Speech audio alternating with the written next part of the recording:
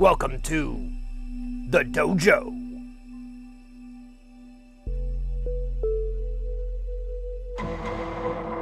Whoa! WMRX scale, WMRX scale, WMRX scale, WMRX scale, WMRX scale, WMRX scale, Wait a minute.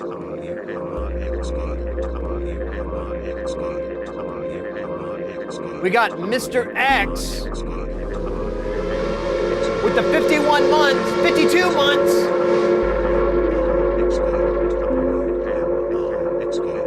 Then I see, this is gonna go for a minute with then we got Sleepy Developer with 3 months, that's gonna pop up in a minute. A Prime Love sub, thank you so much. And then Flug with a gifted sub to TMK DK. That's a hype train, baby. And you know what that means, right? I don't have to tell you. You already know. It's time for a party. It's a dance party.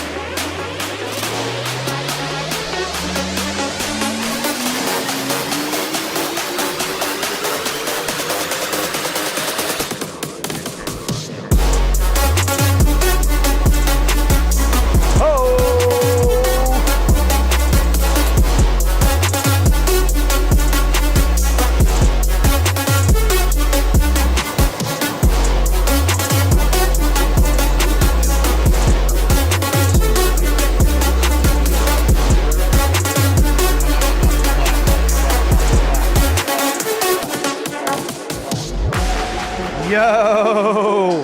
What a way to start a stream there. TMK with 100 bits!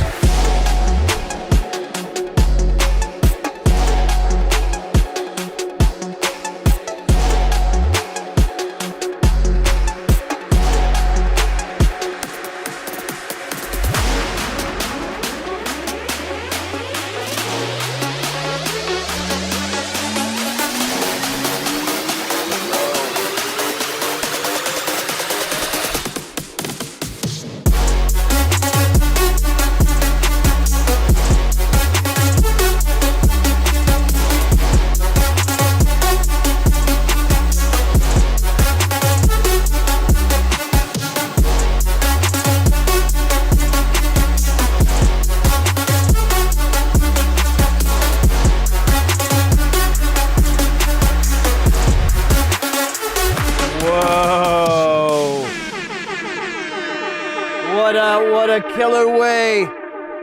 What a killer way to start a killer stream. That was, damn. Let me turn the jams down a little bit over here, but damn. Damn. Let's go over this again. Mr. X, thank you so much, mate. 52 months. Sleepy Developer with 3 months.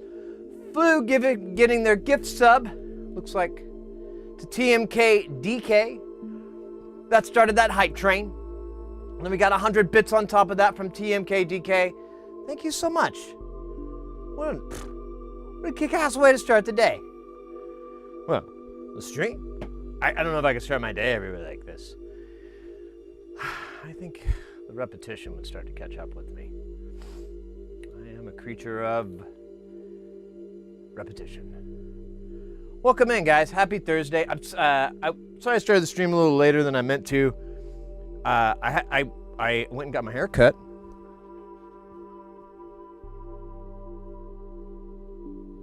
And but upon driving to the haircut place, I was like, yeah, there's something wrong with my car, and it's the radiator. And I limped to my mechanic, and I dropped it off, and he told me at the end of the day yesterday that you need a new radiator. And I was like, yeah, cool. I figured as much. You know what? That thing was filled with rust when I was looking at it. Good riddance to that old radiator. Let's put a freshie in, make it all nice and hype. And I didn't say it, I said, bummer in the text. And I was like, guess it's time for a new one, is what I really said. But I like to spice it up a little bit for you guys so that you think I'm a really cool person off camera. It's called an illusion. Anyways, he said he ordered the part and it's gonna be in today. What is today? And I was like, all right, well, he's usually does this stuff pretty early. But then I started thinking like, well, when's the part gonna get there? And I was like, all right, I'll just give him till noon, and after that, I'm gonna stream. And so noon arrived, and here we are. But I'll go and pick it up tomorrow. I'm keep my eye out for his text, or he rarely calls, but if I'm just gonna keep an eye out for that, and I just gotta message him back like, hey man, can I come tomorrow morning? Late morning. Well, it might be early morning because I think I have to. Mrs. Here's he has some stuff. Anyways, crazy.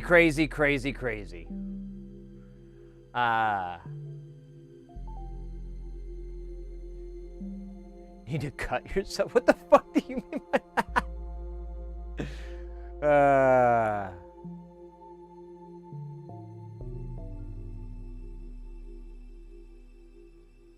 Oh, now the hype. Wait a minute. I thought that's weird. It didn't look like the hype train was still going. I thought it was already over. Oh, I would have kept dancing. My bad. Oh well. Probably for my own good. Over on YouTube, I'll say Weird Desert People about the cooling systems in their cars. Yeah, they do. They do.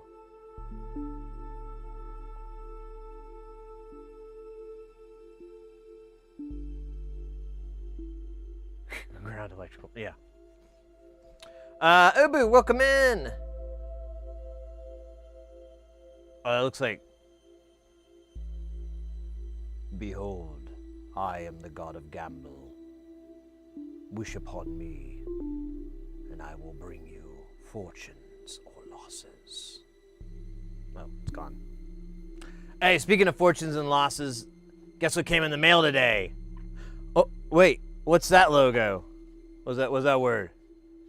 Oh, that's a company. Pretty cool company. Not a very cool company, though. In the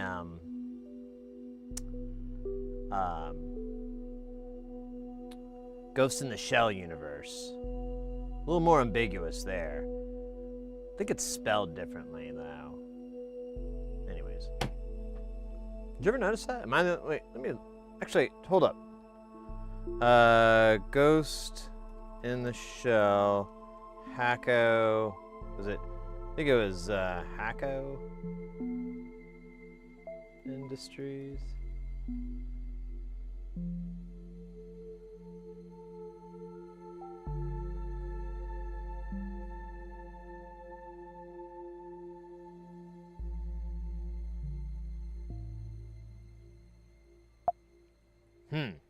What was the name of the thing in the company? Hacko, wasn't it?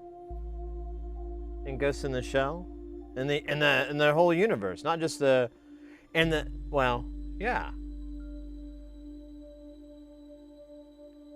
Kimbishi Heavy Industries.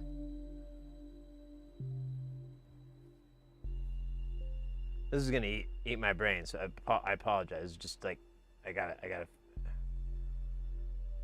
I don't know what the fuck. I might have to.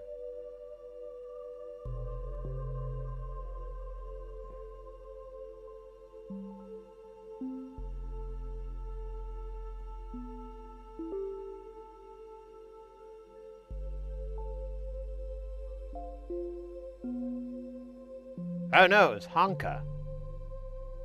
Where'd I get Hacko then? That's weird. Maybe it was the live. I don't know. Now I'm confused. I'm gonna move on. It seems like a drain. Hey, Trondog over on YouTube and Londog, welcome in. What if you guys are related?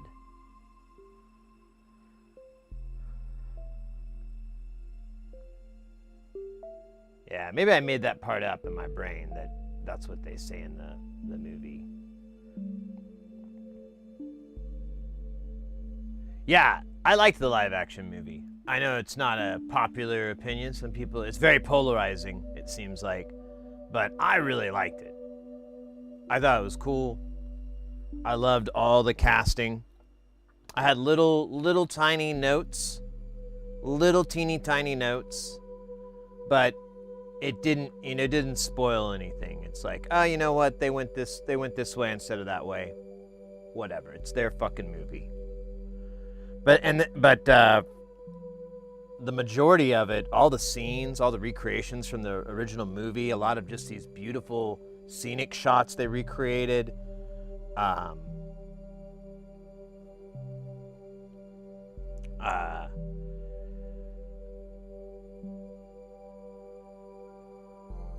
The boss. I love the casting of the boss. Or whatever, the chief or whatever. Yeah, chief. That was awesome. That was probably the best casting thing of the whole movie, where I was like, holy shit. So, that was good. I like that movie. I know, it's not, so people don't do. Whatever. It's just like your opinion, man. Anyways. Movie or not, we did get a box, and I am covering up what it is, because it does say it like right there. So we'll figure it out in a minute. But it's not another pair of these ladies. Say something. Say something. Okay, now you're embarrassing me. Okay. Apparently, they only speak to me, and when there's other people around, they shut the fuck up. Really, really, really rude. Really rude. Really, really rude.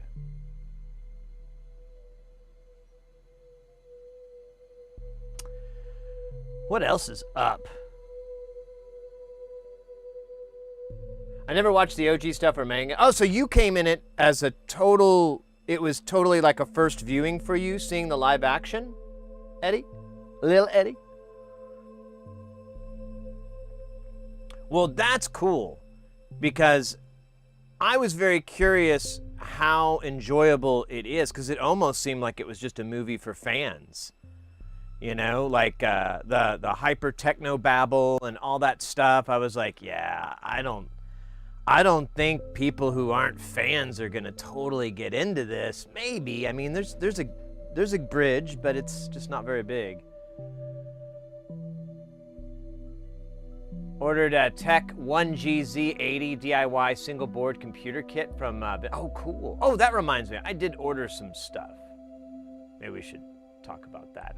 I ordered them from Great Britain now. I needed one thing from there, and I was like, oh, well, what else can I get? And then I ended up ordering $150 of more things. So we'll check that out in a minute too. I forgot about that. I don't even remember when I did it. Or if I did it. I'm pretty sure I did it. I saw the PayPal charges. Anyways, yep, it was awesome. I got to watch it again. That's cool. That's cool. The original, the first movie is really cool. It's pretty similar, really, to the live action in a lot of respects. So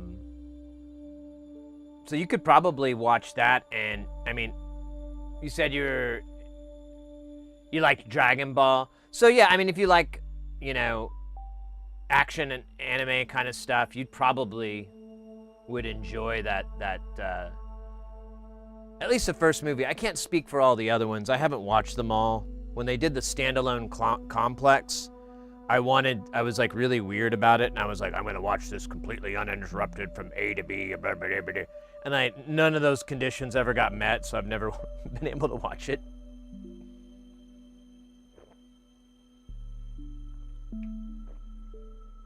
Turns out some orders got wrong, 7-segment display, so I got an email warning me and offering compensation from the design of the. Oh no! Well, that sucks for the designer. My heart goes out to them. That's gotta suck. It's really awesome that they make good on it by offering you a little bit of cheddar back and a little bit of genuine sorry. That's my biggest fear in like putting out designs and stuff, is that I foobar and it's either going to be extremely difficult or it's going to be extremely difficult and expensive to right that wrong. Because it's always going to be hard.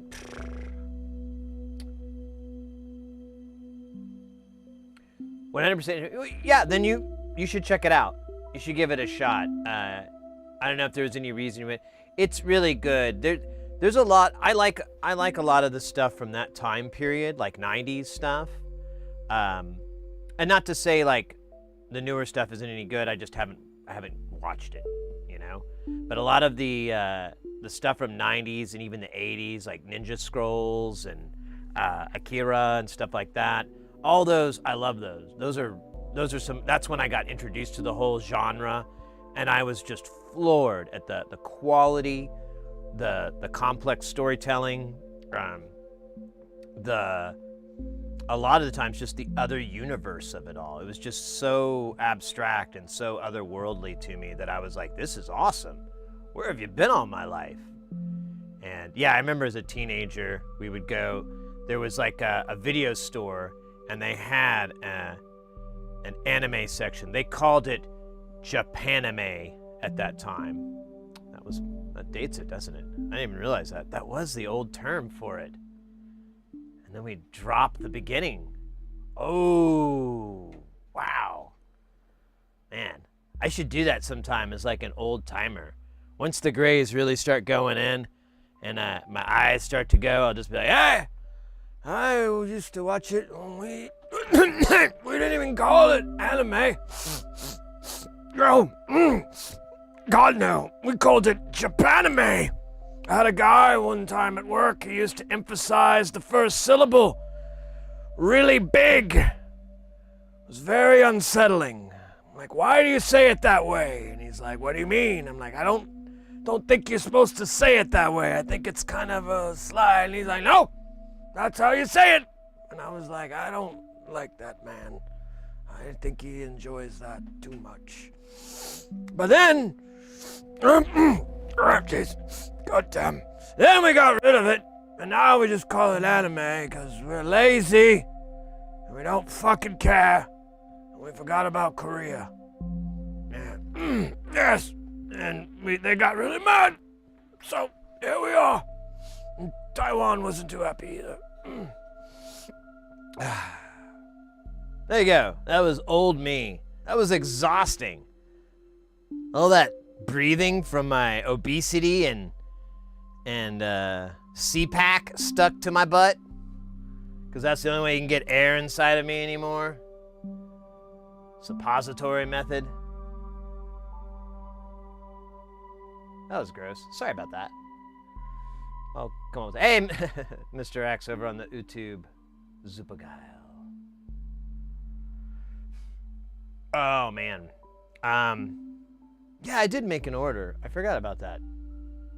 I think I did it the night of the stream. I've been actually busy. Unfortunately, I didn't come up with a bunch of stuff for us to do today because I was busy. But yesterday I was supposed to get all this stuff done, but my car eating shit kind of screwed that up. And then I tried to run some other errands. It was fail. So I got home. I was like, I can't let this day go to waste.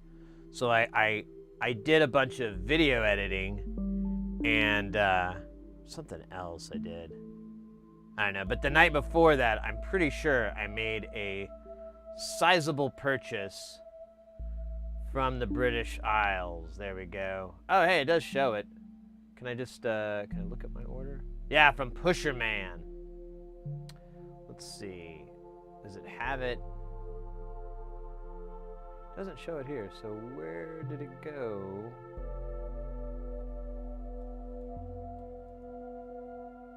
There it is. Dude, really? Can I...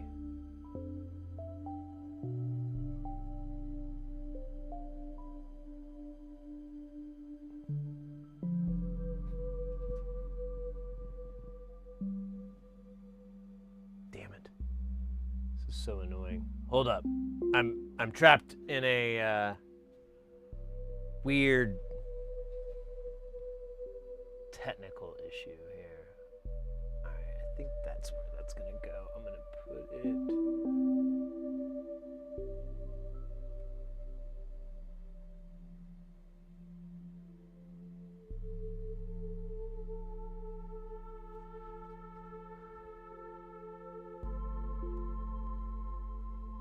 Oh wait, I see it. So I have this weird error or bug with my computer that I don't know what to do about.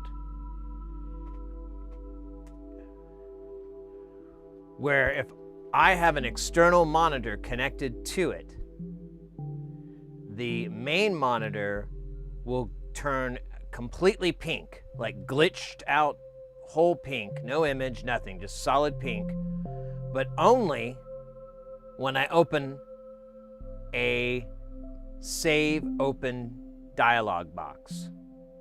Now the other monitor will still work, so I can kind of see, but I have it on, I'm having it sent over to a multi-view, so it's just crushed to teeny tiny.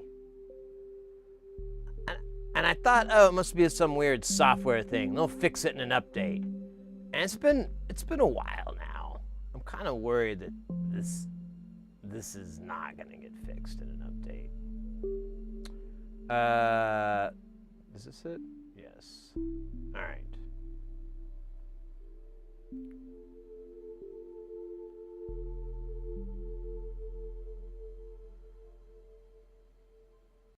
This isn't really what I wanted, though. I kind of wanted the...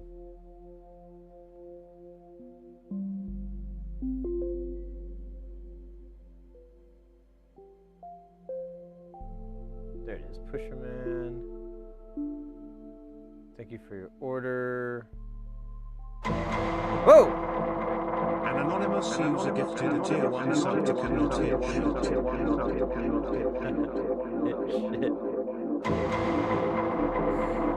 Anonymous! Tier 1 sub to level 25. Mate! 5 gift sub love. An anonymous user gifted a tier 1 sub to Denver 1700. Damn! Oh! An anonymous user Look at that. gifted a tier 1 sub to Pokemon. That cracked. I didn't realize that. We met the sub goal. An anonymous user gifted Thank you, a tier 1 Anonymous. sub to David. Breaking that ceiling through. Wow. Let's go. Thank you so much. I'm a bit blown away.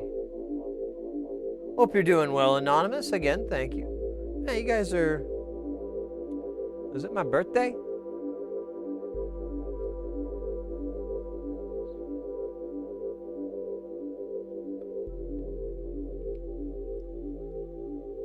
No, it's not.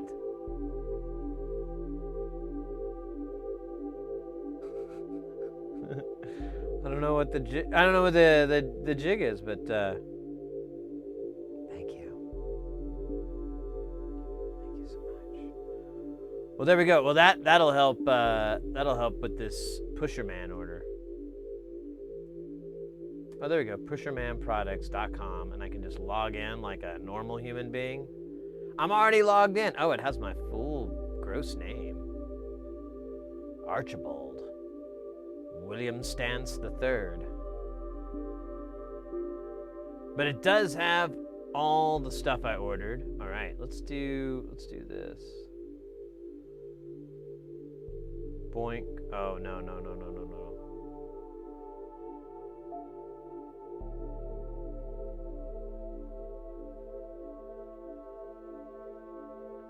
I'm just gonna open up a million tabs here to, oh, you son of a bitch.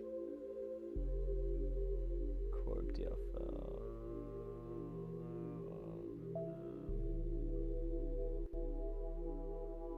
This is gonna break the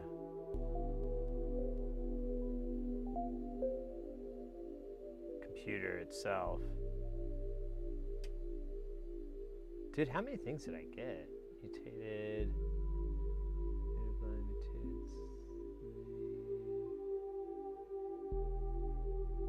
I kind of tried to fill out the rest of my mutable instrument stuff I'm missing. The missing mutables.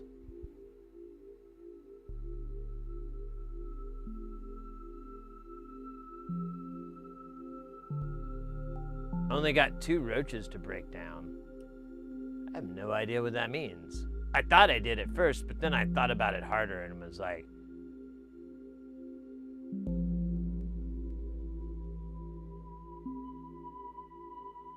hey, I can... Let me see that cart.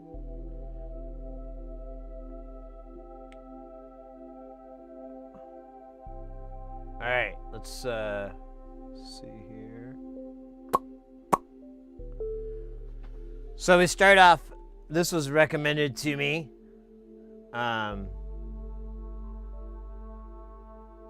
This is the, yeah, it's the full kit and panel.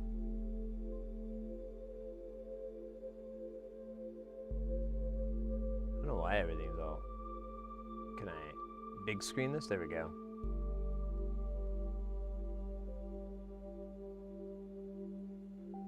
Pretty sure I got this bare bones. Join him, but okay, that's what I thought. I'm like really wasteful. I just pretend like they're cigarette butts. Hey, Razor Grill, welcome in over on the YouTube. So yeah, I got this coming. The board and the PCB, or the panel and PCB. Then we got this rude boy here.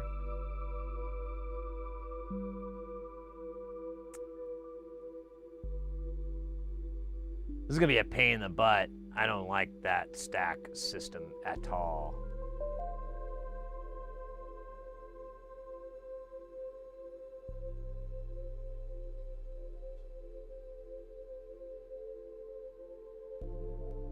So this is the, which clone? This is a clone. Plates, which I kind of already have, but I'll have it. I'll take another.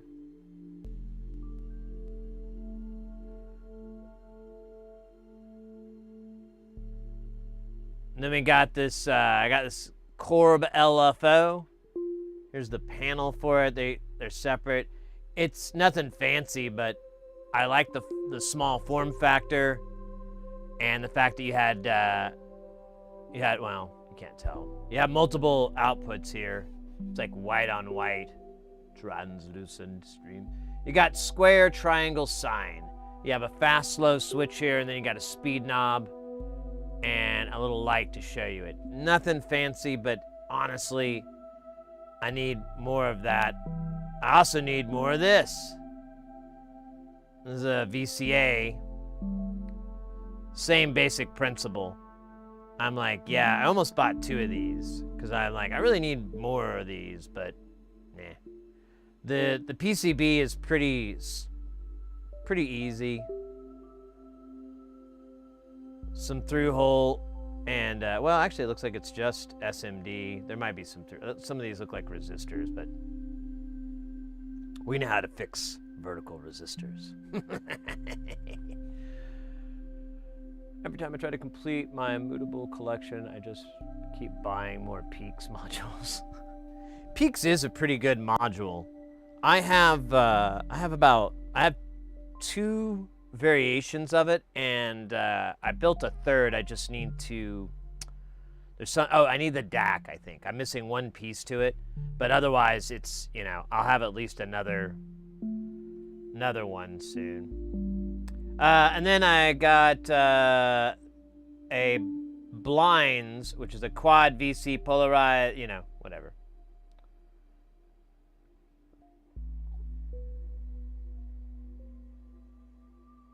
Still got a little bit of that moodable action in it.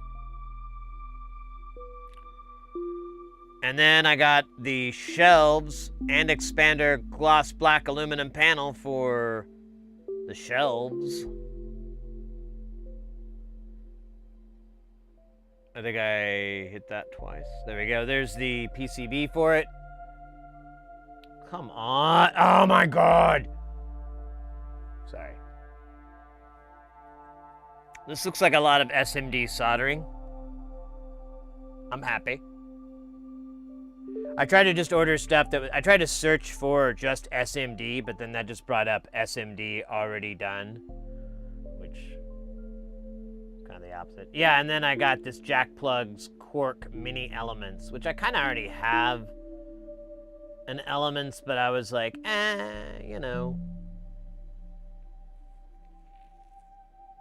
maybe this one's cooler. I don't know. It's SMD. That's all I care about. Look at that. Now that's some 603 bullshit right there. And I'd like to point out that it is 1,000% unnecessary. Huh? This could all be 805. This is just rude. But whatever. It's fine. Fine. Actually, is it 603? It looks like it, but I might be wrong. It's not easy to tell from this height. There's the sheet. Let's look at the sheet. Motherfucker. Yeah, it's all 603.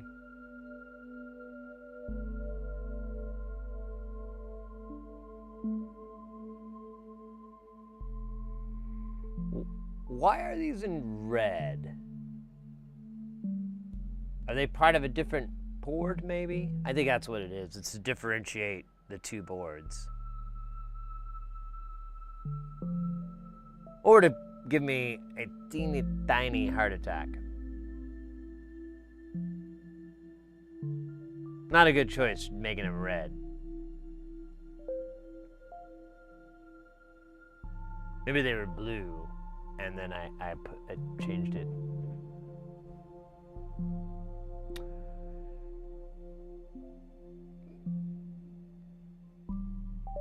Yeah, 805. 805 I love. I'll do that all day and night. It's my favorite size. Like, I'm good. I can almost do it bare, without magnification with and I have really, really bad vision. Like, I'm borderline. I'm probably not going to be able to see what I'm in the next 10 to 20 years. And I can still do it. 603, however, fuck, that gets really tricky. And I don't know. I start to get less into it. And then 402 and the rest of the dust, as I like the reference to. I saw someone say that one time, and I'm like, I too shall refer to those sizes as the dust. We had some 402s on here one time because there's a project here I needed just two on, but this other one came in that it was one of the viewers, they accidentally made it 402 and they weren't going to send it, and I was like, oh, don't worry about it. I ordered 10. I'm going to have 2 extras left over. And I barely was able to get the ones on there. I just kept losing them. Like it was the craziest thing. They just looked like all the other little specks of crud on my table. Guys, get ready because we're about to get heavy. Jump up because we're going to bump up and get down because there ain't no clown in this here town. We got none other than Super Tamaru coming in with that piping hot. Don't stop, skilly bop. Oh my God, freaking hot. Ray!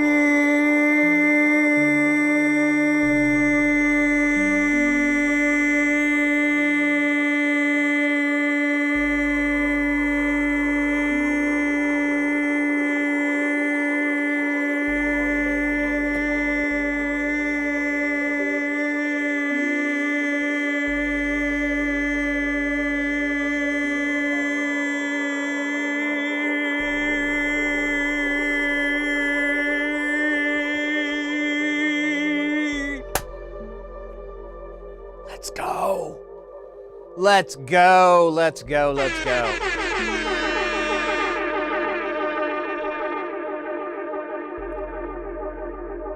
Welcome in, Raiders. Welcome in, Super Tamaru. I'm sure I messed that up. 85% chance. But that's just because this is all unrehearsed and live. Thank you so much for the raid. Welcome in, Raiders. How was your stream? What were y'all up to this fine da? If I could find out by just going to your page. Cheating. Well, it's not really cheating. It's more like research. Looks like Invisible's Ink, maybe?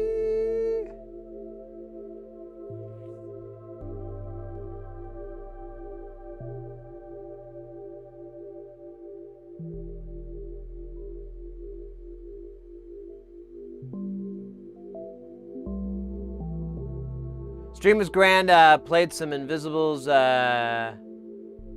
cheating is fine, so, what are you sorry? Welcome in, Raiders. Welcome in, if you guys have never been to the stream before, we're an electronic stream. We did a shout out, didn't we? I don't think we did, let me do that real quick. We're an electronic stream. We focus on getting people into soldering, into making, into building. And, we mostly do audio stuff. We just got a new tool in today. Brand new. Taco King, come. Thank you for the follow. Welcome in. Here, let me switch over to this here. Today, I have some troubleshooting. I was gonna pull back out this weird synth thing and probably try to just solder these parts on, see if we can just get it done. Because it's just a broken switch. I think I'm overthinking it. But we did get a new tool in today, so I wanted to unveil the new tool. Now, for those that are literate, you'll already know it's a tip cleaner. What would that look like? Huh? Oh yeah, I guess you could make one like that. No, it's a tip, T-I-P. Yeah. Sorry, a little bit of dialogue. So I got this sweet tip cleaner because as an electronics person, this is great and all, but it kind of reminds me of some inappropriate jokes that I could make. I'm not gonna do it. Gonna take the high road and just go straight into opening this up because honestly, I can't wait. So this is a tip cleaner. I got this not too long ago, yesterday. I haven't opened it yet. Hopefully it's not filled with snakes. Again. Nah, it's Hacko. They're the greatest. Let's see, instructions and... Ooh, Francais. Just, oh. Merci. All right, let's see. Ooh. It's even smaller than I thought.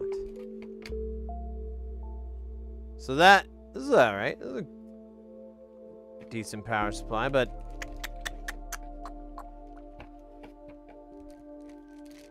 all right.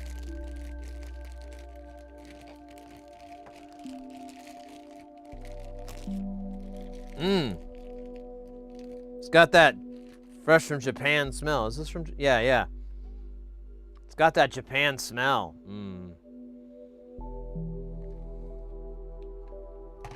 Nice. That was first pointed out to me when this guy bought some Technic 1200s. And he ordered them from Japan and everything, and they got into the store and he opened them up and he's like, ah. They put a little bit of Japanese smells in there. So I don't know how this works, but I'm pretty confident I can understand its complicated functions thanks to this manual. And oh, it doesn't tell you what to do. Oh wait, here we go. Operation. Insert the AC adapter plug into the DC jack. The sensor reacts when the tip is inserted and the cleaning will begin. Oh, naughty. Do not intentionally rotate the brush continuously.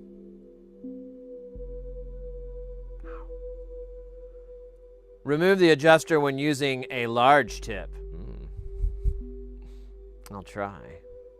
The adjuster can be stored in its base. This product cleans the tips in a short time. If the tip is left in for a long time, it may accelerate deterioration of the tip or the cleaning brush. Place the product on a grounded surface with electrostatic measurement or connect a wire to ground screw upon use. Maintenance. Removal of solder waste. Remove the cover and remove the solder waste. Holy shit.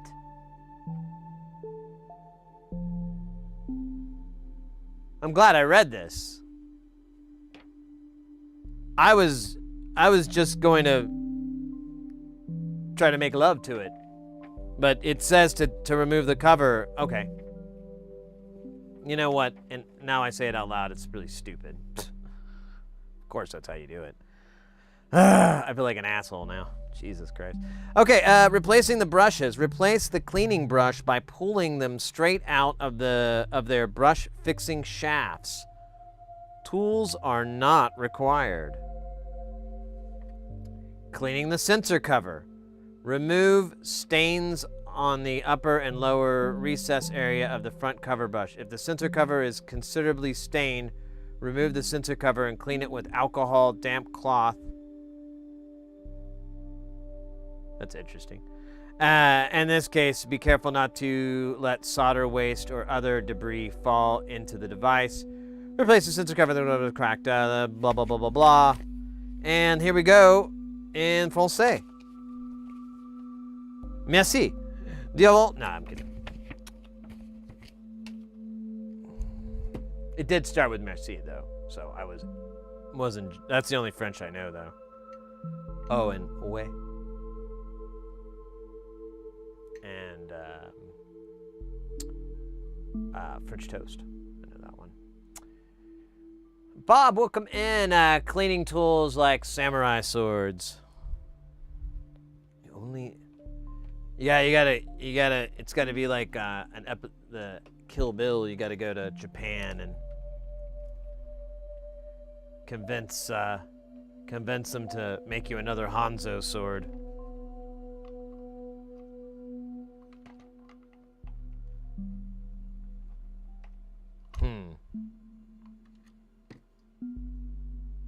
Oh yeah, it does. Okay, so yo.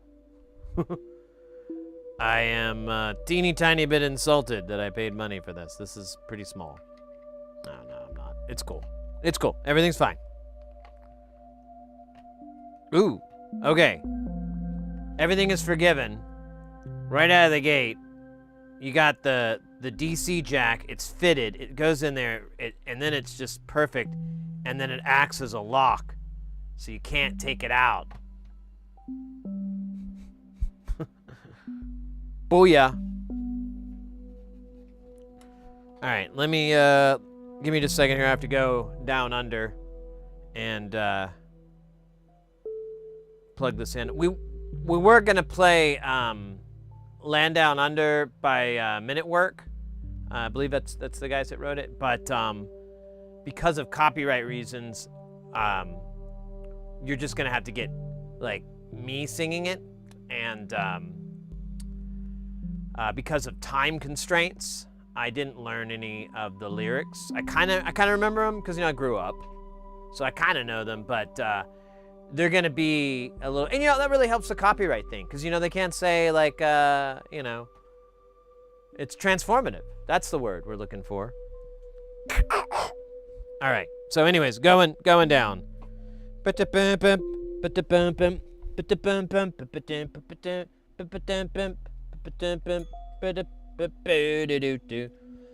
I come from a land down under. I don't know the melody too well either. I don't think that's it. That doesn't sound right. Shit. There's not a lot of plug options back here. I did not think this through. We're going to have to use a... we're gonna have to use this guy. But after tonight's stream, I will plug another surge protector into the surge protector Hydra to create the super surge protector Hydra. Even more powerful with its 6 tendrils, and then other 6 tendrils spitting out of those 6 tendrils, creating the multi-tendril, believed by many to be impossible. Oh, wait. No, it looks like a cassette player. No, I just had to go down under the desk. Sorry, I should have finished that sentence. My wife says that all the time. Okay, let's try this out. I think it's gonna be very ASMR-ish here, so we've got the little background music. This is gonna work, so I'm gonna take my mic and just kind of shotgun it there.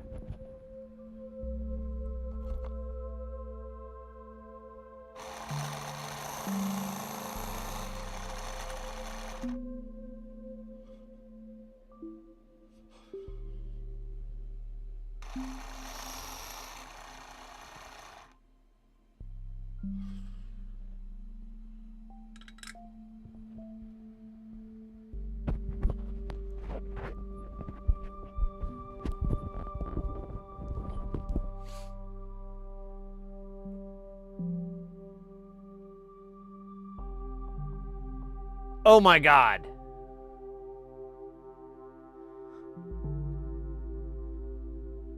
I haven't.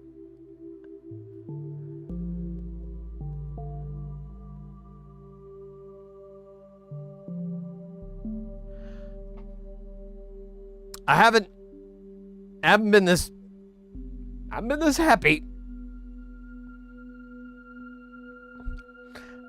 since I discovered Sonic the Hedgehog when I was 10, so long ago. Coming home from school, beep, beep, beep, beep, beep, you know, grinding that fucker. Could beat the whole thing in about 3 hours. Later found out that's a pretty terrible speedrunning time, but I didn't even know what that was then. Anyways, this has nothing to do with that, but everything to do with it. I gotta solder something so I can shove this in there a lot. Oh, come on. Now it's just knocking over stuff at my desk. Alright. I should get a new, stand? I don't know. Not quite sure how this is all gonna work. I I just know that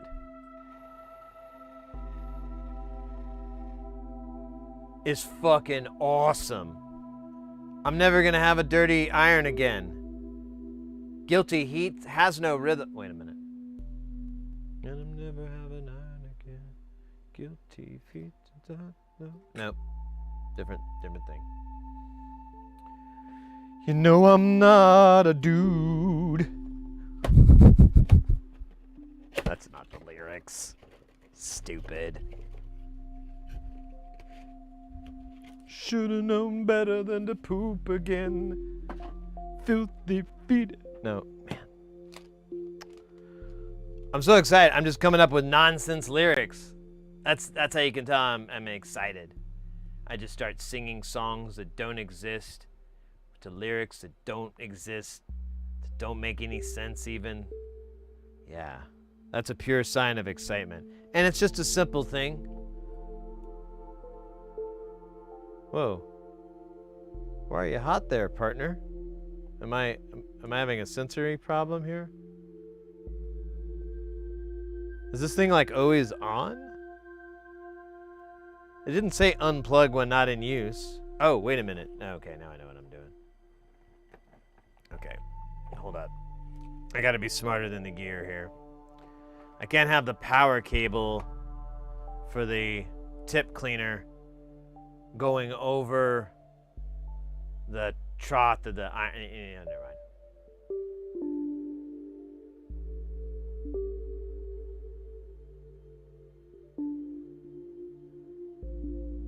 I have to get a new desk. That reminds me of Lance Reddick when he was on Eric Andre show. There was like a deal. He only takes it for a few seconds, and then he just gets up, punches this hole in the desk, and he goes, "You need a new desk." And then he walks off.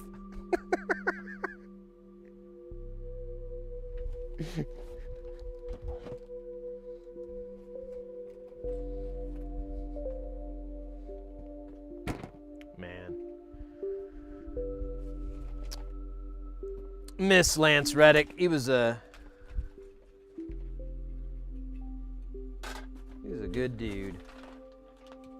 Or at least I assume he was.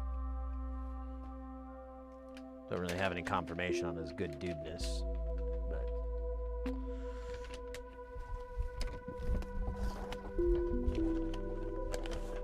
funny.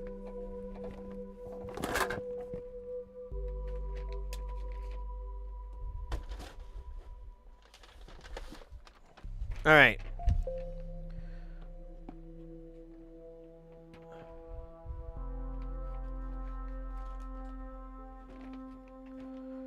Okay.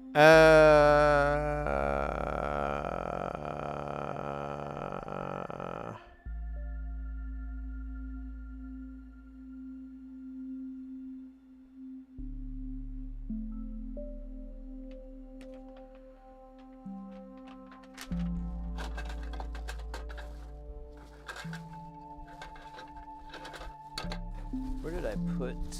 There it is.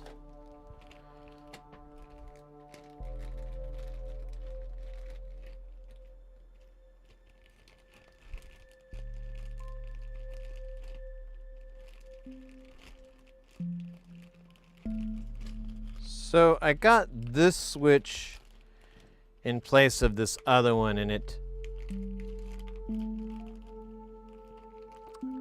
I don't know if it's gonna work.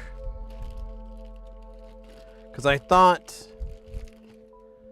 this bracket, or whatever it is, comes off, but it's riveted on there, I'm pretty sure. I don't...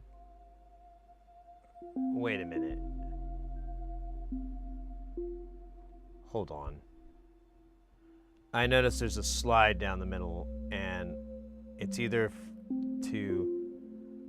as like a stabilizer, or it's for a tool.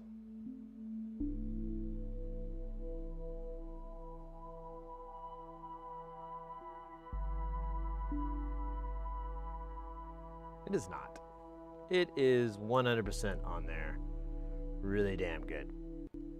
Oh, and then I just used human strength to prove that that... Wait, is it just spinning around? It's just spinning around.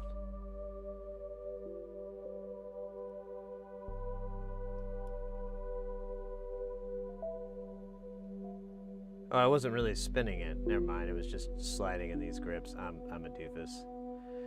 Yeah. So that's on there, and they're... Oh, that's right. That was the issue. I needed to make these pins and not lugs. And we could trim it. Or I could buy another switch.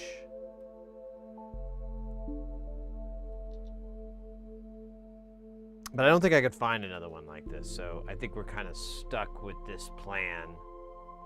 I could maybe find a...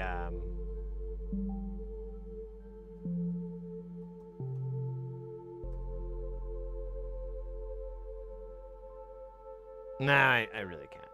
I could probably find a pen version, so we could do that. But,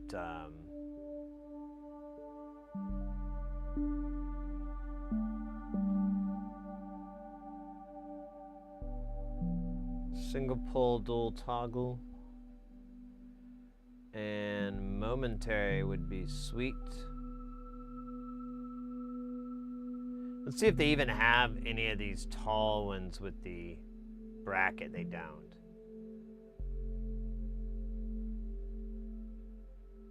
I don't see...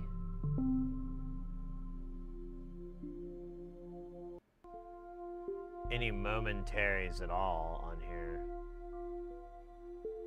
Long shaft, though. It used to be my name. It used to be. File or granted. So, did the audio poop out?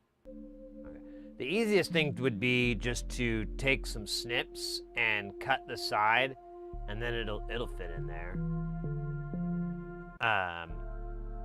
It'll kind of be off-centered, though, so I don't really like that. Where's another place that sells bunches of switches?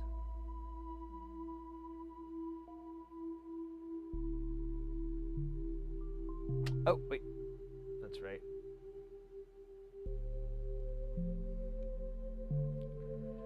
Tubes and more.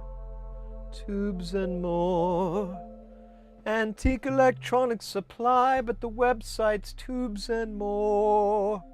Probably because it's easier to spell. Imagine writing that whole damn name out on a URL. 85% chance you're going to get it wrong. You're going to spell antique without a U.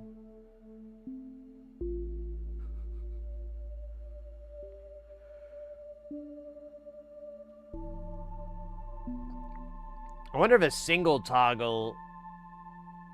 Well, technically we could do that, but I just need... You know what? Back this truck up. I just realized I could do the switch type. So we need off, on, momentary. There you go, baby. God bloody hell. Really?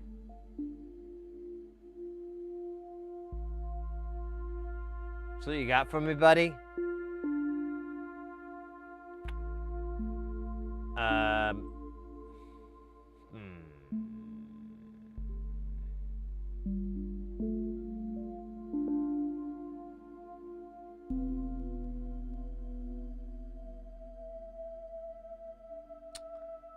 Who else sells switches that would sell these kind of switches?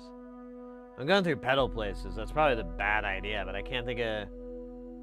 Switches are a very dumb thing to have to buy. I think we got this switch from Mauser. Actually, I don't think I know, because that's literally what it says on the packaging here. I could see if they make a variation of this with pins instead of lugs. Maybe it's just gonna be a reorder. You could order stuff from Mauser. 108 SYZQ 04. That doesn't sound right. Hey, what do I fucking know? Yeah, Tata's. Yeah, you're right. Maybe Tata. I actually do need to make another order from them. Let me see if I can. Oh, god damn it, we're screwed. This, I forget, the data sheet on it's absolutely worthless. There's no information. Hey, I'll show you what I mean. Oh, this looks useful, right? Okay. When are we gonna... Oh. Is this just a catalog of all your... It is? Okay. Okay. Where's...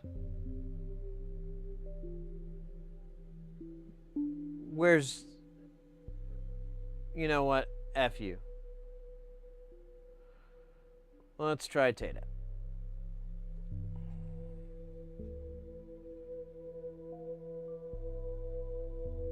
We're gonna rock on through to electric mechanical.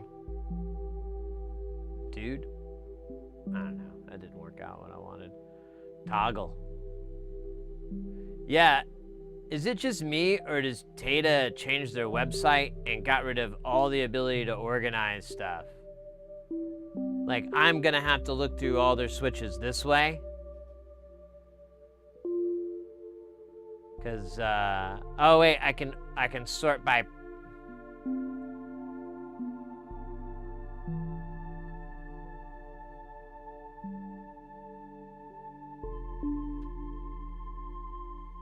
Do that, you motherfuckers. There you go. There's your server query. Put them all up there for me, big boy. And then I'm gonna scroll down. Okay, it loaded the whole thing. So I need off. Did I spell off wrong? Off dash. Nice. Is there more than one? There's 5. So we got a mini. We got another mini. Oh wait, these are all minis. Oh, that's 3-pole. I don't want that. I want, let's go back to the top here. Mini toggle switch 1M series. Too big. Mini toggle switch 1M series SPDT. That looks like the one I want. But, wait a minute. Oh wait, maybe I'm backwards on this switch.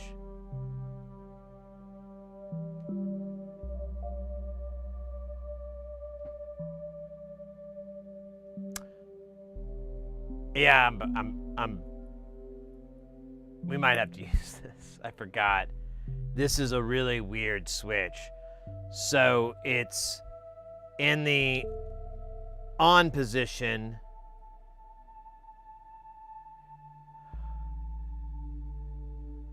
All right, that sucks. I'll try this again. So we're gonna go on dash. Huh? Hey! Look at that. Okay, that's not the right size, but is there more than one? There's 5. Okay, it's still way too freaking big. I hate you. Why do you give me dreams only to take them away? What kind of monster does that? Okay. So Tata's not the answer. I honestly, I think we're stuck with this fucking stupid switch.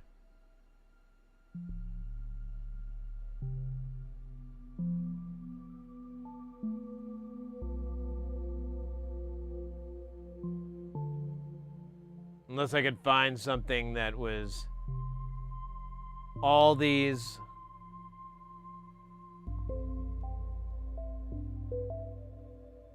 but not solder lugs. 45, okay. What else did I want? Non-illuminated. We don't need lights. I really don't care about the brand. Panel mount. There you go. That helps. Bushing. Yeah, we do actually need a bushing kind of in that side. Ah, that's the one. Okay.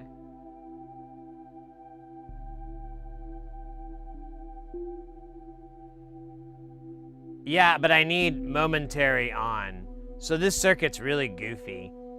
What it does is if it's closed, which is the on state that it'll be stuck in, right? When you hit momentary, it just needs to break that circuit. The other side really doesn't fucking matter. It just has to break the on side. But the way this one is it's in this position. There's no middle.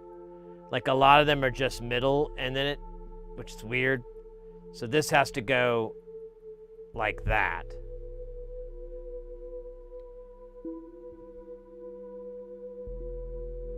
Now, people have told me you can use it with a non-spring loaded. Someone told me it's supposed to park, but I can't find anywhere in the documentation where it says it does that.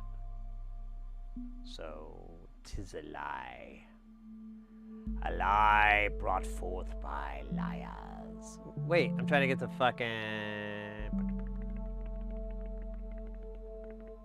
Doesn't really have the leads. Oh, PC pins, there you go. There's one left. And we named him... Fuck you. I can't use that. That's a dual pull, bro. Whoa, wait a minute. That's just a picture. Never mind. Tricked me. This guy would work. Oh, you got one, Ekin? Here, let me pull the... Let me pull the link in, baby. Let me get those links on your heart.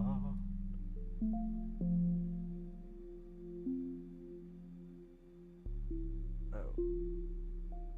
Shit.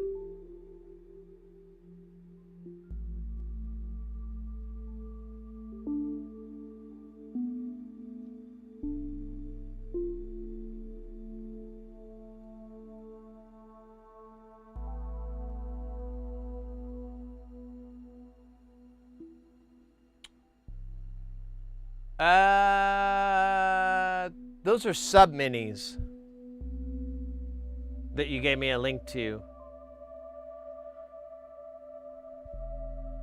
They are too small. Let's see. The pin spacing's right. Mounting hole 4.8 diameters. Actuator length. Where's the body? Okay, so body length 8.3 millimeters. Let's see, maybe it's just wording, maybe it's terminology. Let's see, so length is, what did it say, 8.3, something like that? Yeah, 8.132. Okay, so I've got 12.5. Let me make sure length isn't just some other 6.6. And I do got 8.5, well, almost 9. So, yeah, these would be a little bit too small width-wise. Ideally, we'd want something as beefy as this guy, but I think we can get the shaft up there in the hole and it should stabilize it. If not, I was going to put a bunch of these washers. I have like some extra ones, and I was just going to put those to have it sit so it's like flush against it and kind of help stabilize it.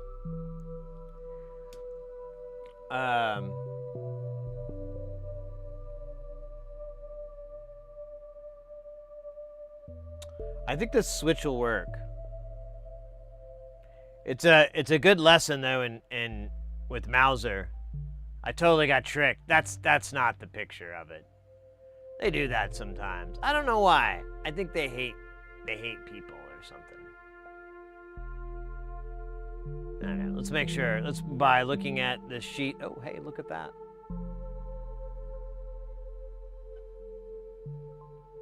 And I believe, yeah, I think this is gonna work. So I need to order this guy.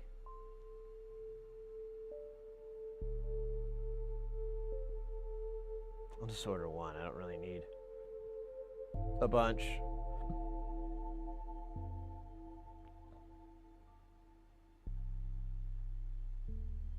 All catalogs, yeah, I know, right?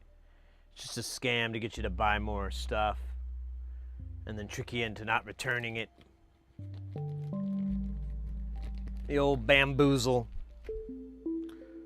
Well, I think we got this fader working. Actually, this fader feels phenomenal. We do need to find a fader top for it. That's right.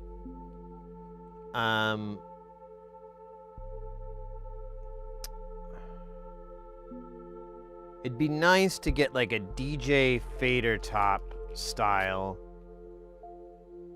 But I don't know. That's a good one, actually. Who the hell sells that? Let's go to Antique again.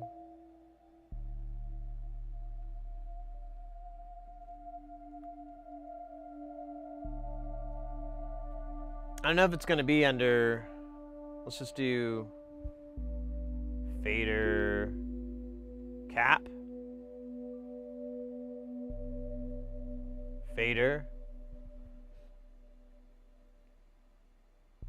Bunch of luthier stuff.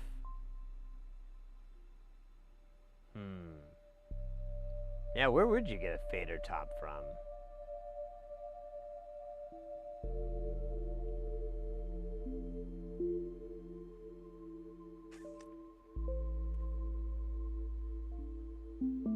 My mind's drawn a complete blank. Let's just go DJ crossfader cap top.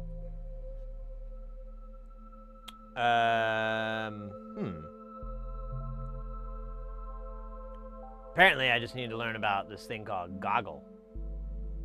So we could do all kinds of sexy colors. It looks like we're good. We're just gonna have to. I don't want them to be 3D printed though. I need them to be like molded. Ooh, pastels.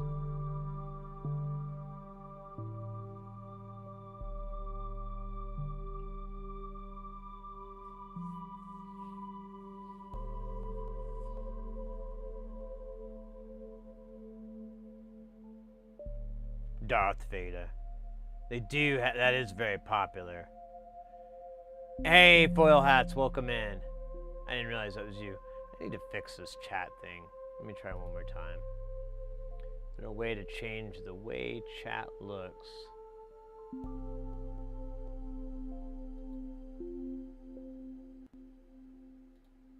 No.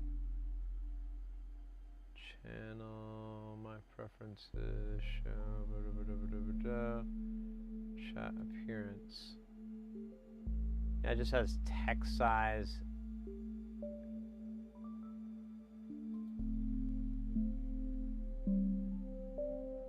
Someone's telling me there's like a color blind mode in chat in Twitch, and I have no idea what they're fucking talking about. I keep trying to find it.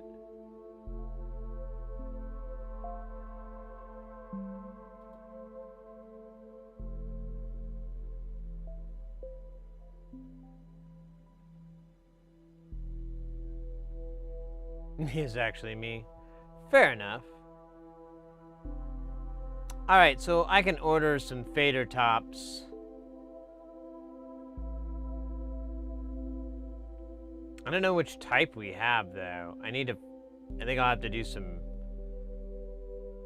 This guy seems to have all these different types. Let's go to eBay here. Here we'll do, we do it this way, it doesn't matter. Oh, so you just get 6-piece replacement crossfader knob caps for Pioneer, blah, blah, blah, blah, blah, blah. It doesn't really say. I don't know what the dimensions of... I mean, let's see. There's the inside. This thing, it needs to sit... Oh, it won't work. Or would it? Yeah, it won't work. Wait a minute. No, I'm wrong. This will work. We could put this in. The fader's fading. You can't. It's so dark. Yeah. Okay. Well, that was fun. Good job, guys. High five.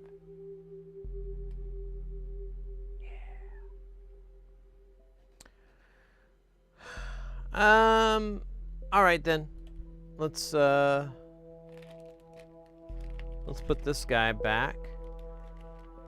So I couldn't remember what the hell the deal was, and I'm like, oh yeah, the switch is not gonna work exactly. And I was like, maybe I can find one that would fit better, and then I'm like, nah, it's never gonna happen.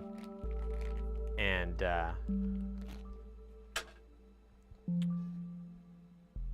our other option is to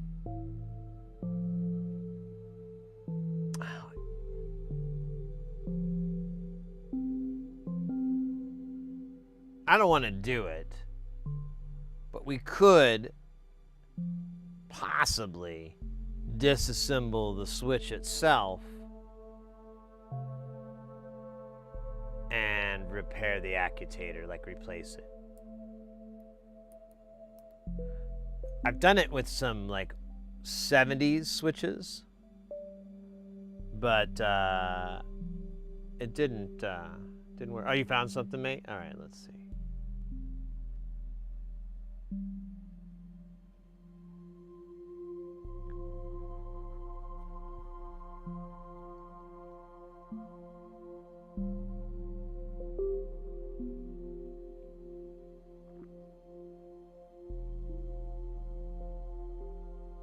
Oh, weird. So it doesn't say that it is, but it's listed here as latching.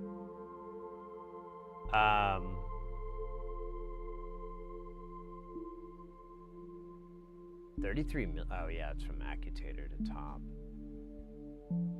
Sorry. Are these lugs? I think these are lugs.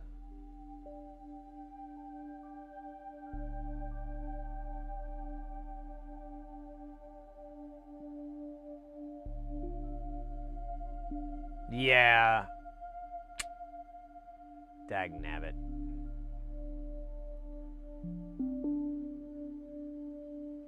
Bloody logs, mate. Bloody logs.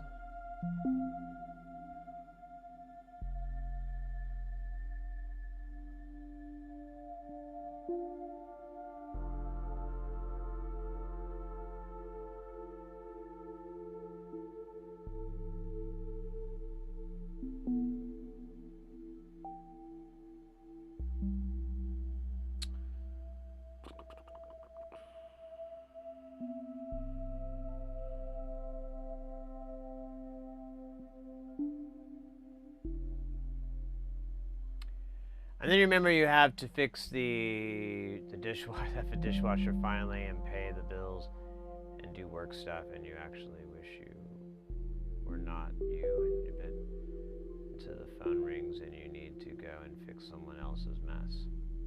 Yeah.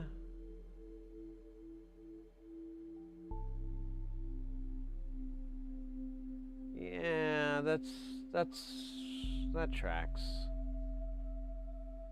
That tracks pretty well.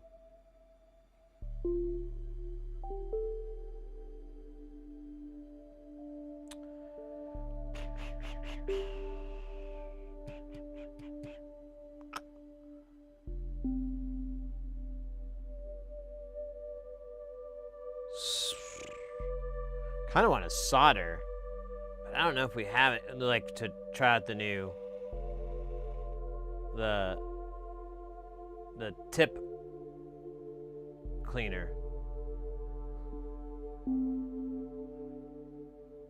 Makes mistakes. Welcome in. Good to see you, mate. Hope you're doing super guile. I'm realizing that in all my preparedness yesterday, I didn't really prepare stuff for us to work on today. I was just excited to get the tip cleaner, Hacko brand too. I didn't cheat and get off-brand. I didn't get Larry's not Hacko thing. I got official Hacko because I'm a schmuck. Well, to be fair, I bought a lot of other stuff that was a knockoff because I'm like, I'm not paying $700 for something that measures the temperature of the tip of my iron. I'm paying $40. It's much more reasonable. So I have one little project, but there's not a really easy way to stream it. This guy gave me a guitar cabinet, and he ripped is a combo amp, and he ripped the amplifier part out. And he has the speakers, and he has the wires and everything, and he wants to just have it so that he could plug in an amplifier to it. And I assume that the drivers are 8 or 16 ohms. And I bought this plate that should mostly fit over the hole that the wires are coming out of. And my plan is just to solder in parallel. Well, depending on what the ohms is, but probably just going to do parallel. Well, no. I might have to do series, won't I? It just depends on what the load is, but whatever it is, I'll find some combination that'll work. Because I don't think you can. I don't think you're supposed to do that. But I don't know why. Whatever. I'm gonna solder those on and then screw this into the wood and be done with it. But I don't really have an easy way to stream it because it's a giant guitar cabinet. Well, it's not giant, but it won't fit on the desk. It doesn't say fee fi fo fum or anything like that. It's not that kind of giant.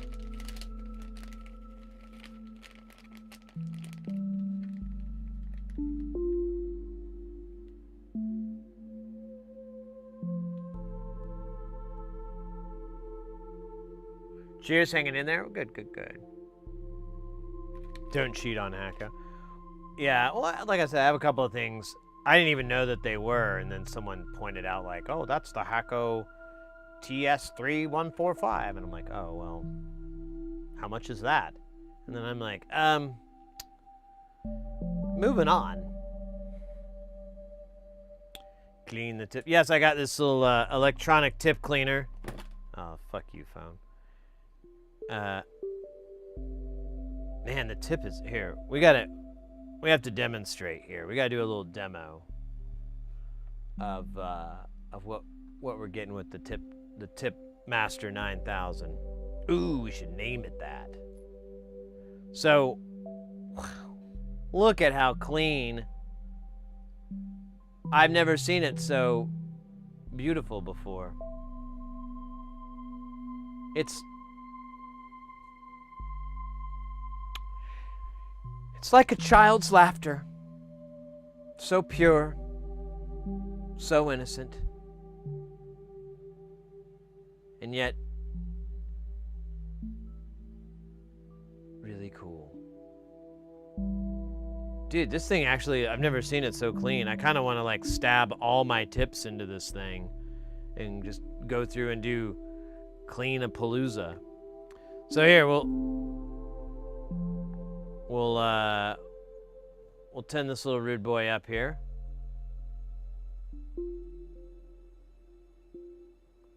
Let that solder sit. Let that flux burn off. Let it turn into a molten molten spew of multidity.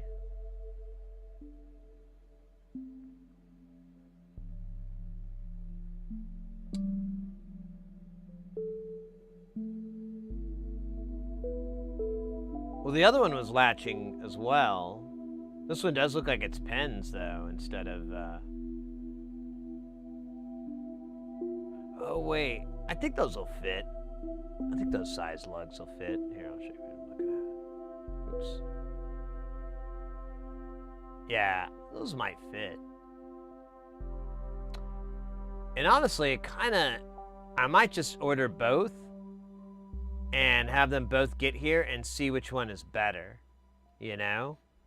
Because it looks like they're two different brands. Daily Well and then Thai. And the original was some kind of, it wasn't Thai or TE or anything like that, some, you know, brand before them or whatever. So, I don't know.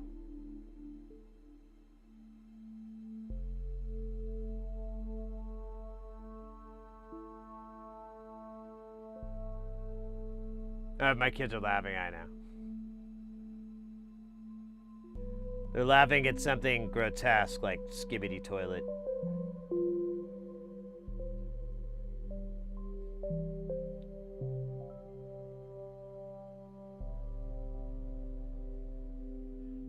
Yeah, I gotta find something to solder or work on. I didn't think about this. I was busy making videos. I got videos in the hole. There's videos ready for YouTube. I just gotta do more work. And I don't know if I want to put those videos out next. I kind of want to do some other videos. Mostly about how cool I am. Yeah. All right, we've got this tip. It's a little filthy. It's a little nasty. Let's give her a clean. Prepare for insertion. Oh yeah, you can't hear it. You gotta hear this thing. It's awesome.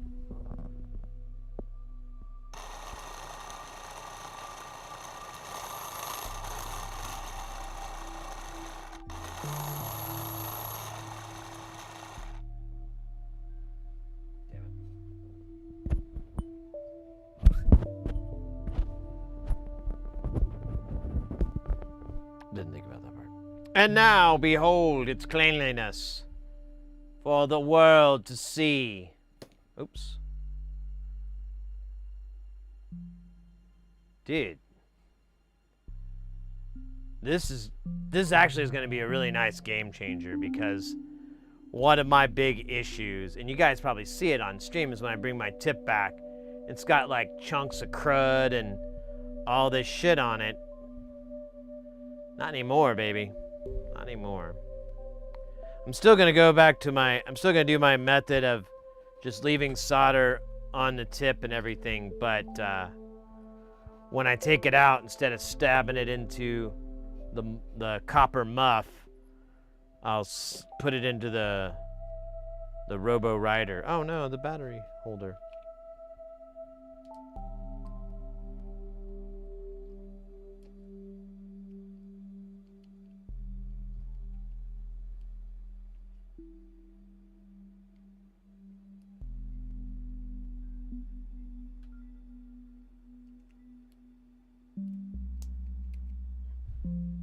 All right, sorry about that. Equipment failure.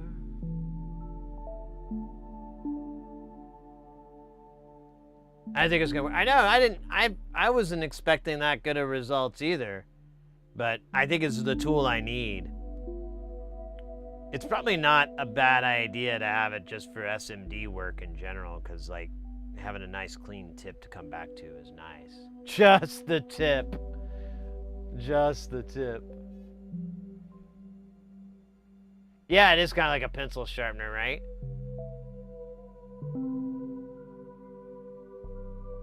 I'm in my 40s and still would use wooden pencils. Well, yeah. I think the statement would be weirder if you're like, I'm 16 and I love wooden pencils. I'd be like, oh, one of those retro cats, aren't you? All right.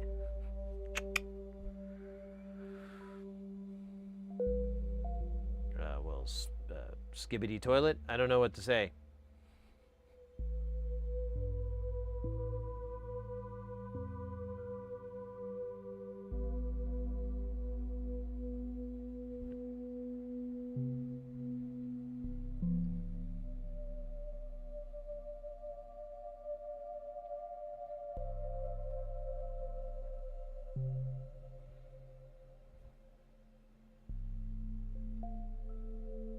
I bought some pencils from Mitsubishi, the car maker. Oh, weird. I remember when doing standardized tests, they would let you use mechanical pencils. Oh,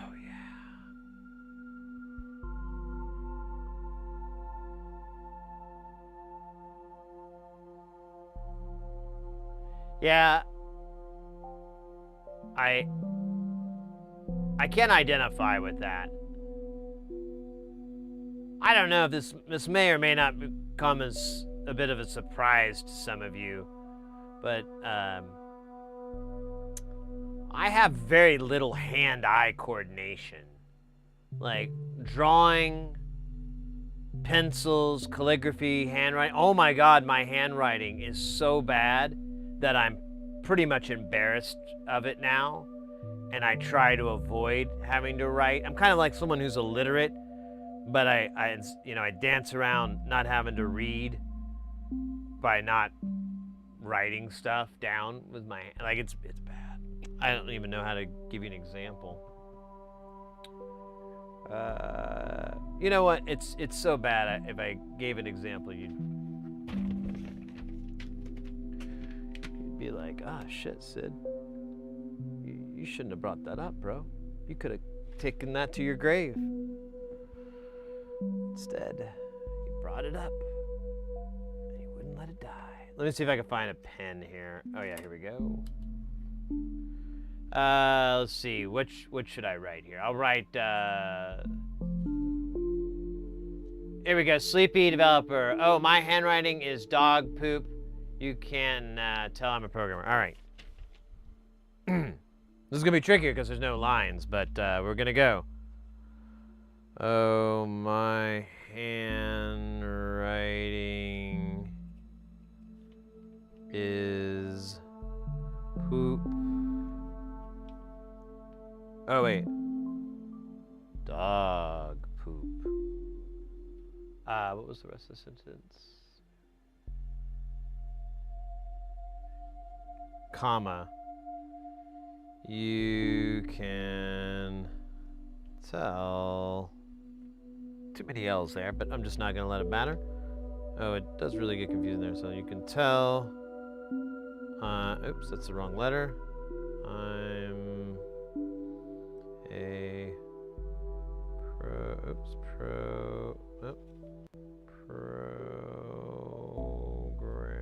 programmer. I can't spell either. That kind of comes out too. Like for some reason I put a Y in programmer. I don't know why. My hand just said, do the Y thing. And I'm like, sure thing, fam. One Y thing coming up.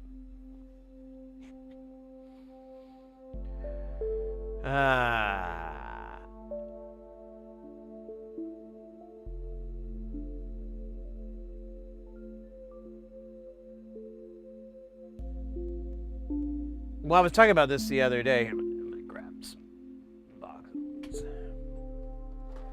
The other day, I used to have these little legal notepads. I bought like a whole bunch so I could just write down notes, and eventually I have like maybe a dozen of those scattered throughout, all about 10 to 15% used, and pretty hard to understand what the hell's I'm talking about in most of them. I'm like, I can't read my own handwriting, so it's kind of like, you know, why am I talking about the Jersey Shore in here? That's weird. You know, it's just, it's off. Oh.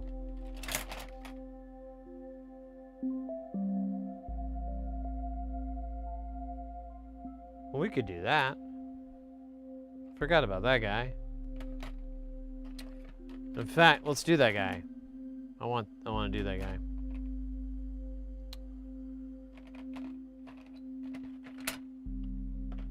What else is here? Those are just little tests. Oh, what are you, buddy? Oh, this is we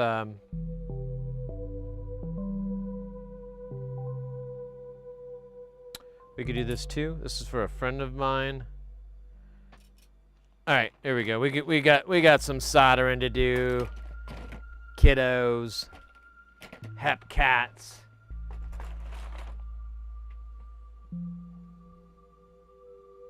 Daddy-os.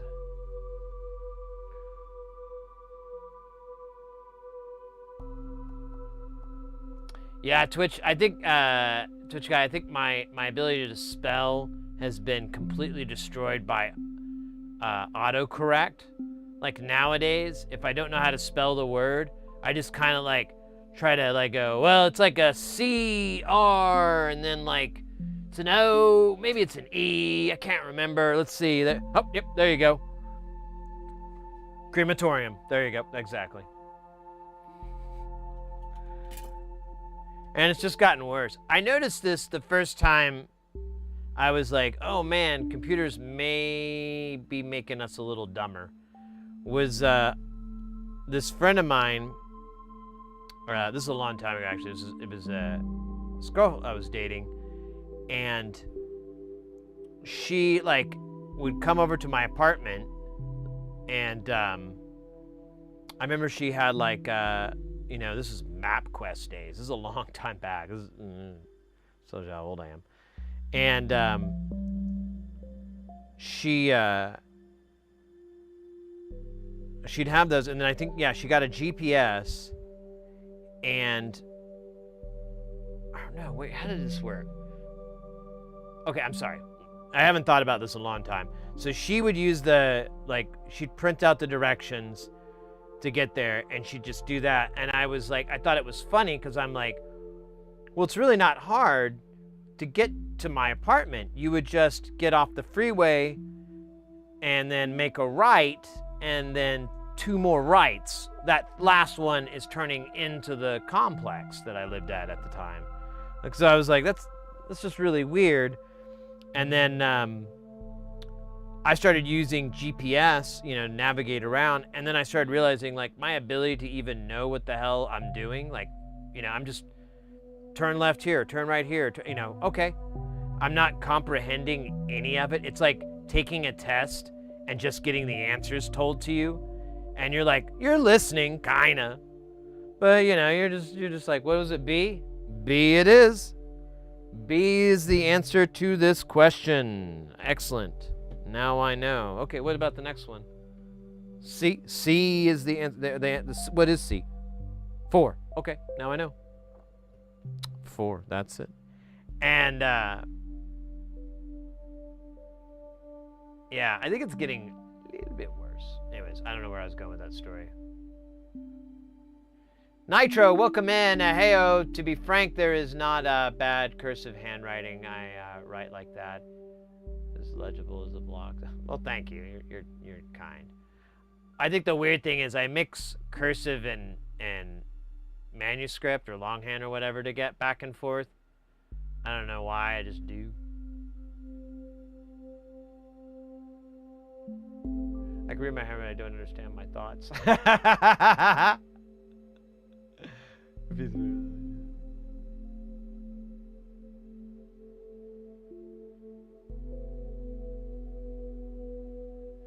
I find it hilarious when I spell a word so bad that autocorrect. Yeah, me too. Or when I'm trying to spell it, and then eventually I just get so frustrated and I dictate it, and then I'm so far away. Like, I thought it started with the C, starts with a motherfucking K, you know? Or I was spelling it with a C the whole time. Word starts with a fucking K, man. No C, K. You know that. And then I feel really yeah. Whatever, man. It's a comical observation. And it's funny to me because it kind of mimics Dune and the whole plight of the thinking machines. I was like, oh, Dune kind of predicted this. Interesting. Oh, well, whatever. I'm excited about being a mentat. Getting to grow my eyebrows out. The missus doesn't like me growing my eyebrows out. And I understand it is not terribly attractive. But boss. Yes, it is very boss. Then I can do like calculations and stuff. They're not going to be accurate.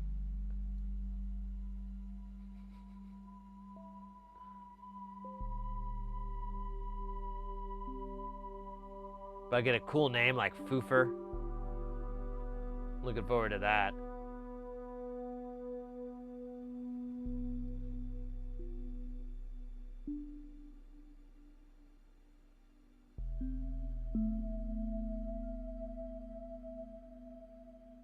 Just so you.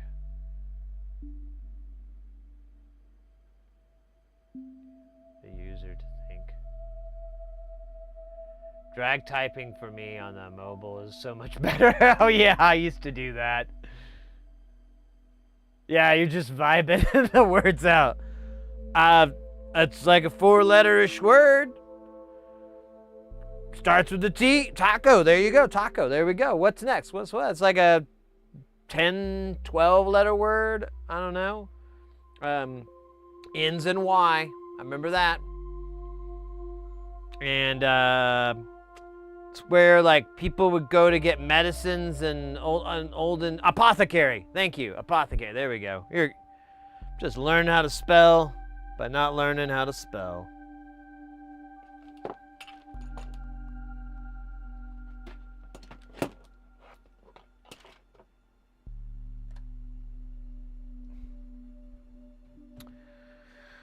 So this thing is really weird. I kind of ordered it and did almost zero research on it. I just made sure that the parts were accessible, like something I could get, and then I don't even think I did a very good job of that. But it does take a bunch of resistors and capacitors, and they're all labeled on the board, so I don't even have to look up the damn sheet. So I don't give a sheet about the sheet. Oh my gosh. Now, is this gonna fit? I don't feel like this is gonna work. Let's see. No, this will not fit. Thank you. You'll be back. Yes, you'll be back. Just like the Terminator.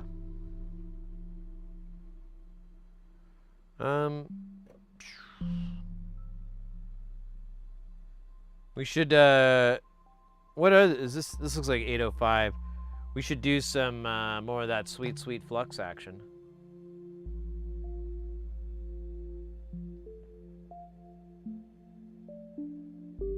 If it doesn't fit, just keep applying a generous amount of pressure until you hear a cracking noise. Don't let up on the pressure though. If anything, increase it. The more cracking that you hear, the more kind of squeaking and groaning. That means your efforts are working. And pretty soon, you'll be able to bust it down. Just like Busta Rhymes.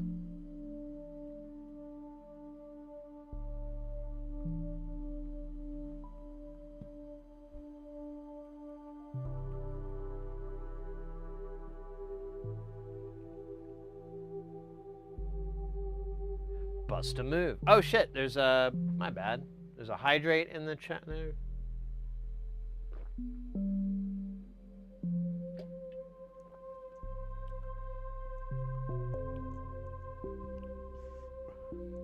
I didn't burp into the camera. That's a big boy move for me. And then a stretch. Actually, that's what kind of prompted this, is I was thinking like, man, I could really use a stretch. Oh.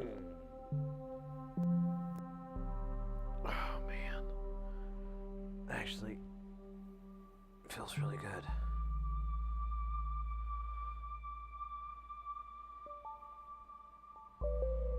We might have to do these more often.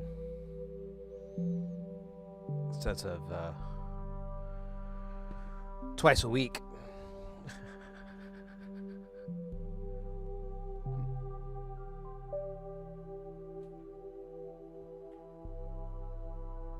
I did make like a cool, or I did discover a cool little change.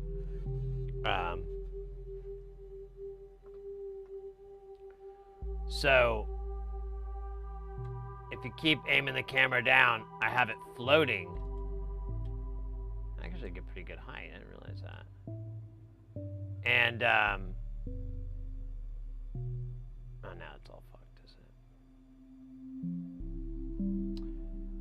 And what's nice is that like all this cool air is coming in from under, because before it was blocking it, and it was no bueno. No bueno.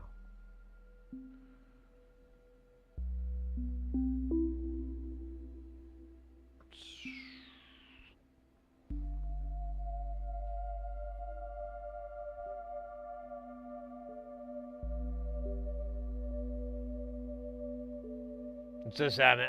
Well, yeah, I don't know. I guess they're saving the points up for bigger things. I don't know.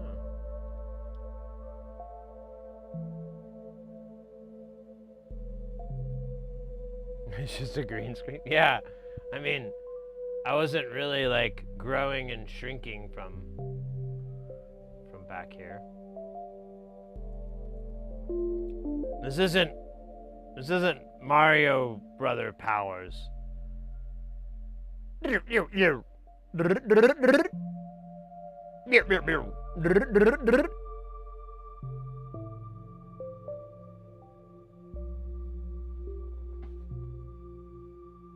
immersion.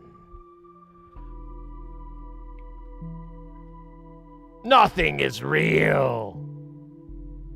The world is a lie. And quite possibly a vampire.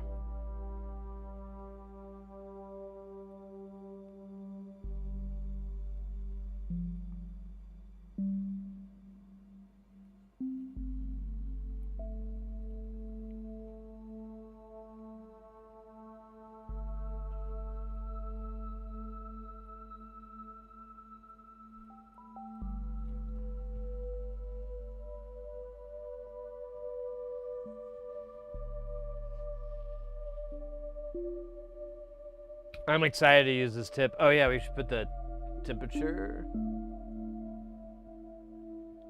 at a reasonable number. Let me get this, let me do a pre-soldering dab there. This is not unlike the pre-soldered dabs that the ancient Romans took before they would watch an episode of The Sopranos. Not on TV, of course. It's Rome. They'd watch it at the movie theater.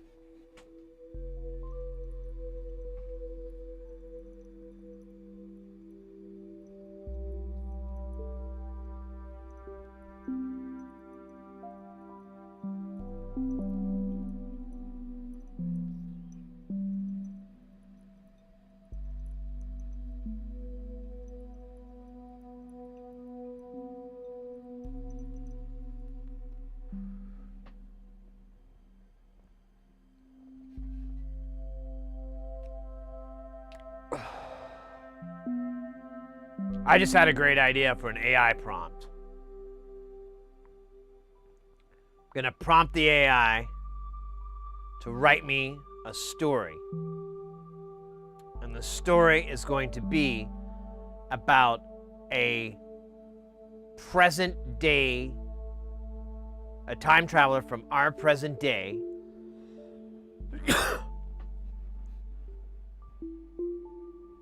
who goes throughout time exploiting it for entertainment.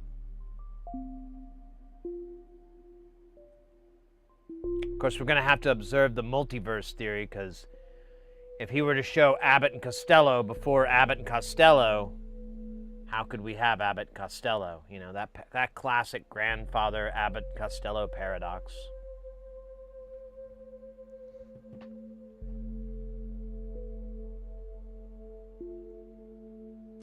Create a subplot of another time traveler who's doing the same thing, but with baked goods. Like he's going back in time and making like upside down cakes before people even know what fucking cakes are. Or regular cakes, not just the ones you fuck. Oh my God. And then he introduces everyone to fucking cakes.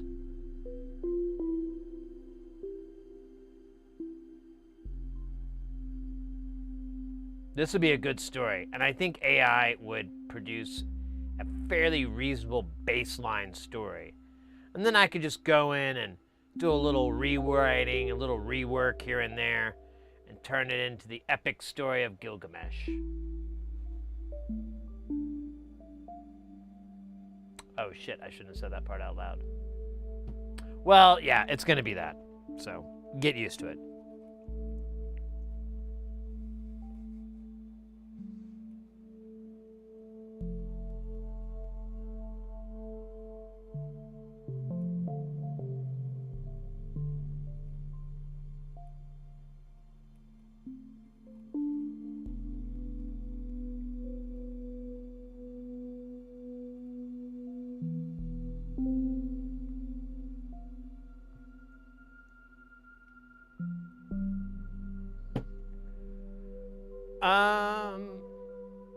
Side note, I don't know what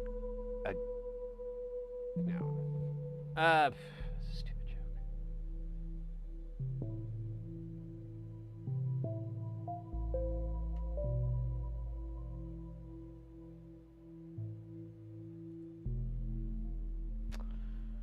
Let's get those. I saw like a boatload of 100Ks, so let's do a boatload of 100Ks, and then we'll go from there. We'll assess the situation, as it were, on an episode of Cops. Oh, bad boys, what you do, what you do? Wanna come and come jump for you? The police now give you over it. At least now give you no pen. I don't know the lyrics, actually. I'm just mimicking the cadences.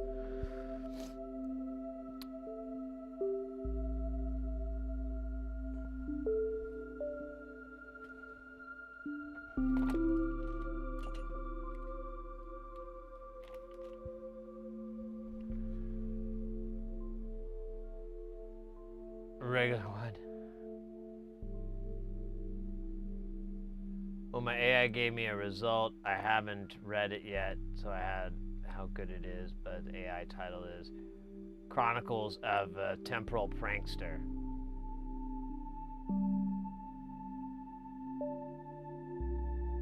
It got the title right. It got the title right. That's really promising.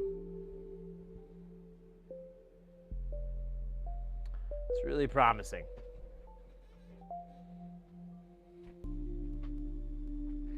Don't know if the rest's gonna be good. You know, it's just gonna be derivative drool, but who knows, man?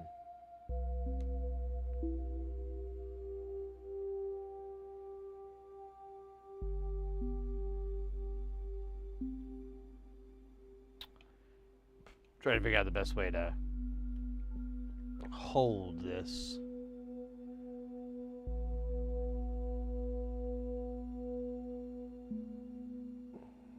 I don't know. Yeah, it's gotta be in focus too, maybe a little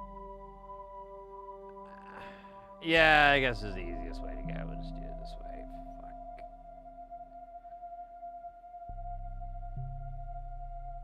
And there's a lot of 100Ks, so I should probably just dump the whole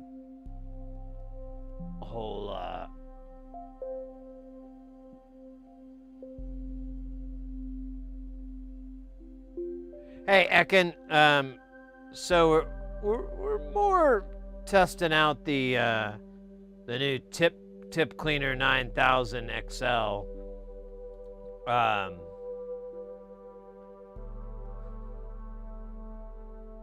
What did you send me, Mr. Hex?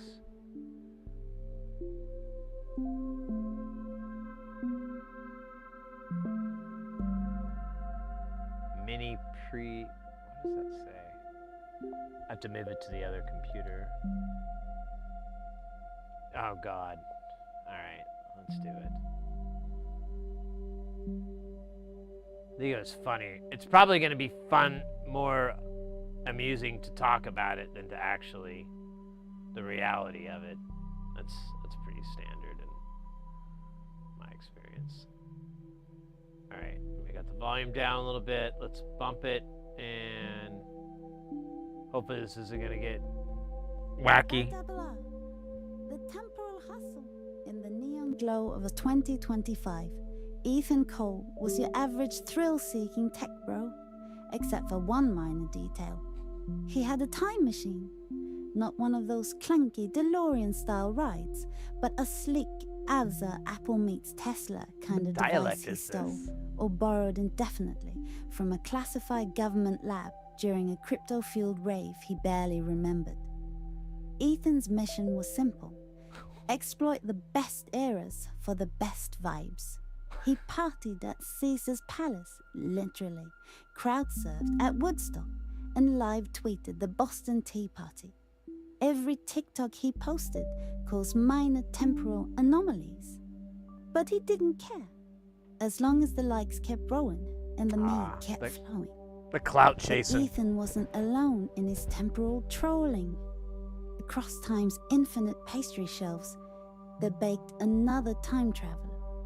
Miranda Crumb Delgado, a culinary rebel from Brooklyn. She figured out that recipes got worse over time, seriously aspect. So she reverse engineered her way back to ancient Mesopotamia to steal the original sourdough starter from the gods themselves. Miranda wasn't just making history. She was baking it, selling 14th century Hungarian honey cakes to Marie Antoinette. Done. Opening the first avocado toast brunch cafe in 1890s Paris. Iconics using Napoleon's oven for a French Revolution themed bake-off. Totally normal. Their paths collided in 1977 at a Studio 54 style interdimensional speakeasy outside Linear Time. Hey, Will. Ethan was there for disco and debauchery. Miranda was there selling her black hole brownies. So decadent, they caused temporary lapses in the space-time continuum. I gotta back. I'm They sorry. Wait a danced, minute. they Wait. debated. Her what? 1977 at a Studio 54 style interdimensional speakeasy outside Linear Time. Ethan was there for disco and debauchery. Miranda was there selling her black hole brownies. So decadent, they caused temporary lapses in the space-time continuum. They danced, they debated, they made out behind a portal to 3000 BC. Then it happened. In the puff of lilac-scented fog and the sound of a harpsichord drop, he arrived. M.F. But this wasn't the M.ER from SoundCloud fame. No, this was Maestro. M.R, freshly graduated from the Interdimensional Conservatory of Baroque Beats. He stood atop a floating piano made of crystal and consequence, draped in velvet robes, his fingers adorned with rings that pulsed with 808 frequency. He had a gold quill like a mic. I present to you, he said, flipping his powdered wig with swagger, my newest masterwork, the Pussy Selector Singing Minor. The audience gasped. I Time knew it. paused. A group of swooning Victorian ladies fainted into the arms of Viking warriors. Miranda dropped a tray Fucking of get molten dirty. baklava. Ethan whispered, "Bro." The symphony began, of violins laced with sub-bass, flutes harmonizing with beatboxing Gregorian monks, and a twerking string quartet Let's working string quartet. It was art. It was chaos. It was delicious. Women from all centuries began flocking to him. Cleopatra, Ada Lovelace, Frida Kahlo, and even the confused robot from 3029 who declared, "I do not understand emotion, but I feel this." Ethan tried to compete by remixing Mozart's Fifth with trap drums, but it flopped. Miranda tried to bribe the audience with tiramisu infused with moon dust, but even sugar had its limits. Defeated, they sat in the bleachers of eternity and watched M.R. levitate, surrounded by his admirers, his symphony echoing through every timeline. "Damn," Ethan muttered, sipping a martini from the Jurassic era. "Maybe I've been exploiting time all wrong." Miranda shrugged. "Should have learned the elbow, bro." And somewhere, in a pocket of time that didn't quite exist, M.R. winked directly at the fourth wall. Financial.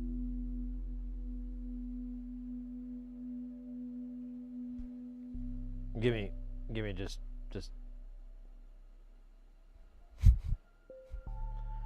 Now,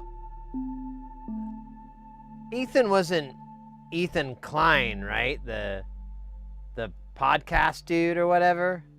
It's not that Ethan, right? As that wouldn't make any goddamn sense, but it would. The absurdity of it would actually make it funny. It would be like a reverse stupid comes back around into funny, kind of like a Simpsons joke.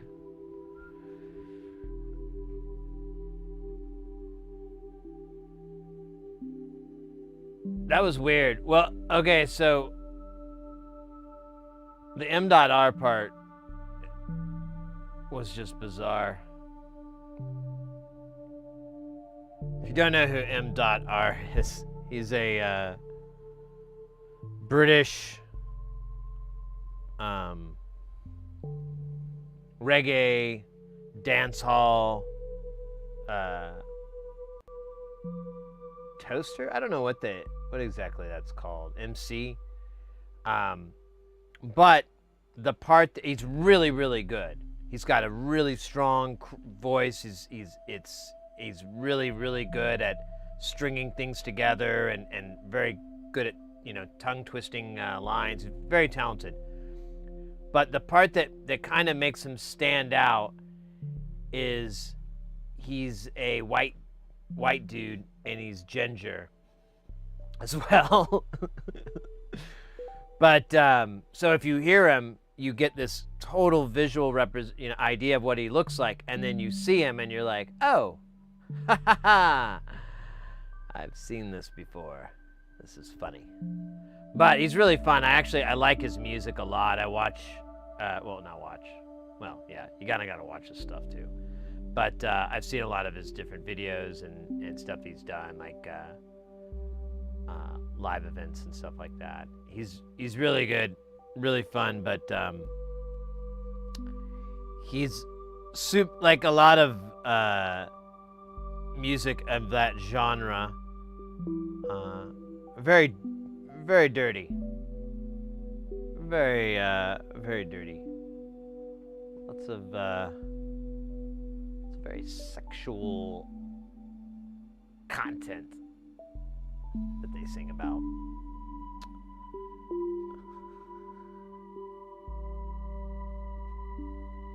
But,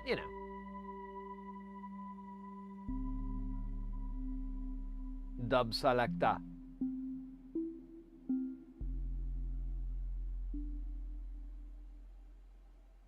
Well, it's working. There you go.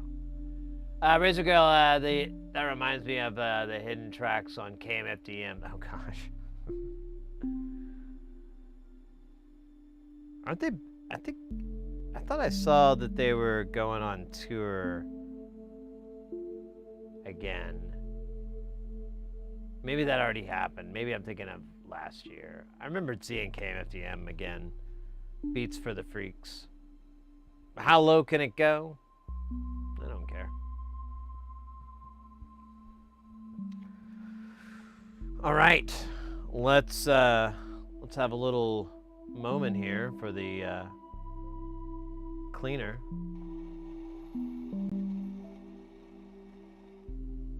I rotated it, said don't do that. But I feel like I'm just gonna keep doing that. Look how clean that tip is. Look at that, it's like a brand new one.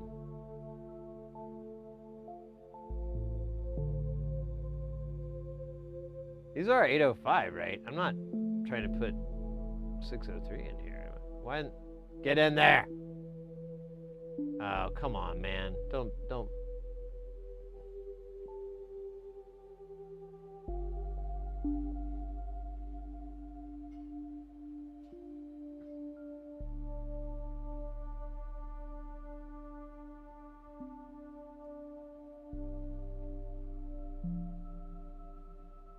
I don't know where I am. There I am.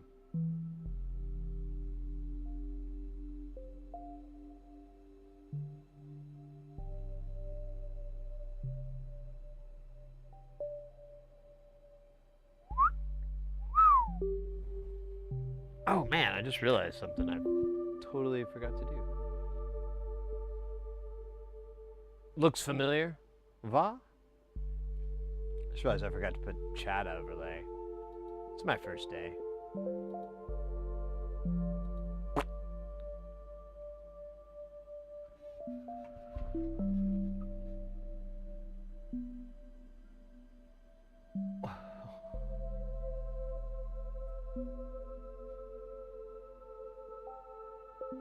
$100K.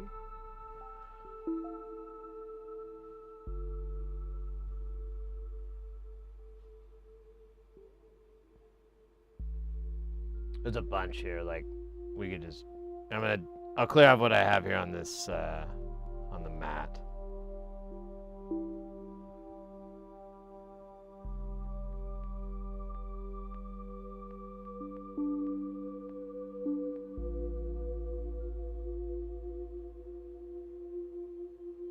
Bum bum bum, bum bum bum. Bum bum bum bum bum.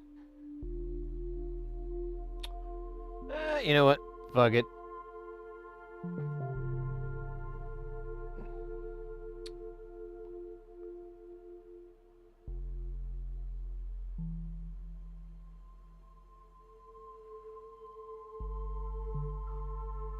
There's 3, 4, there's at least 4 more, 5 more.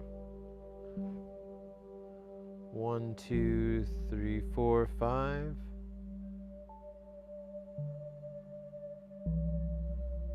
I probably could just do this whole row.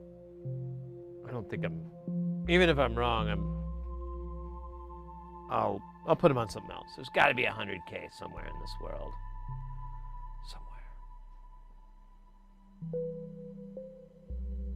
Somewhere. Let's pop on some more here, and then I'll fill this little. Dude, look at that. There's 100K is the value of the day. Look at that. They put 100K for their 100K. There's a meme about that. Yo, dog. I hear you like 100Ks. So like, oh, look at this. The labeling goes every which way too. Fucking A.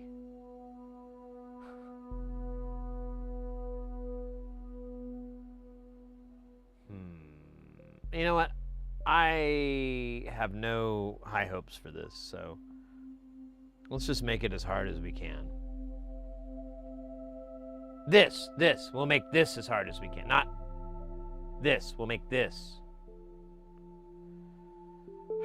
God, dirty. Like how AI made the surprise appearance of M.R's extra special. It was quite a twist there. It was not unlike the twist of M. Night Shyamalan. I felt like I was watching one of his movies, having one of his stories told to me. And the twist was that it was M.R all along.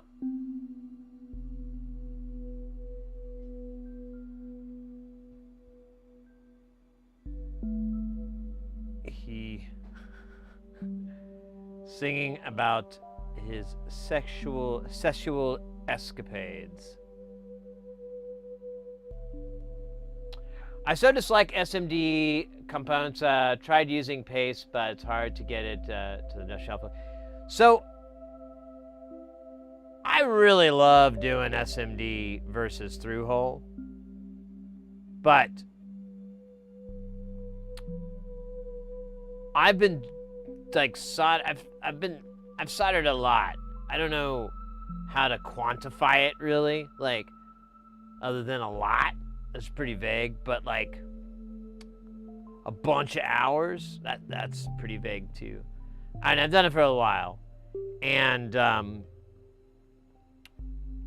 the way that I do it versus the way that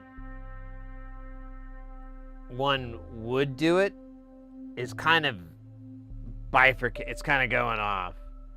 Because like normally what you'd want to do is just get some tacky flux, glob it up there, solder one end, hold it with the tweezers, and then touch the other leg and get it all nice and pretty. Boom, bang, done. That is the most reliable, least attractive looking way to do it. Now, you could probably get it looking nice over time. But not me. And as I was soldering, and I'd have them be like kind of crooked and kind of eat my soul, I started noticing that like, you know, this iron's hot enough that I could melt both points at once. And since I have all this flux, the tension should snap it right into place. And it should center itself and make it look nice. So I started doing that, and yeah, it did. Then I started thinking like, flux. Why use the tacky flux? There's gotta be some better one. And a buddy put me onto this liquid flux that evaporates and leaves this powder here, this flux powder behind. Really nice. Not for everybody, but really nice.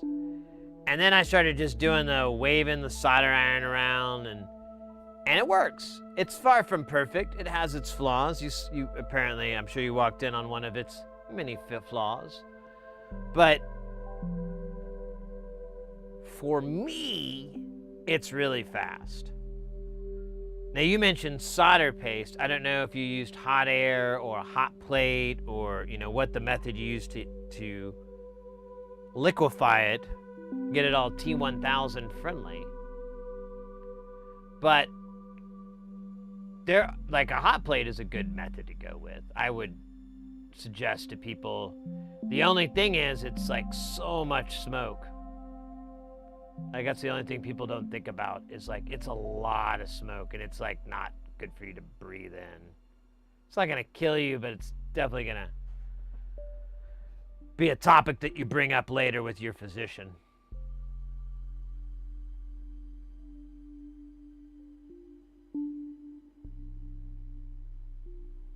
Yeah, these are all 805s too.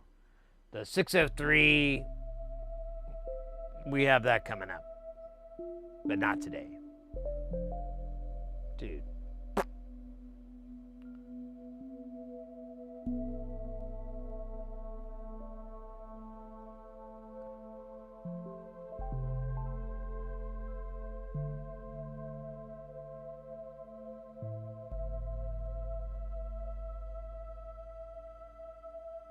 Well, welcome in, mate. Our whole point here on the channel is to get people into soldering, get them comfortable at it, get them more familiar at it, get it better at it. Of course, if you don't want to do that, you just we talk about a lot of audio stuff, synthesizers, electronic stuffy, just good old classic nerd jibba jabba.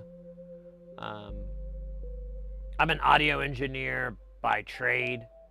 I do live event stuff. I do corporate AV is kind of what it's known as where it's mostly just talking heads, like people bop, bop, bop. But, and it's usually like lawyers or doctors or bankers. But it pays really good. And allows me to spend all my money on my enormous gambling habits.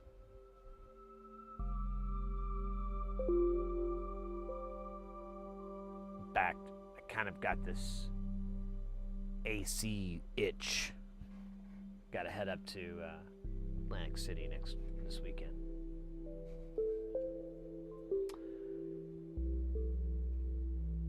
Yeah, the way I'm doing it is not the way you should be doing it. It's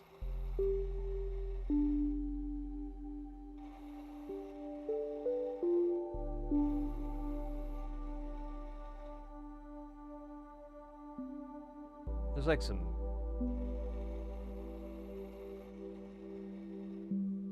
am I just taking chunks out of it? Nah, I think it's just yellow crud. Yellow crud! But yeah, the way I'm doing it is dumb. I must admit that and clarify. It is not a sane or correct or very... Yeah, these pads suck. I'm gonna blame these pads. Usually it's not this bad. This is bad, dog.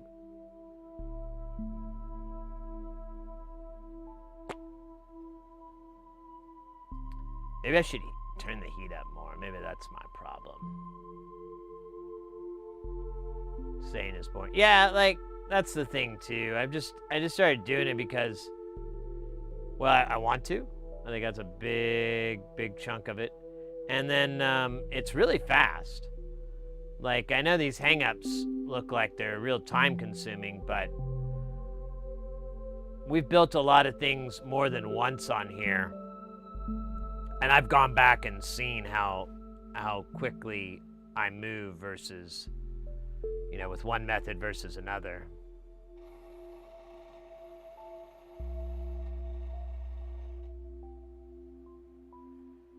There was an interesting 3D print idea at Thingiverse TS100 or similar for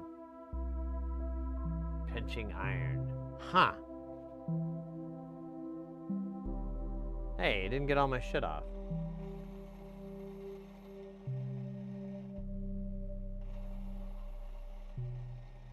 There we go. Alright, apparently there's some limitations to this thing. Or maybe I gotta stick it in deeper. Maybe I'm not sticking it in deep enough.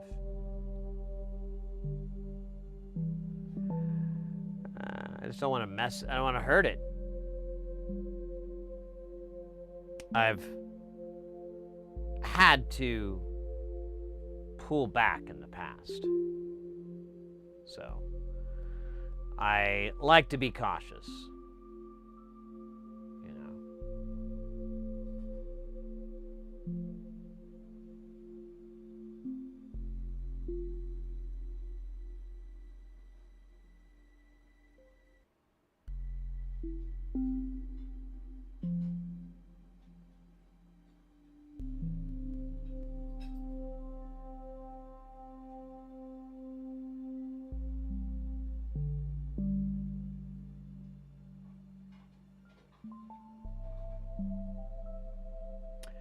I blame these pads, honestly. These things are oddly not heating up very well. I don't know who's in charge of pads, but maybe they should have a meeting? Oh, shit.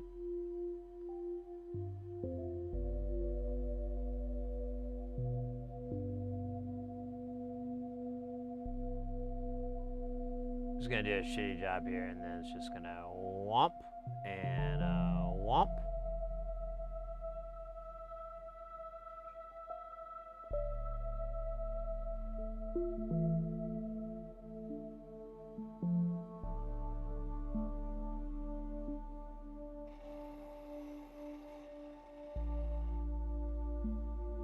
Dude. like a bunch of gross gunk solder on there, and it just took it out. And my tip looks so nice and clean.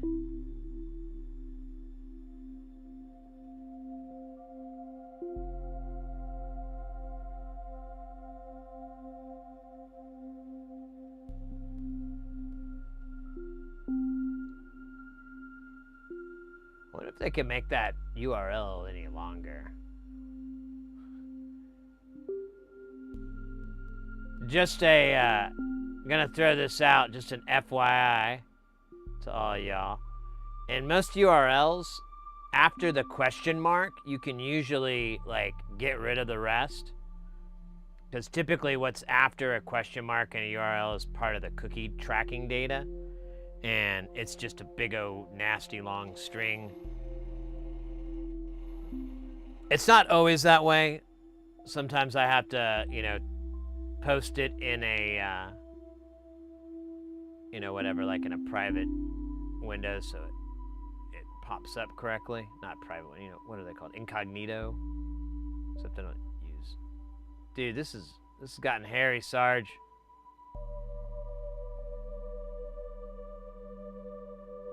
Sarge, what are we doing, Sarge? Okay, thank you, Sarge. Oh, what the fug?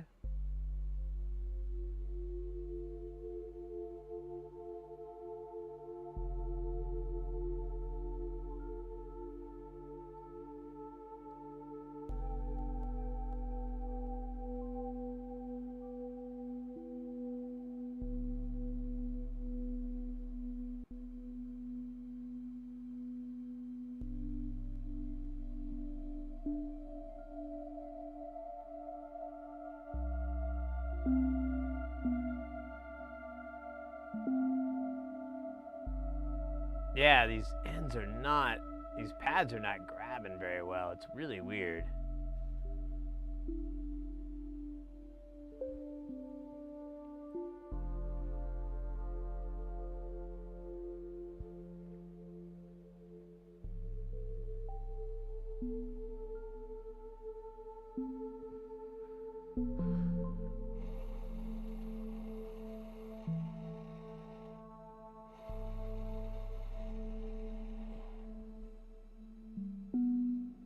Wonder how much the replacement brushes are and how often I need to replace them.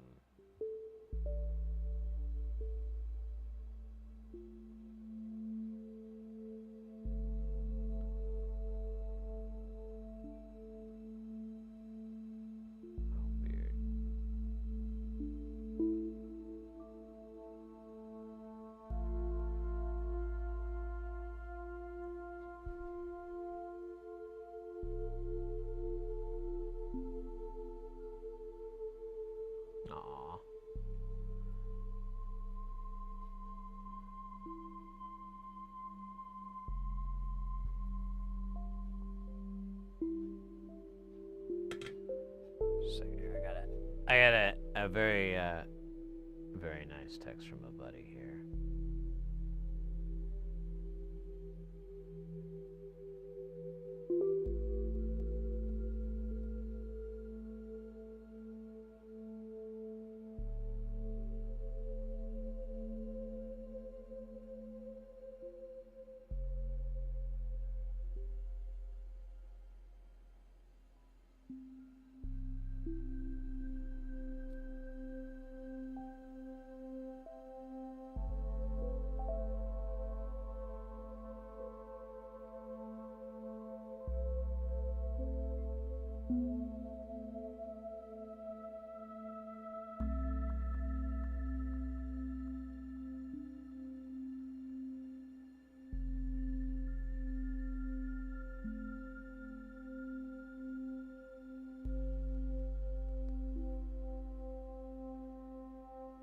The heck?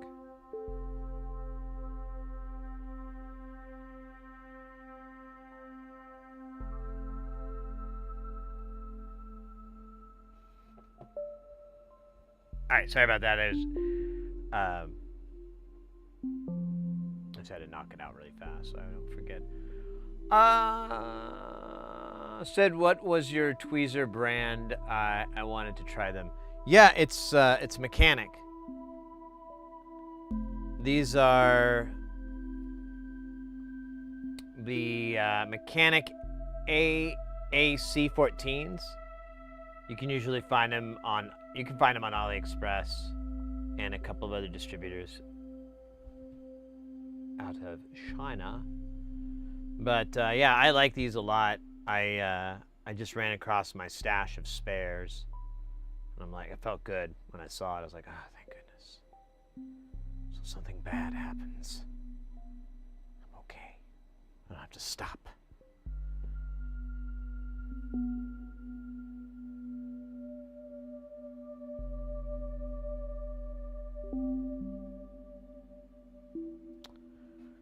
Oh man, I might have to take another dab break. I feel like,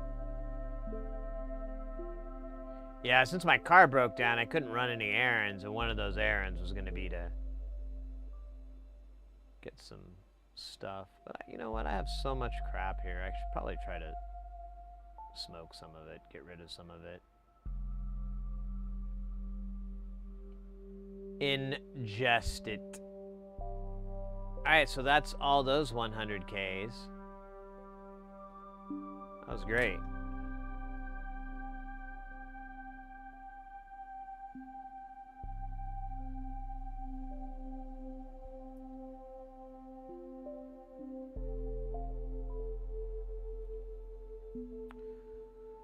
Oh yeah, reminds me. You found them? Cool, cool, cool. Yeah, they're not a secret or anything. They're not hard to find. And they're not very expensive at all. They're very, very reasonably priced for how fine tip they are. I'm sure you can get some better ones out there, but you're gonna start creeping into higher prices. To which I say no thank. Oh man, I just remembered. I think I need to clean this dab master. Let me do a little dab cleansing. I'll bring the alcohol of cleanse. I'm gonna run it around this shit so I can kind of speed that up. Oh no. Did this earlier.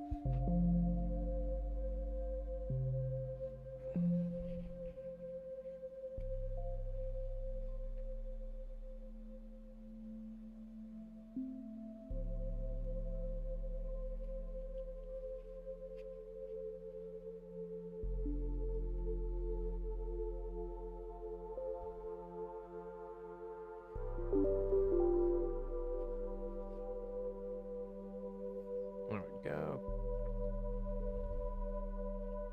All right. Gotta give it a little time to soak.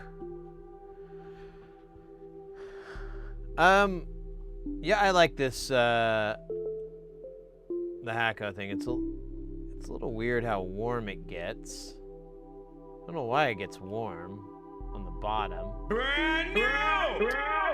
We'll explore that more later. Hey, 3D Laser coming in with that follow. Mate, thank you so much. I'm glad glad the channel's working with you there. Working.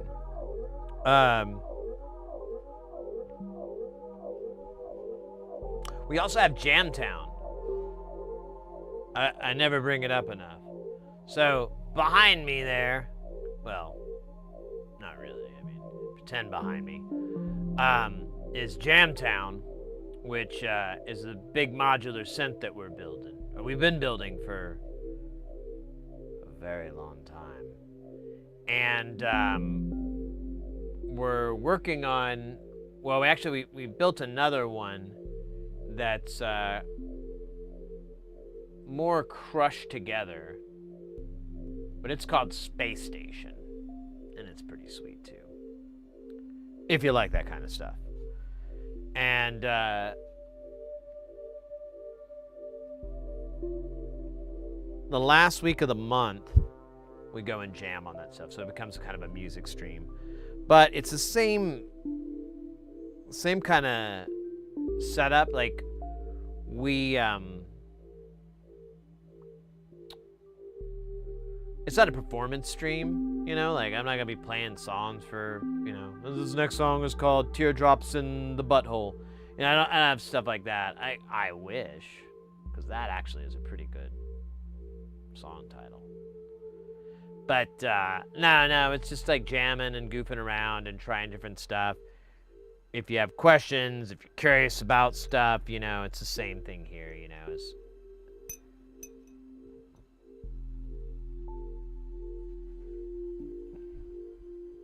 Same song, different bassist. Same bassist, different lead singer. Due to contracting rights.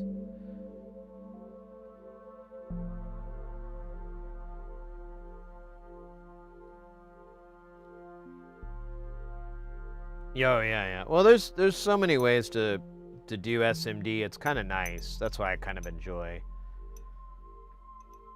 I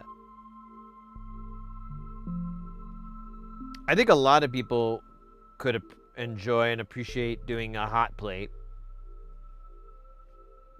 You just gotta, like I said, you have to have some good ventilation. That's the must in order for it to work properly. Because otherwise you could get by, but you would have to run the, you know, you couldn't put as much flux on it. And really, flux makes things so good.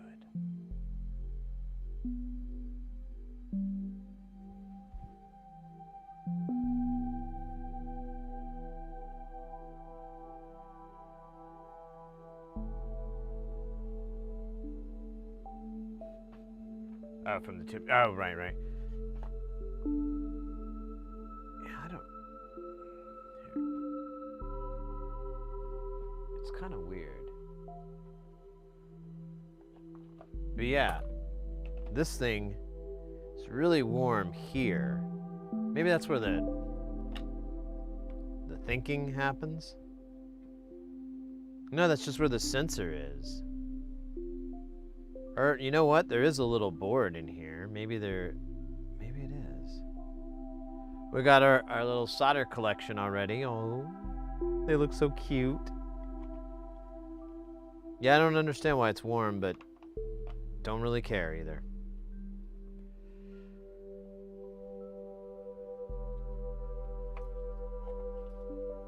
Don't really care. Just love cleaning my tip. Fluxing makes me feel good. Boom, boom, boom.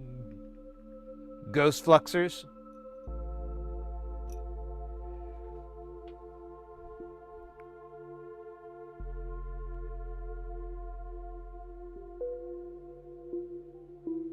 Trying to put some peanut butter in my chocolate.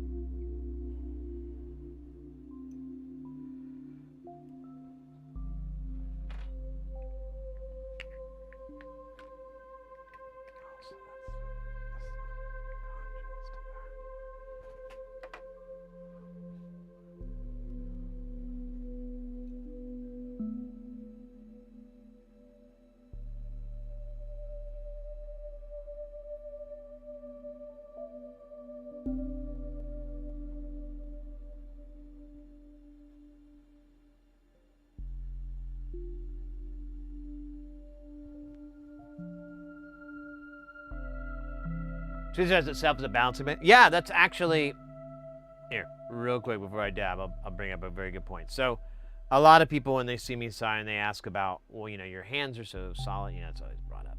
And the fact is, they're resting on something. I'm always trying to rest them or stabilize them. And it's kind of like if you ever play pool or billiards, I'm always, you know, you're building these like stabilized stands, you know, for you to operate your tools in.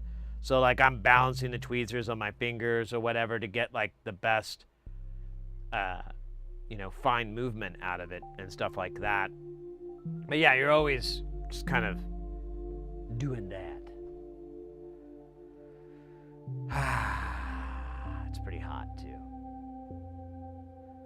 I don't know about everybody out there, but I dig it.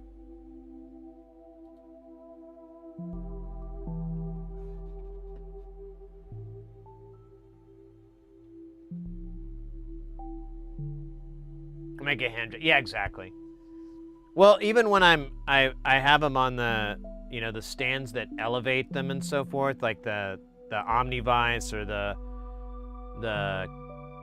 the rotisserie, like those elevate it quite a bit, but then I'm either stabilizing my arms against the table and then I'm like grabbing, I'm making some sort of physical contact with either the board or the holder, something, I have to like stay, because if you just hang your hands in the air, it's not gonna work out.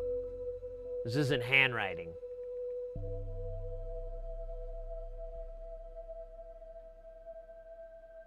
Oh shit, I just realized I pushed this too.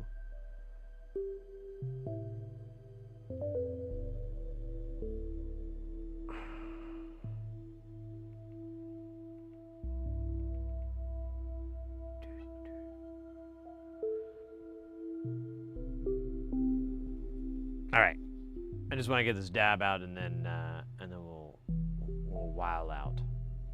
I think that's the term, whiling, crash out.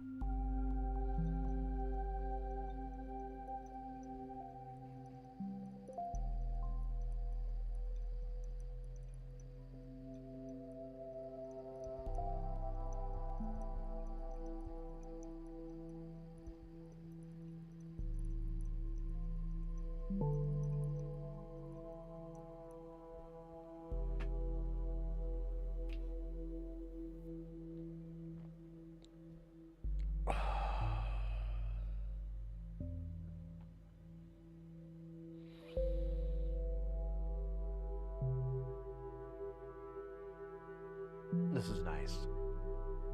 This is nice. Listen to good jams from the J Nothing. Chilling with chat. Talking to jaw, getting my jaw powers up and my solder powers looked at. Pardon me.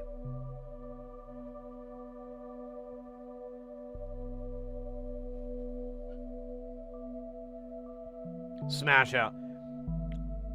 I'll tell you, I was I fell for it twice, and I think I've gotten it to stop.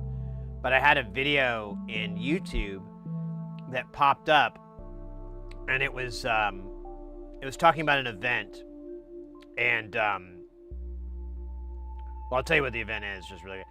It's a guilty pleasure. I've been following these like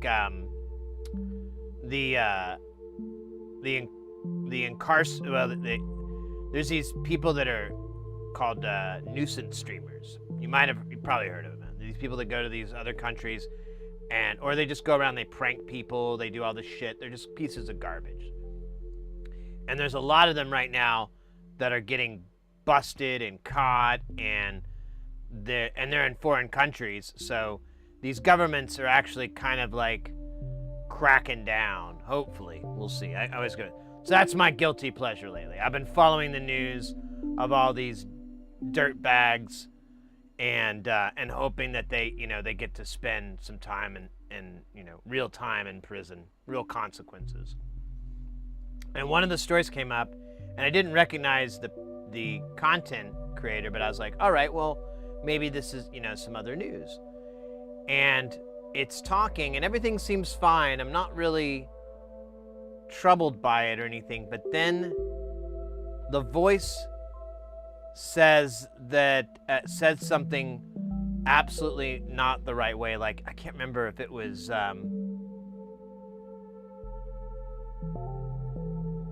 it was something where the word the word live can be pronounced two different ways, live and live, and it's entirely contextual on which way you would pronounce it. So you would say live streaming, not live streaming. If you say live streaming, probably an AI, and like it did something like that. And I think that was the word, but it was like a definite tell, and I was like, oh, is this lazy AI narration where they just copy and paste like a freaking article in and just, oh, no.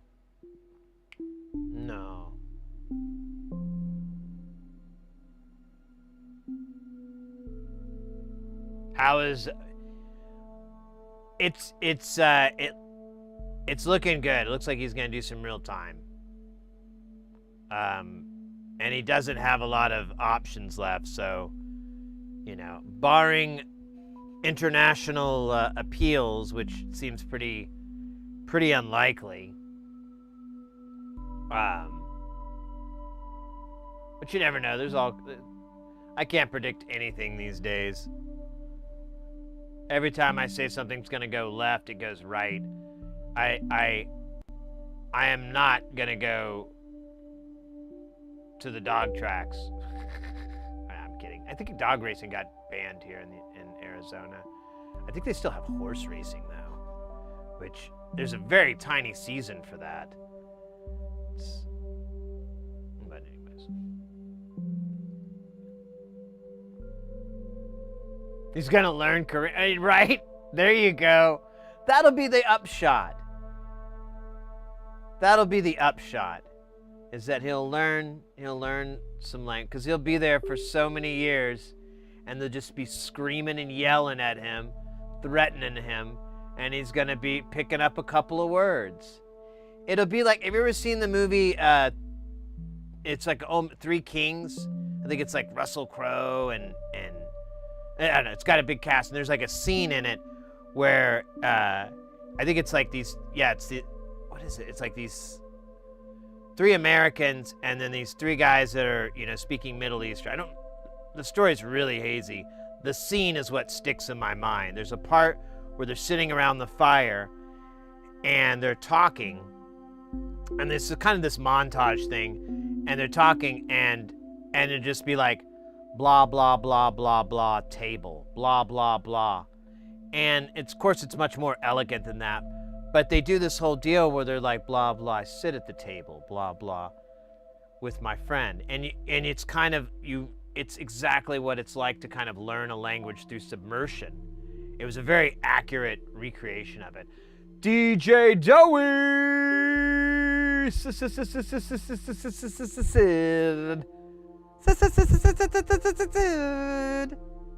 what that should be.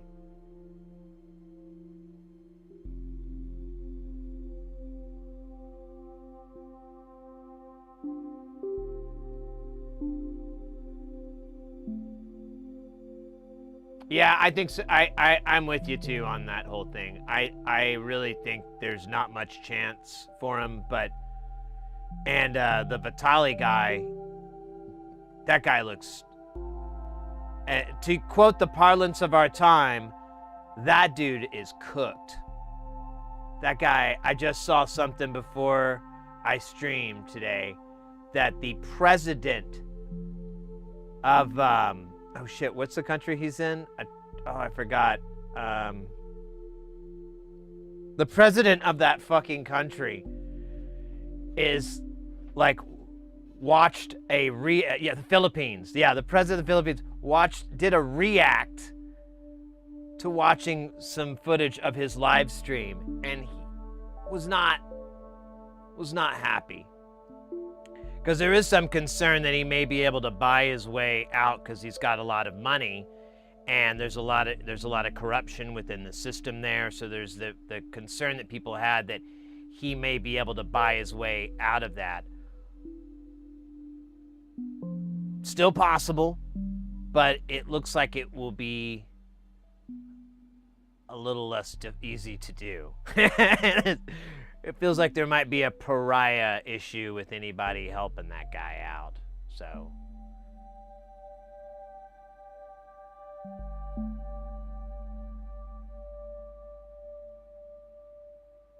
Yeah, either way, it's a guilty pleasure. I'm not proud of me taking the old shot, but I mean, honestly, it's just like, you know, these people are absolute pricks. I'd love to go to these countries. I'd love to have those experiences that they're having. You know, it would be. I mean, honestly, I saw a travel streamer a long time ago, and it really kind of. I was like, you know what? I've never been to Japan. I've always wanted to go to Tokyo. I've always wanted to go to, like, all over Japan, because it's a beautiful, amazing country, and I've always been fascinated with it. Same thing with Australia. Same thing with, you know, a lot of Asia. In fact, watching a lot of these streamers, I've gotten even more into it, where I'm like, oh wow, I didn't know that they did that in Korea. That's really cool. I want to do, you know. There's a lot of stuff like that.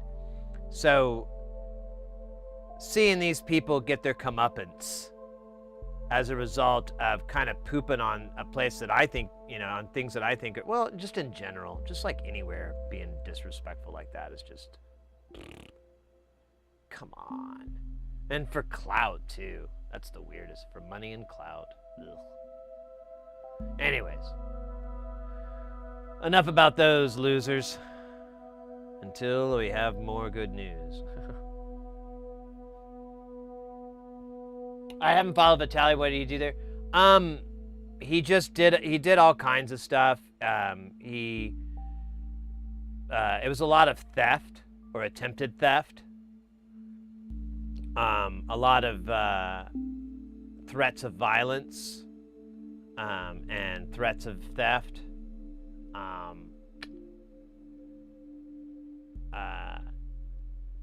All kinds of stuff. Like, he was just stealing people's bikes and jumping on back of people's bikes and telling them to take him places. He went into, like, the back of a McDonald's and started telling people how to make burgers and stuff. And he's just, you know, just ruining stuff. And, like, all those things combined were pretty bad. The part where it's a little different than the Johnny Somali or whatever Ramsey thing is that he so, like, in Korea, they don't put you in jail. They don't really do that. Like, unless you're a really serious violent offender, they don't really do that. That's just not how their system works. It's a cultural thing, I imagine, but whatever. But in the Philippines, they absolutely put you in jail, and the barrier for you staying in there is pretty low, and so they put him in there, and he's looking at roughly 2 to 3 years in that jail before he goes to trial. Then he'll go and do time at a prison. So, and I don't think any of his time in jail is going to be considered time served. Like, it's kind of draconian over there. So, oh well. Oh well. I just look forward to some of these YouTubers and stuff that I watch that go, you do the old "where are they now" thing, or whatever happened to, and I can be like, oh yeah, so that guy's still in prison? Damn, that's gotta suck. Oh well. Hope he's staying swole.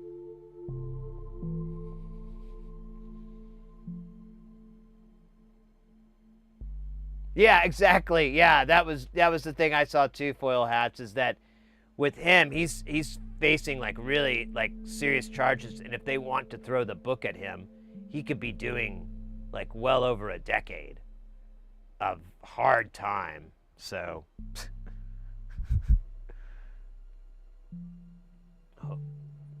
I just don't understand that.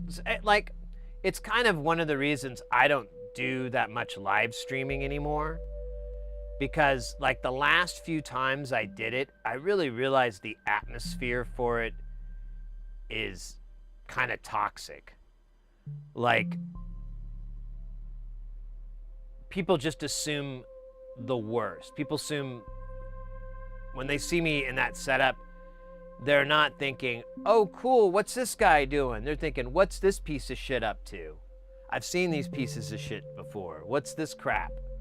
That's what they're thinking. When I first started doing it, it was more goofy. Oh, what are you on YouTube? Are you a YouTube? You know, it was a lot of just kind of goofy fun. And I'd tell, oh no, we come and play pinball. We like pinball, and this place has a bunch of pinball games, and just set my phone up and play a few games, and then we're chilling and drinking some beers. We're gonna picnics game, you know. I'd just be like, I'd do that. But man, like Denver was really awful. It was kind of the worst experience I've had. And then I can't remember where I went, somewhere else, totally different city, and we were at this place, and I remembered like getting kind of stink-eyed, and then one person coming over and telling me to turn my camera around, and I was like, oh, okay. So I was like, I don't think the atmosphere is there anymore for that, which is terrible, because I thought it was really fun. It was kind of neat to the possibilities that you had. I remember of one for sure because of the deep fake video that you made. Oh yeah. Oh, you're talking about Johnny, yeah.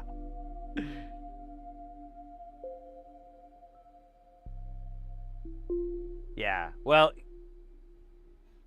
I mean, this is just water, but here's to those people getting their comeuppance and getting like a real job or making like real content, whichever comes first.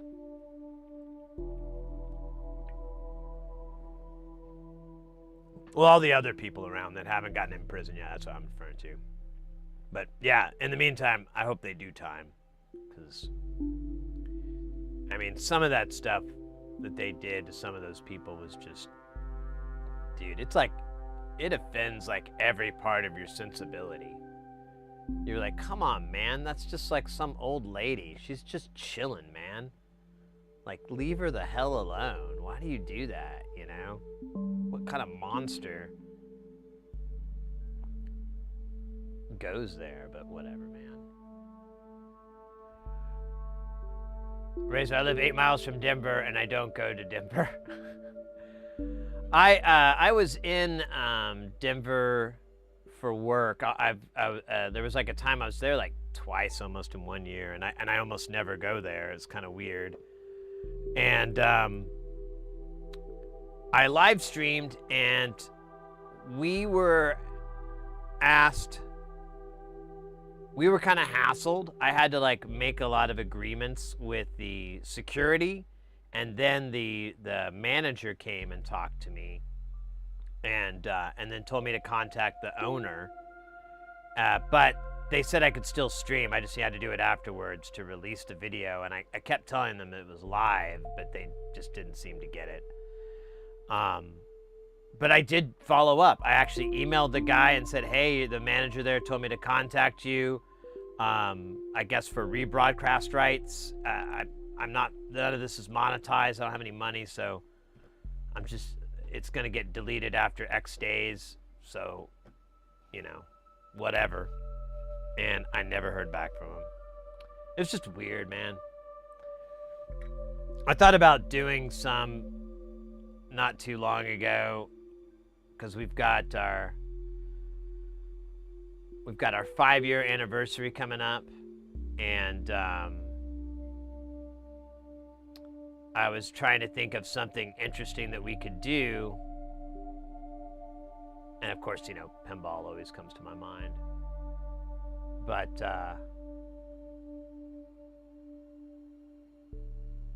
this thing, it's so gooey. It's like, yeah, it's like stuck on there.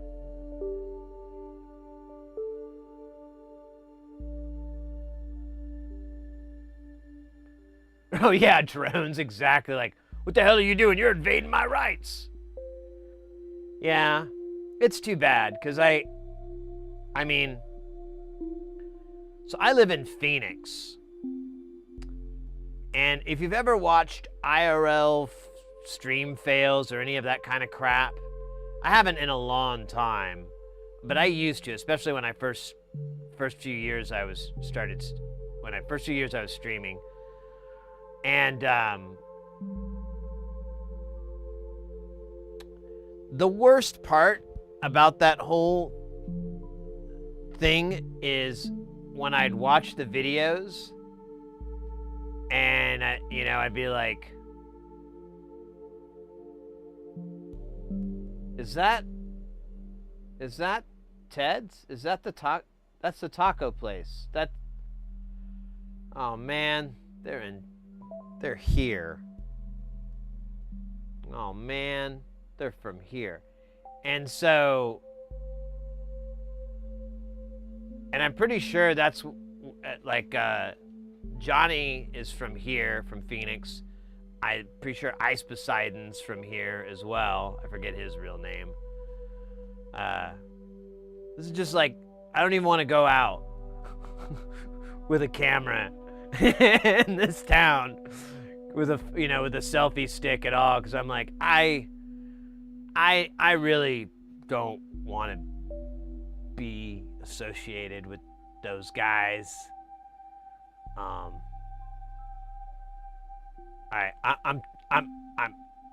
the dorky nerd guy. I'm not those guys. Those guys I'm just like,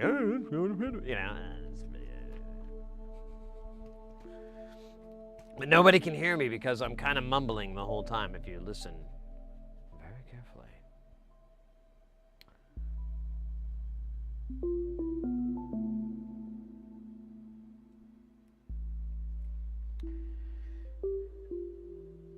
You know what I could do, though? I wonder. I'll have to figure that. Ooh, mates. I just had a really interesting idea. I don't know if it's a good idea. Hold on. Processing.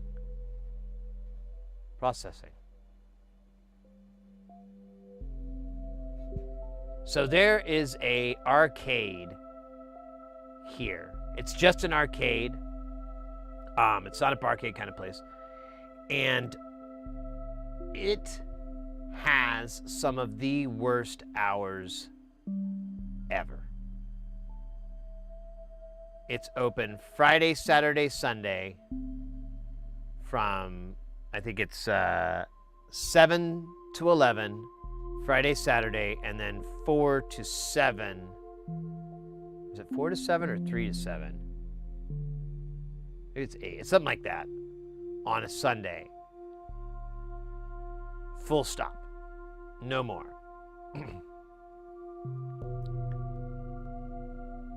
I just thought,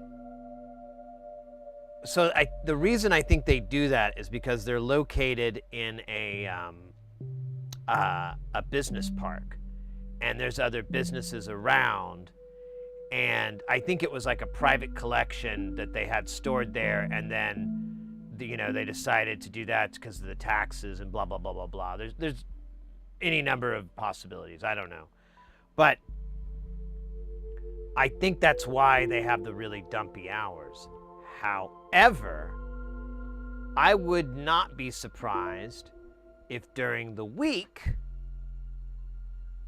they have either somebody there, either working on the machines, because there's like almost 100 machines there, or I forgot to mention that there's like 96 machines there.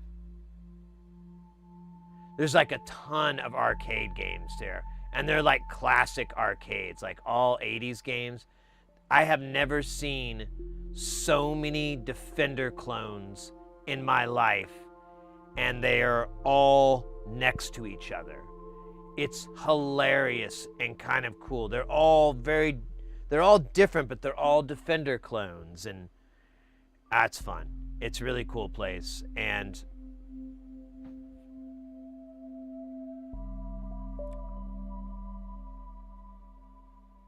I wonder what they would want to do, like a 8 or a 10-hour stream from there. I need like at least an hour or two buffer on almost either side. Well, maybe not 2 hours to tear down, probably about a half hour to tear down. But to set up, I need like at least like an hour, possibly more. So it'd be like a 12-hour. I wonder.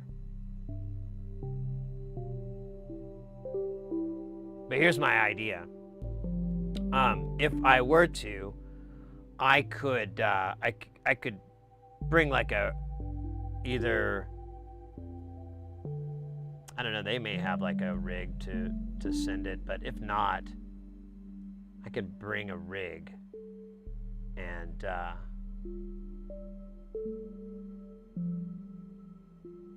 we could do it.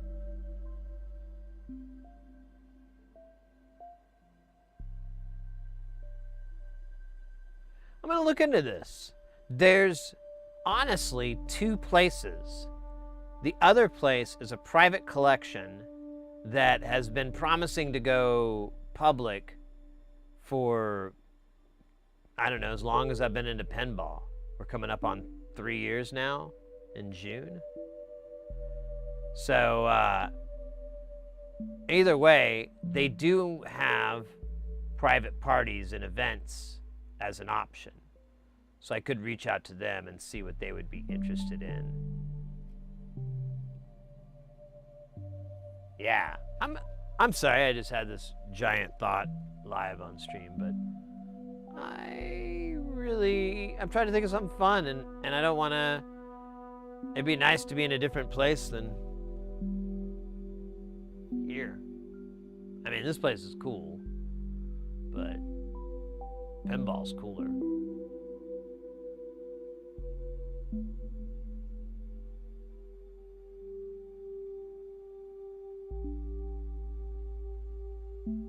I've been up for almost 20. Dang, mate.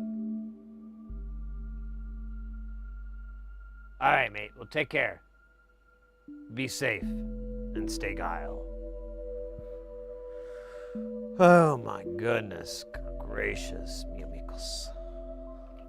¿Por qué?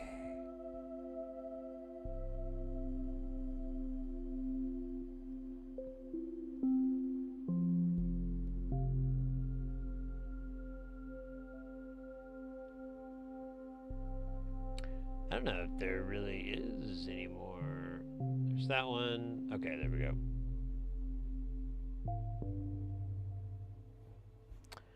So there is a bomb, but I don't, or bill of materials, but I don't want to go grab it. It's like 5, maybe 7 mouse clicks. 12, swivel with the fingers, the gestures. I mean,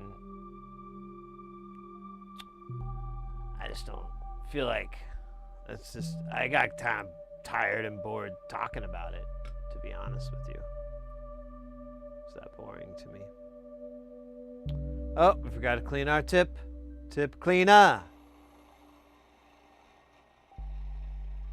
A little bit better tip cleaner. Tip cleaner. You're about the best thing about 2025.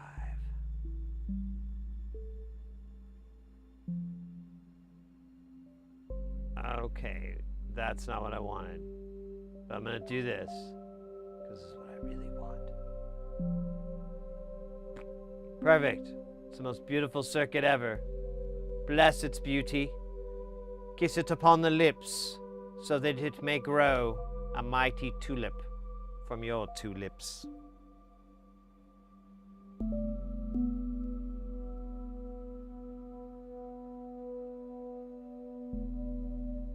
Hey, Calderia, welcome in. I know one thing about military technology. It's often severely over-engineered, but not in a disrespectful way, but a like respectful way. It's like respectfully over. It's like avionics, honestly. Avionics is the same thing.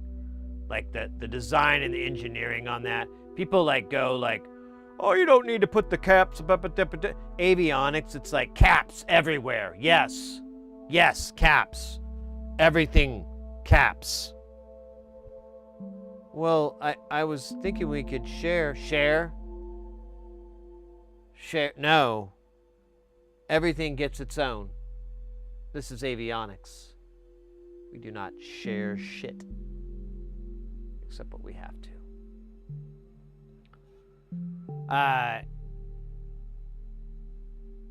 You don't wipe your tip after you clean it. In the water spongy thing, I guess I could.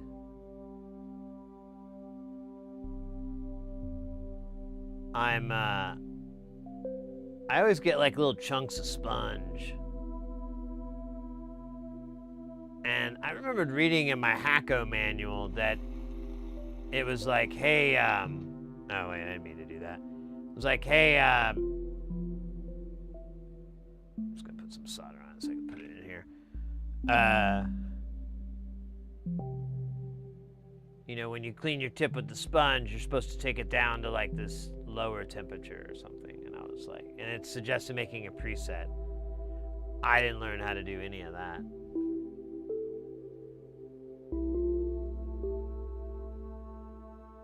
Whenever you think about a product on the civil market, like, oh, this could be used in the military context, then believe me, it was done decades ago.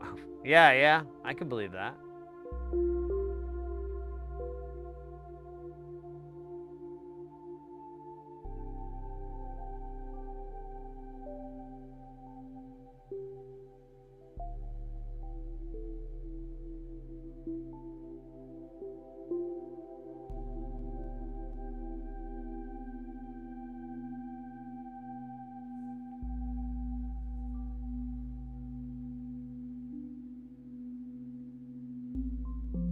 Take care, 3D Laser.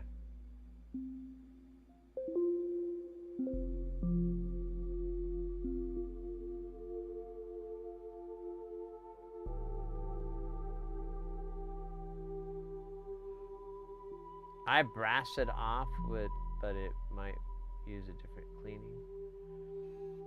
Yeah, I'm weird with sponges. Like, I'm kind of like, I know I'm supposed to use them.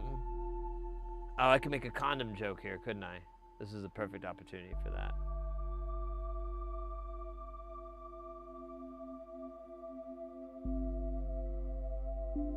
The sponge is the condom.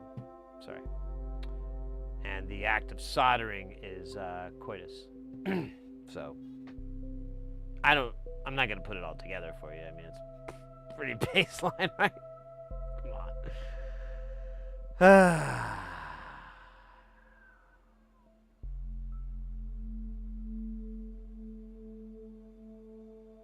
Yeah, when it comes to soldering, I don't wear no rubbers.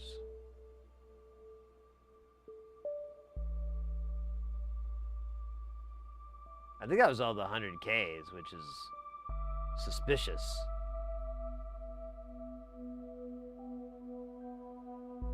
Oh, hey, what are you guys doing here?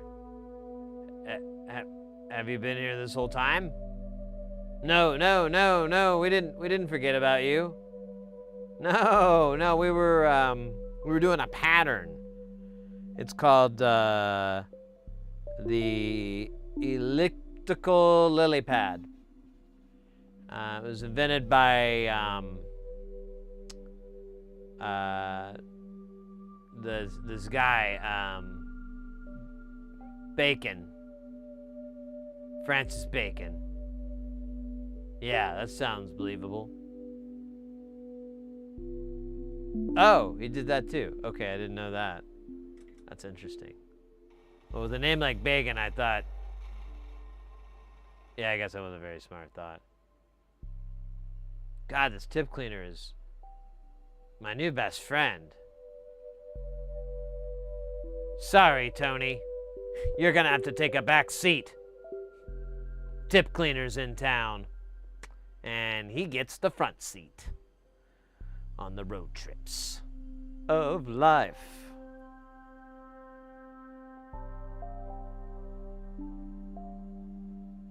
Oh, wait, there's a dab. Was he related to Kevin? We're doing. Wait, Kevin? Oh. No. You can add, it's just a coincidence.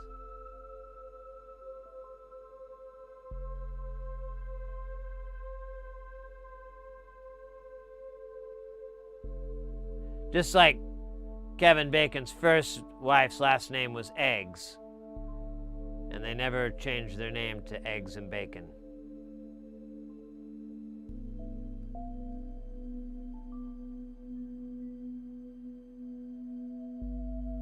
Mr. and Mrs. Eggs and Bacon.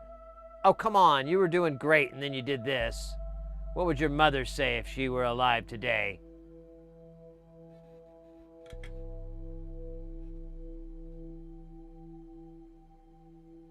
She'd say, help, get me out of this box.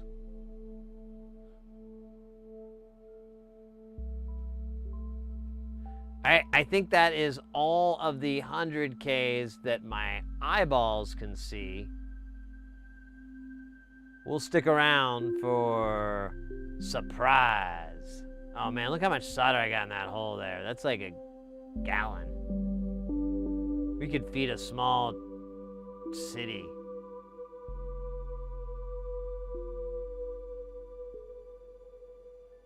In France with that. All right, so next up, I'm gonna see, do we see any values higher than 100K? I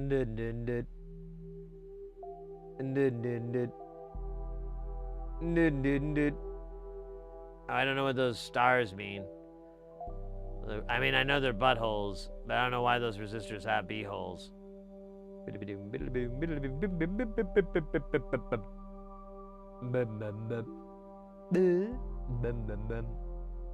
right, I think 100K is going to be our ceiling.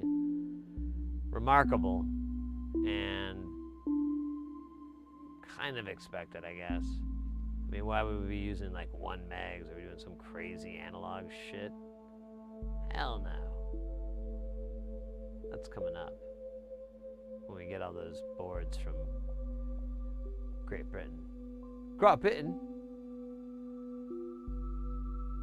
I don't think that's how it's said.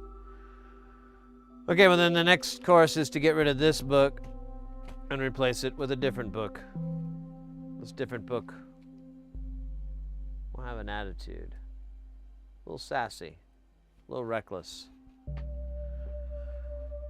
but 100% real cop. That's right. It's Officer 12K 91K. That actually did not land at all. Bad joke. My bad.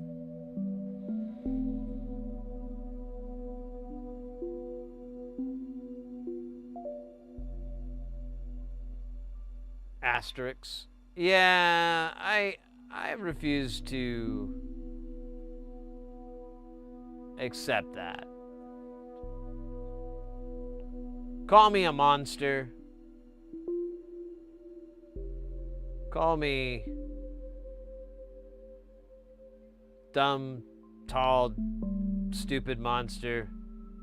Big, dumb, burly-chested, stupid monster. With big, dumb, long, flowing hair. The eyes.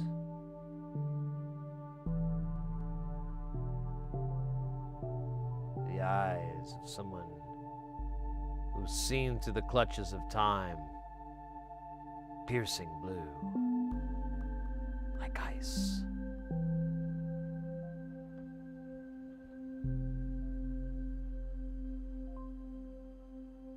This massive figure, almost eclipsing the entire room's illumination. A shadow emitted no matter where. His power was in his size.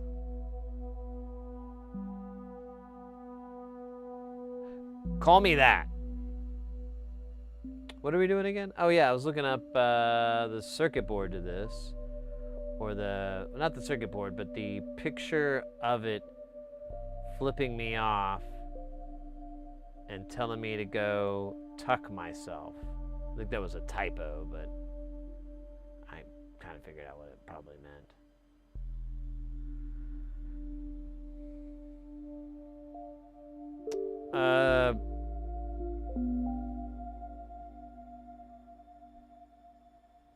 What the fuck is this thing? Oh yeah, there it goes.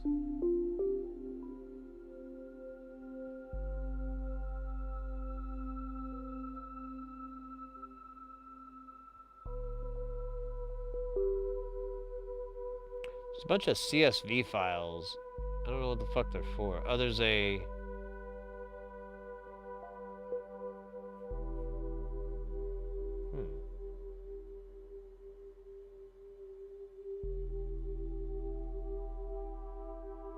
We could play that game. I'm not against it.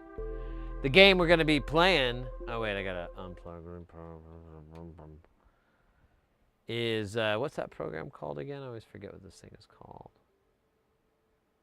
It has a name. Oh, is it not going to... Did I do it too fast?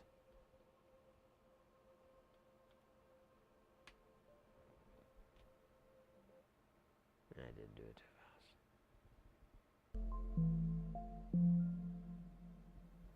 Don't let all that gold go to your head.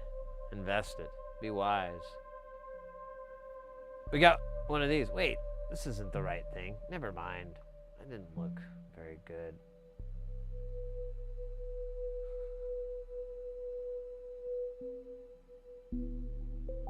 I literally clicked on the wrong folder. It's first day.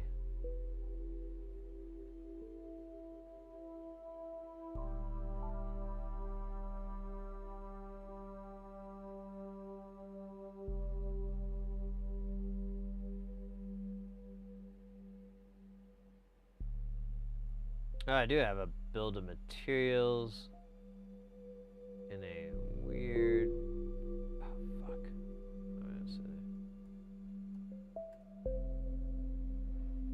There we go. In a fucking text format. What the fuck? Maybe I should have opened it up and...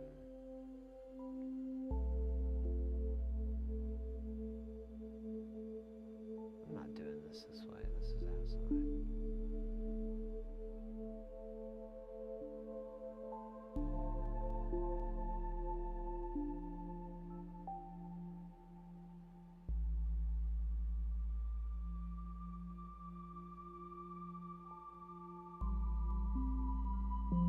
I have no idea what I'm supposed to open this bill of materials with. Here, let me try something really quick. Let me just, oops, I didn't mean to open the App Store.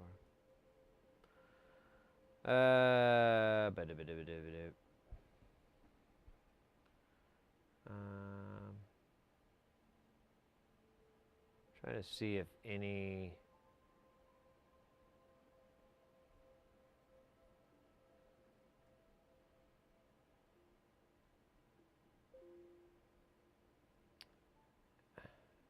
Yeah. I have no idea what the hell...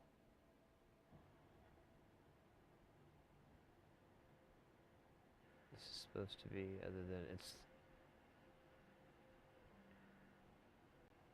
Fuck you. Hate this file. Alright, fine. I will open it up in Visual Studio. Jerk.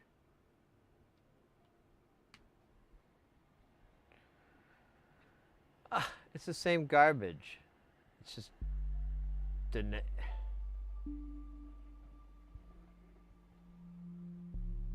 This is the bill of materials. This is stupid.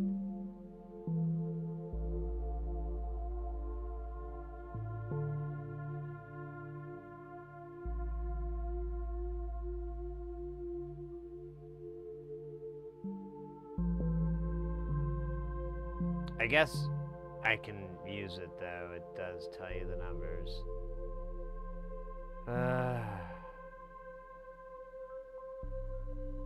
Alright, I'll use it. Fine, whatever. I'm not mad. Just extremely disappointed. I opened it up in text edit and it was it looked the same, but it just wasn't color coded and, you know, all that good stuff. All right, so let me think here. We got to start at 24.9K. We need 12 of those? Are you fucking kidding me?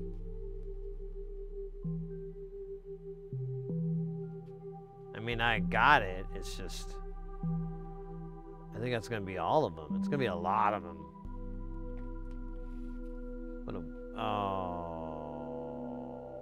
Okay. Well, good thing we needed 12, right?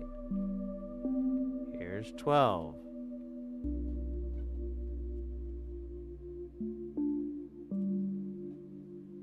Ish. 1, 2, 3, 4, 5, 6, 7, 8, 9.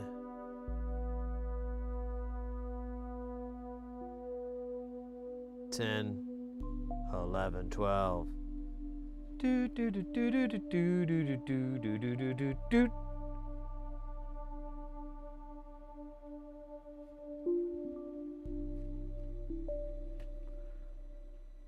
Make sure I counted that right, because I did do it really fast. 1, 2, 3, 4, 5, 6, 7, 8, 9, 10, 11, 12. That's a really good song. And it's just counting. I think to aliens it would be the dumbest song ever written, ever. But to us it's like pure jazz. Fuck you, aliens. Your misunderstanding of our unique and complex tapestry of culture. See, on planet you don't have the same gravity that we have, literally and figuratively. And damn it, I'm tired of hearing about it. I want to see something done about it.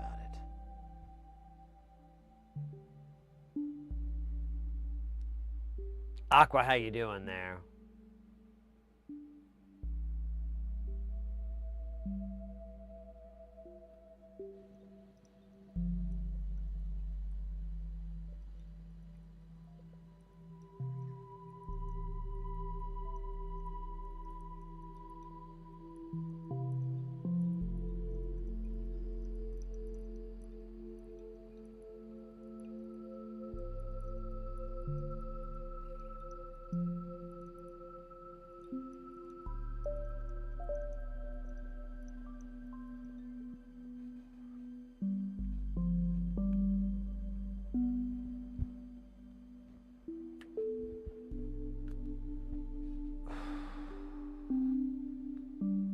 There's your dab, Ronald Reagan.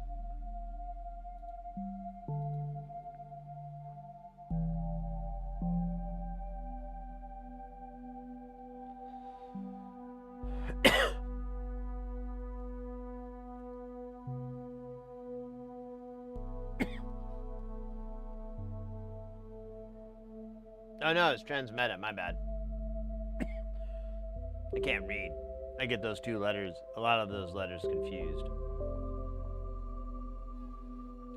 Doctor says there's no excuse. I don't know what that means.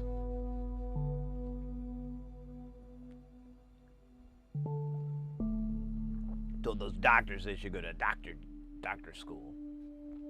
Calderio, Lockmick im Arsch, German for Look Me in the Eyes is a canon in B flat major composed by Wolfgang Amadeus Mozart. Oh yeah. I think I saw something about that.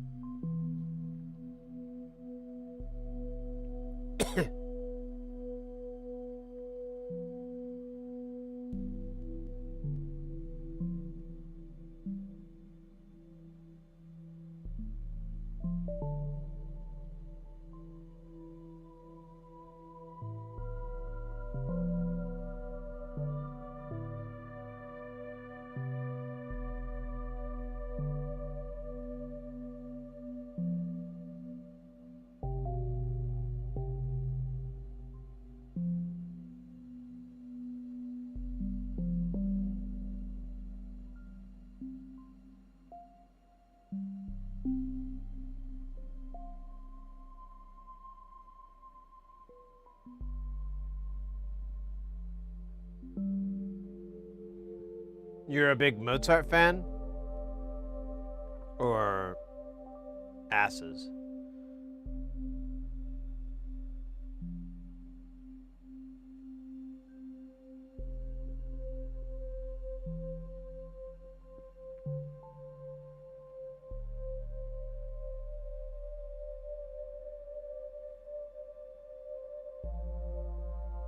Or farts?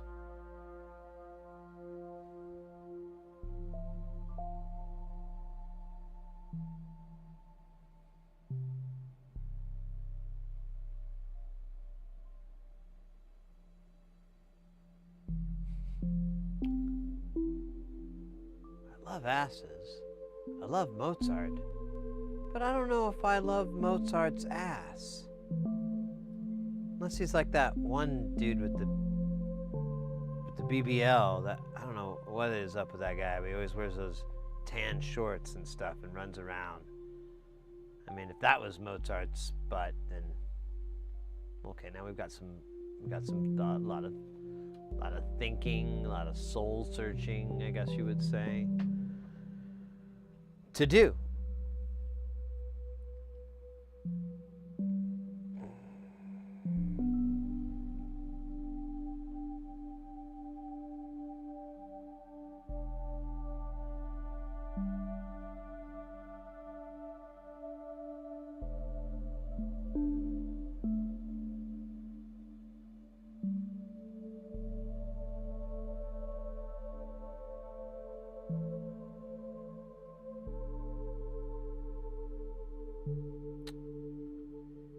You know,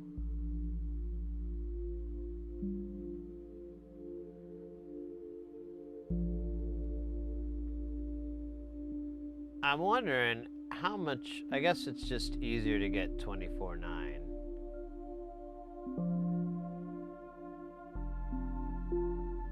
It's just kind of funny it's set up this way.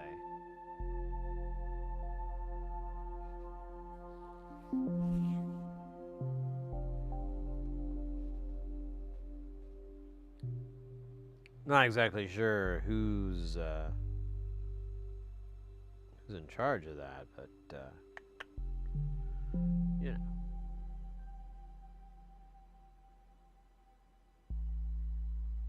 Maybe find out. Man, there are a lot of 24/9s on here, and they're all very, very close together, and they're all very, very beautiful.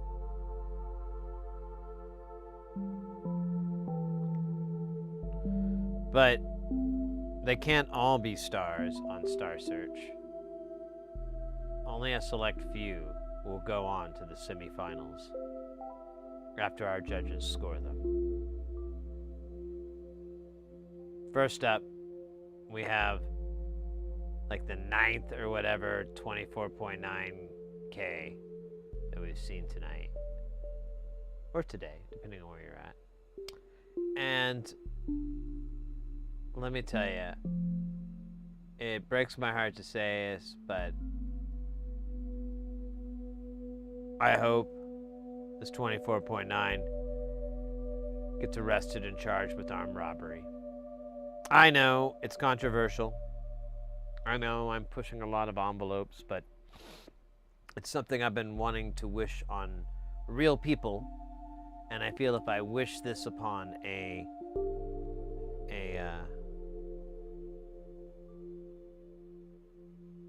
component, then it's okay, you know, because no one really wants to get, you know, charged and go to trial for armed robbery. Nah. You definitely want to do that in the security of the night. Cameras don't work so good without power. And no one will know at night. I'm not advocating it or anything like that. I'm just telling you, if you want to know more, meet up on my program on Wednesday. We're pulling a full-on Fight Club.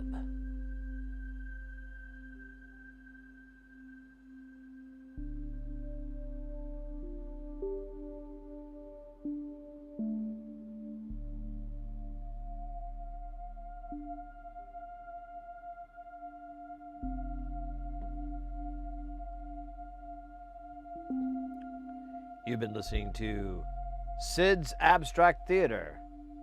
Today's Insane Ramblings were brought to you by Blunko, makers of fine blunks. Join us soon for more insane ramblings. Later, the case of the mistaken underwear.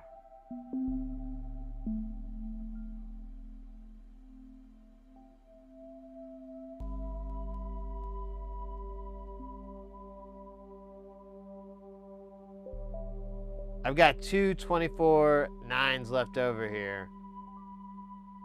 Things aren't looking so hot. Not sure exactly what they got going down here. Oh.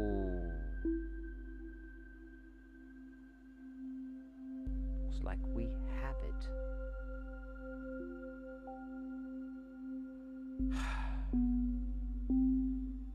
Wait a minute. Oh. You were hiding there for a minute, other 24/9.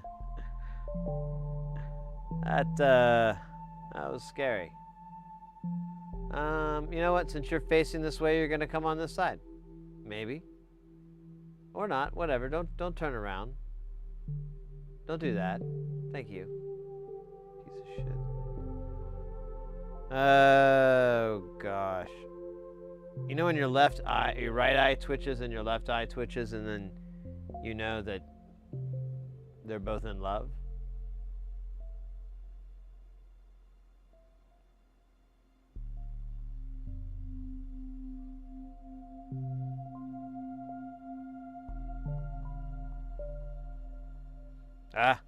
My left eye rejected my right eye. Right eye's gonna have to learn.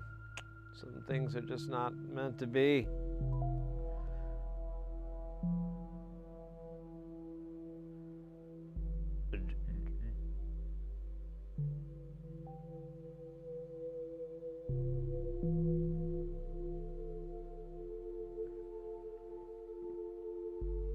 Oh man. I don't know for sure. Sometimes I think soldering may affect me in strange ways of the mind. I find myself soldering and thinking about really weird episodes of The Cosby Show I never quite understood. And in light of today, they really don't make any sense.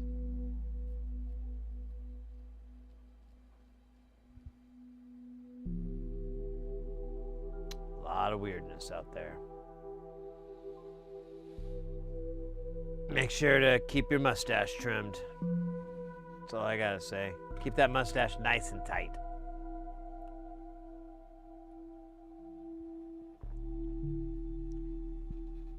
Can let it grow out for fun or whatever, but always keep in mind that mustache. It knows too much. If it were to get into the wrong hands, mustache would start squealing, telling everybody, singing like a bird. No one deserves that. No one deserves betrayal from their mustache. Keeping it trim, simple stage to keep that from happening. That is a giant ball of solder. That is almost larger than me. I feel a little bit insecure. Am I getting the right size? Is this going to tell me like all components were...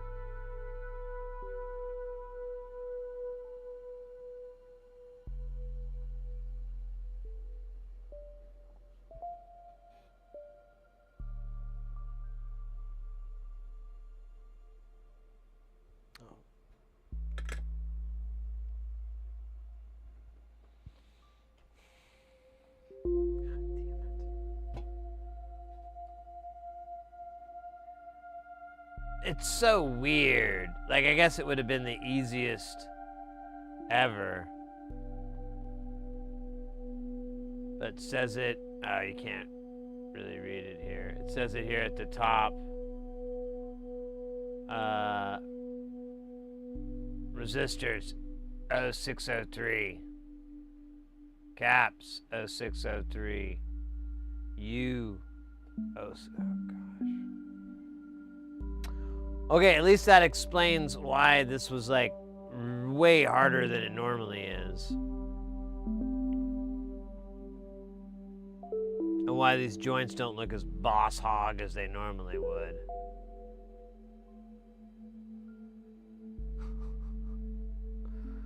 I feel pretty dumb.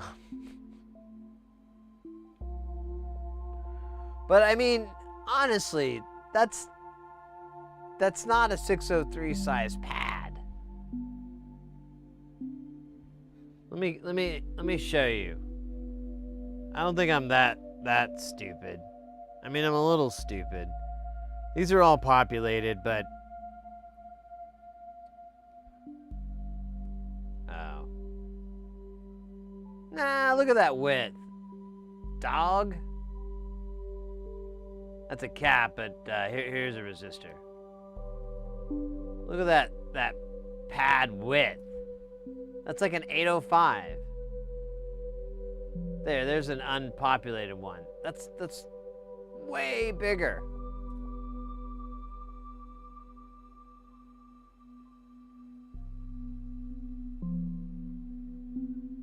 All right, whatever. I'm through trying to justify myself to me.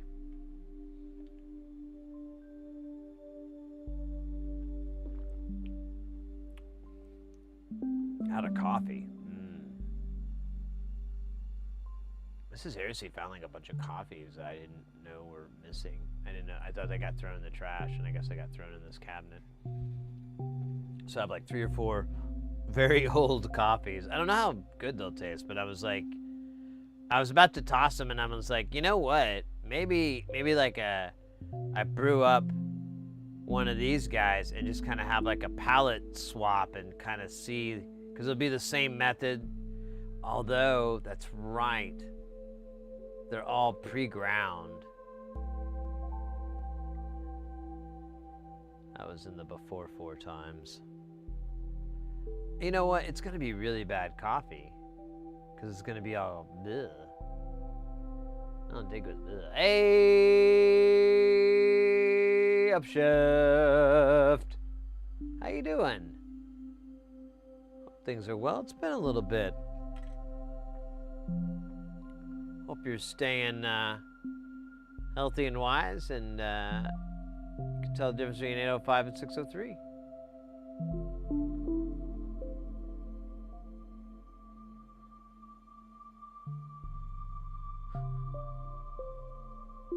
Yeah, I don't... Why is it... It's the wrong width. But I think it's the right... pads, maybe? I don't know. The pads don't even seem right.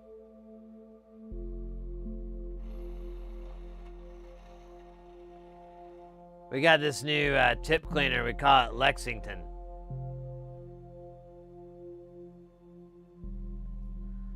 it cleans the tip.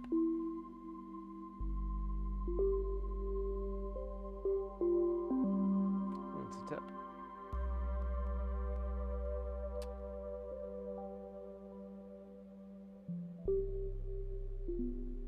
I'm good, mate. We've been working on a really cool project the last 6 or 9 months. I don't know if you've popped in since then, but we built another modular system called Space Station. It's kind of like Jamtown, but it's all one maker. It's all from one engineer, one design nonlinear circuits, and it's pretty wild. We've been doing we got like, I think it's 60 some odd modules in there, and we've been doing little repairs and tweaks and fixing and making gooder.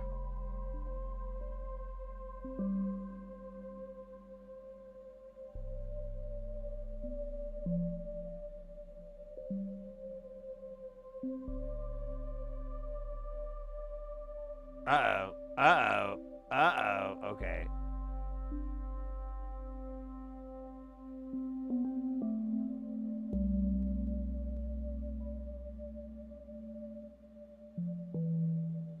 This guy's gonna be a jerk, isn't he? Here. Just remove him the old-fashioned way. With angst.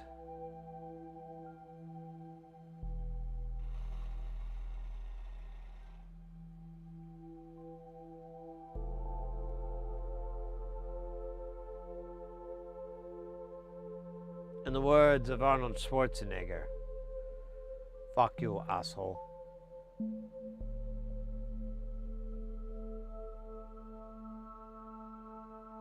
Your clothes, give them to me. Oh, no, I was just quoting him. I didn't mean that. I don't think we're the same size. Okay, this is bad. We'll bust out the big boy, Mr. Tweezers. We've got like all these goofy things going against us, but we're not gonna let down. Not with our friend, Mr. Tweezers. Isn't that right, Mr. Tweezers?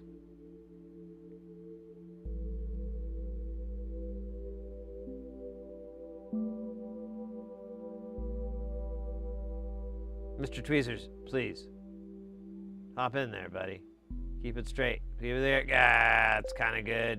Can we... Oh, there's too much. That's what it is. It's a little bit too much. Let's get this guy. Oh, damn it. All right. We're going to get this dude. Come on, dude. You can do it. What are you doing? What is this shit? All right, you know what? You're dead to me. How's that, huh? Yeah, that's what I thought. Now we're getting where we need to be.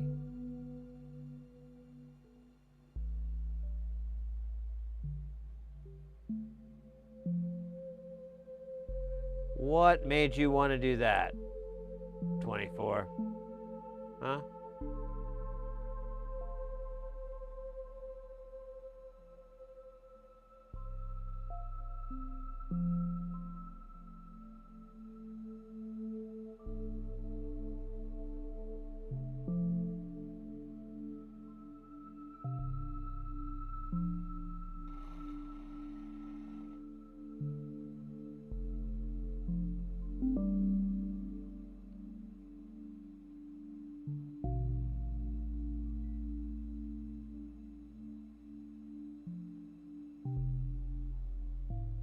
Alright.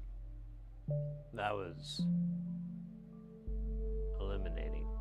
Oh shit, look at all this crap up here. Who put that? Right. Right.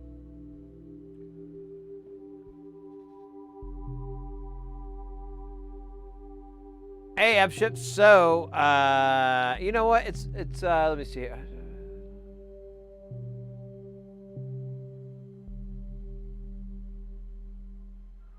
So the dance parties are actually back. Usually, I don't have them as a redeemable. I just kind of pepper them in on like big events. You know, we'll have like a big resub or a donation, or well, yeah, like that. I don't know. Or yeah, gift subs, big gift subs we do up there. And you know, if we get someone in that we haven't, we can do that too. We did have one. We opened up the stream pretty solid. That reminds me. I'm gonna grab another drink. My beverage is light.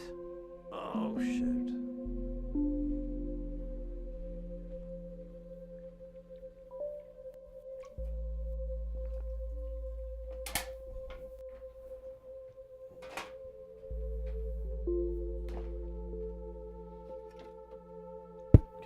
Drink.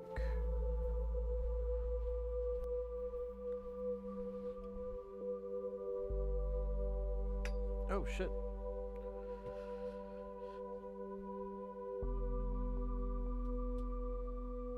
Oh, my legs are a little wonky. Well, I'll tell you what. Since it's been a minute, and since you've been in, and yeah, I haven't had it for a while. Let's see. Should we do the regular one, or we have some other ones here?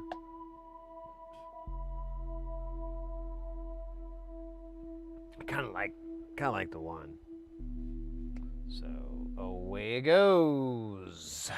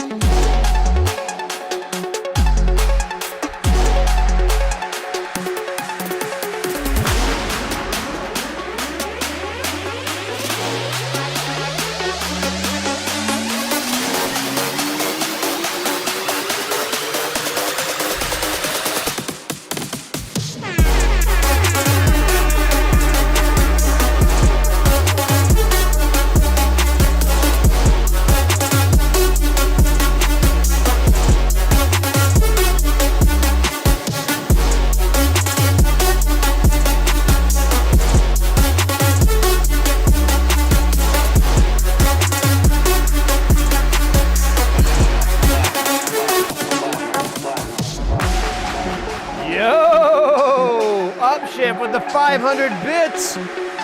Let's go.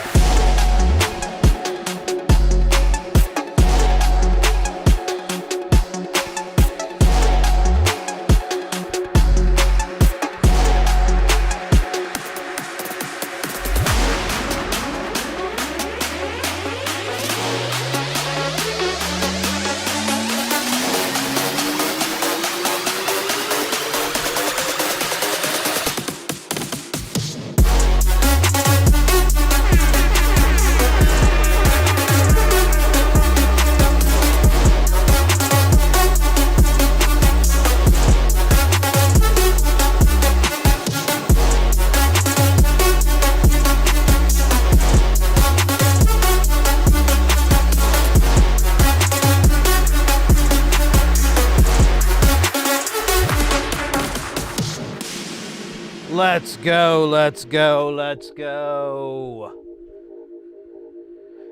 That was fun. I'm glad you brought it up, because if you didn't, I wouldn't have done it. So there you go. Sometimes it goes that way.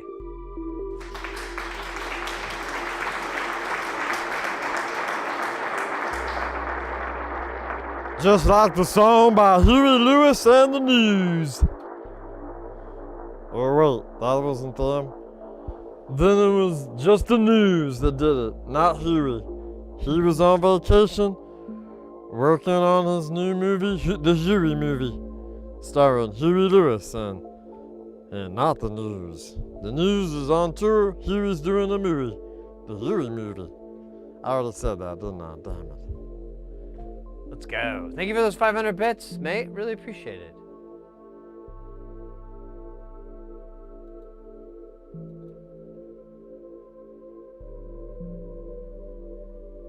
Oh, man. Now I'm stretching my back. Ah. Some dumbbells. I actually have some 5 pounds. It's already really rough, like, cause. Oh, yo, Calderio, thank you so much for the 100 bits. That's awesome of you. This setup is a little weirder. Like, the screen is really close behind me, and I don't have a lot of room, and so to stay in frame without having to change the camera or do all this shit just so I could stay in this frame and not have to do extra work, I have to squat the entire time I'm doing it so that I can be eye level with the camera. And it's pretty low. It's a pretty deep squat. You know, sometimes I think, oh, how long am I gonna do this shit for? Eventually something's gonna break inside me, and the tears I will weep will fill an entire dam. Mitt, I can't think of a good place where my tears would fill. Yeah, it's pretty low. I kind of make this low stance and just kind of, I don't have a lot of dancing room anyways, which is the other part. It's kind of boner, but I mean, it's better than what it was, man. I'm working on baby steps. Right now, I'm just trying to keep this room cool. We're at a very, very comfortable 85 degrees Fahrenheit or 29.5 C. Burr is what I'm saying. And I gotta keep it this chilly so that when it actually becomes summertime, I can keep this from being hell. An absolute hell. When the walls radiate heat, and even the ceiling fan just tumbles down more heat, then you know.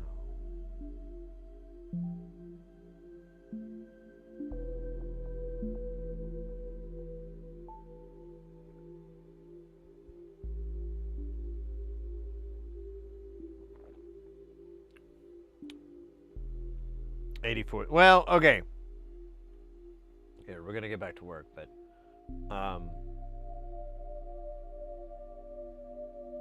wait, it's off the thing. So for reference, I found that here in Arizona, our temperature is pretty comparable to being whatever in a normal humid climate, it'd be about 10 degrees less. So, and this only works for like the low temperature. When you get in the hot, it's just kind of like, what? But like for low temperatures, like indoors I don't know. Anyways, my point is 85 here is the equivalent of 75 pretty much anywhere else, which isn't too bad. Like I know a few people's houses that think, hey Chaser, welcome in. Yeah, and then Celsius, it's like 5. So what was it, 25 or I can't remember now. Yeah, it was 29.5, so it'd be close to 19 or 20. Or no, I'm sorry, 24, 25.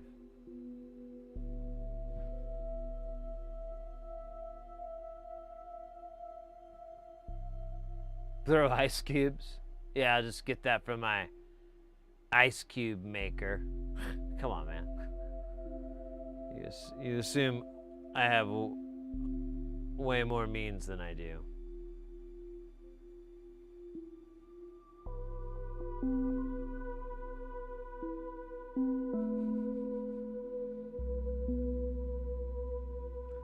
I'm a very humble guy, you know.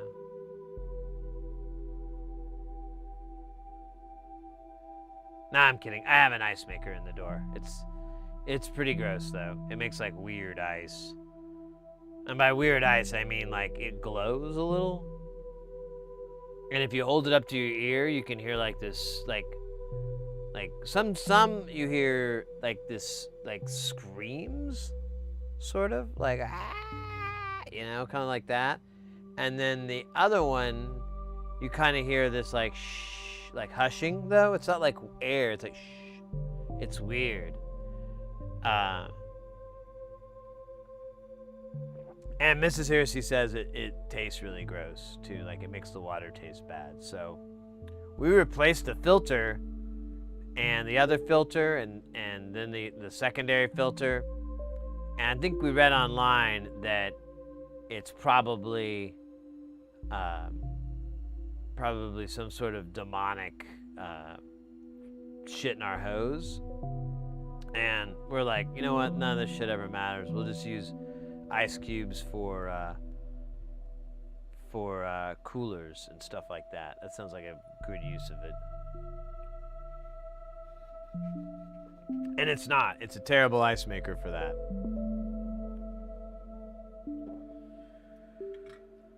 I'm sorry, I don't mean to bog you down with my ice maker world. It's just something that's been obviously riding very heavily on my mind, and I just don't know what to do about the ice making game.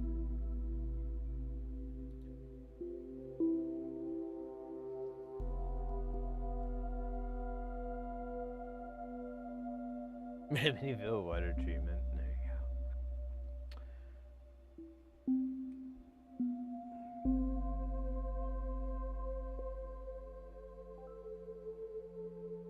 Today has been we're only like 4 hours in and we've covered such a wide variety of bizarre topics that, you know, honestly, I think a lot of people wouldn't think we'd be able to pull off.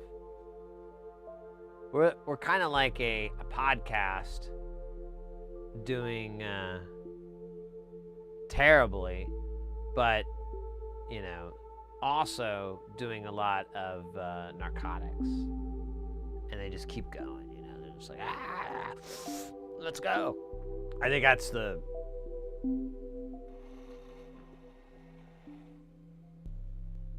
That's the feeling I get when I look to the west.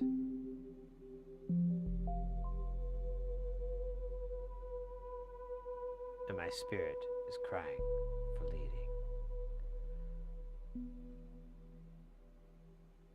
Oh man, I saw the funniest thing. I don't even know if it's true because it sounds unbelievably stupid. But the Who went on tour, and I guess they had a different drummer obviously, and they fired the guy because he was too loud. Now, for starters, this is the Who. All right, wow, you know, too loud? Oh, okay. Don't get that one, dog. But here's one detail that I need to go verify, because I'm just like, that's a joke, right? It's too loud. That's not... They had the drummer on an electric trap set. So it had triggers and so forth, and they were deadened and everything. So it looked like it's playing on a live set, but they're just triggers. Pads.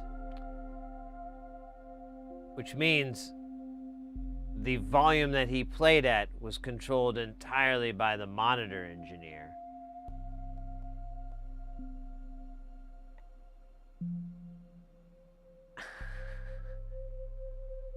And it's the Who, man. Yeah, I still kind of wonder if that was a bit. I didn't look if maybe it was the hard times I got that article from.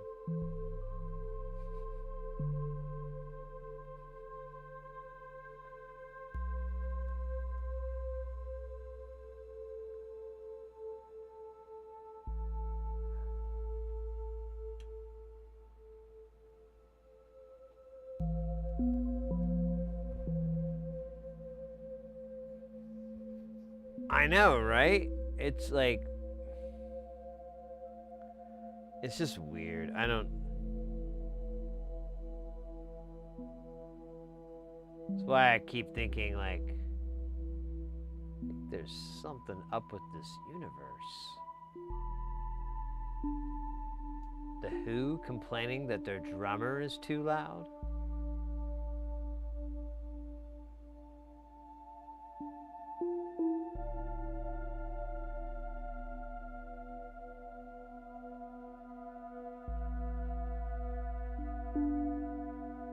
Uh-oh, we got a Klingon there.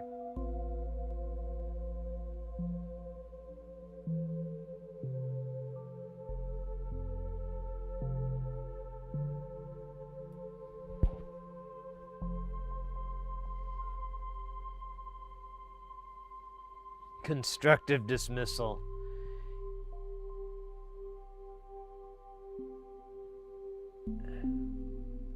You know, that's actually makes more sense, doesn't it?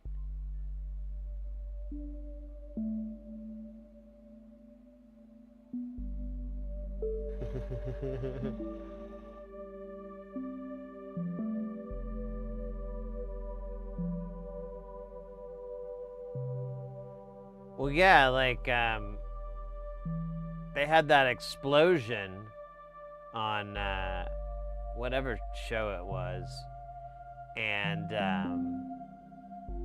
it really damaged his hearing.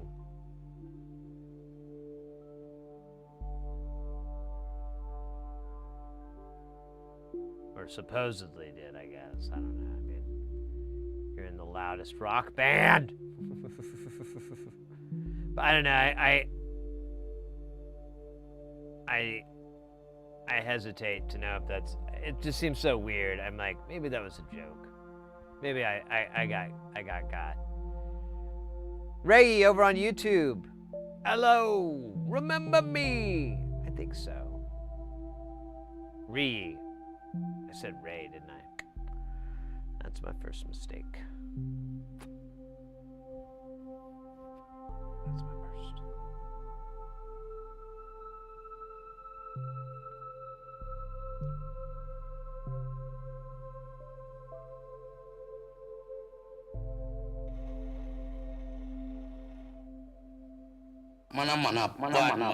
Whoa!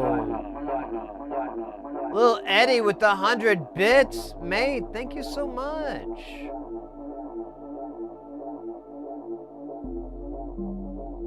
Let's go.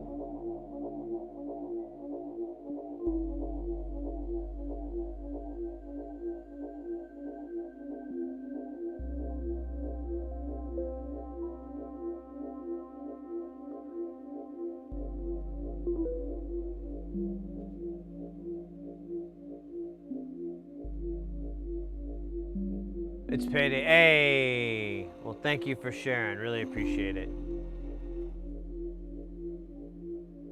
Really appreciate it.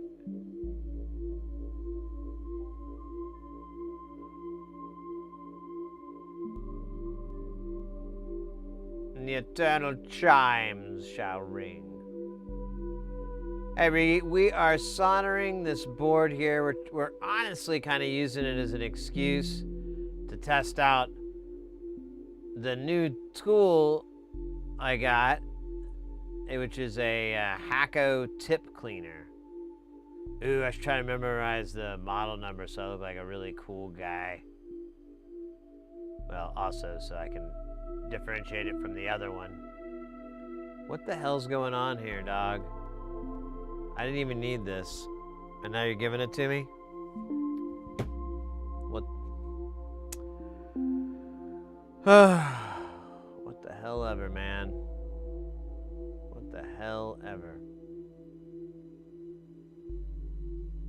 You gonna flip over? Yo! Yo, called a Rio with the 100 bits. Thank you as well. Wow. Let's go. Hey, and this part flipped over. Things are looking up. If I can get it to... I think I need fresher solder here.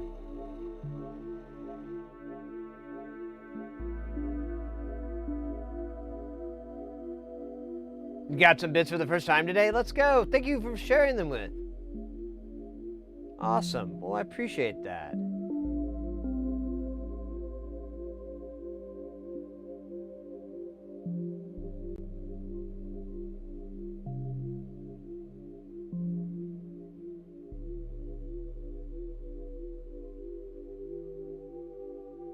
Oh my God, how am I making things worse over and over? Am I just hating on me? It's a hate thing, isn't it? I'm like, you suck, me. And I'm like, what?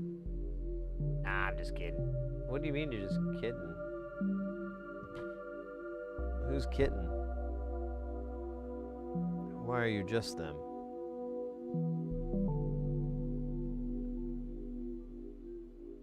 Okay, that's not what I wanted. I said it's not what I wanted. Oh my God, why are you guys... Oh, you're just killing me inside, aren't you? All right. No more bullshit, okay? Done with it. Don't want any more. 0. You catch my drift? Picking up what I'm putting down, smell what I'm stepping in, taste what I've been chewing on. See what the visions I see after I choke myself? Huh? That's what I thought, resistors. That's what I thought.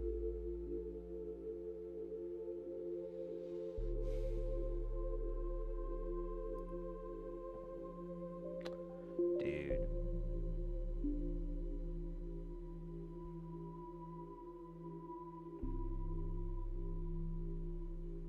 Oh, hey, a little anything for the Gigantify. Turtibits.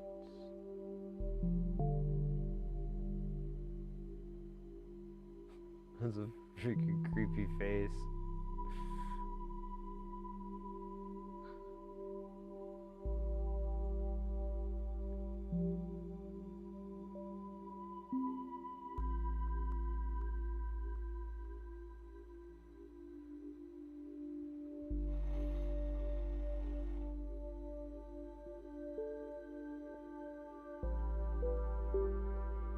Come on! There you go. Man, now my chin keeps itching. Kind of want to give these a rub down. Well, a fresh rub down.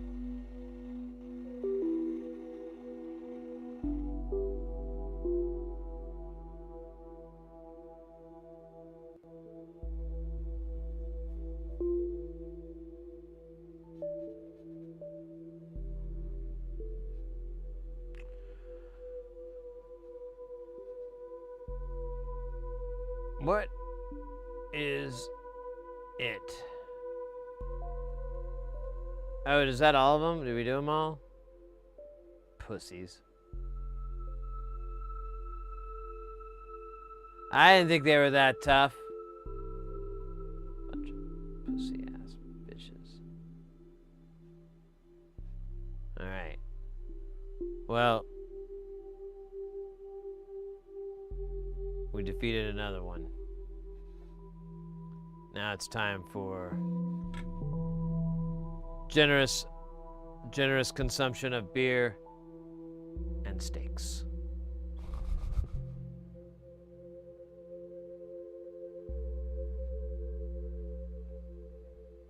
Man, I haven't had a really big steak dinner in a long time. Used to do that a lot, but the times they are a-changin'. and it's just really an expensive treat.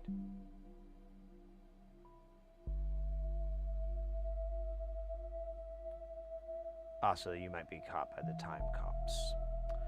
27K? Come on. You're breaking my heart there. You're breaking it. 27K. Yeah. Well, we were talking earlier, I think it was a couple days ago. It was within the last week. I live here in Phoenix, and there's some really good Mexican food here, but it's like you kind of have to venture out of your comfort zone a little bit. And an example of that would be there's this carniceria here, and you can go in. This guy was telling me about it one time. You can go in and get what's called the marinada or the marinade, and they'll give you this skirt steak or flat steak, in this bag of this marinade, and you can just take it right there and go home. You don't have to let it sit overnight or anything. It's already been sitting, and you take that and you get your grill as hot as you can, and you just put it on there. I think the story was like 30 seconds per side. It might be a minute per side. I can't remember anymore. But it's a pretty brief amount. There's a lot of flames because there's the marinade and the grease and all that, so it's really flame heavy, so it may be 30 seconds. And then you take it, cut it up into little strips, you're done. You got, you want to put it in a taco or burrito, or just mix it up with some beans and rice and whatever. It's ready to go. And without any sauce or anything, just straight, probably some of the best, it's definitely one of the best ways I've ever had steak. Like that, and it's really cheap meat too, it's nothing fancy. It's probably the best. You get all the good stuff from it.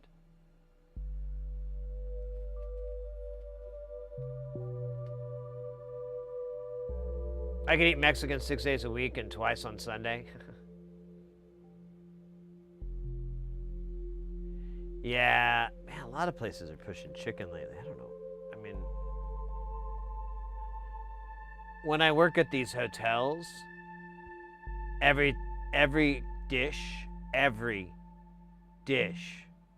they have chicken.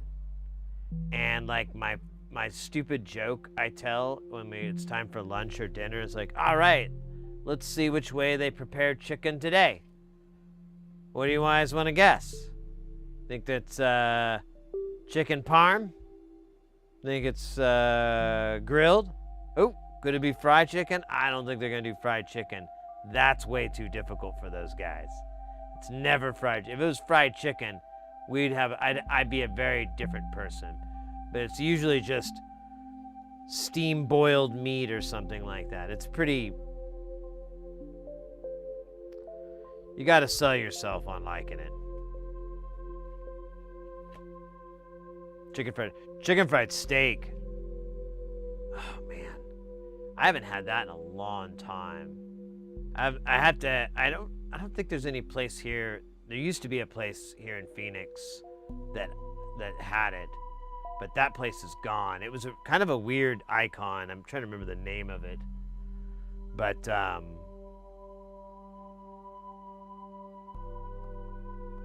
what was that place called?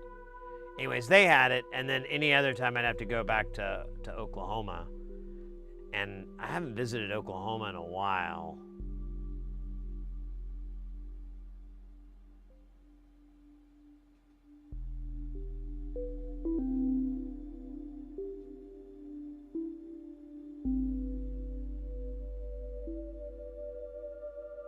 There's supposed to be two 27Ks on here.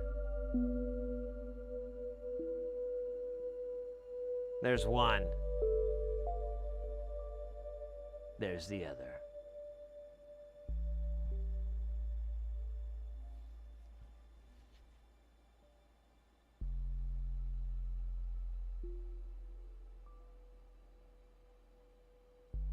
Oh, really? That sounds yummy.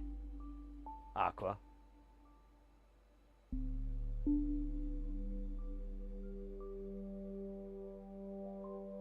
Hey, Sleepy. Yeah, right on. I almost moved to Lawrence.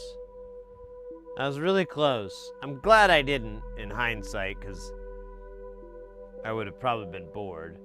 But,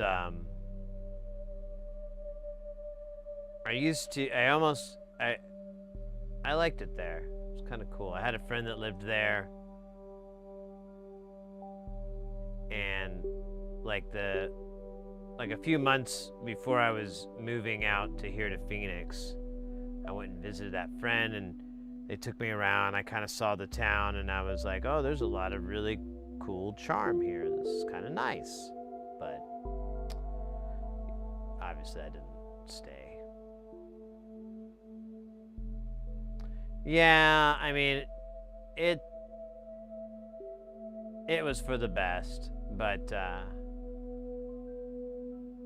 you know, it still wasn't bad.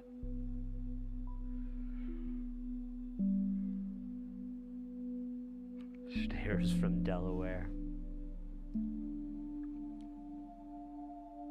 It's the name of my religious book, Sid Heresy, Stairs from Delaware. A book about the meaning of stairs and how they can be utilized better in your meditative world. You son of a... Yes, eat it. Consume it. Why am I still using 805 on here? Oh yeah, because I've gone full Phil Collins. I don't care anymore. Oh, I got a short here.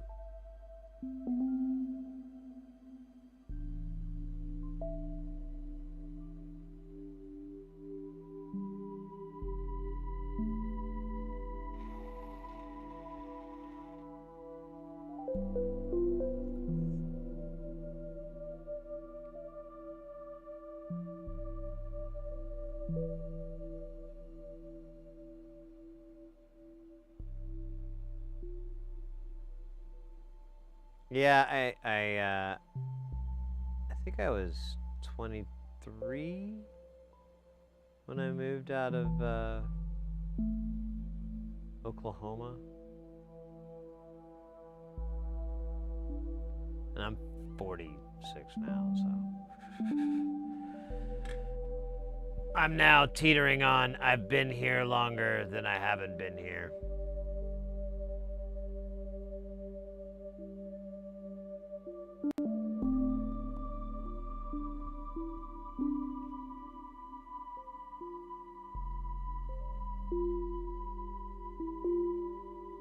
But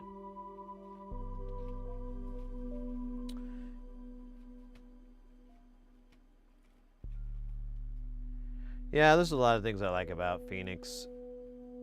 There's obviously several annoying things about here, but you take the good, you take the bad, take them both. And there you'll have the facts of life. The facts of life.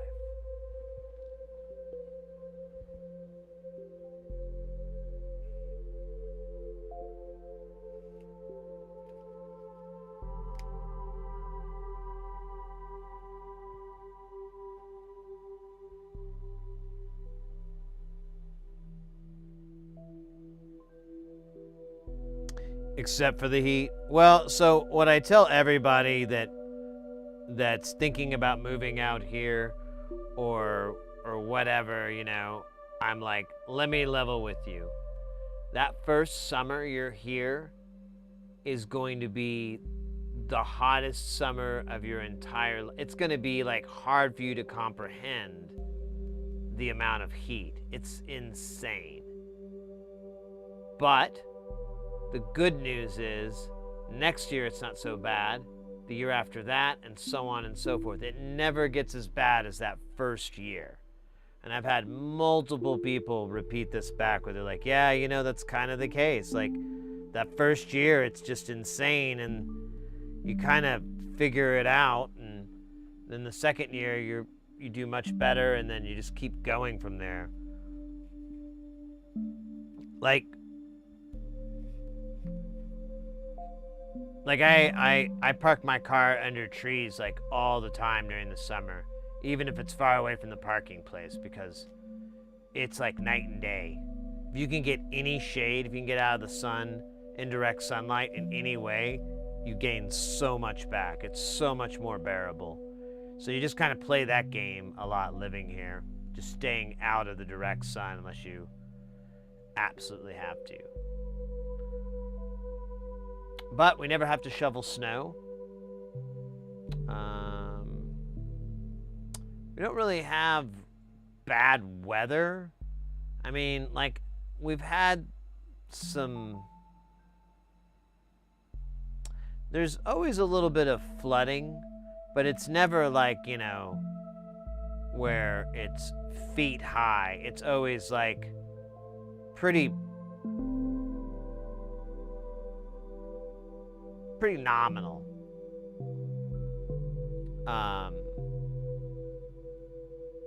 And honestly, I think Phoenix has been really good about if there is an instant like that where, oh, well, this area flooded for the third time in 10 years, you know, and there's housing near there. We're going to build, you know, something, a structure, something to redirect that water and put it over. There's farming over here, so we'll route it. You know, they've done that quite a bit. There's a lot of that going on in the city. So I mean, the worst is dust storms. I think that's as bad as it gets, and that's kind of fucking laughable as a person who grew up in tornadoes.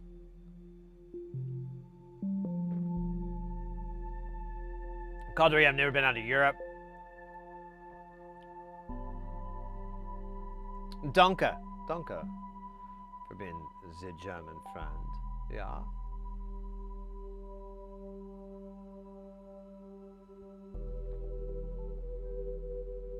My family in Düsseldorf. I went on a best rentals.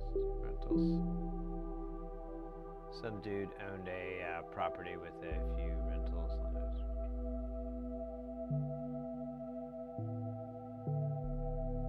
That's cool, Aqua.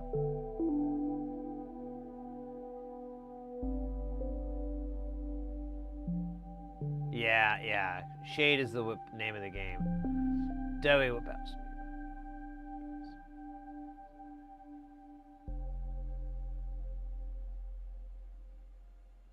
Honestly, Doey, it baffles me too, because to my knowledge, there really isn't any reason to do basements or even like split level buildings. Like, split level would be awesome. And there is a little bit, but it's extremely rare. You know, it's like, you know, some fancy pants houses have it. In my neighborhood, I'm pretty confident it would never happen, because it would just add to the price of the house so much, because these are all slab houses. So they'd have to put like some sort of flooring structure in instead of just pouring it and then doing a mediocre job of flattening it out.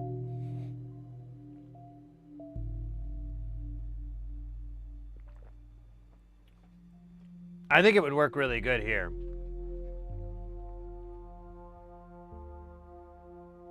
There's also a lot of like old kind of interesting technology tricks that you can do to kind of keep places cool in the desert here. I'm not gonna pretend to know any of them off the top of my head, but there's stuff you can do.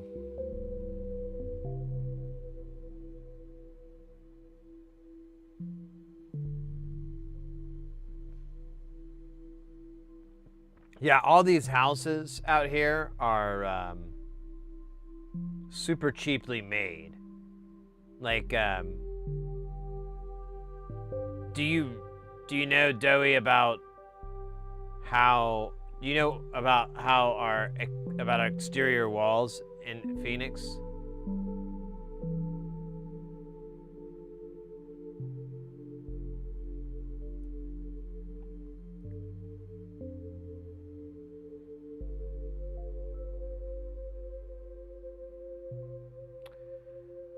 Here's the exterior wall in a typical Phoenix home. Drywall, insulation, you're bolted to studs. The drywall's, of course, pushed to studs. On the other side of that insulation, then you have styrofoam. It's usually like about maybe ½ inch, 3/4. Then chicken wire, and then they spray the stucco on it and it sticks to it, and that's what insulates the homes in one of the hottest parts of the world. It's like there's some sort of scam running where they're like tricking everybody to pay more for electricity. Razor, my buddy, is always trying to get me. I like the mountains too much. Well, Razor, you could go close, and you could go up into. There are mountainous areas up in this part of the country that are really nice. Actually, you get the high desert stuff. It's really cool. I've considered it. I figured if the heat ever got to me too much, I could just move up to like Prescott or Flagstaff or something like that, and then just drive to Phoenix, But then then I miss out on the Phoenix nightlife, and your homie's got to hit the clubs. I got to show up. That's how you get free bottle service. Show up and then leave. Look, there's that 33 that we were looking at with the butthole. I don't know what that butthole's about. I don't see any information about it. I'm just gonna put one there. I feel like I can.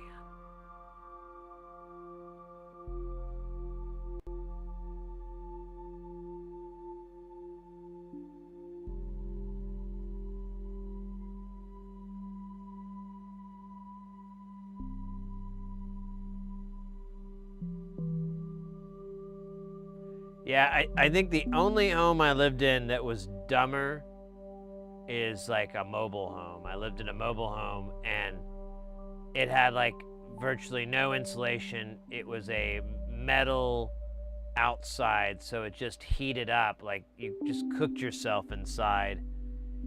And even the air conditioning was vented underneath, which hadn't, at least the one I lived at didn't have any insulation around the ventilation. So it would get kind of warm by the time it got to the far ends of the house.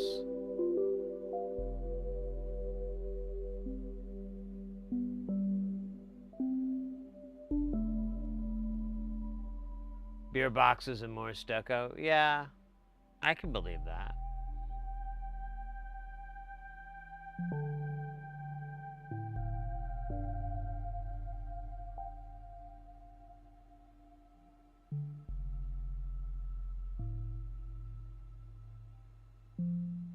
Oh, you did, Sleepy? Oh, man. Weird. Everything looks okay from my end, so... Hopefully it was just one of those little burps. Should I go ahead and solder this blue bastard on? I feel like I should. You blue son of a bitch. Oh, we didn't clean our tip.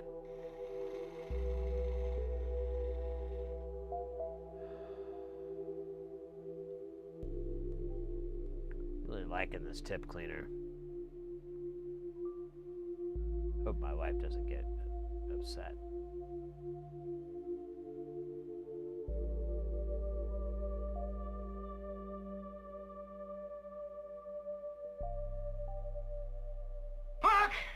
Look, I swear it isn't me! I swear it isn't! I know who it is! I know who the monster is! I know who it is! It doesn't belong among us! I swear I know who it is! We should listen to that song sometime. It's a good track. It's kind of weird. That's about the only real thing to point out in advance. Oh,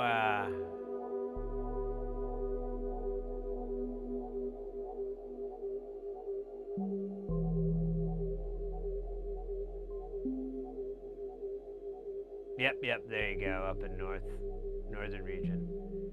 Yeah, one of the things that Mrs. Hersey and I, we haven't done it in a long time, but we used to do was we'd go camping when it got really hot here. We could get some camping spaces up in Sholo, which is kind of in the northeast-ish sort of region, and it's about a 3-hour drive, 2 or 3, and but they have some really great camping grounds out there, and we would just go to that, and like it was awesome. You'd go from like cooking and like being so hot and miserable to getting to put jeans on. Like, oh wow, it's a little chilly. I'm gonna put some, having to wear a jacket. Like out, it's a big jump.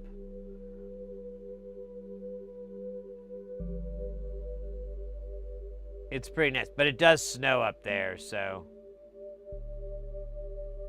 if you hate snow, well, you got a problem.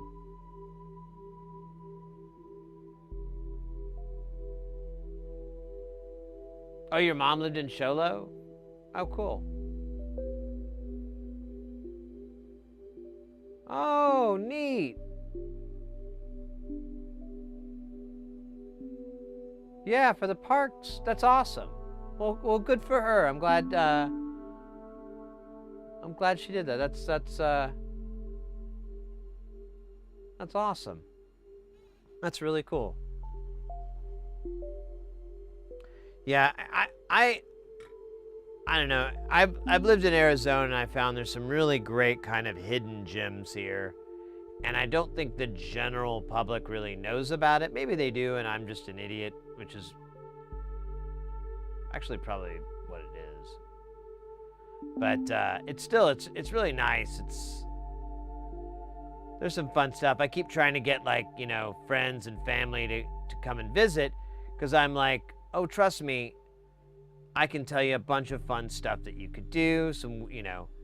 You tell me what you're interested in, and I've lived here so long, I would be a terrible host of this town if I didn't, treat you to the best this and Phoenix's version of that, and all this kind of stuff, all the fun, not necessarily touristy things, but maybe a little touristy. Maybe that's, but they always bail. I didn't mean to wash my iron first. Well, here we go, not a problem. Oh, and there's the other one. Hey, all right.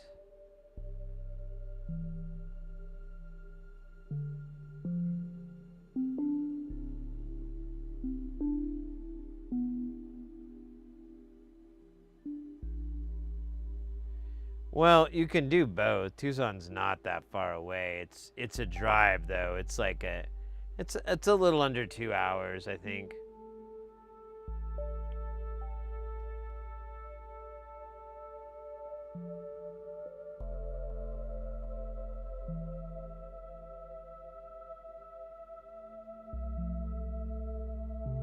But yeah, though, if you came here, we'd party up proper.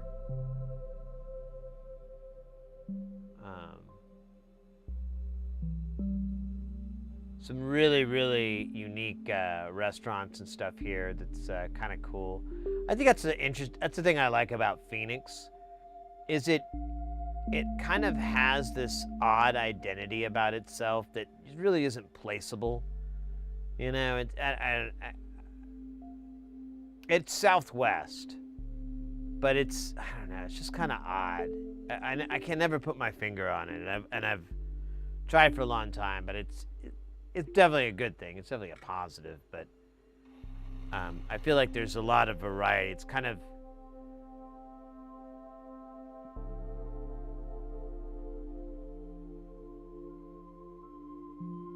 well, like, for example, seafood is a big deal here. And the restaurants that do it, you know, they get it flown in fresh and all this stuff, and you know, it was caught that day, you know, it's stuff like that. They're really big on that kind of stuff. So you can get some really amazing seafood, and honestly, the price isn't terrible. We were looking at my father-in-law. I didn't know this, but he has a penchant for swordfish, which is just weird because I've mentioned all this other seafood and he goes, blah, but apparently swordfish is not that. And I was looking it up, and I found a place, and I even got like a price that was out, you know, wasn't a market price, and I was like, dude, we could go get swordfish. They've got a big platter. It's a big cut. I don't remember the size, but I remember it was like just under $50. And this is a decent restaurant. It's a nice restaurant. So, I mean, that's kind of high, but not, you'd pay more if you were on, you know, the California coast for the same thing. You'd pay easily $80. Does Phoenix still have the big food truck day downtown? Not that I know about, but maybe. There is a lot of food trucks, but I don't know about a particular day where they all show up.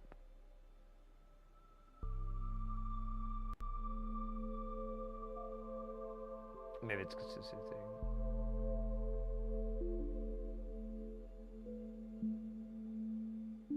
There's a lot of fishing in Puerto Penasco, Rocky Point in Mexico, straight south on Highway 85, out of Gila Bend through Ayo, I can never do it, and to the border, then another 90 miles or so, I think.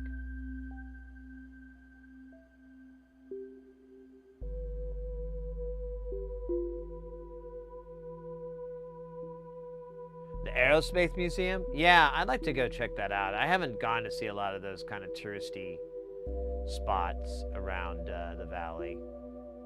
And I should. I miss them. I not miss them, but I'd be... They be my jam. I can't talk no more. Damn it. I messed up. Oh, what time is it? It's 5. I wonder if it's time for coffee. I didn't have any coffee. Well, I don't know. I think I'm okay. Kind of want it, but then I kind of don't. What is that called? Caffeine schizophenia? No, none of that makes sense.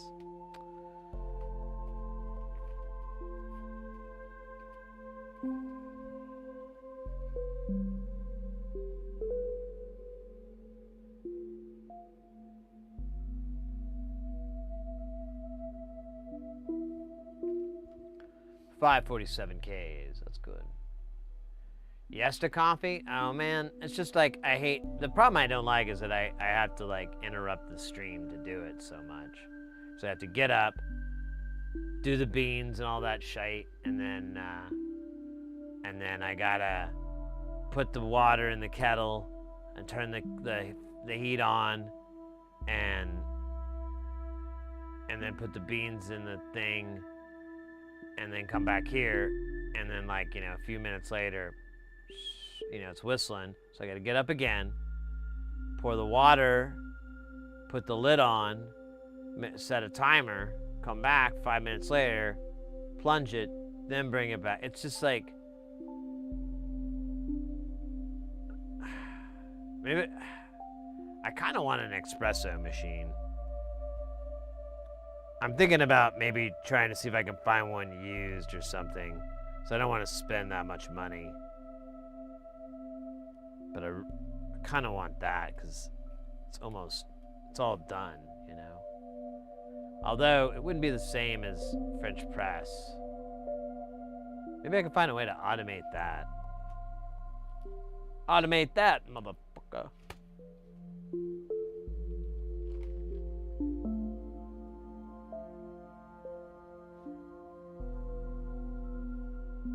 Oh, we're voting? Okay. Interesting solutions and options there. Is that really all the fucking options? Yes, yes, and yes. That was pretty good.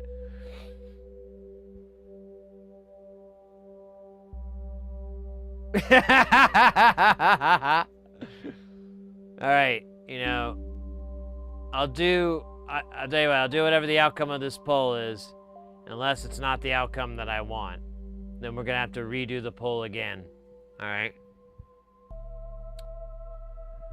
something like that. This is a German poll. Ja, ja, this is a German poll. Was ist das? Huh? Bekämpft?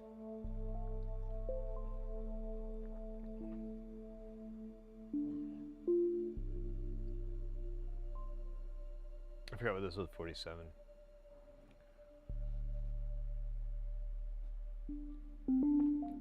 Well, I'm very curious to see what the outcome is.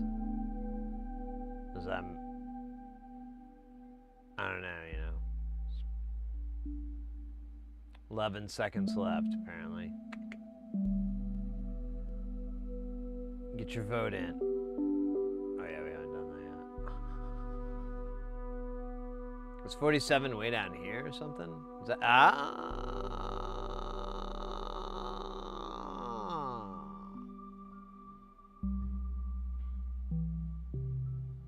So the answer is, oh yeah. All right.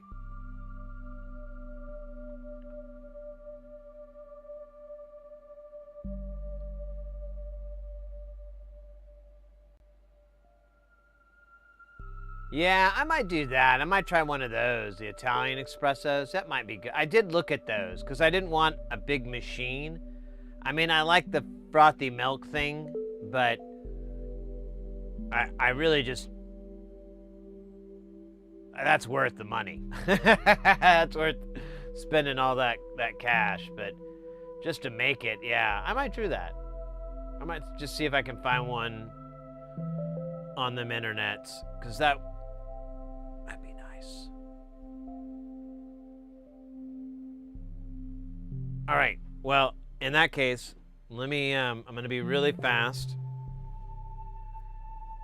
and maybe there we go. Disconnect myself from the umbilical system and venture out into space. All right. Can you read me? Can you hear me? That's I can't hear you. It's one-way communication. Just like in space. I'm in what appears to be the kitchen.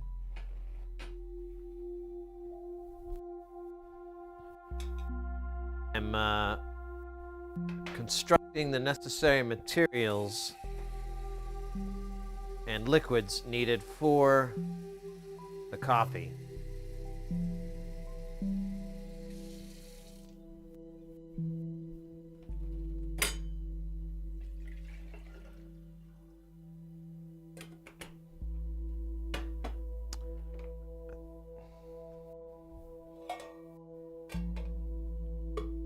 All right, I'll be right back. Just a second. This is dumb.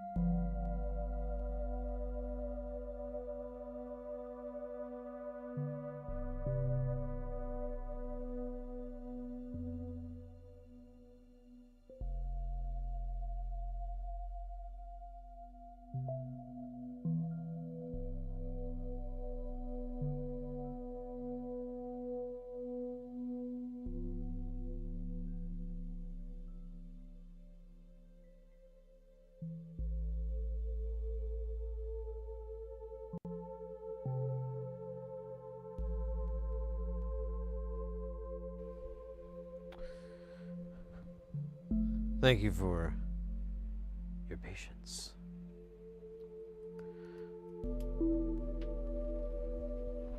The coffee's away. Man, it's 5 o'clock here. I hope I can get to sleep. No, I'm kidding.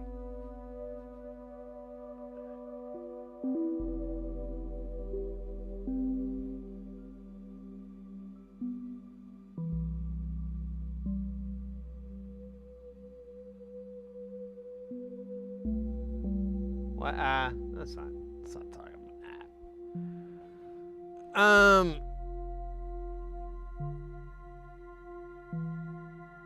Hold up here. I'm trying to get this mother trucker to flip around.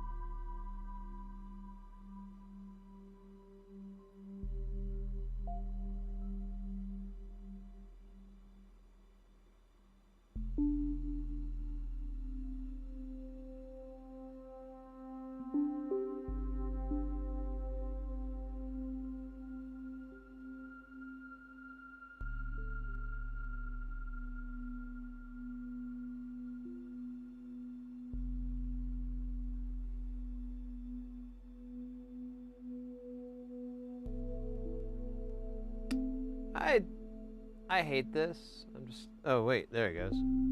Okay, I was about to just talk about accepting the things you hate as needing a soldering iron blasted to them.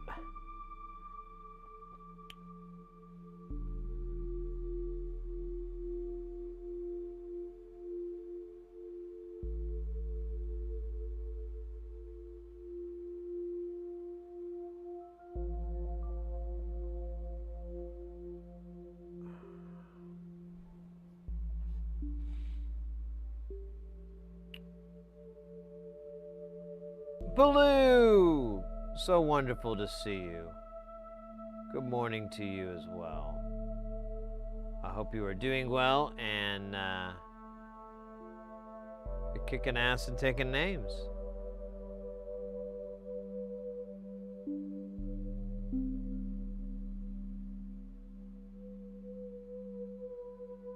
You know, yeah.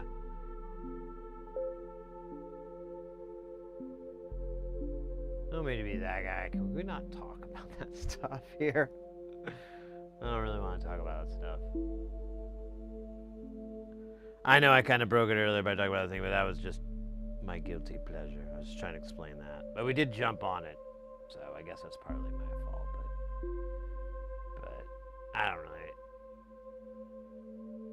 want to think about that stuff while I solder.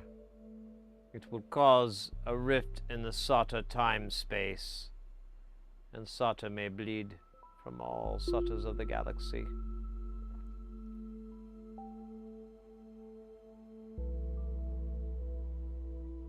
There we go. Nice.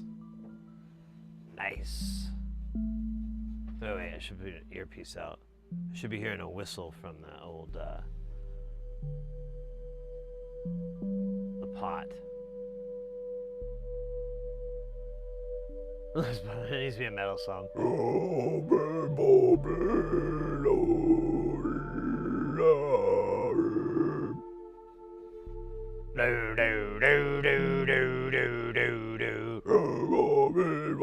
Yeah, that'd be great.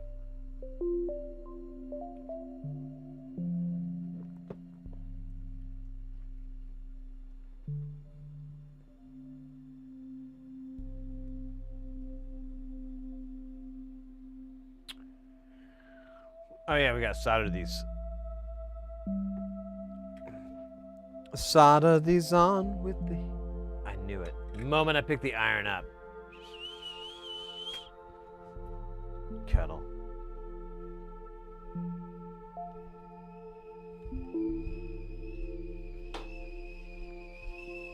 All right, I'll be right back.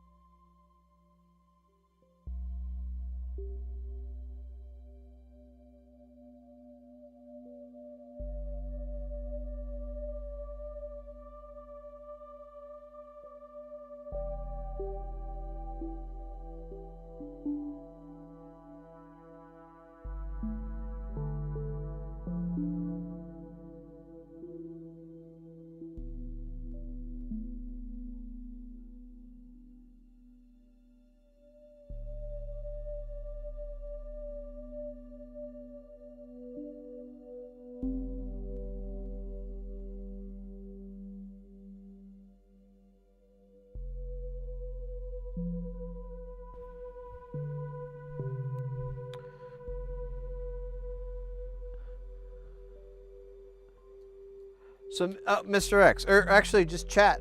Well, anybody who does French press when they do their coffee, I should ask. So this goes out to everyone. When I first started, I was told when you pour the hot water into the carafe or whatever, you pour like a little bit in so you get enough water to just kind of cover the beans, and the beans get just like in this really hot water all on their own. And you do that and you like let it sit for like, I think it was like 20 seconds or something.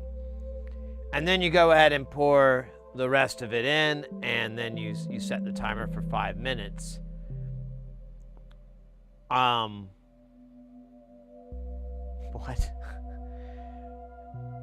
But I've since had a Frenchman tell me, no, don't do that. And then I've seen other people brew it and they don't do the little pause.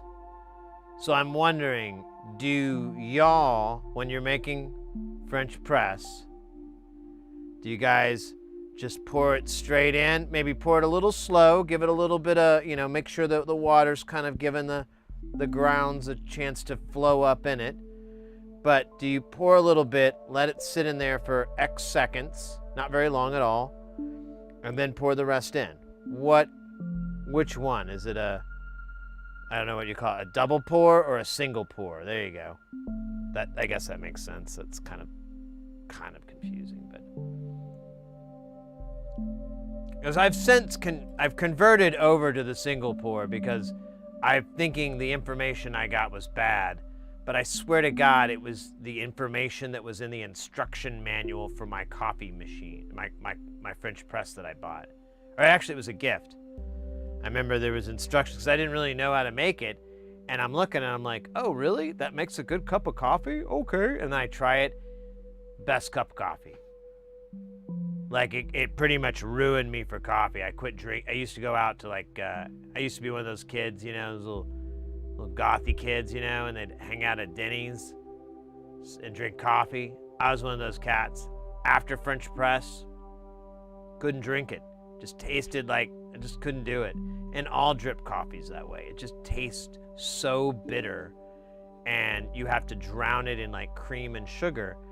And with French press, I don't put any milk in it at all, any cream at all. I might try it someday. It'd probably be kind of yummy, but I love the fact that I can drink it straight and it, tastes pretty good. Nord, I pour mine in real slow, but from up higher.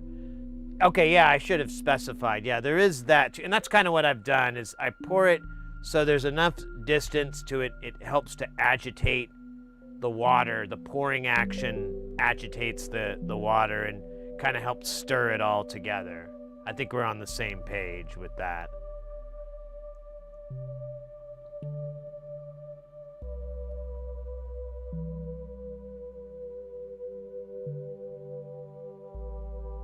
Yeah, it seems like that's the it. Is like everyone's like, I wonder what that is. I wonder why. From my buddy who was French who did it, I kind of felt like he was like, you're messing up the timing for, before you put the press down, doing that. Like you only want it for this amount of time or something. It was kind of what I inferred from it, but totally never spoken or anything. He didn't say anything like that. I just was trying to figure out without asking. Classic me.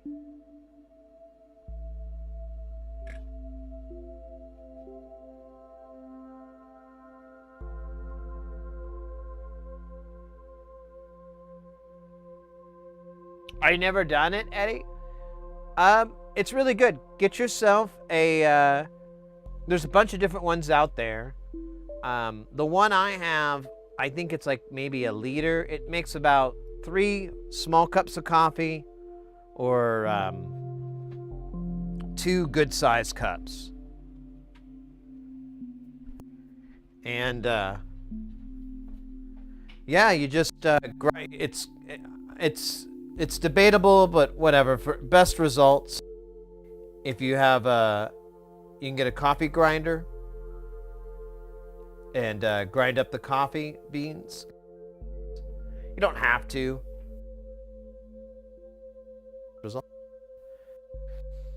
And I don't know. I've had to mess with different mixtures. I think I found the correct amount of coffee.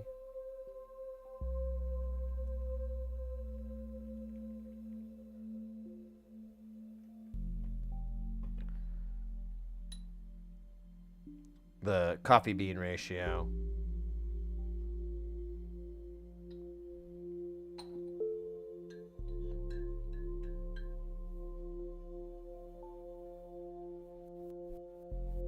I was thinking of showing my French press, but I'm like, it's a fucking French press. It's not bad. Mrs. Heresy got it for me.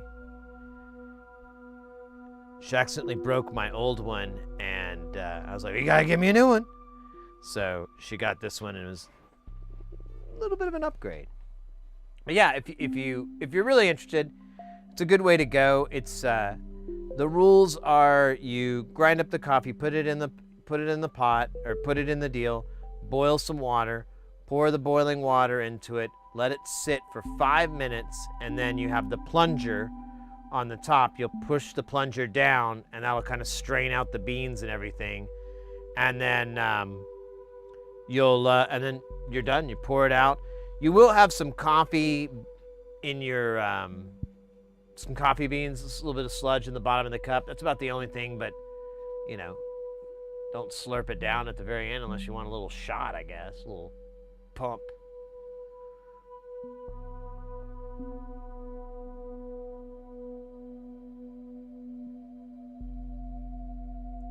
Yeah, it ruined me for a lot of other coffees. I was thinking about, I don't think I've had percolated coffee, and I have somewhere like an old campfire percolator. Sorry, that might set off some alarms. But I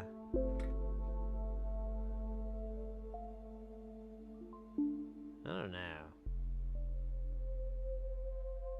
I feel like espresso is a better way to go.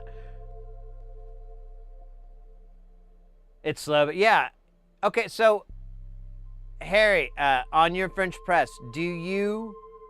I don't know if you were catching this earlier. Do you pour the water in on your coffee all at once, or do you pour a little bit so that the beans are submersed?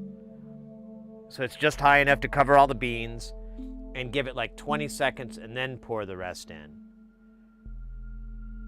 A double pour, if you will. Or some variation of that, something where the idea is you're supposed to soak the beans a little bit. No, all at once. Yeah, I guess I don't know. I think that manual was trolling me or something. I don't know what, because I've never seen anybody else or anyone else say it, so I don't know. Wow. Let's try that again.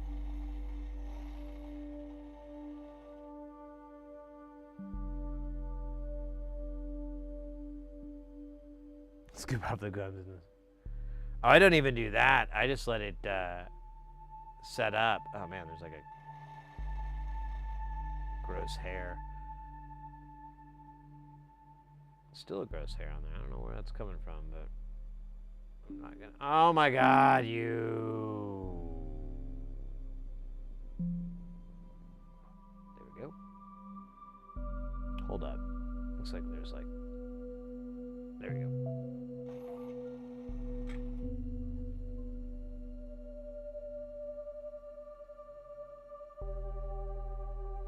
Yeah, I do the same thing. I grind it and then I put it in so it gets the freshest. Don't have any stale coffee flavor or anything like that. That's what I was saying earlier. Was it Lil Eddie in chat was like, you know, I might have to try a French press. Never done it before. And I was like, well, you know, you can. I recommend getting a grinder and grinding the beans. It seems a little silly, but it yields the best results. But you can still just buy the pre-grounded stuff, and if you didn't really want to sink that much money into it, and it's pretty decent. That's weird. What are you doing, dude? Come on. There you go, you little.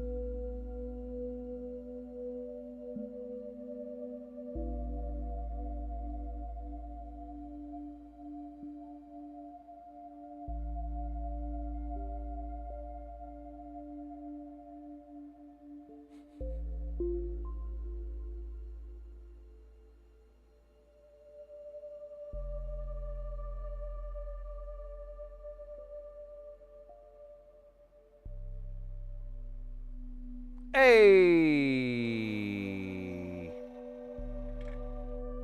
Probably didn't mean to wipe my tip, but it was covered in the goo of goos. The goo of goos. I think that's it though. Oh wait, no, there was a resistor over here that fell off. I don't know where the hell it's from. It's probably another one of these 47s though.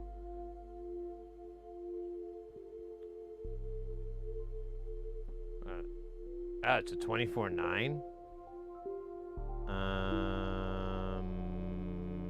Okay. I'm not exactly sure how I messed that one up, but I guess we'll find out.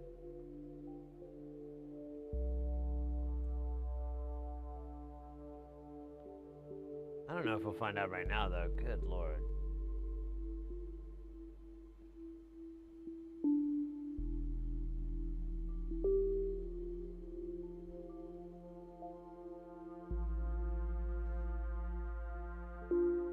Somebody outside my house. I don't know. I feel like we got all the 24.9s on there. I'm wondering if this like fell out of the bag.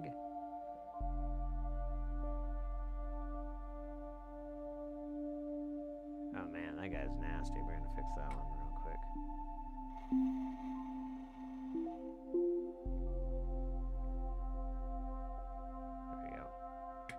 All right.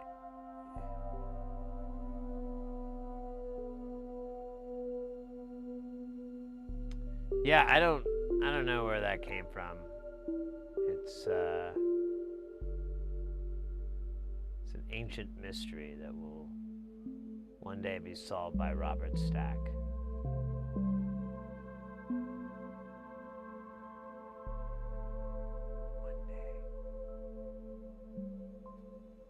I'll keep it for good luck. We'll put it over here in the good luck pile. That's where all the good luck stuff goes.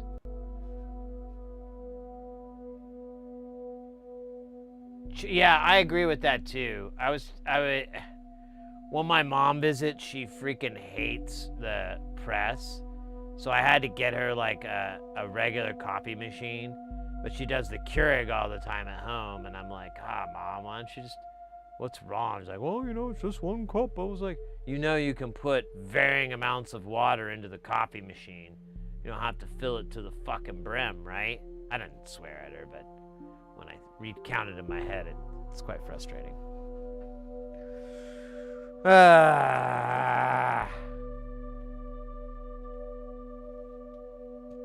Oh, really? Drip pots? Cheaper? Maybe. I don't drink enough coffee to really be able to get a good metric out of it, I think. Oh, shit. Are you... Or use 47. Oh, okay. Yeah, there's 2 components here that say 49.9K, but it says or use 47, so, we're gonna do that, because that's stupid. What? That's bad math. Damn right am I. Damn right, boy. What you smoking? You should give me some.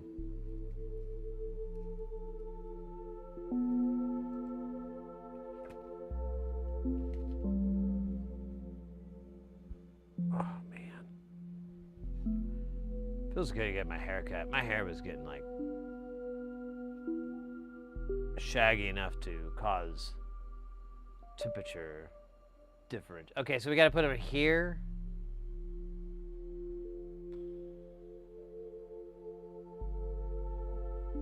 I'd rather do that. I don't think I have 40. Let me look if I have. I don't think I have 49.9. The fact that I had 24.9 was just kind of a fluke. But 49.9. There's no way. There's no way.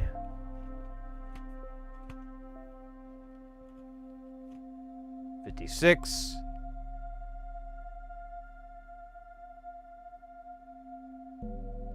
Huh.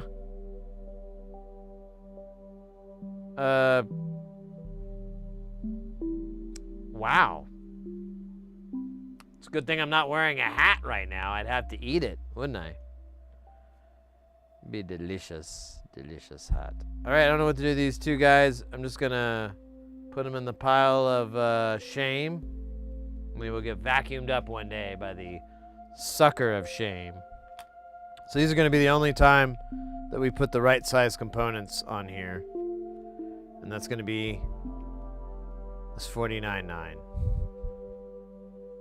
Which I almost definitely bought for this project, I think. Because there's not any of these used. It's all double stacked in here. Although, you know what? There is... I don't know. It's orange tape. I think it is, like, newer. Whatever. If you don't tell, no one will know.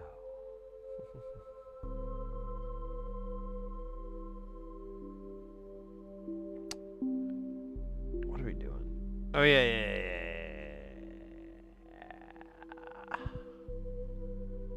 How much easier do you think it's going to be to solder the right size components on here?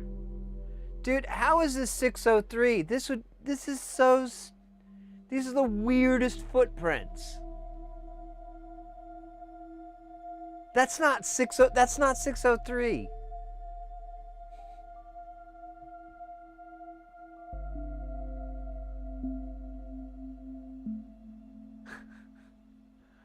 I mean, it's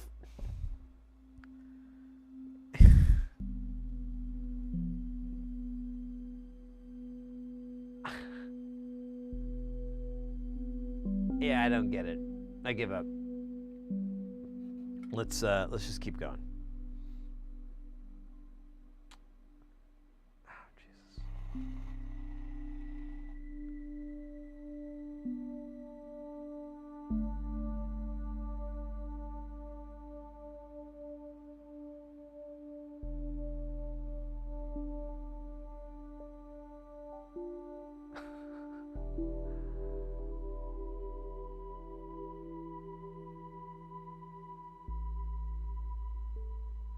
Yep.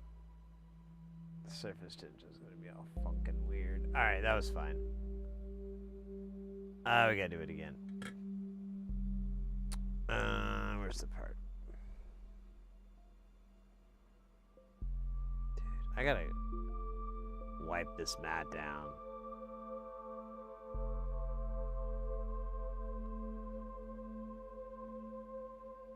It is picking up crud. Oh, come on, don't flip over. There you go. Bizarro! I'm helping. Bizarro.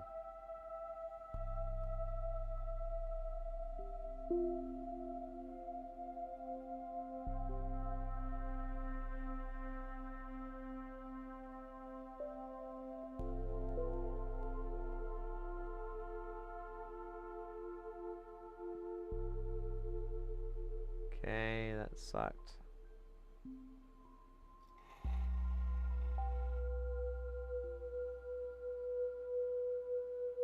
Come on, man. Just give me a little bit here. Give me a little bit, little tiny bit. Just a little. Okay, whatever, man. I'm done.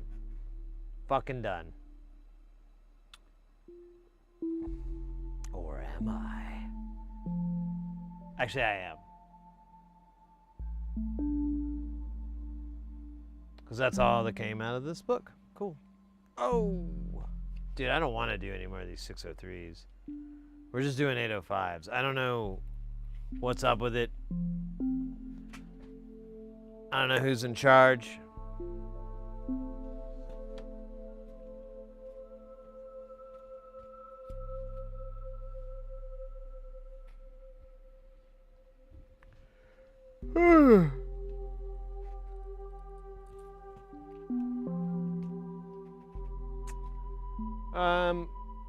Let's just start from left to right. It'll be funnier. More funnier. 200 ohms. There's deuce of those.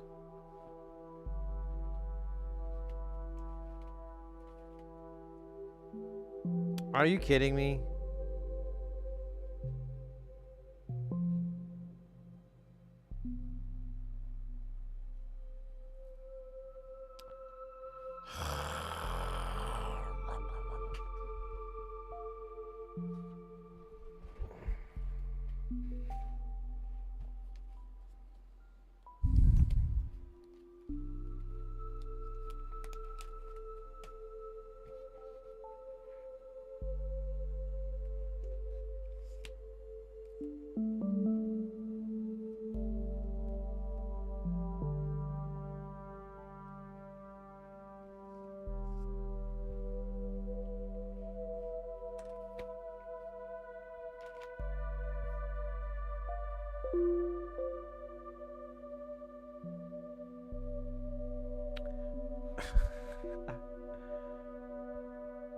You know, used to, when I first heard of entropy, the way it was described to me, I always imagined it to be a sentient thing. Kind of like when people explain Murphy's Law or whatever. I feel like, oh, well, it has a current understanding of the situation and it behaves accordingly.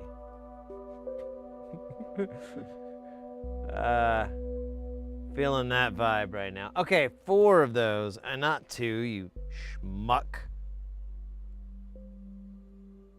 Nice. Maybe I should put all these 6 in there now and solder them in. The next value is 510. Let's see if we have that in the freaking value we want. No. Ooh. How many of those are there? Quattro. All right, let's do these. Let's do these a few at a time. I don't want to get in and over my head until I lose. Oh shit, that thing is hot like fire. But this is cool like ice.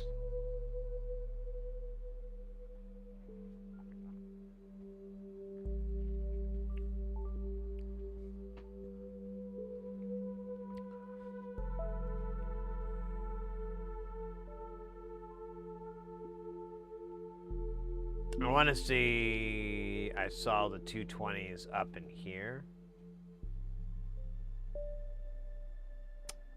And there's one.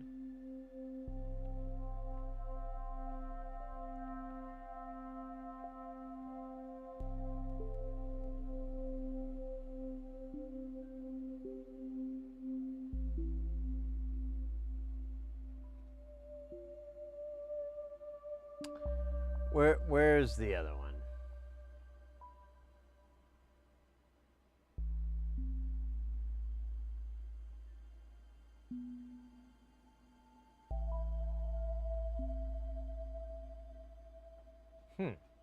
I don't see another. There's the 510, which we're not doing yet. LEDs. 1K, 1K, or another.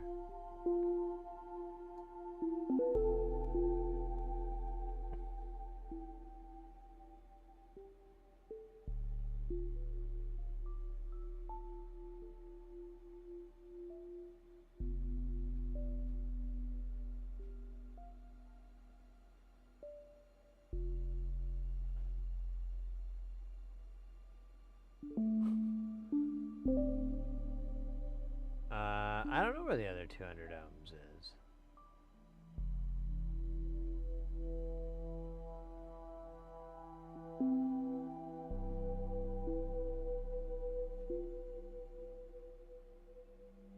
I'm gonna start to give up. Don't really care now. Starting to care less about that 200 ohms. Figure, screw it, we'll find it one day with fire and violence. So, wait a minute. Let me just solder this dumb Damash in.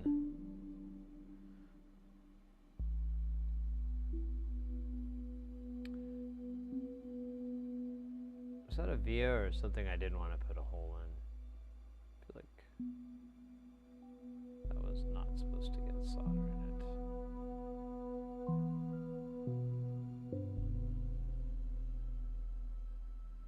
Man, these 603s on these pads too, they're just freaking nightmare. I do not dig it. Whimsical ravioli.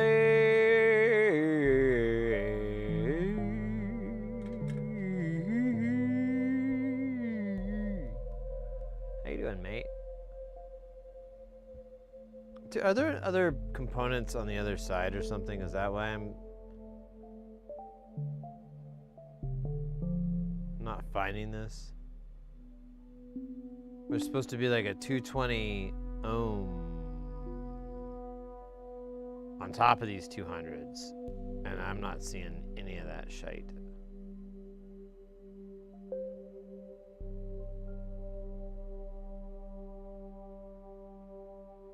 Hope I got the right thing. I keep wondering, what if I didn't?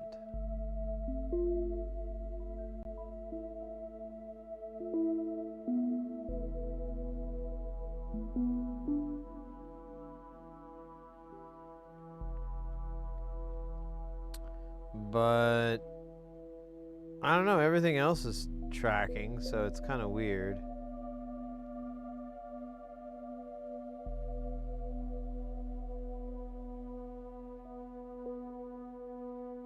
Oh, apparently those 4 are for a separate board I'm supposed to get from Mauser or something.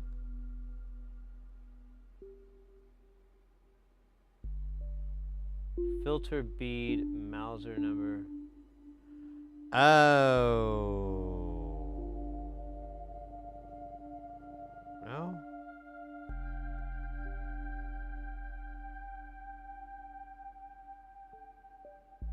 No, I'm done caring. Let's move on to values that matter. I'm just gonna put these over in the shame pile. I don't know about this 200 though. I think I'm just gonna do it too because it sucks. Let's do 510. Whimsical, we are working on soldering. We got this new Robo tip cleaner. Oops. You put your tip in, little sensor picks up, and it gives it an old scrubbing. Throws all the bits of nastiness into a little bucket. Sends it to the people you hate most. They get a bucket of scraps, and you You get a sense of fulfillment.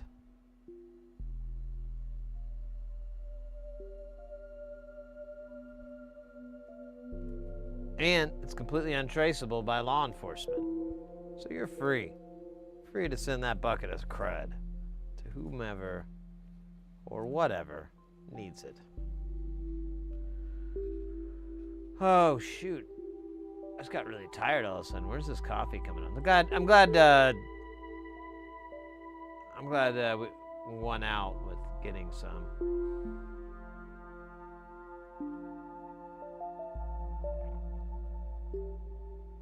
Yep. I found my mixture. Yo! Sorry I'm not here as much as I wish, but I come on when I can. Andromedas, first off, 36 months? 36. That's 3 years, I believe. Yes, 3 years. Thank you so much, mate. That is absolutely kick-ass. And then, don't worry, we miss you. We wish you were in chat more, but you got big fish you're frying. Got to keep those fish frying. Got to keep those fish frying. Can't hang around them internets all day. Got to keep the fish frying. So no worries, mate. I'm glad you're doing well. I hope everything is going super guile for you and everything else in between. We got this new tip cleaner, and let me tell you, it's everything they said it would be.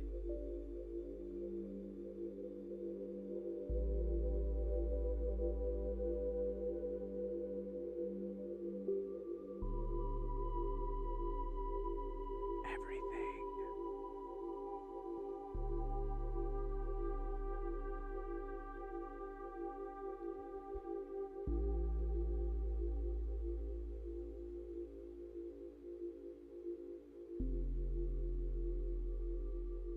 Oh, you've got Good Friday off. That's right, it's the holidays over in Australia.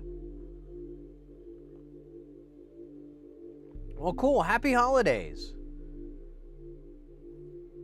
I hope you can utilize it, have a little break, a little reprieve from the grind, as it were. I'm gonna do a little quick reprieve as well. Have a little. I'm gonna put this guy on here though, so I don't feel like I wasted time. But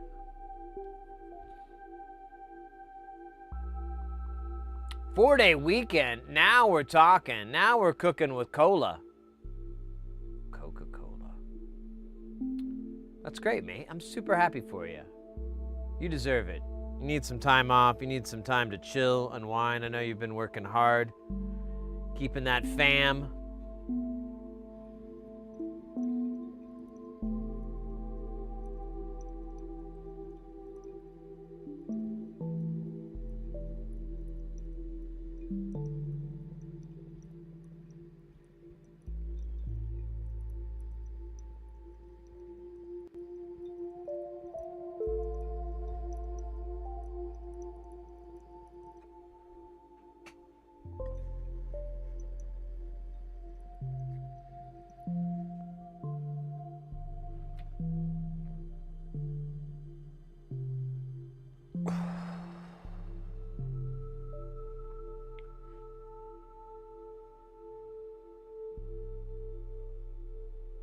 Hey, check it out. I don't know if you've been on lately, Andromeda, since we got this back. Oh, hey, I just noticed that's cooking down. There we go.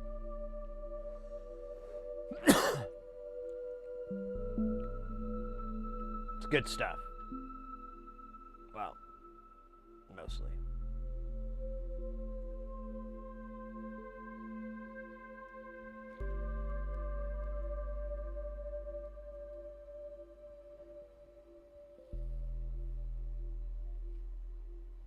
Whimsical. I spent a bit of time taking apart and cleaning a I'm repasting a used graphics card. Oh yeah, you were talking about doing that.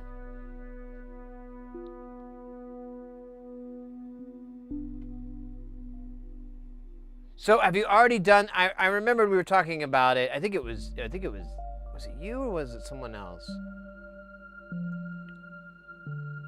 And maybe I'm thinking of somebody else, but it was brought up, and I was like really apprehensive because I'm like, I don't want to mess up your stuff. I'm gonna mess it up.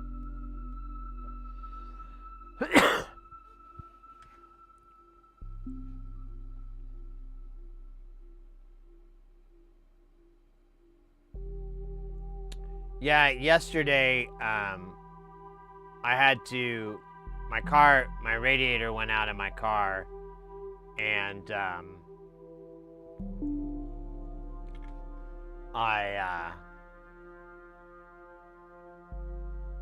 I was getting a ride home, and I was like, oh wait, there's this guy on Facebook, and he was supposed to send me, like, this graphics card that he's pretty much given up on, but another person referred him to me, and he was like, can you would you be able to fix this?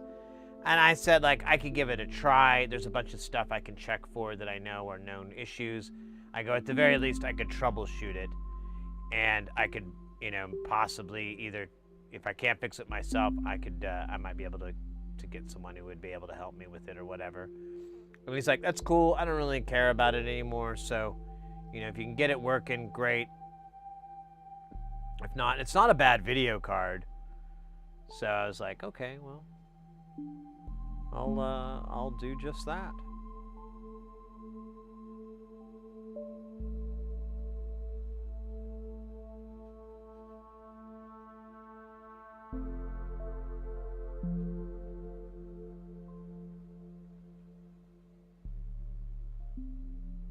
There's another one here too. Let me put this guy down.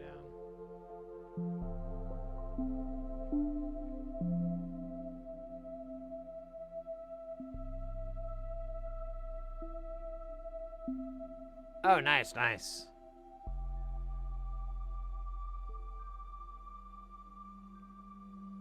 I've been thinking about doing some fan upgrades. I know the Noxua fans are really popular. I think I'm saying that name right.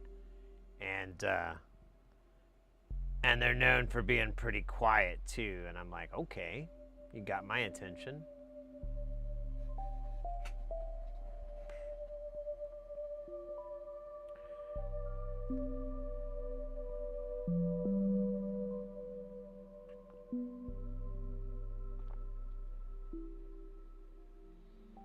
Might be worth it. Oh my gosh. All right. Here's this some bitch.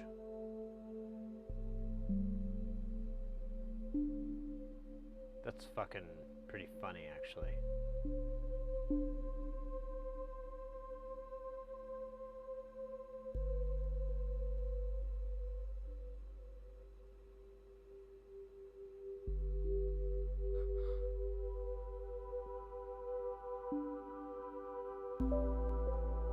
Excellent. Now we call this a super resistor,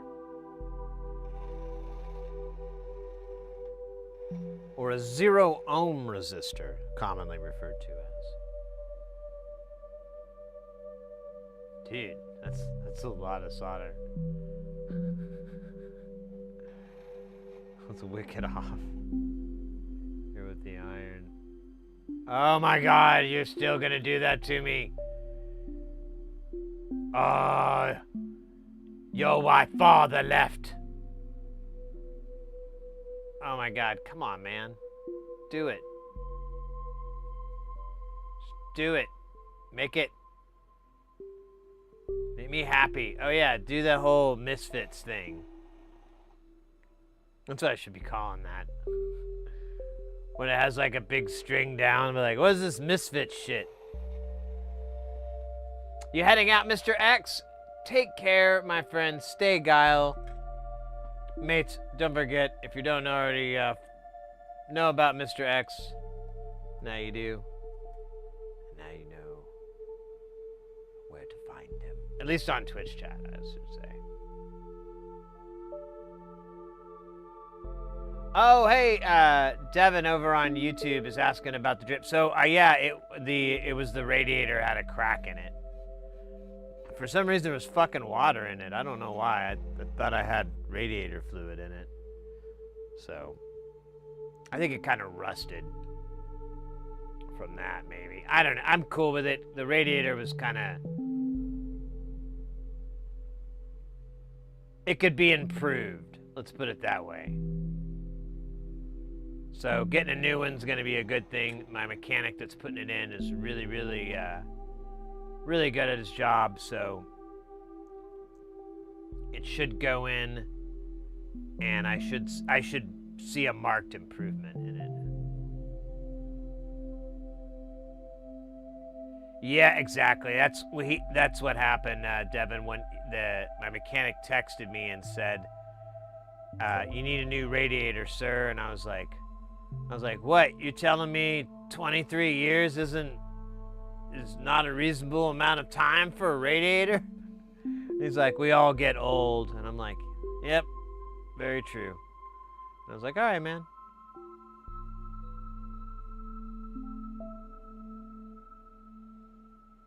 And then he said he ordered it last night.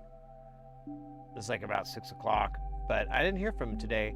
It's kind of fine because I was kind of waiting, hoping he'd text me in the morning and I'd just run down there and go get my car and then stream, but he never did. And then I kind of passed my breaking point and was like, fuck it, I'll just stream and I'll pick it up tomorrow.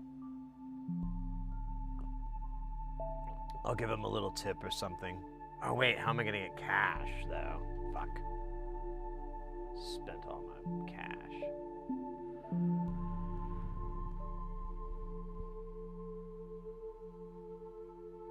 Noctua is our top tier for sure. If the beige looks as not your jam, you can. Yeah, and honestly, it's going to be internal fans, because like so there's for the fan replacement, I have a 1U server rack that's like a NAS rack, like a little blade thing, and it's not bad. But I kind of was wondering if I could find fans from Noctua that had like a little bit more airflow throughput, but maybe similar noise, or try to tweak that setting. See if I can find something that's a little bit better. And then the stream computer, it's water cooled, and the fan on the radiator is it's kind of noisy, and I'm like, I could just replace that with any old piece of crap. I'm like, I might as well just get a nice brand that I keep seeing all over the damn internet. Every YouTuber is like, we got some fans from Noctua. We're gonna put them in this microwave or whatever.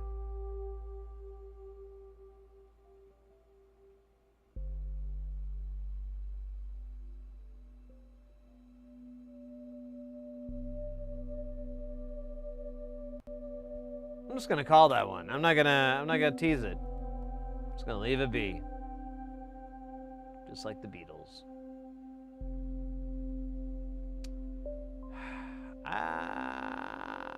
Isn't there another 510 over here?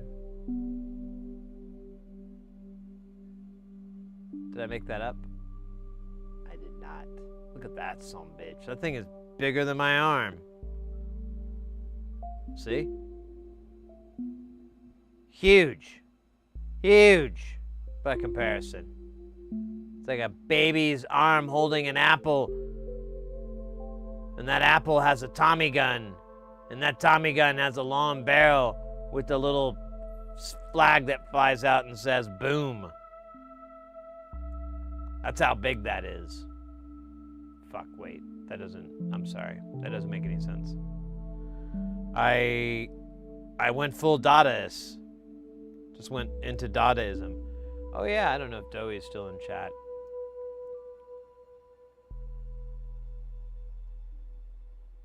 Met someone recently who does not know about Dadaism.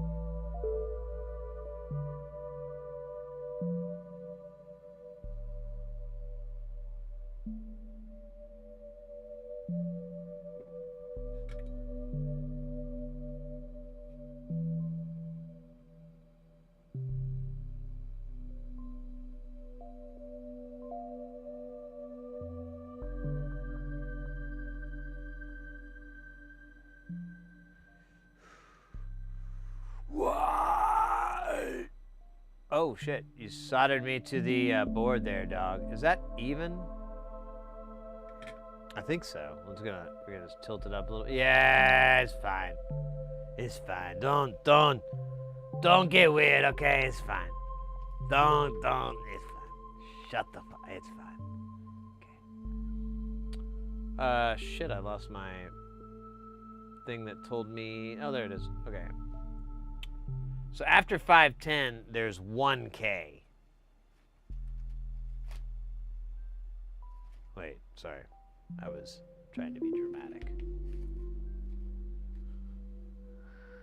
Oh, man.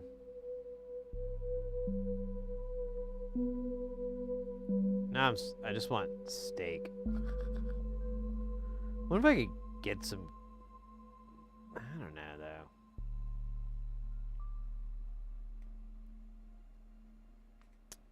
I've kind of, like, a little bit given up on cooking.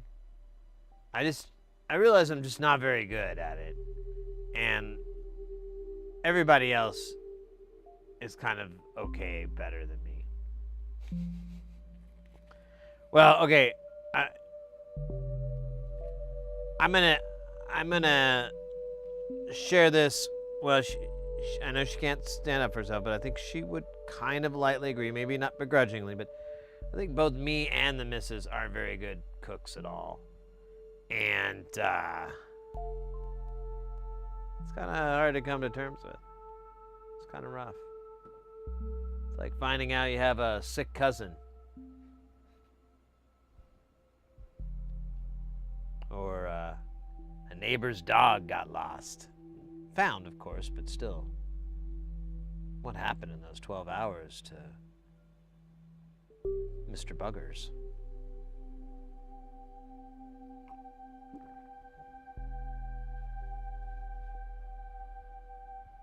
Delamorte, so good to see you. Oh yeah, DigiKey?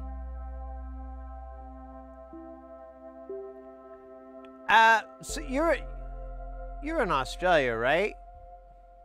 I'm remembering correctly, right? Is Tata? I know nonlinear circuits orders from Tata a lot. Is that much of an option for you at all, or is DigiKey like a much better option, like far superior, or what? What is there a kind of difference or a quality or convenience, anything like that? Put in a few orders with them. Nice. Good to see you, by the way. Hope you're doing well. Sounds like you're not doing too bad. If you got an order from DigiKey in the mail or on the way, in the bag, off the hook, in the train. I don't know any other ones. Oh, Scheisse, I was going to do 1Ks, but you know what? I'm going to put, there's a 4.7K on here. Let's put those on too. They don't, well, I'm just going to do this. Dump them out at least. How many? Dos o tres? Sí, capitán. Zwei.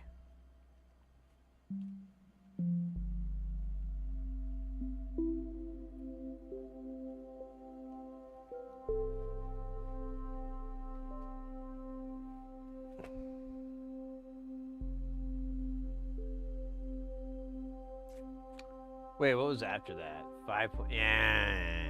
Let's just keep this. You know, I don't want to get too bogged down in the bog. You know what they say. Don't get bogged down in the bog. Although part of me really wishes I would have just done it by most common. Oh, okay.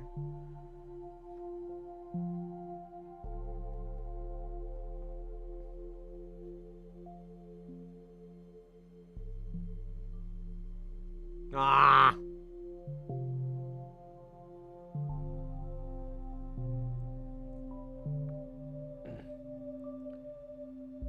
DigiKey looks to keep a wide range of what I'm after. They have a lot of connectors and stuff in mind. Okay, interesting. Yeah, I mean, like, DigiKey and Mauser here in the States are pretty comparable to each other as far as like their stock and whatnot. Sometimes there's some, they have this, they don't, but it's pretty rare. Usually the Venn diagram is pretty heavy overlap with both companies. And DigiKey, yeah, is definitely has an enormously large stock compared to someone like Tata. And a lot more variety too, because you could have like, well, I need this value, this size, this wattage, you know, this many. And Tata is, you're going to be scrolling through and kind of trying to find something that might foot the bill.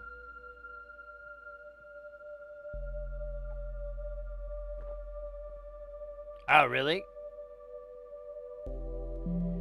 Well, so Tata, the benefit to them, I don't know about WES or RS, I'm not for sure those, but the benefit to Tata, for me anyways, is they have these incredibly low prices on things like Molex connectors and a lot of like interconnect hardware like parts, like switches and or electromechanical things. Like a lot of those things, they actually have killer deals. They used to be like dumbass cheap. Like I would just buy everything from Tata, and people even like, oh, they're bad, blah blah blah. And I'm like, I don't know, man. I haven't had anything fail yet from them. So once that happens, you were right. Until then, batting 600 or whatever the hell. So it's. But then as time's gone on, I haven't bought from them in like until recently for like 3 years, something like that. So it's and going over their stock and everything, they have some cool stuff that you can't get from other places, and they have a lot of stuff that they make in house that, despite what you might think, is actually pretty good.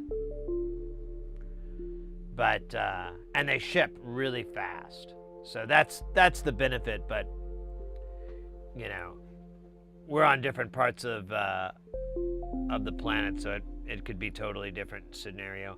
I just know Northridge, he buys a lot of his he references Tata a lot of the time, so I assume that's where he gets a lot of his bits.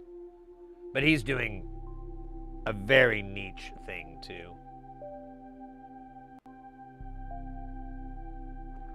Right, specific size caps, yeah, that's not going to happen on Tata.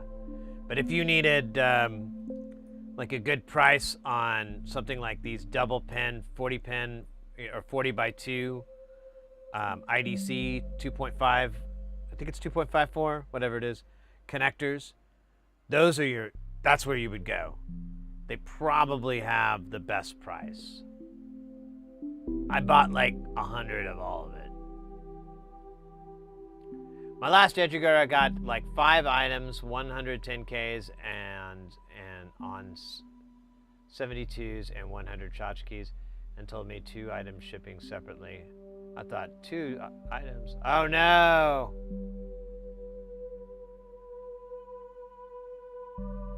That's hilarious. Yeah, you know, and I've excuse me. I'm sure you probably experienced from Mauser and DigiKey when they like overpackage the component. Like I understand why they do it, but it's like it's almost absurd. You'll have like a plastic bag, and then inside that plastic bag they'll build like a anti-static bag, and inside of that there'll be a box. And then you open up that box, and it's like an anti-static foam box. It opens up, and there's like the 2 ICs you ordered or whatever, you know. Or the 1 is the most absurd. You're like, oh, bro, you could have just shoved it in a bag. That'd have been cool, man. I'd have been like, I know. But instead, it's just like this, almost like a Russian nesting doll to get to the damn component. Those are funny. I like that. It's sad. I cry for my Earth Mother, but I laugh for my funny Stepfather? I didn't really think that one out, did I? Damn it. Okay.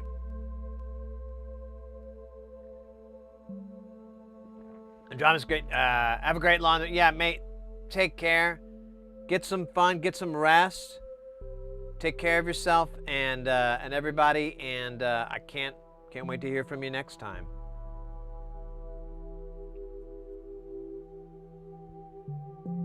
Yeah, I was talking about it earlier. I'd really love to go to Australia and Japan and Korea and stuff like that. Really love to go there. Like just chill out, run around, go look at stuff. But I don't really like to do touristy stuff too much. I mean, if there's a museum, like a famous museum in the town, then yeah, I'm gonna go to that. I'm gonna go to a famous museum. You know, if there's something that interests me, you know, that's unique to that area or whatever, yeah, I'll go to it. But most of the time, I like to go and kind of meet people, or not even that. Well, sometimes, but I just like kind of going out and trying to be that person. Like, I look at how everyone kind of dresses and behaves and walks and talks, and I'm like, okay, let me try to mimic that so I can kind of feel like a local, sort of, which I guess is corny, but it's great for safety, because if you don't look like a stupid tourist, you're not going to get less likely to get robbed.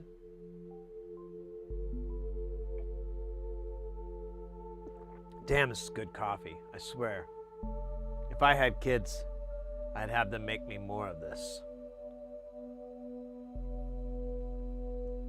I'd be like, Sid Jr., Yes, Dad. make father another pot of coffee. But Dad, I'm busy. You're not too busy to make another pot of coffee. Well, I'm doing my homework. Your new homework is my fucking pot of coffee, son. Please. Don't make me say it again. Okay. 5 minutes of your fucking time. Yes, I swear to my imaginary children. It teaches them character. Once they hear the swears come out, they know it's either something that they've done very, very wrong that has upset me, or I'm just talking normally. It creates a kind of amount of ambiguity that really unites a family. Is Dad mad, or is he okay? We can't tell. He's swearing like he's drunk. What's going on?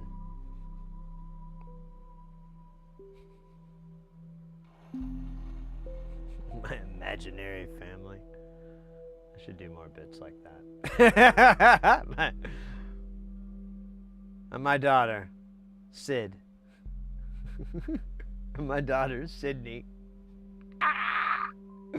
I'd have kids and name them Sid and Sydney. Got a son and a daughter. The daughter's Sydney the Third.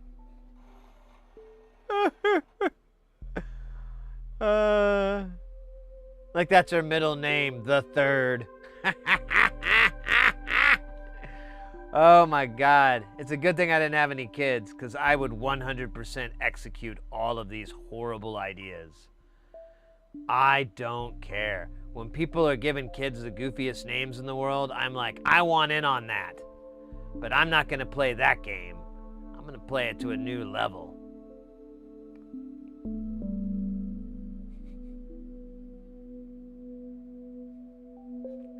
I'm going to play it so that if I'm ever on Jimmy Kimmel, I can tell this and he'll be like, whoa, that's crazy.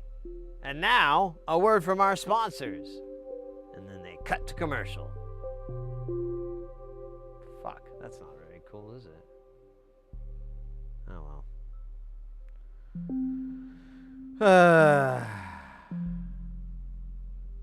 I tried. Look at this guy. Does he kind of remind you of a hot dog salesman? like a street vendor. See his eyes? All pinched, cold, heartless, but ready to serve delicious hot dogs on the street with as much mustard or as little as you require. You can tell, too, he's learned a lot. First off, he doesn't let them apply the mustard because they'll go nuts and he'll run out of mustard before Tuesday even gets here. So what does he do? He says, do you want mustard? And then he applies it. And he applies an appropriate amount. And if he feels that the customer may require more, he even looks up in their eyes for approval. Is this a sufficient amount of mustard? You can see in those eyes, in that resistor, a lot of years, a lot of territories fought over selling hot dogs, a lot of blood shed. Bloodshed is a type of storage it's a place where you store it. It's a shed. It's kind of a weird name, I know, but it's a little shed you can put hot dog carts in. It's good for little kiosks and stuff like that, bloodshed. But anyways, yeah, he's a real character actor there. You know, he could probably play like a hardened cop or a sergeant. Could be a sergeant. Let's look at that again. Let's see. Not on my force. You follow my rules or you're back in the precinct or whatever it is. Back in school. What the fuck do cops do? What is the academy? That's what it is. You're back in the academy. Yeah, there we go. Academy days. There, that sounds more coppy. Dude, I genuinely don't know what's going on right now. And I'm really okay with it. You know, I'm like, yeah, you know, you don't have to know. I mean, it's nice. It definitely gives a little bit of security. But, you know, sometimes you just gotta, it's like a roller coaster, you know? You just kind of have to trust that it's not going to kill you. Even though it very well might. Because maintenance on the roller coaster hadn't been done in weeks due to a union dispute with the park's maintenance staff. See, they wanted to be able to have a transferable Roth IRA attached to the retirement plan, but they wanted to be able to have any subsidies to be non-taxed, which the employer of the park stated that was the case. But they didn't really believe that because in the contract it says otherwise. So they wanted them to update the contract, simple as that. But the park refused. They said the contracts worked fine for years, we're not changing anything. So they said, fine, we're gonna quit doing our maintenance. And that's the roller coaster you may or may not be on. But why? Why worry about union disputes with the park? Who knows? You may have shown up right in the beginning of the whole thing, and the thing was checked like a day ago or something. You don't know. But you got to get on that roller coaster. And you gotta take a shot of all those little airport boozes you snuck on through the line as fast as you can before the security camera catches you or anybody working there sees you.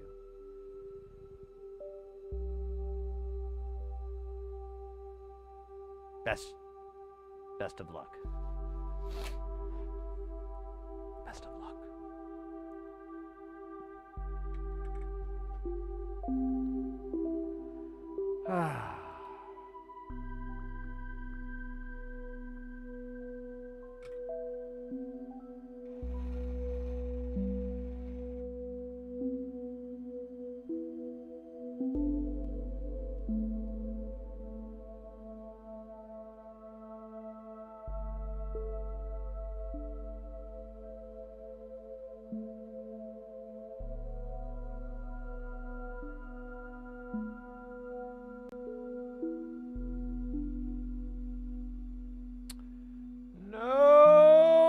Perfect. Perfect. Nailed it. Hell yeah. Where's the replay? Give me the replay. Holy crap. I never thought about that. We should do that. We should just have a whole week of heavy metal vocals for soldering. Maybe we could have that like be a redeem. I'd have to get like another mic so that we could easily control like levels and shit, but it actually seems like a kind of a funny, good idea. It'd be kind of like the Carl voice or the Meatwad thing, but it would be, you know, Waka Waka voices. Apply the solder! You know. I'm really holding back, but that's why I just burped.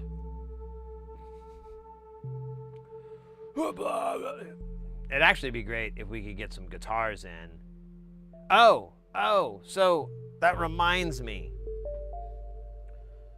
So last stream on Tuesday, we were talking about my kind of, I don't know, it was a pretty big moment for me, a little bit. I got very, very inspired. That's the right word. So I this weekend, this Sunday and Monday, I went and saw 2 different metal shows. And the first one was, oh man, what was the band called? Carcass? Yeah, I think it was Carcass and Cannibal Corpse, and then Meshuggah. Awesome show. Like, just phenomenal. Meshuggah, if you guys are, if you're thinking about seeing them in the U.S., I think they're I can't remember. I don't think they've done the European yet, but it's confusing with them. But either way, if you get a chance to see them, their setup right now is awesome. They have these this light show that I'm not exaggerating in the slightest. This is how I was the entire show. Here, sorry.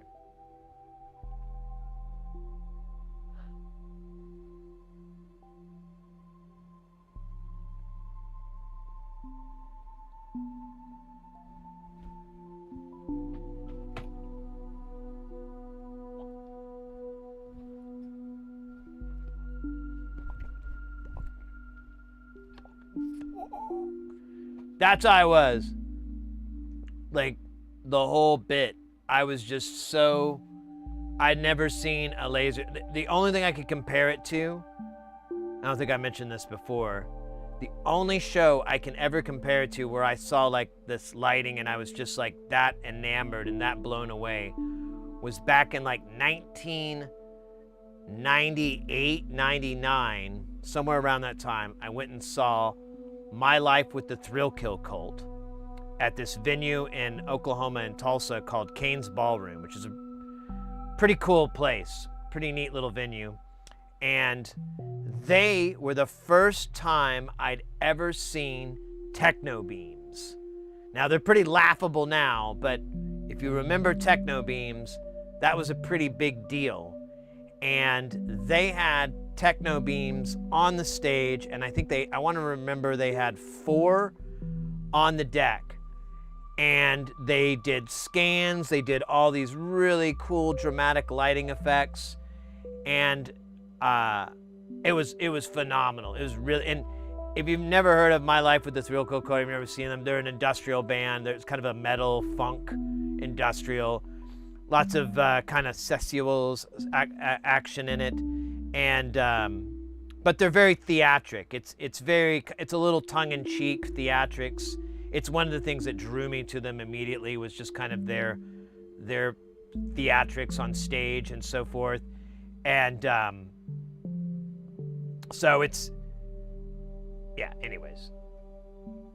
That was a really good show. Meshuggah Live was better than anything I'd seen. I just couldn't believe it. Anyways, let me grab some more coffee real quick. And the next night, I went and saw it was a 4-band lineup that was touring, and but I was really only there to see one of the bands. The other bands were kind of, I just didn't really care for. Like, I'd heard of them, but I wasn't a big fan. In fact, at that, when I went there, I ran into a buddy of mine and was chatting with him, and I was like, yeah, man, I was just here to see these guys. I think I'm gonna split after their set. I don't really care to see these other bands that much. I'm sure they're awesome, dude. I've been, you know, I told him, I was like, I just went and saw a bunch of metal last night. I'm good, man. I think I've got my fix. And it was like, what was one of the bands was Mortis and Mayhem. And so anyways, I went to see this band called, and I recommend them if anybody's looking for some metal, you might be interested in checking out these guys called Imperial Triumphant. It's, they're just unique as hell. Very unique band. It's a trio, kind of vocals, but they infuse a lot of like jazz elements and weird timings and stuff like that to where it's fun. There's some great grooves, some great riffs, and they perform. Well, they're always seen in these masks. They all have these 3 masks, and they kind of have these cowls and everything, and they perform that way with these masks on, and it was really cool because it just added to the theatrics of it. It was very theatrical with them. You know, they would do these big over-exaggerated gestures and everything like that, and I'm like, oh, cool, this is like a theater thing. I never thought about that. So anyways, I'm listening to them. It sounds awesome. Well, it sounds okay. The venue's in it. And I start thinking to myself about this metal project that I've had in my head for easily over 25 years. And I'll keep working, but I'll explain it really quick. So basically the epiphany, the idea I came to is that, well, let me back up. So the concept behind the metal is that it would be a kind of 5-piece guitar setup. You'd have a bass, 2 baritones, and then 2 normal 6 strings, or, you know, something that would, you know, altos or whatever the fuck. And like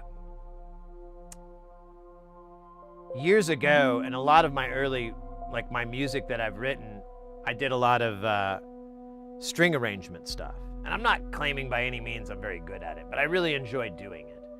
And I've talked to people that are composers that have written string arrangements and everything, and picked their brain. It's something I'm very fascinated with and love to do. And I thought I should apply this to metal. I should apply this type of arrangement style to metal. Like, what would we get? And I kind of thought in my head really hard, and the ideas I even like did some kind of crummy demos, and I was like, yeah, this is worth it. But the thing was, I was like, well, I need to pick up my guitar chop skills. I'm not very good on the guitar. And then I got the bass, and I was like, oh, I really need to get better on the bass guitar, and so I can have like the bass for this. And so it just got pushed off even further than it already had on working on that metal project. And then I'm listening to them. I'm listening to Imperial Triumphant. I'm in the venue, fucking rocking, and it hits me. I'm like, what the fuck why am I think I need to do it this way? I didn't learn to play like a cello really good, or violin. In fact, I'm terrible at all these instruments. I don't even think I could get record quality playing out of them. So, I didn't bother that. I just used sample libraries and sample editing and, all the little fun tricks you can do with it. I synthesized it effectively. And I'm like, there's totally that technology for guitars. and basses and drum, why don't I just do it I was planning to do the drums that way anyways, but I'm like, why don't I do that for the guitars and the bass? At the very least, I could double layer and have a human on, you know, one of the guitars or whatever. You know, you could layer it up and have that transition, that variance in there. Maybe that'll sound good, but it dawned on me, I'm like, why am I doing it this way? That's the stupidest idea. I should start writing in, you know, the way I would write a string arrangement. I just do it all in a DAW, have a keyboard out, and just kind of hunt and peck and find the best bits, and just program it out. And that night I was like, yeah, I'm gonna do that. That's what I'm gonna do. And we talked about it the next day on stream. And then that night I went and researched all the software sample-based guitars out there. And I'm trying to weigh it in because there's no, like, they all have a good and a bad, all these different guitars. And I've kind of arrived at the conclusion that I should just get all of them. There's about 3, technically 4. And because I'm like, well, I need variety in the guitars. I can't have them all have the same kind of tone. You know, what if I want left guitar, right guitar kind of shit, and I don't want them to be identical guitars? And so I'm trying to work it out. I was thinking about hitting up Sweetwater, because you know how you get Sweetwater reps and they're always wanting to wheel and deal. I was thinking about hitting up my Sweetwater rep and being like, hey mate, I want this, and you know, I'm willing to throw these things in if that's what we need to sweeten the pot or whatever. Is there any way I could get a discount, you know, with buying a bundle of this shit together? You know, like, what could you give me? What kind of deal could you give me? I really don't want to break more than this many, you know, like basically just kind of try to haggle with Sweetwater, see if they could get me any kind of bundle deal. Because I went through and I, like, all these different guitar places, they give you like a little bit of a discount, but it's not very much. It's like 10%. And I'm like, 10%? Oh, cool. So it's $150. Great.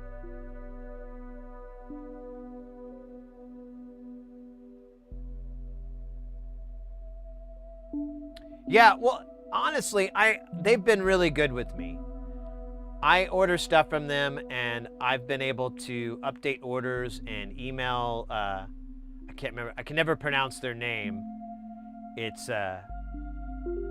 not Bill or Susan or whatever, but I've emailed with them, and I've told them, like, hey, can we just use email correspondence? I go, I don't answer my phone, and I like to have my information in front of me whenever I'm talking business, you know. And I said, that, you know, that makes sense, right? And they're like, oh yeah. So I go, if you can email me, I can look at stuff, and then I can blah blah blah. I can parse it all out. And so they've been good about that. They haven't, you know, called me up. Every now and then I think they forget and they call, but I've texted or emailed them and been like, hey, I appreciate the call, but if we could, you know, I'm not going to be able to answer it, blah, blah, blah. And they've been good about it. So if I can keep it in emails and texts, I'm good, man. It's so much easier. Electro Voice RE20. Oh, let's go.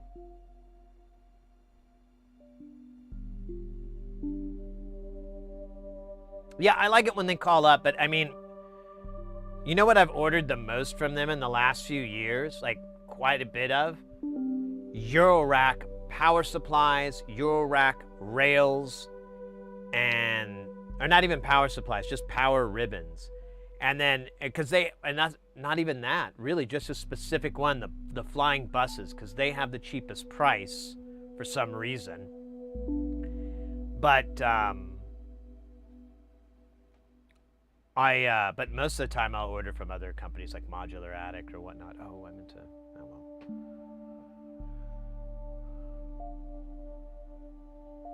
But that's the thing. And none of those guitars, I thought they had demo mode or something like that. Not a single one had a demo. And one of them, I needed to get the full version of Contact. I couldn't use like a Contact player. And I was like debating that, like, oh man, do I want to go through that world again of using Contact? And, you know, I'm not even going to use it. I'm probably just going to buy it and, you know,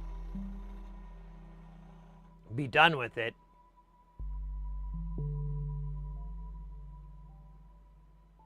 I used to use Contact a lot. If you listen to like a couple of albums I wrote, it's almost all like that Contact synth of me like just using the hell out of it to do granular synthy shit, usually with vocals.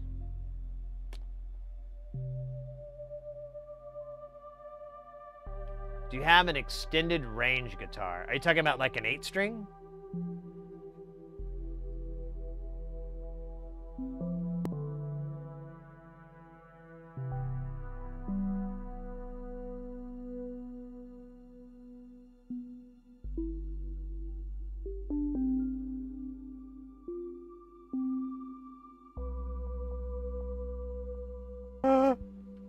Yeah. I don't have a very crazy guitar collection. It's pretty silly. It's mostly sentimental. But my go-to, my favorite guitar that I play the most and I bought, I love it to death, is a Schecter Damien 8. It's an 8-string baritone, you know, strung down guitar. It's really, really pretty. It has this really nice inlays, little bats in the fretboards, very gothy, all black. Has a beautiful like pinstripe trimming around it. It's just a beautiful guitar. Solid body piece. It's the first guitar I ever had that had that. I'm now addicted. I don't want to get another bolt-on neck guitar unless there's something cool about it that would make me go, okay, sure. Like I was thinking about getting these Gibson clones from Michael Kelly, where I got my bass from, because they have these cool kind of SG style, but it has a bunch of cooler electronics in it. And I'm like, yeah, that'd be cool. But I think those necks are bolt-on.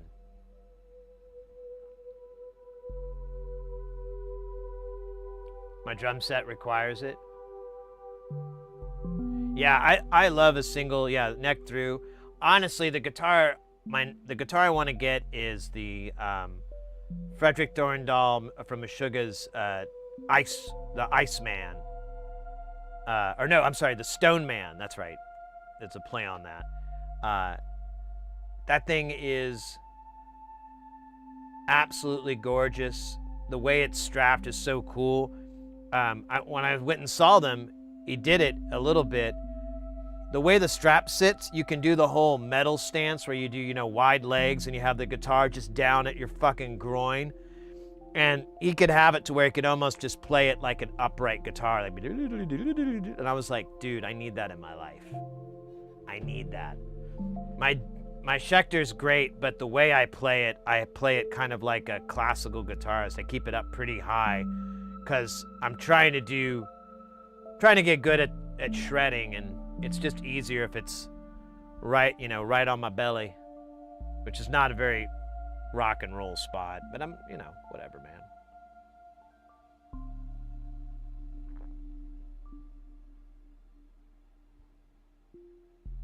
You should go to Roberto Venn and talk to Stephen Davis Jr. ERA Guitars. Oh, yeah? Yeah, I'm...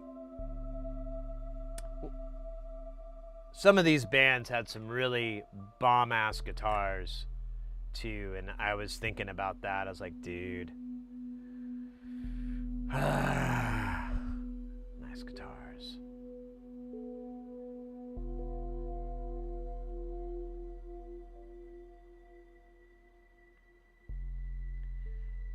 But yeah, anyways, the whole thing, I think I got off and on this tangent.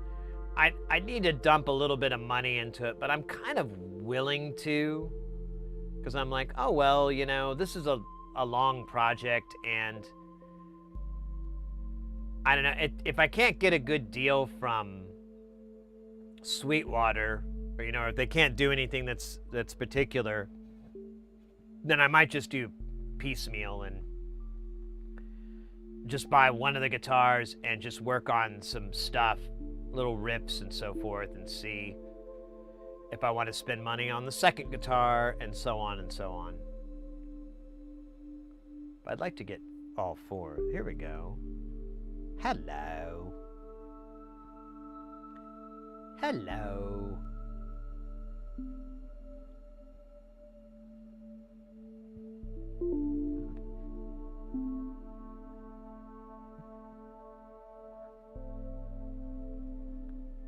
Oh, really? Oh, cool.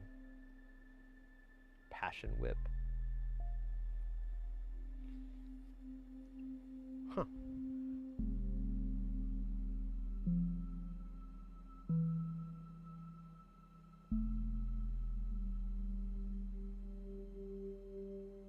Oh, work. Oh, I'm sorry. Derp. Yep. All those abbreviations. Well, it's like it's the whole thing I've had for a really, really long time, and I've honestly scaled it back. The original idea for it was way bigger. I wanted it to be in 5/1 at a minimum. 7/1 wasn't very popular, so I just wanted to do 5/1, and each guitar was going to live on a speaker. The bass was going to be down the middle. The vocals were going to be down the, like, basically I wanted to try different things, but I wanted to work with that to make the vocals have like right on center channel and then spread out and stuff like that. I wanted to experiment with that, but bruh, I'd have to spend, like, really, to do a 5/1 mix, I'd have to spend like at least $3 or $4 grand, and that's not in the budget. I don't have that. So I guess it can always be remixed one day.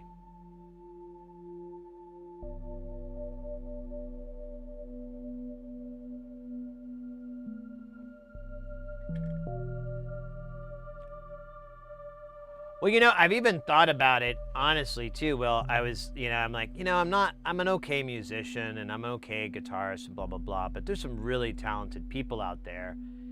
And I kind of was toying around with the idea of like, well, you know, I know a few successful musicians in that genre.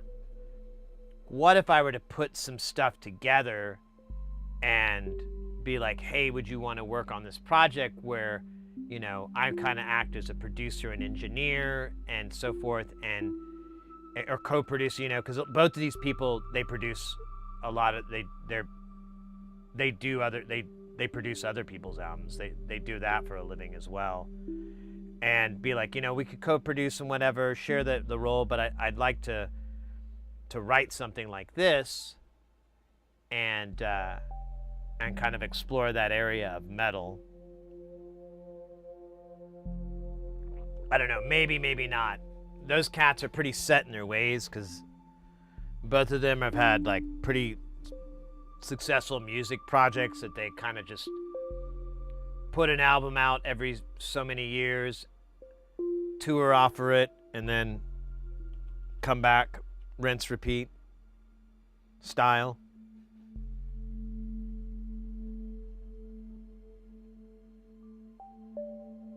Looking forward to checking. Oh, it's cool.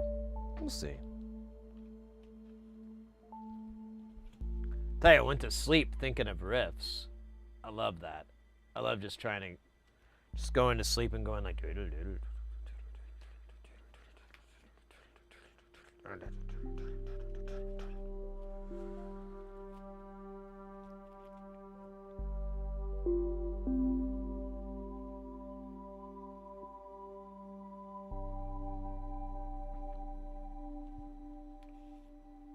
There is one project that's kind of similar. Like when I came up with the idea, this one project called Worker came out, and it's spelled really weird. It's like, let me see. They're defunct now.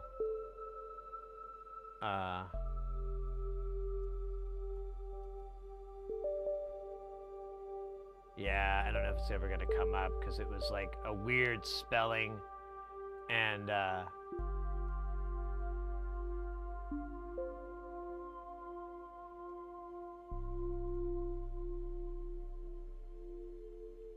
it's not showing up. So anyways, they were I have their CD somewhere. I could look it up that way. But they were like it was like a metal electronic deal, and it was a duo. And one of the guys was this cat I was kind of familiar with. I should hit him up sometime. I don't talk to him enough anymore. He was the vocalist. His name was Jan Copier. Probably messing up his name. And then the other guy is shit. Whatever. Igor. And it was like a little side project that Igor had. And but they broke up, so they only really did like a couple of albums, but it's pretty good. I liked it. I liked the element, like the vocals were extremely musical. It was like a whole musical instrument in it. And it's all this glitchy kind of breakcore drum metal stuff. Pedals, signing off, done for the night, or at least for now. Later on. Hey, mate, take care. Stay guile, and see you next time.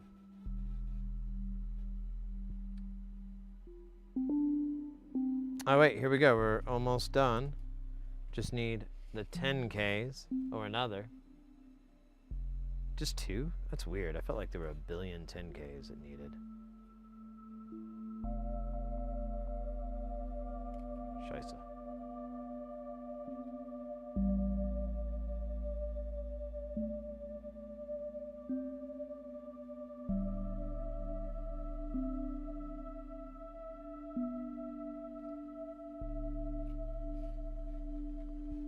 Space, oh yeah. Oh, that's nice. Oh, wait a minute. Derp.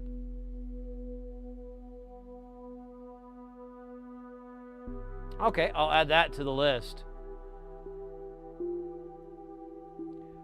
Yeah, I would definitely want to get like 5-string basses because it's just no reason not to.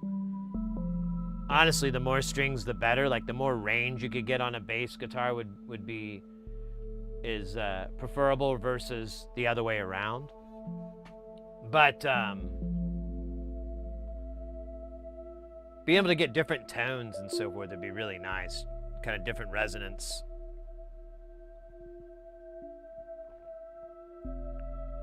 My favorite thing in a lot of gent metal is when you've got the guitar and the bass hitting on those low notes at the same time, and the bass gets a little bit of like high-end crunch, dang, that kind of chunky little bit of that ring of it slapping on the frets. That's my favorite. That's one of my favorite things in that genre of metal, and it goes out, but it's just like I first heard it with when I started getting into Meshuggah, and I was just in love with it. I'm like, oh my God, what is that? And I figured it out. I was like, oh, it's the guitars and the bass just playing, the same note, but the bass is kind of slapped a little bit, so you get that. So good. So good.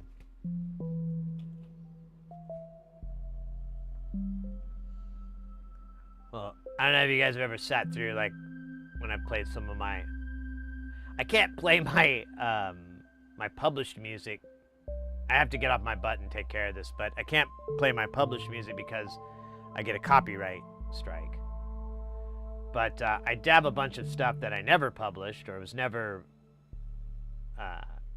released commercially. and I've played that before. And if you've listened, if you've been in attendance of such, then you know I'm really big into just breakcore and really spastic kind of drumming styles and stuff like that. That's why I love Imperial Triumphant.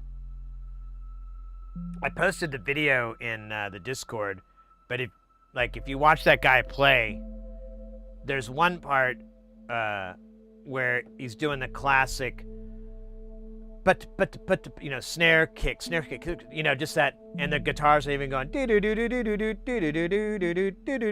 just doing that. It's doing that, and I never noticed it until I watched the video. Yeah, that's like the only thing that's consistent. Like in between those hits, there's like a tom roll, there's like all these different cymbals, and they're all, I realized like afterwards, I was like, oh, this is like playing, the cymbals are doing like a little melody jive off of that. That's awesome.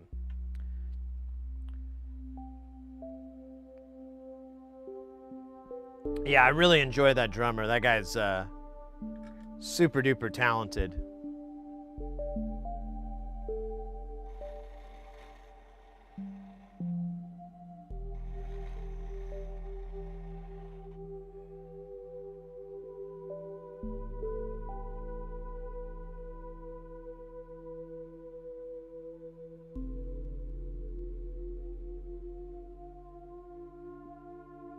In the world.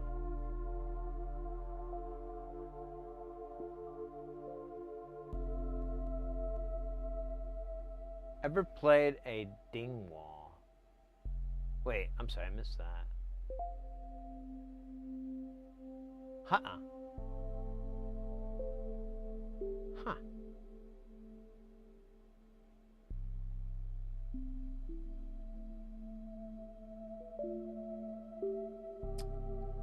Yeah, when it came to guitar, I got into it when I was like 13, and man, this iron now, it's acting like it's not hot.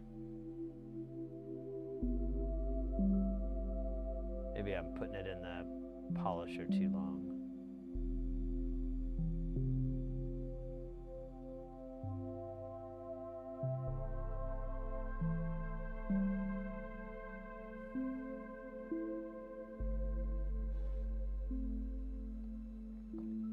And I played it a lot, and then I kind of got,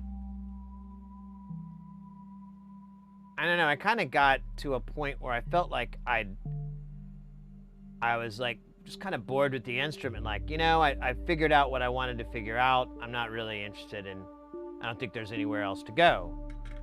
And then about a couple of years later, I was listening to this musician, Current 93, and they have a lot of like these really long pick arpeggios, and I started getting into playing those and playing that, and that kind of brought me back to the guitar. And then I realized it was kind of asinine to think I'd hit the end. I'm like, nah, there's like, I could learn how to do taps, I could learn how to do some shreds, flying up and down the scales. I was like, there's plenty of more room for me to learn. I just, it's how much time I want to put into it. And at the time, I had a friend of mine that I was making music with, and they were really supportive. They were like, oh no, you're really good at the guitar. And I was like, oh, really? Of course, as time has progressed, I realized that they were an idiot. But, whatever.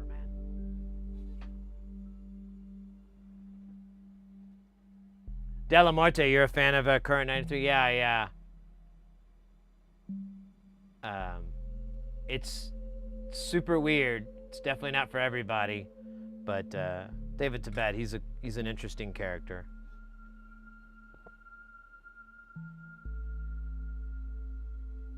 Jesus, what?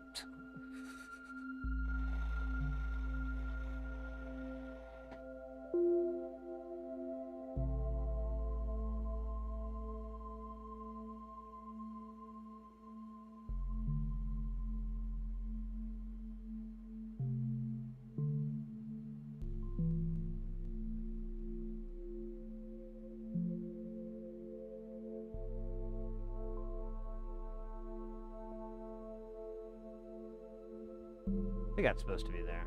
I'm gonna let it be. Is that it? Oh, dude, that guy looks stupid. We're gonna have to fix that. I'm not on my watch, damn it. Not in my church. Wait, what? Ah, well, fuck it. You know what? I don't care anymore.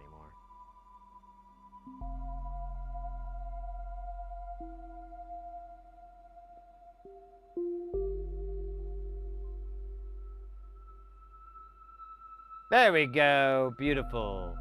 Just like the day we married it.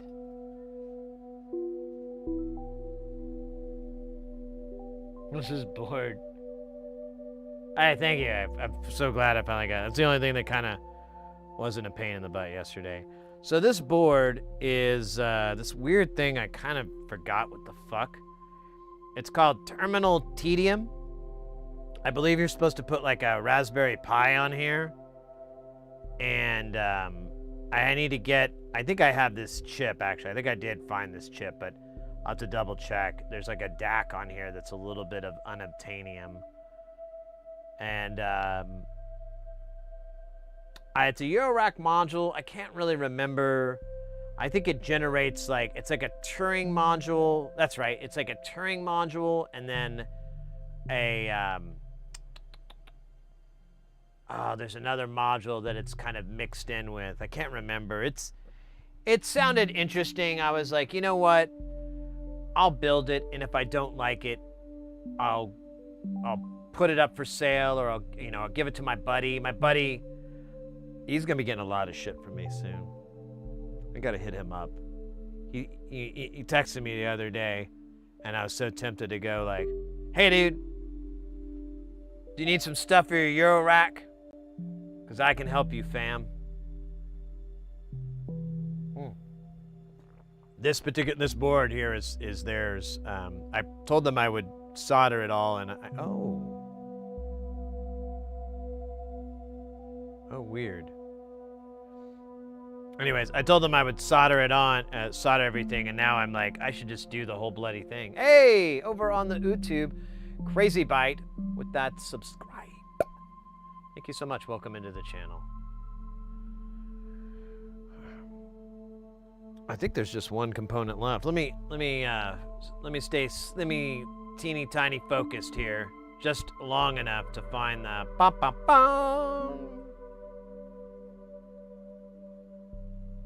I didn't really plan that, but that sure seems like I did.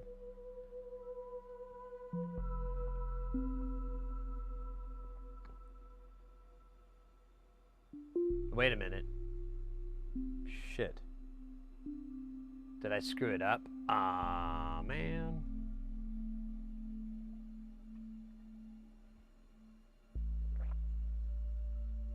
Yeah. That's not right. That's the wrong one. Dude, how did I screw this up? Hold up. It just said two 5.6Ks. Oh, wait a minute. Oh no. Is it bad?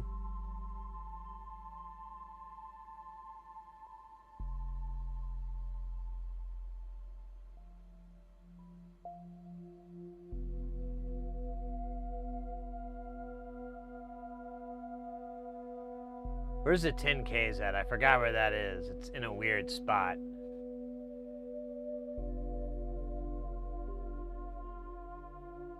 Almost want to reflow this whole bloody thing. Just dump a bunch of flux on it and just heat it up. Crazy, can I be rude and ask for some guidance? I'm quite a newbie and have an expression. Well, first off, absolutely. This channel is entirely powered by questions. However, I will warn you, since you're new and everything, my knowledge stops at soldering and stuff like that. So if your question is electrical engineer related, my bucket of wisdom is pretty low. But I will do my best. So fire away. Hit me with your best shot. Hey, look at that. I did do it backwards. I am an idiot. Look at that. That's an idiot move there. Professional, though. Well, technically pro-am, but if I can get some sponsorship, I could probably become a professional idiot. Start getting some real fucking money.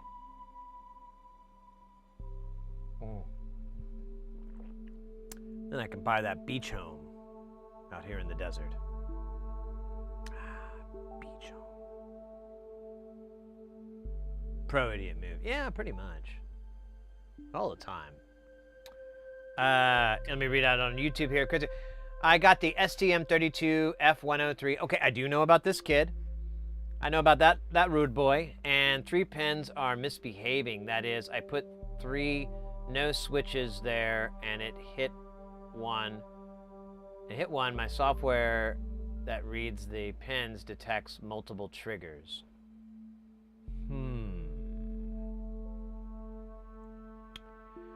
How are you terminating it? Do you have like a pull down resistor or anything like that? Like, I assume these are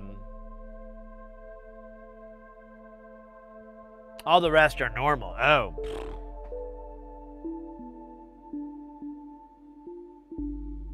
So okay, so yeah, I assume I'm trying to think. I don't know.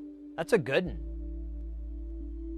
I've never ran into anything, but to be fair, I've never done anything beyond just flashing an STM32. Oh, cool, a pinball project. Let's go. We dabble in a little pinball here. We dabble in a little pinball. A little bit.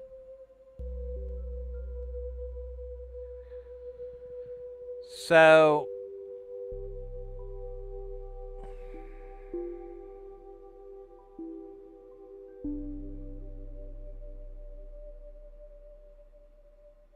yeah, I don't know why it would be behaving that way on one and not the rest.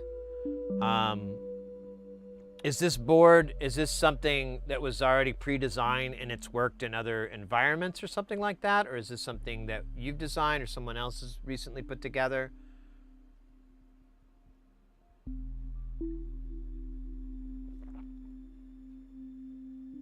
You're thinking, okay, so you're thinking since I'm new, I've soldered something wrong. So, I don't know if I have the exact chip here.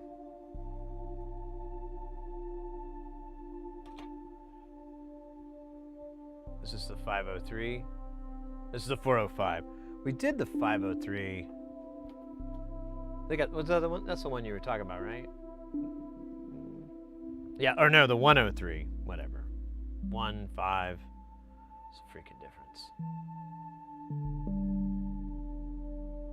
This is the 373. Where is that? I don't know where I have a 103 based one laying around. But either way,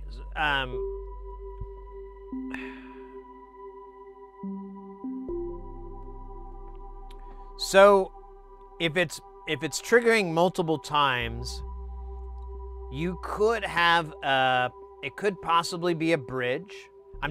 I know these are obvious things or things you probably already checked for, but I'm going to, that could cause that, because you'll get these kind of glitchy behavior because it's pulling up something that it's only supposed to go up and down on its own.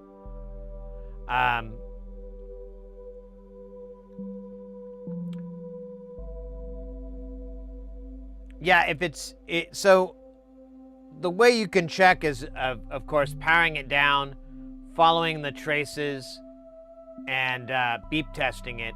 If you can get your guys in here, that's good, but you may get a false positive, or maybe, it might be a little trickier to read. So if you have any opportunity to follow these traces back to caps or resistors, and do the beep test, that's a possibility. And again, it's probably the most obvious thing that could cause that, so of course it's the first thing you would check. The other thing I can think of, I don't know which chip it's in relation to, but so the way these are, if you notice, there's multiple powers, in here. And so the power is kind of divided up in the cores. I don't know the exact reason why or any of that, but if you were to have a bad power or a dumpy power or something, you could get some glitchy behavior out of a section of the chip. But I would think it would be closer to like a third of the chip, not just 3 or 4 pins. So it's kind of not likely, but tossing that out. You might verify, you know, each one of these legs is getting, I think it's 5 volts for these. It might be 3 or 5. I think I can do both, actually. Can't remember.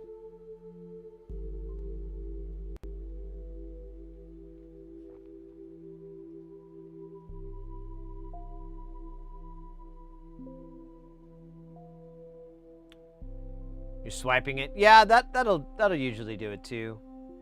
You're just you're really just looking for these really tiny possible threads. And a way that you can just verify and get rid of it altogether is if your joints don't, if you're kind of like wondering if it's your joints, you can apply some flux across and then take your iron and make sure it's nice and clean and just rub it and just kind of reflow all those points. Get the flux in there and it'll tighten up on all those pins. That would be something you could do too, just to verify it's not something that's underneath the pads or maybe not visually seeable. If you're not 100% confident on your probe testing. If you feel like it's making the connections, then screw what I said. After that, I don't know what else could be doing that. Like if you're getting that kind of glitchy behavior, something's grabbing it. Now, you could check the other end of where it's interfacing with, and you could try breaking that circuit, like either pulling out a resistor or something like that. And so, depending on what it terminates to, if it's a trigger output like a pulse width or something like that, then you may just break that circuit somewhere so there's no load on the other end, other than maybe your pull down resistor, and then tap it there and see if you're getting the correct behavior. The issue could be on those output sides, depending on what it is. Without seeing really the details, I don't know for sure. Della Morte, so what do you like about Current 93 or Death? I'm not that big of a Death in June fan. I was kind of into them. I like Current 93 because it's hypnotic. There's a lot of storytelling in his music. It reminds me a lot of folk music. Well, it is apocalyptic folk, but it's interesting. And it's kind of nonsensical. It's kind of crazy. And I know some of it's a little controversial. But, you know, that guy is so wild. I just enjoy his wildness.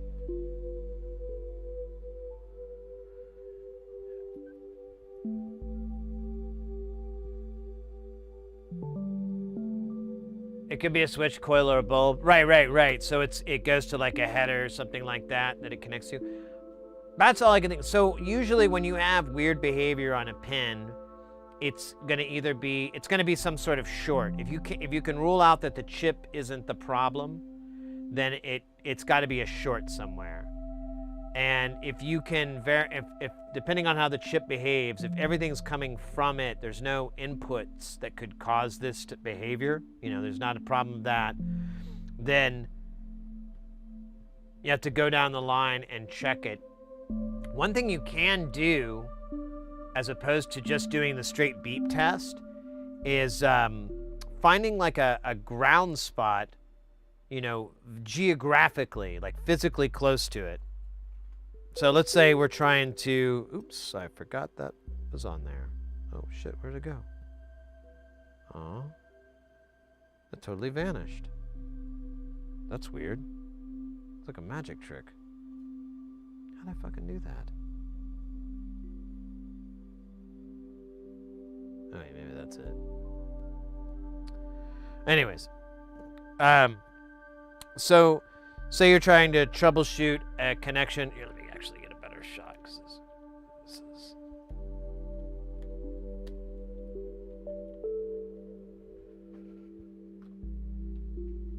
So you're trying to troubleshoot on here. Now, your meter may not be super detailed, so it may not be this good. But let's say you're trying to track a bad connection between this guy and something in here. Take ground from over here and do resistance measures along that signal path.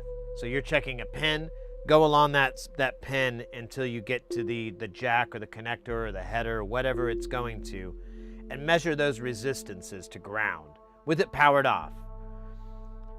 You should either get something that's always the same all the way across, or you might see a variance, like it might be 0.08 over here and it might be 0.06 over there. You'll have to let your meter kind of steady out and wait, and it may just start climbing because there might be a cap on there that just screws it up and makes it all weird. Then, if you can, reverse your situation. Put your ground over here and measure from back to forth. See if you get a variance. Use that information to kind of, verify, like, okay, so if it's shorting to ground closer, if it's a lower resistance, then your short is located possibly there. But it depends. If you've got 5 mega ohms or a mega ohm or 300K or 150K of resistance, you don't have a short. And you'll need to go to the next one and the next one and verify they're all that way. But that would be how I would approach that situation. If I had that kind of weird behavior coming out of a chip, I'd be like, man, something's either it's the wrong pull down resistor, something like that. It's not pulling it correctly, or there's a short. Callus, welcome in.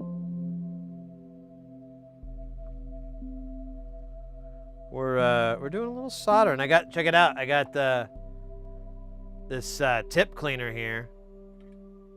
Check it out. This dirty tip.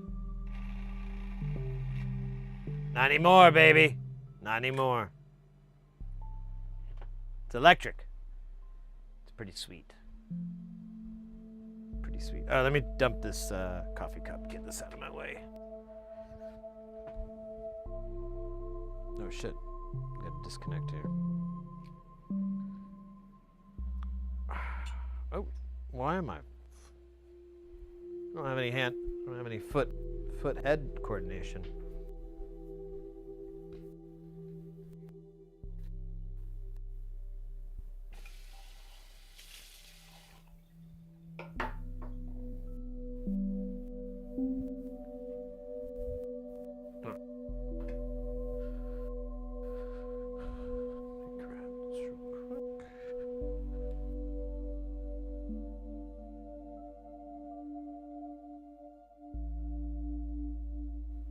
All right, just a second, guys. I'll be right back.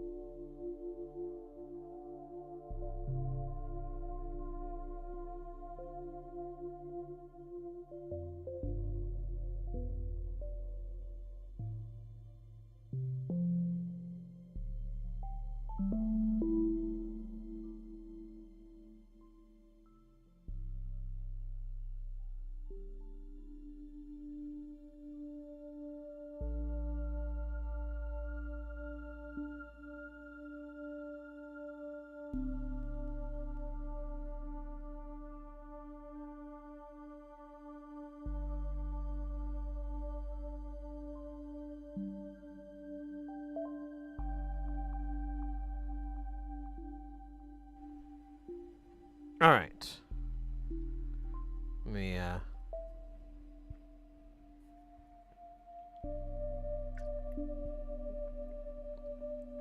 a little swig of water. Where's my umbilical cord. It's a sound.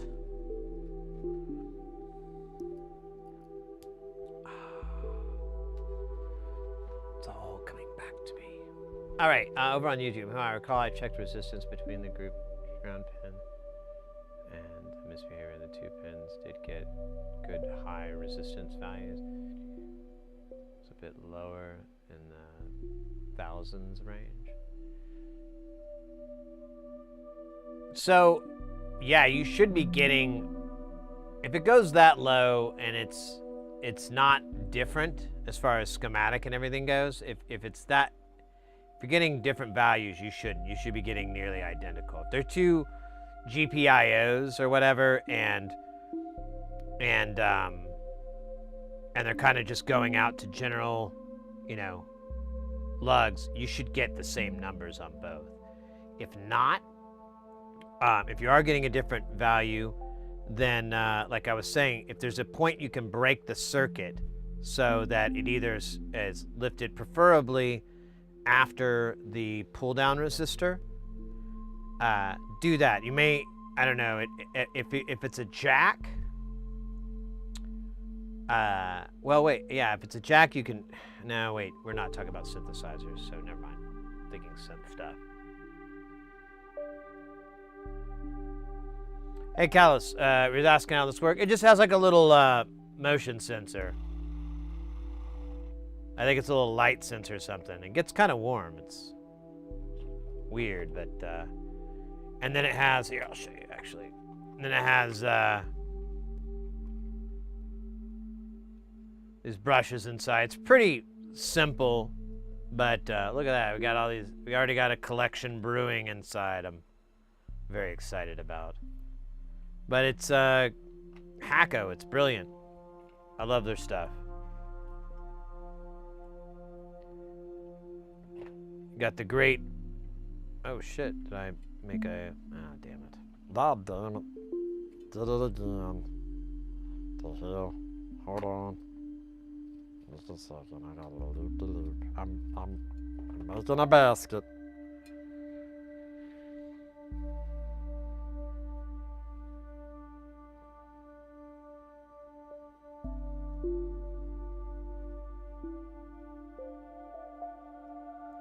Yeah, crazy. Over on YouTube, it could genuinely be, there could be something wrong with the chip. That's always possible. In my experience, I'm going to say it's pretty unlikely. I'm going to say it's a low possibility, but I've seen all kinds of crazy crap happen, so don't rule that out. But I'm leaning more towards there's got to be something kind of shorting it out, possibly. Yeah, it could be a manufacturing. So yeah, I would just take the pins. Let's say you said there were two of them. So take one, maybe the problematic one, the one that gives you the lower resistance. And if you can break the circuit with removing a resistor or a capacitor in line, do that, and then take measurements up that line. See if maybe that drop down do your, from ground to point. Take that measurement now. Maybe there's something wrong with the circuit down the line. Maybe it's further up the line. But you're going to have to kind of sort out where the issue is. And you may end up removing that drop down, or you may have to increase it. Maybe, I don't know if you've already checked the value on it. Make sure it's the correct value, things like that. Those can all cause weird behaviors with like binary IOs. I've noticed in the past. I haven't had anything like what you're talking about, or anything I've had that's kind of similar. It's typically because, oh, that resistor fell off.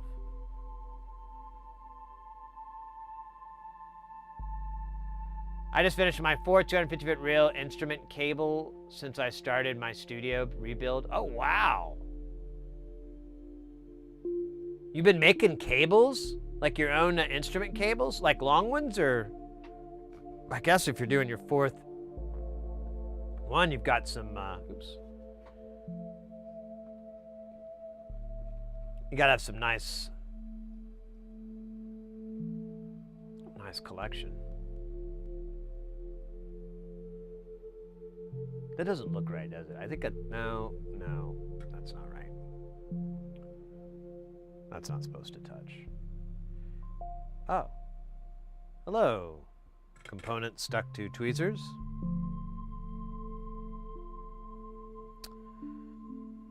I have a feeling we're going to have a little bit of problems with this build. I don't know why. I don't know what makes me think that. Probably my complete lack of attention to detail. Inability to stay focused. Constant craving for humor. Yes, that might be more likely. Hey, we fixed it, so who cares? Is it easy to destroy the board with the iron set to 300 degrees with soldering? I thought. If you're talking 300 degrees Celsius, no, you're fine. That's actually a pretty modest temperature. What you're going to end up doing with the temperature that low is your dwell time is going to be a little bit higher because you have to wait for the heat to transfer over to it. If it's SMD, that's probably not a bad temperature. I like to go a little bit higher, like 320, 340, 360, 380. For through hole, I would go up. If you're removing or if you're soldering any resistors or anything like that, I would go up in temperature because it's going to be a lot easier to get the heat to pass through the leads and then the vias and everything like that. You can destroy, if it's an older board, they can kind of fall apart. You have to be mindful, but they're really not as bad as they used to be. Older boards were really bad, but over the last 10 years, something changed, and now they're like, I don't know, they're pretty rugged. All right. Oh, yeah, we got to pull these 5/6s I screwed up. God, man. How did I keep... Oh, yeah, that's right. I did that. All right, let's get this kid off first.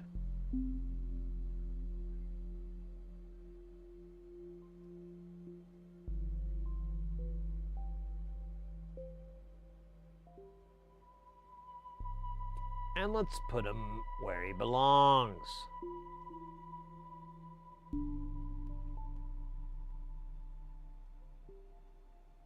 Uh-oh. Get stuck to the goo. We haven't faced the right. Oh, no! Damn you!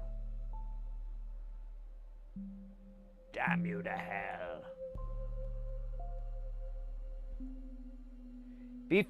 B4 equals.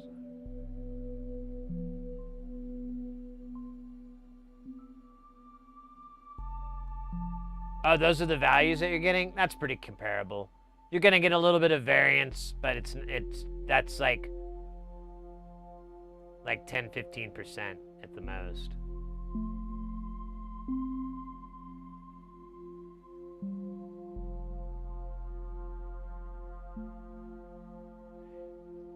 I mean, if you can get it to work, you can get it to work, but I prefer a higher temperature because it's gonna make the time waiting for the heat to to go through. Like right now, there you go. Now we've got melt. Oh man, this guy's being a real jerk. Come on, jerk face. Oh, really? Really? Kiss your mom with that mouth, huh? I said, look at this joker.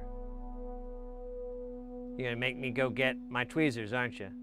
You're gonna make me do it. Oh, no? Okay. Now we're deciding to play our cards, right? Okay, what the hell's this shit here? Don't do that. Don't do that. I didn't say you could do that. I said you could do this. Oh, ho, ho. Wild Bronco, huh? Wild Bronco. Not in my house. Not on my court. Not. Hold up. This guy's pissing me off too. Fuck you. Oh, you wanna play, huh? You wanna be a jerk, huh? You want that? You want that special attention? Is that something your nanny never gave you? Yeah. I made a joke that your nana embraced you. Your gram. Oh shoot, some of them are long. Yeah, my keyboard rack needed the whole reel. Nice.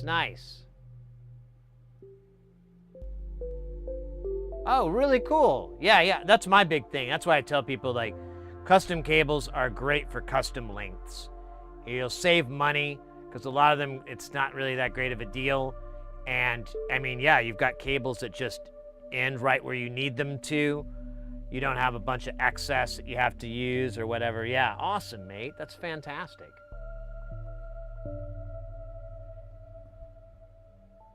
Nice. Shockwave, I was having my kids' underwater robot team last night, and they kept saying we need 25 plus amps power source, and I thought, there's no way an Arduino. Yeah, they mean watts? They get amps and watts confused or something?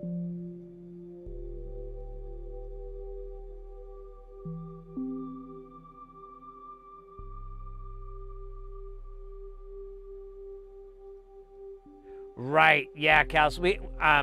I spent a long time in industrial electronic bands, so we had a lot of hardware and faced very similar challenges to what you're talking about. And that's where I kind of learned, like, oh, you should just roll your own cables, bro. Screw going to Guitar Center and fighting with those fools.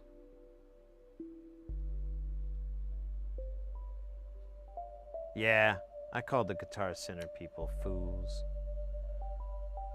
Alright, let's fix these one at a time. I think that's 10K. Is that 10 or is that... Yeah. Oh, hey, and there's the wrong one over there too. Oh, cool. We're gonna make a family. We're gonna join a family together. Make them really happy. This is why I do it.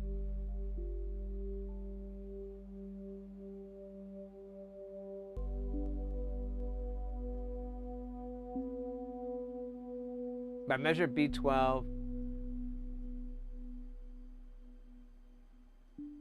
Yeah, that's a little sus, but it may just be the nature of the circuit. Crazy. It's hard to say. But, I mean, you never know. That variance could be it. Typically, when it's a short, it's going to be a lot lower value. It's going to be a much bigger drop. If you're having, like, some sort of dead short that's going to cause something to act like that.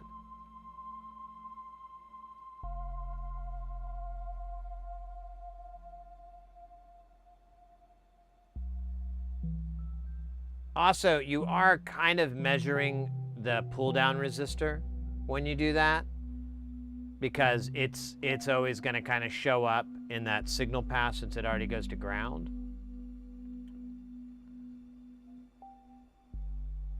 That's why I'm like, you might have to take the thing apart to kind of figure out what's going on. You may try removing that, actually that's not a bad idea. You may try removing the pull down and seeing if you get measurements closer to what you were expecting on the, what you were getting on those other pins, maybe.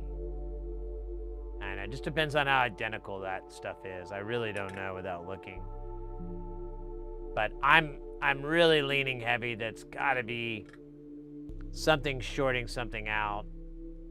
But yeah, those values don't really say so. So I don't know, mate. That's a good one.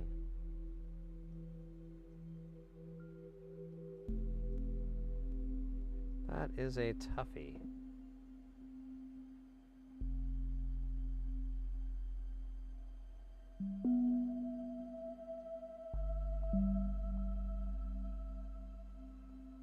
All the other ones measure high.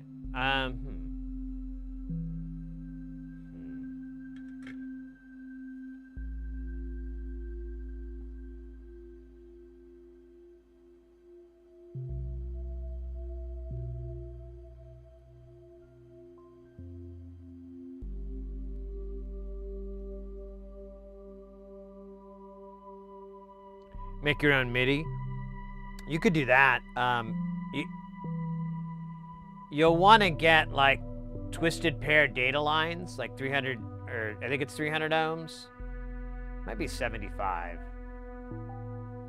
I can't remember what MIDI is. It's been so long. Now you'll have a distance issue, obviously, that you'll have to, because you only have so much before the impedance kind of fucks with you. But,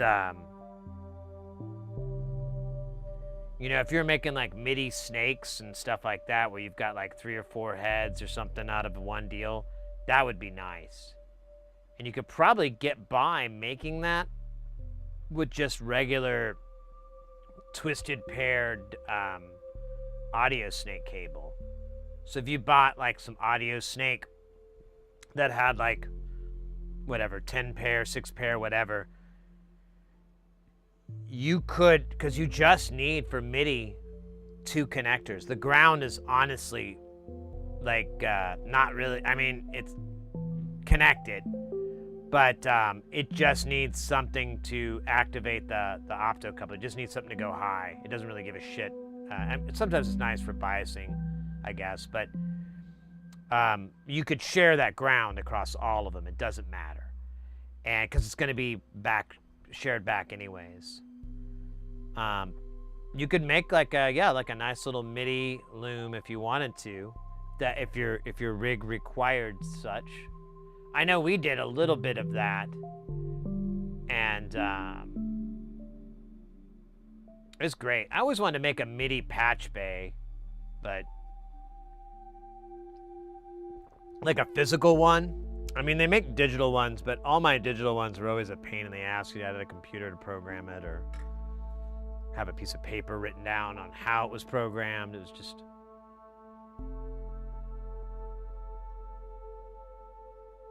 not fun.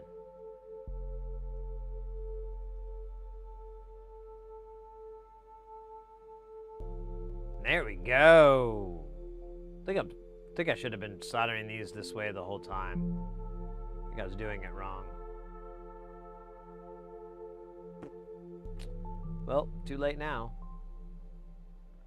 I believe that's everybody too. I think all we have left is the Kappa capacitors.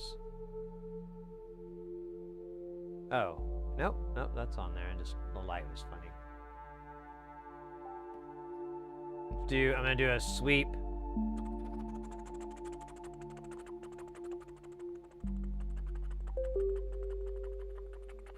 Oh wait, I don't mean to make helicopter sounds. That's right. Oh wait, no sound effects. No sound effects on this one. That's right.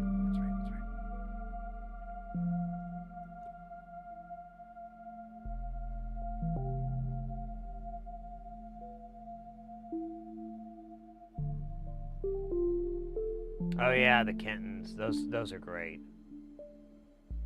Ah, Raven with the dab. I love it. Here, I'm gonna finish this flyby, and then we'll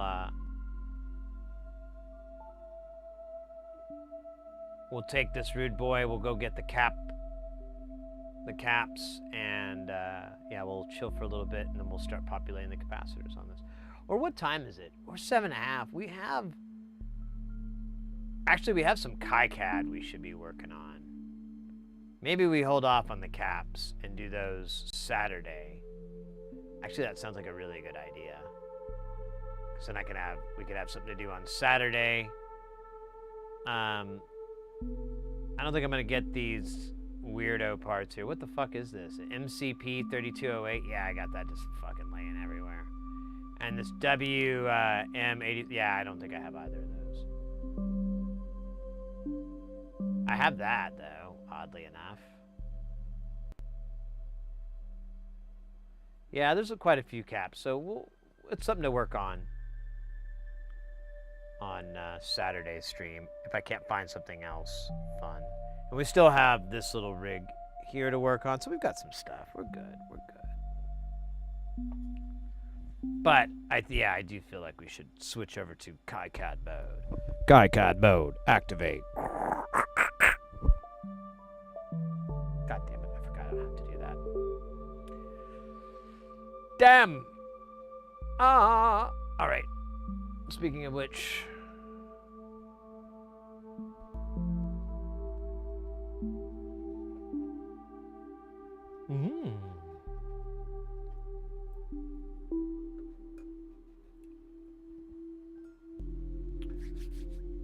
Oh my goodness. Let me do it. Let's just stretch out. Chill for a little bit. Oh man.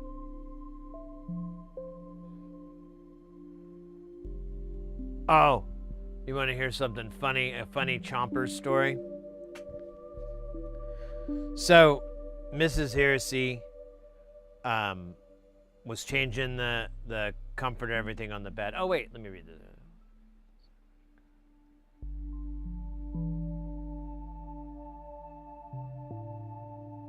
Yeah, crazy. If you're getting the soldering, if you're talking about yours, yeah, you should mix some flux in and reflow it. Like apply some heat with some flux, and that should clean up your solder quite a bit. If that's what you're talking about, I'm not sure if I'm coming in too late. Hey, Atman Rez. Flux is the best thing you can ever use. Like if your solder isn't looking so hot, it's because you don't have any flux. Like once you add the flux and add a little heat, it just makes it look like professional out of the factory. It's the best. The Kenton Mini 3. Oh, nice, nice. So anyways, Chomper's story. Mrs. Heresy, she's changing the comforter on the bed, changing the sheets. It's kind of a thing, and she comes in, and I hear him, and he's like, and she's like, "Can you hold him?" And I'm in in here, and she goes, "Can you hold him while I make the bed?" And I'm like, "Yeah, sure." And I bring him in, and lately he's been like a lot more lovey with me, and so I just immediately start doing all his favorite pets things so he can be happy. And he's still mad, but he's also like enjoying it. So he made the most hilarious like noises where he was like growling, but you know, he'd keep kind of like sifting into a purr. He'd be like, and I was like, "Are you barking? You're barking, aren't you, you son of a bitch?" I screwed up and was talking while I was charging the portal. But he just kept going, and it's so funny. He'll get mad and he'll make that noise, but he'll keep like doing like he'll eat and he'll be it's my new favorite thing that he does. I'm like, I think this is great. And it's great for humanity. My boss does that. Yeah, I know, right? Don't they all?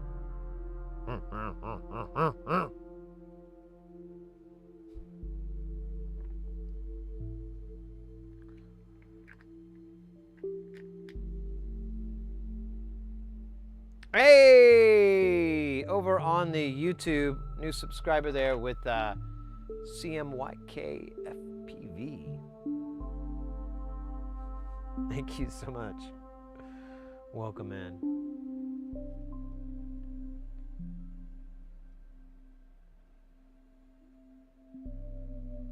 You got distracted with the bike shit? What, like a motorbike? Or bicycle? Like Queen, where they go, bicycle, bicycle. I want to fix my bicycle. I want to fix my bike. Were you doing that? That's pretty awesome. Motorbike. Nice, mate. Very cool. The whole frame. Interesting.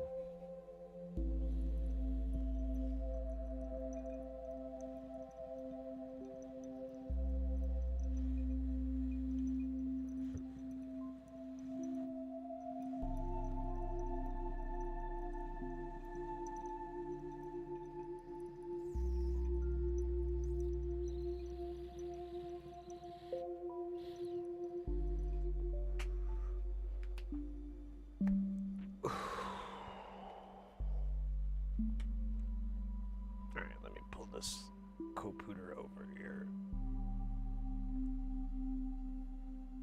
Unplug this and plug it back in because it's stupid.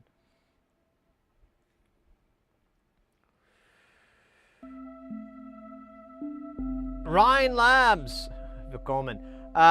7 hours. You are a machine. Well, my thing I've been doing for a while now is I try to do for the live streams a minimum of 10 hours. I would have started earlier so I could get closer to like 11 or 12, but I was waiting on this call to get my car from the mechanic, and it just never happened in time. In fact, I never did get a message from him. So tomorrow morning when I get up, I'll just message him, text him, and be like, "Hey, man, is my car ready?" And I'll go pick it up. But either way, it made me the stream a little bit late. But I typically try to shoot for that. It was kind of my way of making things work out, because I used to stream. Found anything? We ain't found shit. I used to stream 4 days a week, and I kind of got burnt out on it. There was like 3 days in a row, Tuesday, Wednesday, Thursday, and it just started kind of wearing me down. And I missed like a Wednesday, and I just picked it back up, and I was like, man, I think that's what I need, is just to have that break in between, so I'm not, every day just having to get up, it's not day after day. There's a little bit of time in between. And to make it up to y'all so that, it's only 3 days out of the week, I decided to stream much earlier than I normally would. For one, to be able to catch a lot of people over in Europe, so I could, be able to hang out with them.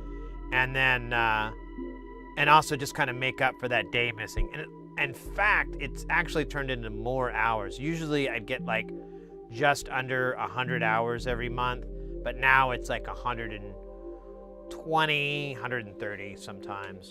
It's kind of bounced around. Hey, Oddball, good to see you, mate. Flux is good. Timmy, Jupiter, just tried my first crack at micro soldering my son's PS5 HDMI port. Thank God for Flux as this. Yeah, I was gonna say, when you were talking about doing anything like that, you absolutely need Flux. It's the only way you're gonna be able to solder something like that, especially if you've never worked with it before. It's you're not a big solderer. It's the difference between it working and it just being absolute slimy trash. The downside is cleaning. However, you can just use 99% IPA. It's still not too expensive these days. The price did go up a little bit after COVID, but it's gone back down. It's pretty normal again. I'm thinking about going back to buying jugs, but I found one distributor that sells like the little personal bottles, and you can buy like a case, and it's cheaper than the jugs. Oh man, I feel like I'm yelling. I don't know why. I scored the microscope been looking for on Feebase. Oh, cool. Excellent, Ryan.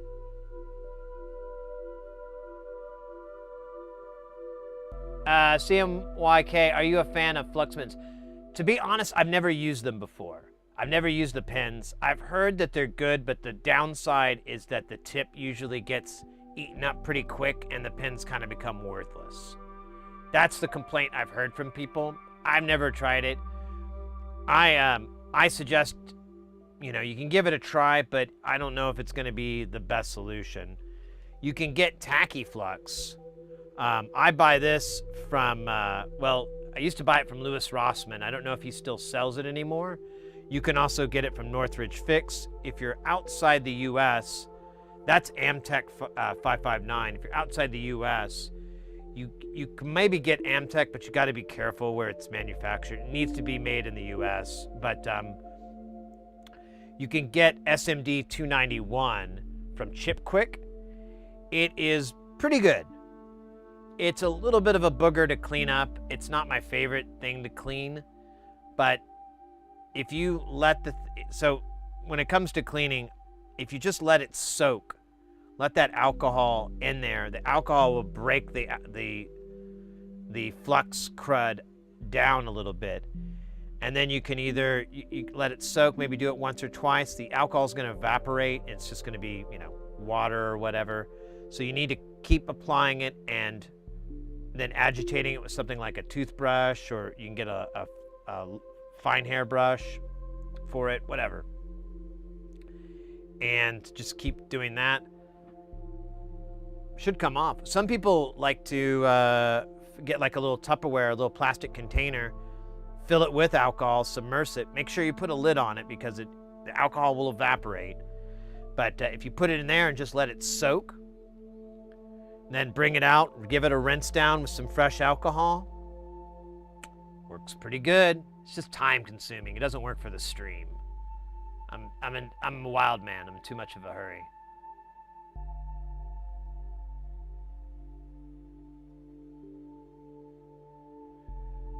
Someone was asking about the new tool. I can't remember.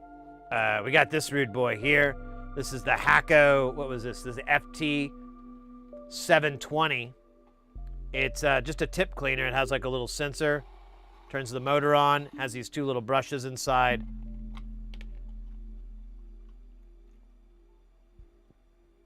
They clean your tip. It's not,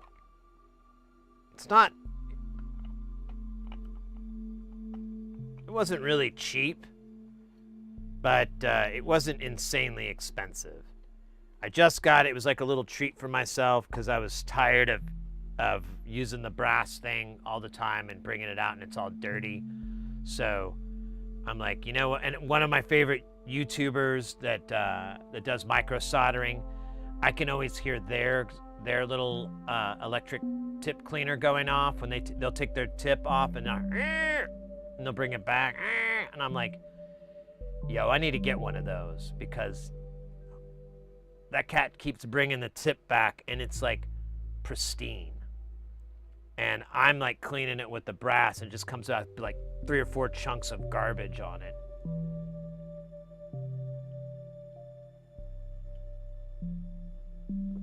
Oh, JBC, nice. So the brushes don't last? I was curious about that. Well, they're replaceable. We'll see how expensive that gets. Maybe I'll split the diff. Maybe I'll use a little bit of one and a little bit of the other. All right, let me pull up our project. I don't know what it is anymore. No, I'm kidding. Man, speaking of pinball, I still want to get, I don't know, it's like a project. It's like it'd be a total project for like posterity, like there's no way to really ethically monetize it, like it's just not cool. But I still want to convert pinball schematics over to KiCAD so that we can have modern day schematics of these pinball machines. And you can fucking just type in and do a query to find, this harness goes where and all that kind of crap, or find out what that is. You can just query the software and pull it up and be like, oh, it's this one. Because the other way, it's a nightmare. Most of these pinball machines, the schematics on these things are like really big. They're physically large pieces of paper, and when they scanned them, they just chopped them up into pieces, and they're awful. They're legible, but you have to do a lot of detective work to figure it out. No fun. And I've been thinking lately, I'm like, it would be time consuming, but I think we could do it and get away with it, We'd have to be careful. There's certain companies that are kind of litigious about their schematics and so forth being out there. But technically the law's on our side. Because we're doing stuff that's over 40 years old. You don't have any copyrights over any of that circuitry. It only lasts 20 years. And they can keep renewing it all they want. It only goes for that long. So, because I was looking into that. Damn it, this pooped out faster than before. I have this weird, I don't know what it is, a grounding issue. Anyways, let me catch up on chat. Look at the Mission Pinball framework. It can connect with a physical pinball machine and have a virtual layout. Holy fuck. What's that called again? That sounds fascinating. I don't even know what the hell I would do with it, but I want it. Mission Pinball Framework. Mission Pinball Framework.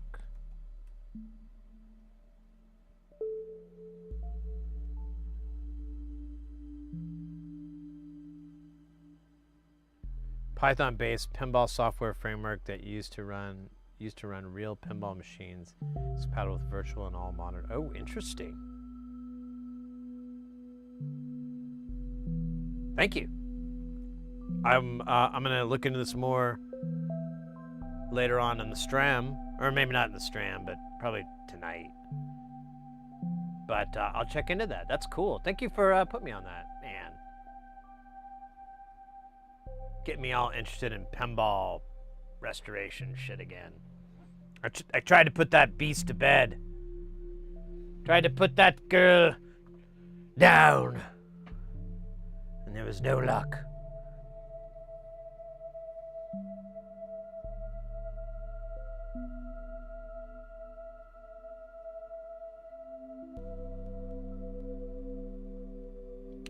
So Rhine Labs, that's interesting because that's one of the things I'm interested in is restoration of some of these older machines. I want to contribute to it, and I'm trying to think of ways that I can contribute that no one else has, you know, or maybe there's like an effort that's already involved, and maybe I can, you know, like a wiki kind of thing, and be like, oh, I'll write a couple pages on this, you know, some way to contribute, some way to get into that. I'd be really interested in, because I don't know, it's kind of like this, I don't know why I have this obsession, but it's just kind of something I've been very interested in lately. One of the things I've been wanting to work on, I've been blabbing about it a lot and not really pulling the trigger on, is FPGA. I'm very fascinated with it. I've found a cool dev board, and I've even come up with a couple of projects that we could probably work on down the road. But it is a giant mountain for me to climb because it really takes in two things that I have very little understanding. One is electrical engineering, and then the other one is programming. But I've talked to a lot of people that are pretty knowledgeable on this, and they've all told me I could pull it off. They're like, you can do it, Sid. And they know me fairly well, warts and all, so I've been like, okay, I guess if it doesn't work, it's because they're stupid and they don't know what they're talking about. Excellent. I can take that blame off my shoulders. Oh, dum-dums.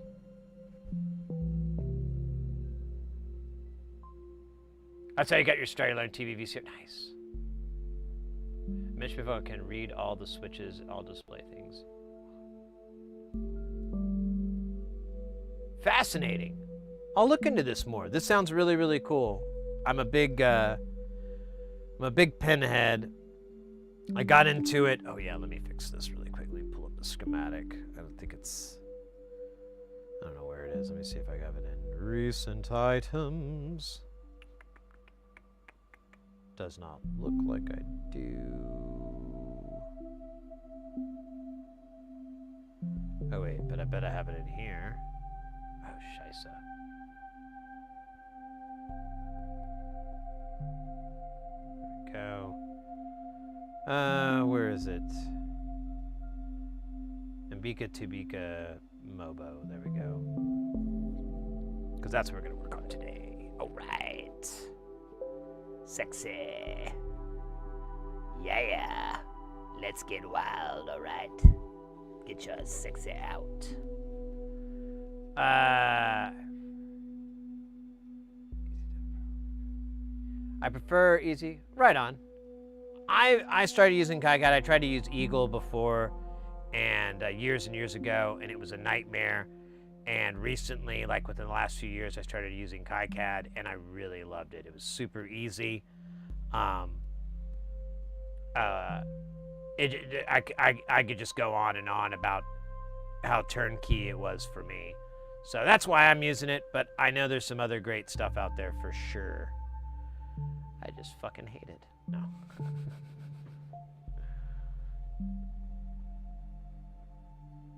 JTAG auto buzz. What? Are we just throwing out words? I like it. Excelsior nuclear taco grande.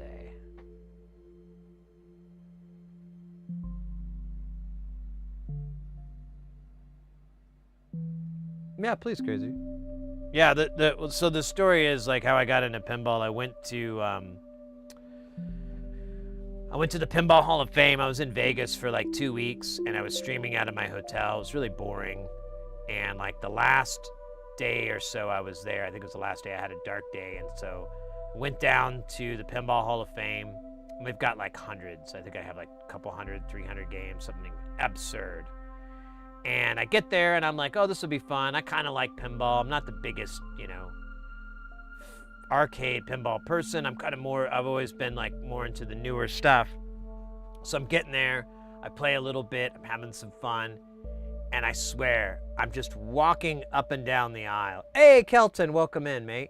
I'm walking up and down the aisles, and they have all these games kind of arranged chronologically. So you can see all these old pinballs machines from like the 70s and 60s, and these games, a lot of these old ones just look really beautiful, and they're very simple, and it kind of clicks in my brain that I'm like, to me, pinball seems like one of the most purest forms of live gaming. It's the closest we got to video games being live, and it's still, it's still around, it's still popular. That you've got this beautiful, beautiful artwork that you can get on the play fields, on the back glass, even on the, the sides, blades, all this beautiful artwork. A lot of times some of these games, they have just really cool plastics, pieces and mechanisms, just on and on. I'm like, this is the most beautiful expression of gaming and art. And then there's so much available to it, and then it goes on. It's never the same game, even when it's the same game. If you play, this game, this pinball at this one place, and you go and play it at another place, it can be totally different. It's just how they're set up. All these variables that keep things very fresh really just kind of clicked, and I became really enamored with it. And then as time went in, I got more into pinball after that, because I was like, I'm pinhead now. I started learning to repair and learned about how that worked, and then it carried over into arcade, because I was like, well, it's not a big jump from these 80s, 90s arcades to pinball machines. Like, the tech's pretty similar. And so I just kind of got into that, and as time went on, I realized, there's a lot of things that get destroyed, and there's always that possibility it could be just completely lost, it could be unrecoverable, and I don't like that at all. The concept of something being, unrecoverable or whatever is, ugh. So I'm wondering, maybe I can at least turn them into KiCAD. It's a free program. Easy to use. Dip trace to learn it, and blog maybe to learn it. Oh, cool. Open pinball, nice.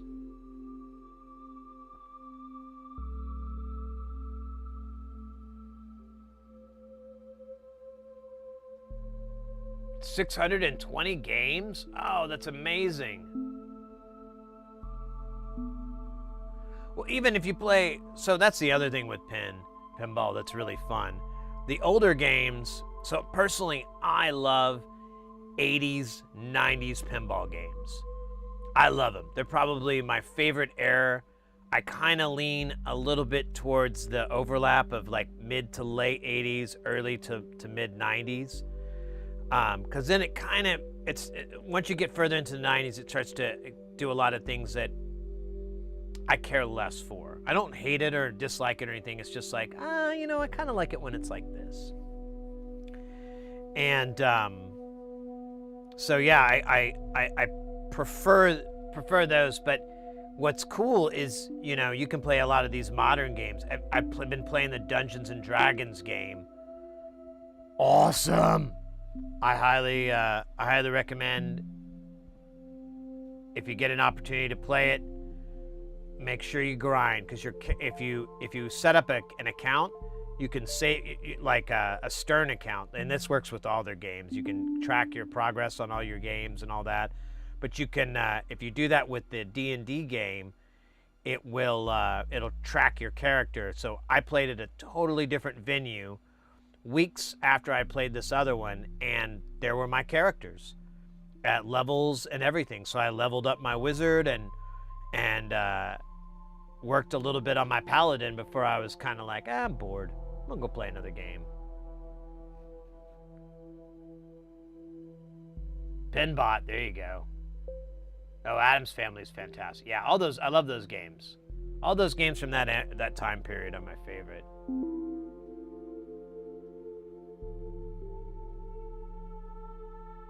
Yeah, I know, Kelton. You seem to always come in pretty late in the evening.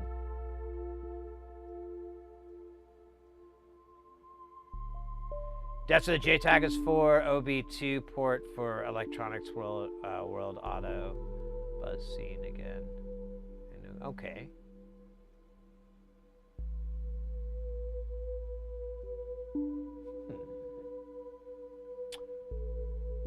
Oh, STTNG is probably one of my favorite. And so I was talking earlier, I was trying to think of a way I could have like a pinball stream, like an IRL one, but I didn't really want to go do an IRL stream like out in public, because it's just, that's another story. And there is a place here in town, and they have hands down the best Star Trek TNG pinball restoration I have ever seen. It is awesome. It's got all the black lights on it. The playfield is easy to see, but still kind of hard because of that effect. But there's still all the colors are really bright and sharp, so you kind of use that. The speakers are nice and clean. It's nice and loud. You can hear Worf and Brent Spiner. It's awesome. And it plays perfectly. Everything is perfect on it. I played the virtual many times, and playing the live one was almost zero, very little gap. It was almost the same thing. I think this one felt a little bit faster, but it's hard to say for certain. That could be in my brain.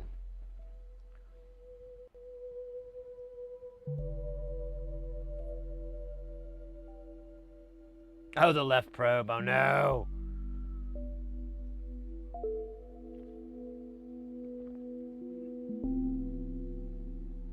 Look up JTAG Live Auto Buzz. All right. What is this?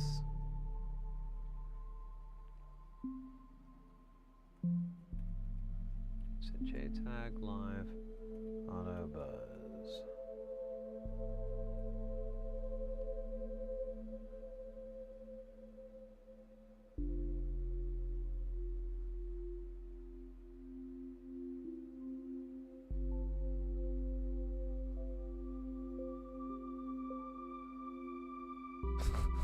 This $2,300 program?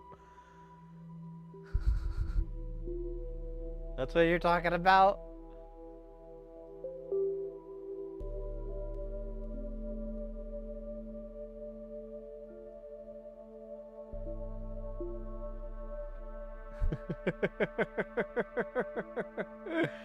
That's funny.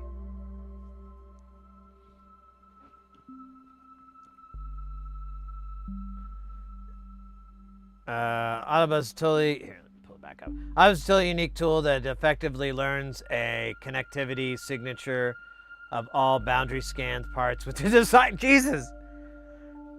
Does it have like a cool breakbeat hacker soundtrack when you use it? Something from the Dust Brothers, I think. Or Chemical Brothers. One of the brothers. I don't know which one. Dust or Chemical. Chemical Dust Brothers. Probably one of them. That would be sick, actually. I would listen to that. I would listen to that right this minute. Except we get copyright flag for the Chemical Dust Brothers Invisible album. Oh, comes with a used Kia. The Smothers Brothers, there you go. That would be awesome. We've got the Dust Brothers, the Chemical Brothers, and the Smothers Brothers. The dog isn't live.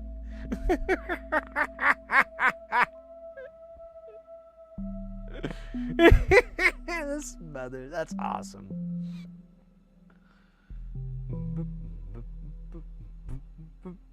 He's got the bass. The camera's not there. Well, it's time for the night to go. Then they put some break beats on that. I don't think they had too many break beats. The Smothers Brothers. Probably why they never got as popular as I think they could have. They would have dropped some break beats in there. Some amens. Because they need a time machine, don't they? We're going back to the time machine story. What am I doing here? Oh, yeah. I believe we have connected everything. Let's do the old electric rule checker. Electric Sky Church. Electric rule checker. Guide me in my obsolence. Testing. Running. 16 errors. 5 warnings. Jesus, that's not good. All right, buddy. Where are we going first? How many? Oh, man, this is going to be so annoying. It's going to do this. Where it's going to give me this bloody error. And... yeah. I don't understand what this error is. All right, I'm just going to... yeah, it does this over and over. Yeah, thanks, dog. That is perfectly okay. Oh, wait a minute. They're both called D3? Oh, well, that's not my fault. We'll re-annotate it. What's it complaining about? Duplicate item. Oh, these are annotation problems. Oh, okay. Screw this. Let's re-annotate. I forgot how you do that. Tools. Annotate schematic. Annotate. Get the shit all right if we need to annotate. Then we got to make it complicate. I don't know what the lyrics are on. Annotate. It would be really good if you did that anyways. Okay, so now we're going to try it. Electric rule checker. Guide me in my foolishness. Hey, that only took like 4 off. That's not good. It's a little bit embarrassing. You have to put power indicators on the VCC input. Power flag on the eurorack. The input VCC drop a flag. Knows this is where power comes from. Looks like a little diamond. Okay. Let's back out. Let's go to Powerland. Powerland. So where oh, is that what this shit's about? These complaints here? Is this what this is complaining about? My lack of VCC representation. Is it this kid? Hierarchical label properties. Ah, okay. think that's it. Nope, that's not it. Damn it. Oh, is it, let's see here. Is it directive label properties? I don't know what I'm doing.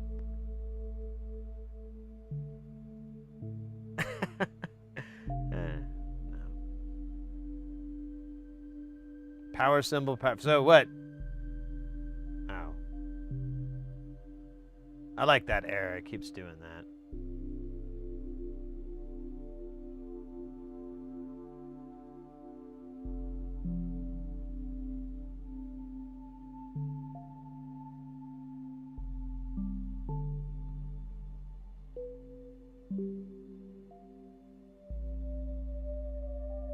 What do you mean by power flags, actually?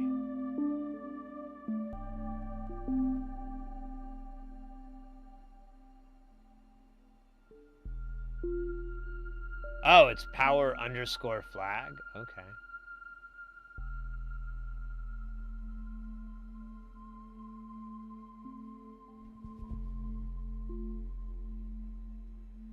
And what, it needs to be on this rude boy? I guess I need another one. We'll do one at a time here.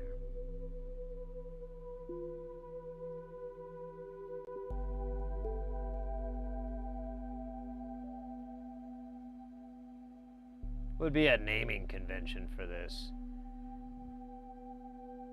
VCC plus, would that be weird if I called it that and then put VEE minus? Or do I need to keep, don't change the name, just hide it? Oh, okay.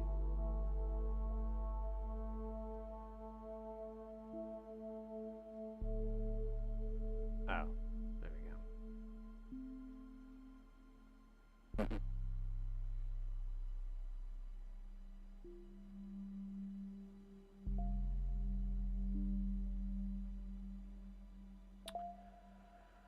Okay, let's see if that fixed all our woes. Whoa, whoa, whoa, there's a problem. There's an error, there's a mistake. There's something I wish I could take. Nah, that's terrible. Run. Are you going to ERC this year? It's gonna be awesome. All right, down to 11. Still looks like it's hating my power thing.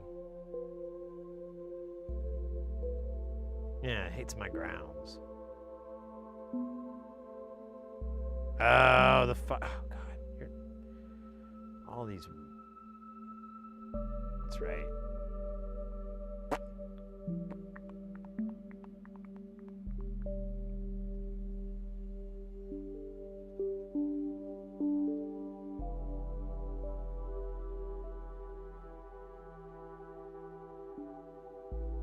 Oh, I don't have this. This is floating because it's going to be a selector. It's going to freak out about that, isn't it? It's going to be like, hey, bro. You got to connect me, bro. Otherwise, it don't work, bro. I don't know why it has that accent. Run the ERC, nice. We do the 80s rap group. We're ERC and we're here to say electrical rules are what we do. Damn it. I can't rap. Oh, now I got more errors. And it didn't remove that. It still hates me in America.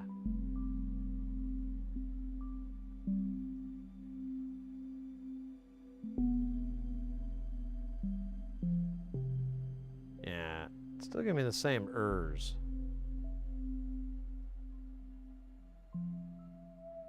So properly connected.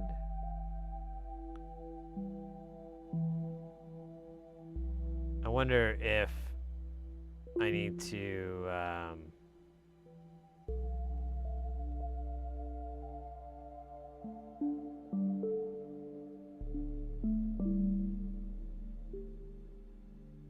I'm getting all these grounds. Oh, well, that's That's someone. That's an idiot right there. Okay.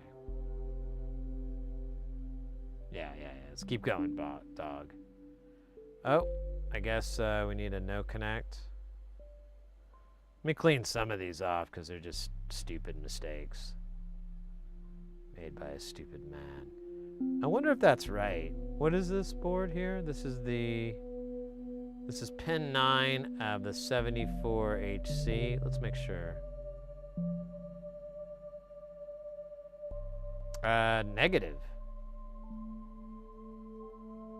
That is connected. Or is this the wrong? Oh wait, I think it's a different one. This is for the for this kid. Maybe? Let's see. Yeah. Shown. Look at that, just floating. Sad, really. These floating components. Yeah, okay. I hear you.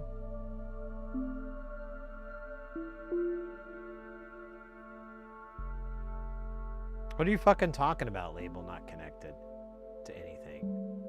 It's totally fucking connected. What are you talking about?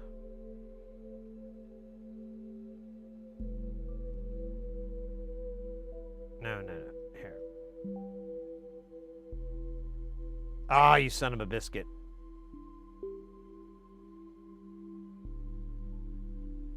Oh, come on. I don't want I just want this part. Yeah, it's attached. What are you talking about, dog? Why is it?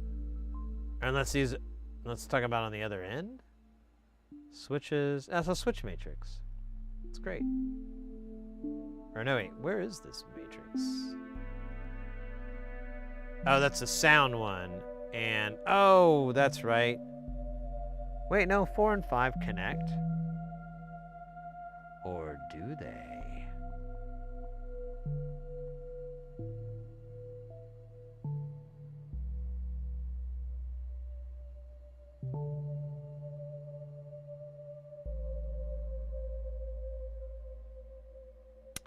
Oh, I think I did this wrong.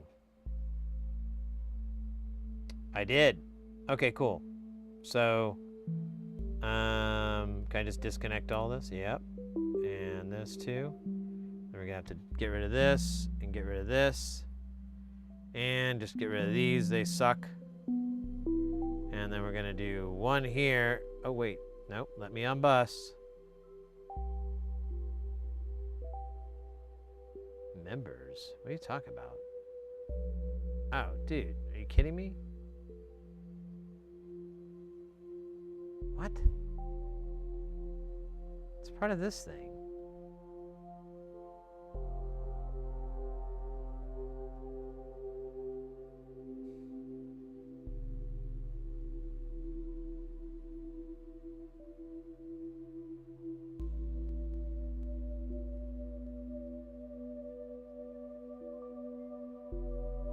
Thank you. Okay, I need 3 and 4. I didn't connect them.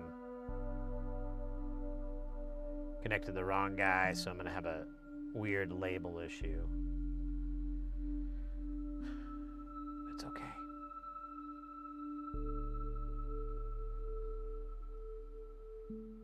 Well, I was gonna have it, now I don't. Probably look at this. Okay. Control S. I think our ERC is still here, hiding in the shadows. Yes, I know. What? What are you talking about, dog? Where is this? Oh, God. Silly no connects. 2,500 is it's a bit high. I just don't have that kind of DIY budget. I'm kind of poor. Not in spirit, though, but in money. Hey, look at that. We got weird. What? Why is 5 coming up? Oh, does 5 never connect to anything? 0, 1, 2, 3. Oh, shit. Did I do that?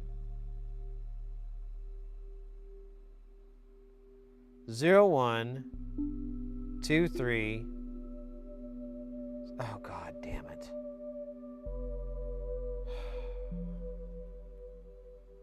Can I undo this? Cool. Awesome.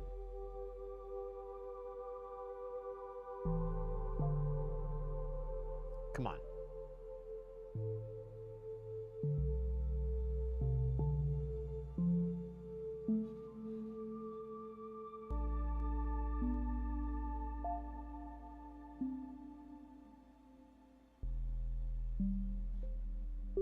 Paul Dan. Yeah.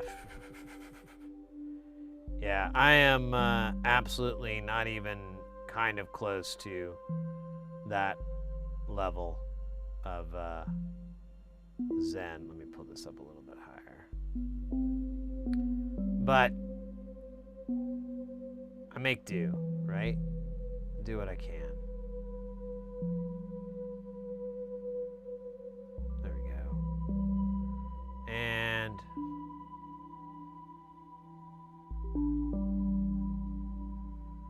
okay. Let's run those checkers again. That should got rid of at least one of the errors. It did not. That's weird. Unless it didn't. Oh, maybe it was a warning. I didn't even look at the warnings. Okay, there's that weird one. I thought we took care of you, but I guess I'm wrong. And where are we here? There we go. I don't know what the hell that problem is. Oh, wait a minute. I do. But I don't know why this is giving me an error.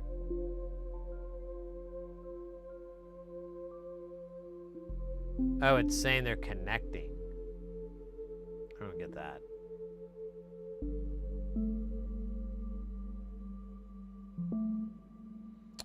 But not really caring.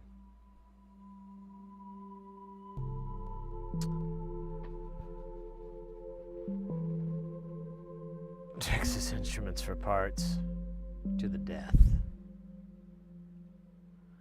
All right, I'm happy with those results. The rest of those errors are kind of not important too much to me.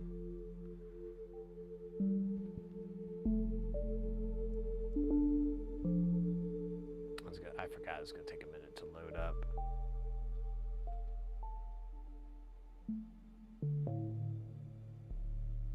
The 3v3. Oh, did I not put one in there?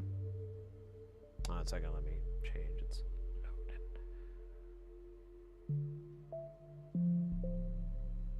I guess I didn't. Yeah.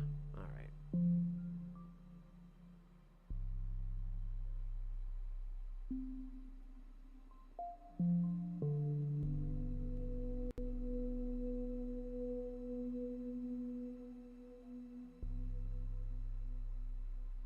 There is a ferrite in that circuit, I do believe. I put one in there.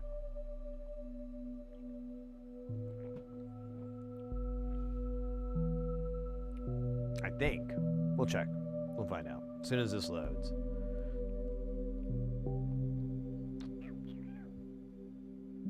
Yeah, I have one, but you're thinking it would do more service to have one here? Or possibly in between our rude boys? Between 5 and 3? We can add that. I'm not against it. I like ferrites. They're cool.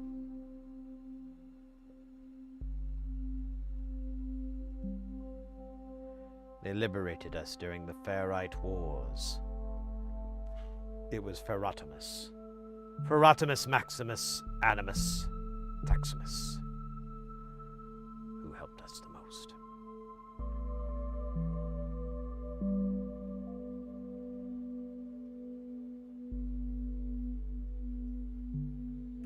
I think it's going to give me more errors with adding the other one, but I am... Oh. Now we're just down to 3 errors. Oh, weird. So now they're all here. All 3 of them. Do I need to put a power flag here?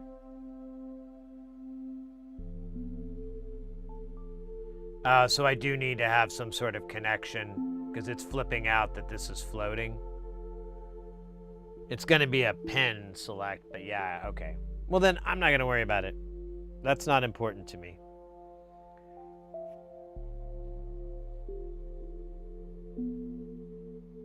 What do you mean, just wrong?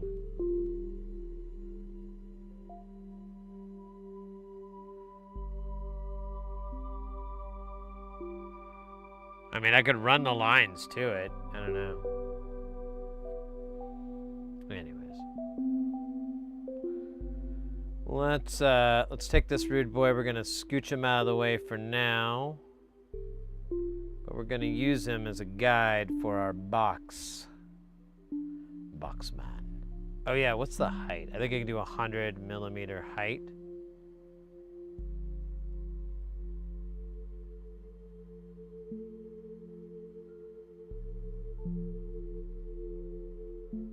I think I'll do 90. I can't remember what the max height was. It needed to be as much as we can get away with. Let me double bubble check what that is. I think it's 100. I think we crack 100 to get. Well, okay, it looks like 95 would suffice. 94, 95. Let's do that. We'll do 94.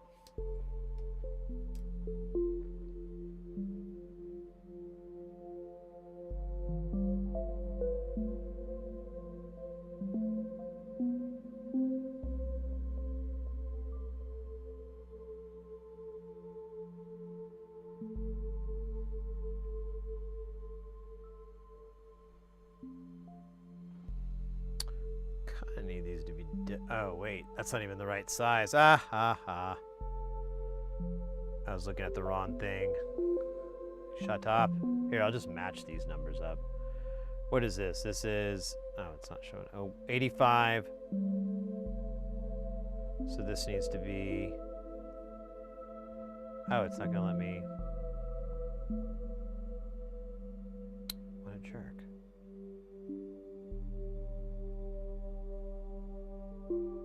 There we go. Oops.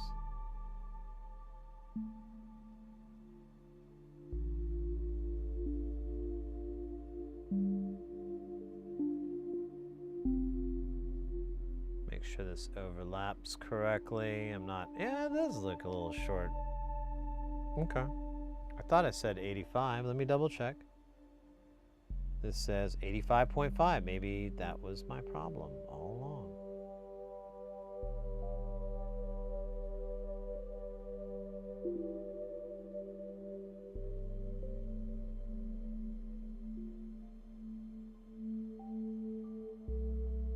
Okay, good enough. I'll take it. Put this guy way out of my way. And let's bring in the bits. Oh yeah, we never did footprints. God damn it. Forgot about that part.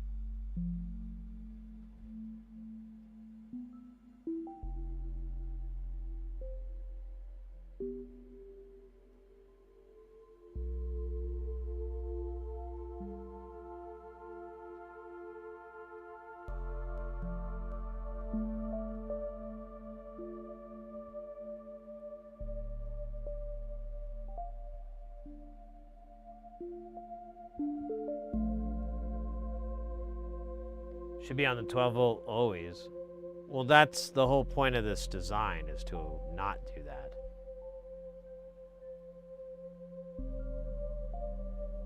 Trying to make a connector where you can utilize the 5 volt rail on the ribbon to lower your load on 12 volt rail, which is already going to be really high to begin with. And whenever you put like a digital thing on the 12 volt, it goes from being like 40, 50 milliamps to like 120, 160 or whatever. It jumps up. That's not necessarily the case here per se, but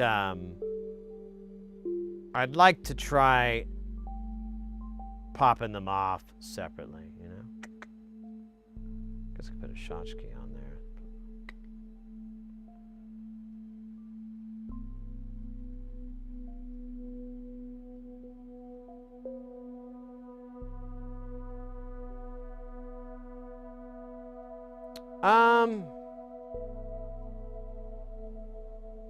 I guess I'd like it to get regulated on the board. Because it's not gonna really be so hot. That 5 volt, because it's gonna go down these really long ribbons. It's just, but I want to take the load off the 12 volt rail. That's the goal. Crazy Bites, right, I'm off to keep my eyes open. Yeah, mate, take care. Hope to see you around.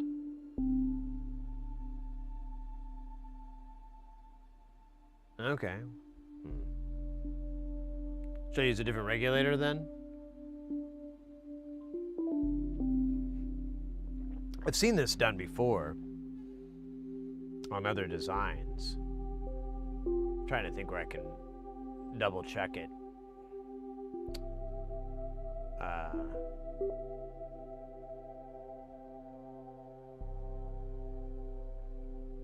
Man, I'm trying to remember.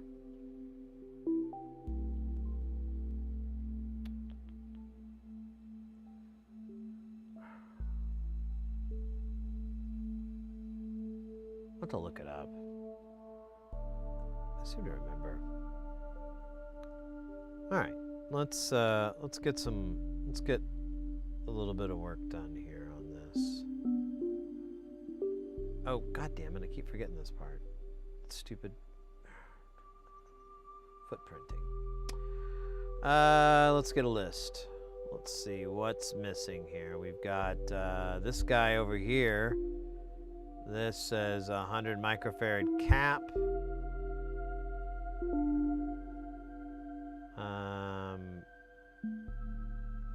What? Why do I have 100?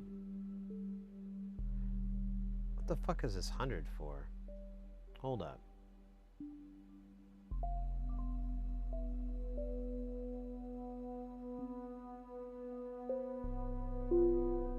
Oh, it's in between there?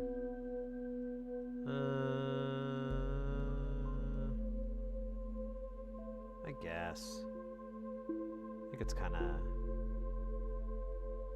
Whatever, I'm just going to use the same shit.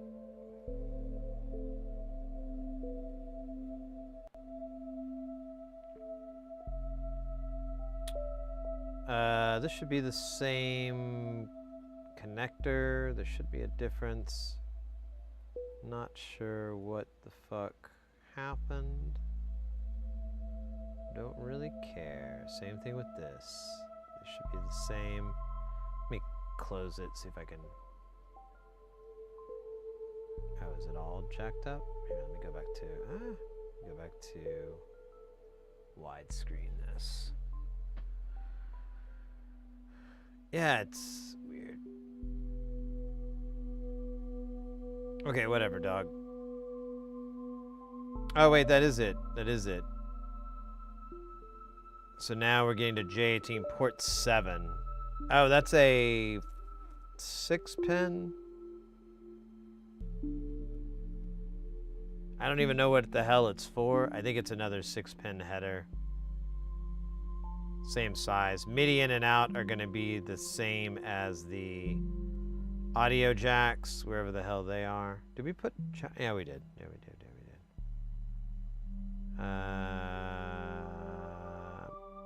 Thought we did.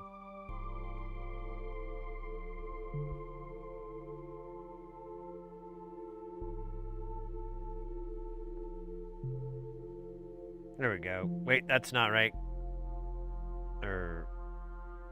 Yeah, these are all... What the fuck is going on here?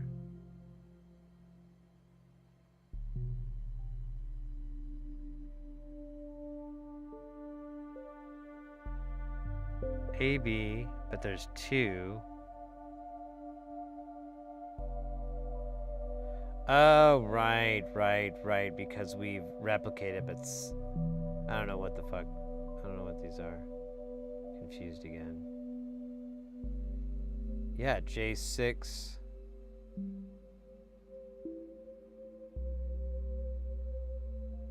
It should correlate. I don't understand why it's not. Whatever. I just need the footprints to line up. SD card. Oh, MIDI in and out are going to be. We'll just look for audio jack here.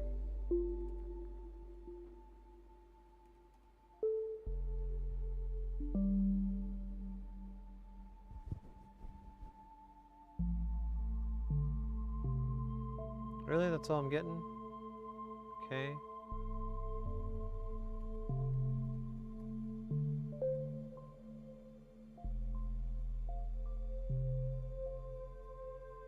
And let me scroll to the top here.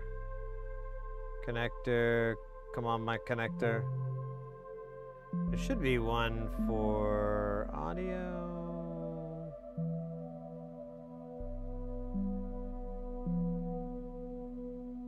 Maybe not. Let me try audio again. Oh, I got a better idea. 3.5.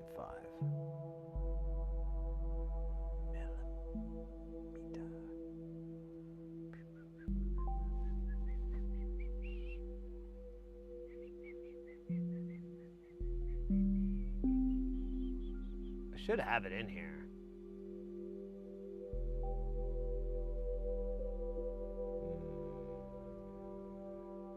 Wait, what? No, that's not it.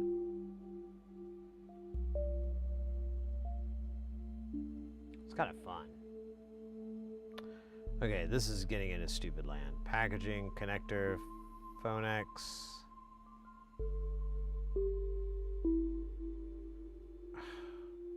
Dude, I cannot remember what I have it listed as.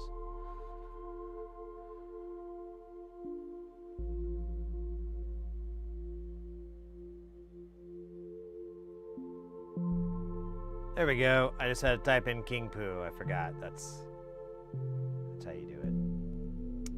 Do they have the big fat ones? I'll just use these. These are fine. There we go. That's going to be the MIDI in. That's going to be the MIDI out. Now there should be audio ports, but I don't. Oh, there it is. Audio jack switched. And we've got all those, so we're going to change that one to... No? What the fuck? I didn't do it right. Or am I... Wait a minute.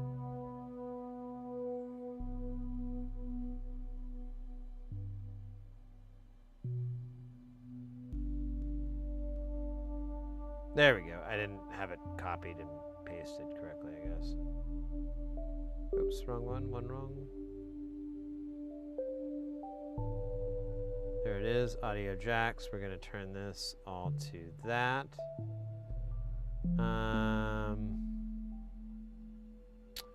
Let's keep going. What are these? SD card. I thought it had the...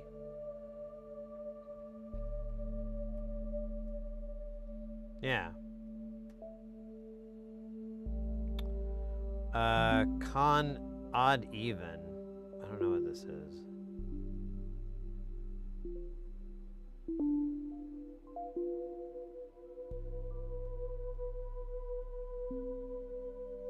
Oh, that's the eurorack connector. That should be a 254.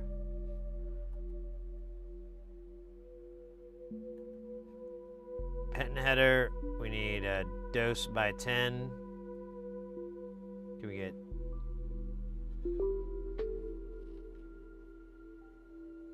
Or dose by 8, I mean.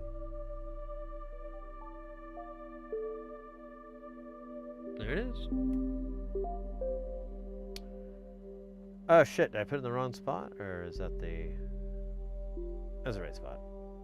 Okay, next up is 5-volt select. I'm going to make that a 3-pin version of kind of what we did there. 2.54 mimi.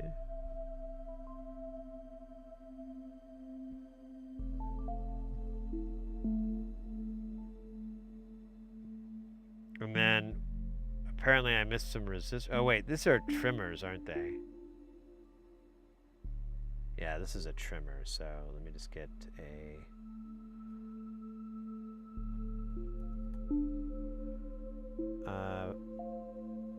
Man, that's all you got for trimmers? That's lame, bro. I thought I had another. Let me do trim. Oh, dude.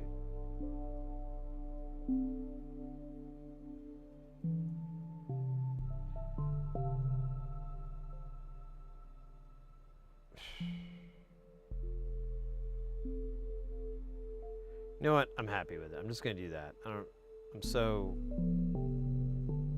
just want to get this moving.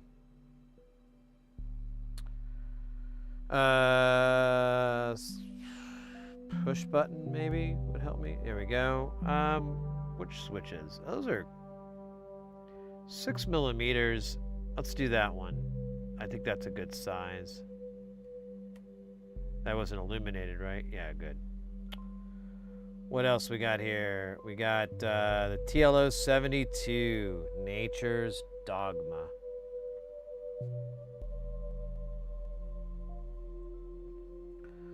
Soik 14, I believe.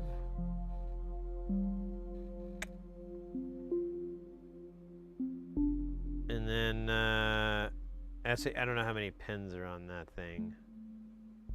I think there's a bunch. Looks like 16.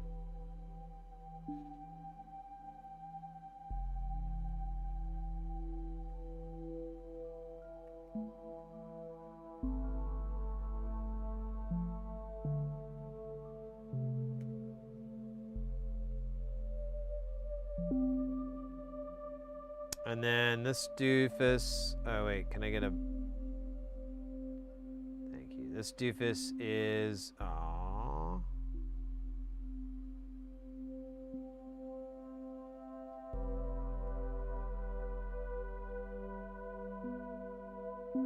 $41.11. Here, I'm gonna skip over here.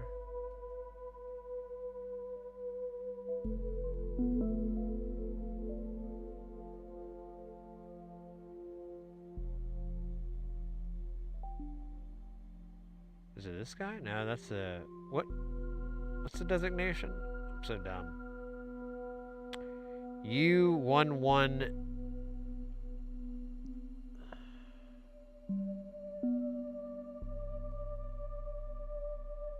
Was it this? Yeah. So this is 16 pin as well.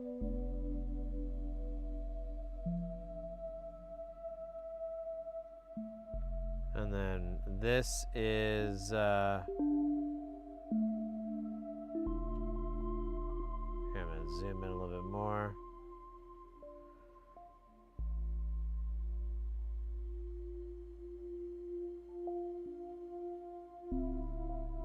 Oh, it's 2. Both of these go to 16 pins, so again,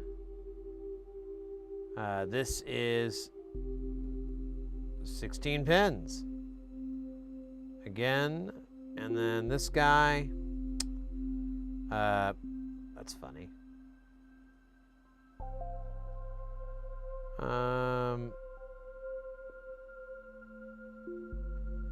7805.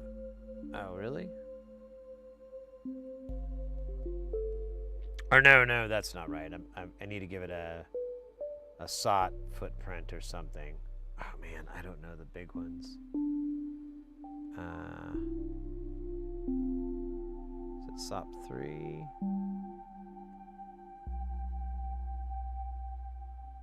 SOT? Yeah, there we go. SOT. I need the big boys. So it would be. Oh man, I cannot remember. That might be closer. Let's look a little small still.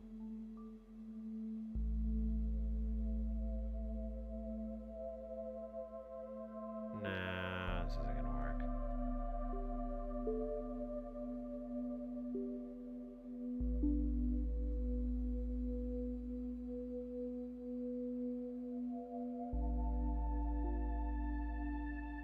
Wonder how big that is physically.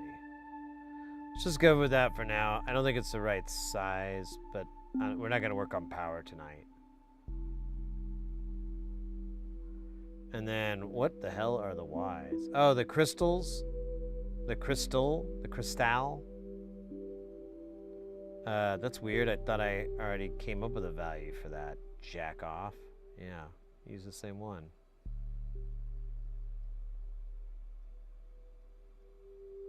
Is it 20 megahertz on here too? I guess they'd all have the same clock. That'd be weird if it were different.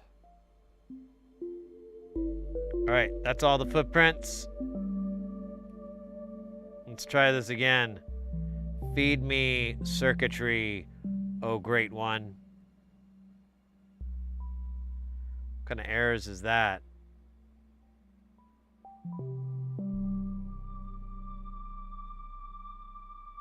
What? What are you talking about? J12 pad S. Oh. Well, yeah, it's this. Do I have to go back and fix that? Let me. Oh, wow. There's the screen. Dude, hold up. Is this screen gonna even fit? Oh! Look at that. It's even the smaller screen. I thought I found a smaller version of it. That's not even the right screen. That's smaller. Oh, fug. Yeah, why do I have this value? I think it was the right I/O connection, but the footprint should be like a should be totally different. Let's check this out, see if we can update this. That screen is huge. It's supposed to, it should be more compact. I don't know what's going on. Can I change it here easier? Footprint, there we go. Wait, what? No, dog. Oh, that's not the right thing, silly. Where is the screen? Is it here? Yeah, there it is. Okay, footprint. Let's see. Oh, shoot. It doesn't really...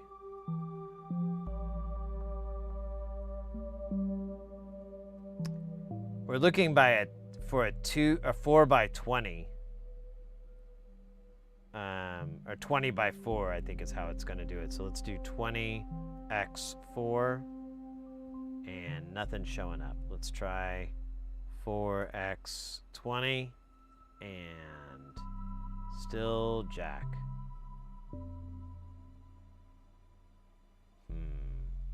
Let's try looking through the old options here.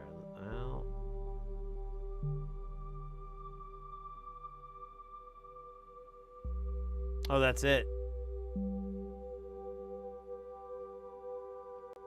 That's all the display things they have. Oh, wait. Stand by.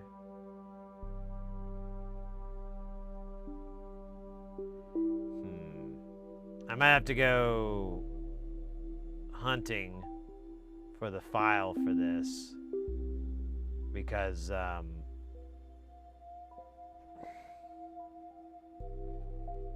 it's kind of like this, but instead of 4 by 10, it's 4 by 20. Where the fuck is that?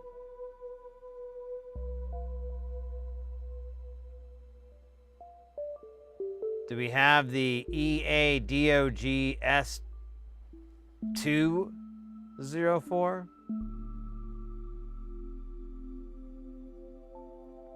That would be great.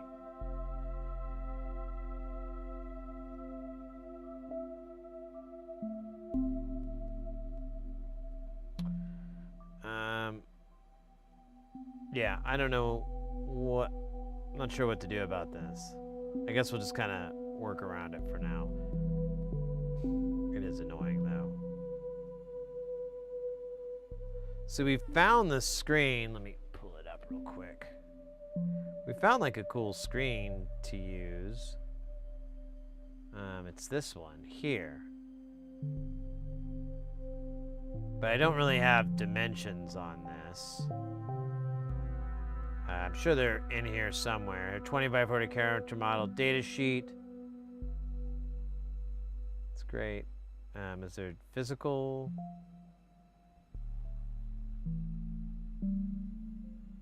Wait, that looks like measurements.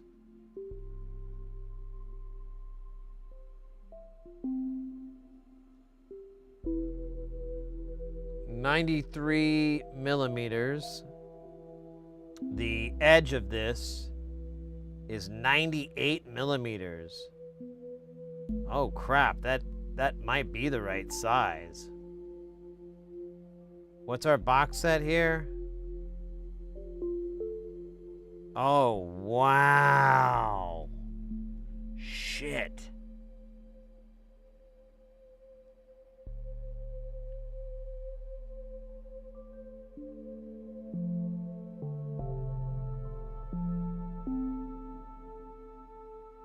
Okay.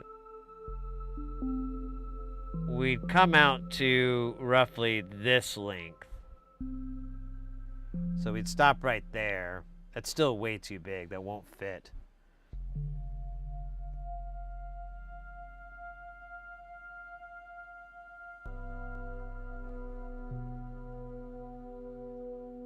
I might be able to get the screen to fit in there, but this is going to stick on the outsides. I guess we'll just have to make the panel. Well, then I have to have that on that. Oh, fuck.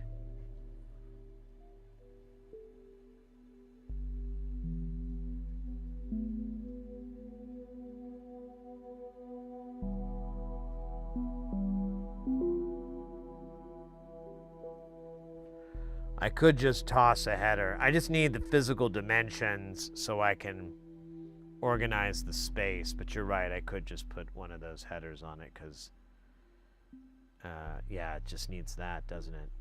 Just pins on the top. We can properly space this, 55 millimeters even. And it's X millimeters into, yeah. Gosh. It's kind of annoying how this is not running perfectly. Damn it. I don't know what the hell's going on. Quite a mad world we're living in here where this doesn't work perfectly. Oh wait, I don't want to close it. You didn't take that seriously. Okay, good. Okay. We've still got a couple hours left on the stream. I'm just gonna piece stuff together. Let's build these parts here. All these, well, shit.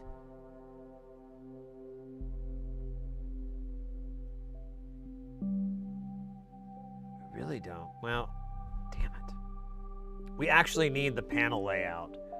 We kind of need the PCB layout.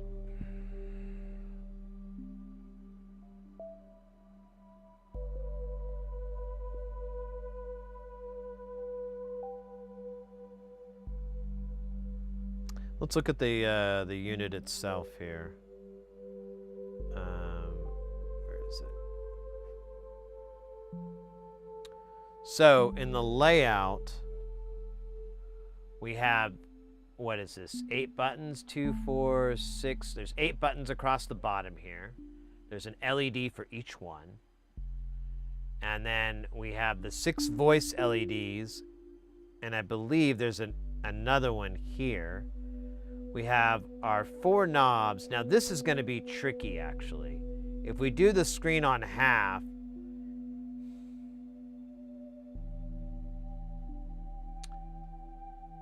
see how this is lined up? Bop, bop, bop, bop, bop, bop, bop, bop, and so on. So if we take the half screen and we put it down here, I guess we would just put these 2 rows, like, you know, pretend like this is doubled. You just put another pair of pots here. And Yeah, I guess that's how you would do it. Okay. This is a volume. This is getting yeeted out of here. In fact, we should probably remove it because it's stupid. Or is it? Maybe we could put a volume that only goes so hot.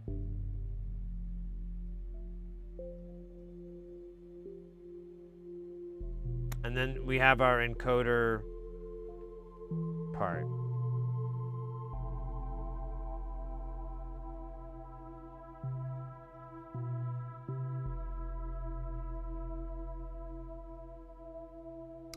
We'd have to do that. Oh shit, would it work with these buttons though?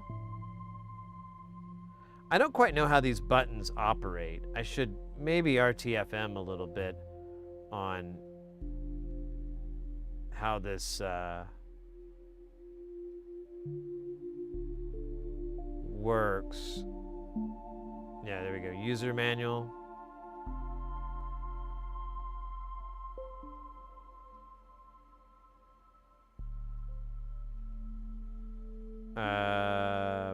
Switches 1 through 8. They don't really. Oscillator, mixer, filter. Oh, so they do sort of correlate with those knobs. I lost my spot where I was. So it said, well, actually, no, it doesn't. No, it doesn't. I'm mistaken. Oscillator, mixer, filter section, envelope section, modulation matrix. So we can arrange these however we want. We can do, this is like the Shruti. It doesn't really matter. We have to put the LEDs above it so that that parameter lights up and you know. But we could put these however we want to arrange it. So, with all that being blabby blab blab, let's take these pots, we'll stack them on top of each other, we'll put our screen in the middle, we'll do the mirror on the bottom, and then, you know, below this, and then we'll use the bottom to put these in. Let's see if we can even fit this, because I'm a little apprehensive now. I don't know why I didn't start with this. Oh, right, because I could change all this. Like, we could turn these into, what are those? Not the Sungyu? Whatever, the plastic shafts. We could turn those into that. That wouldn't be so bad.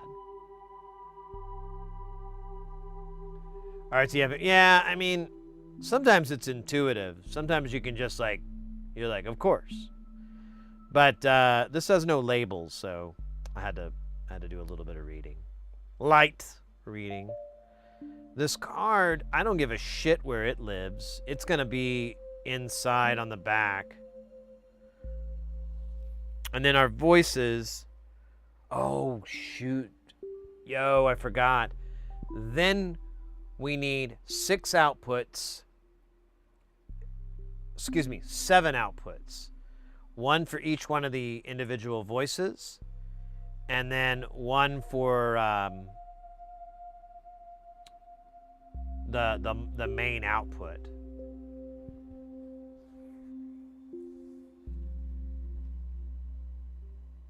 We probably want to put those at the bottom so they stay out of the way.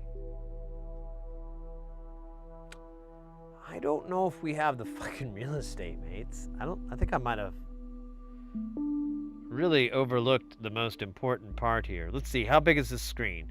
The screen is 20 millimeters high. We'll give it 25 millimeters as a little buffer.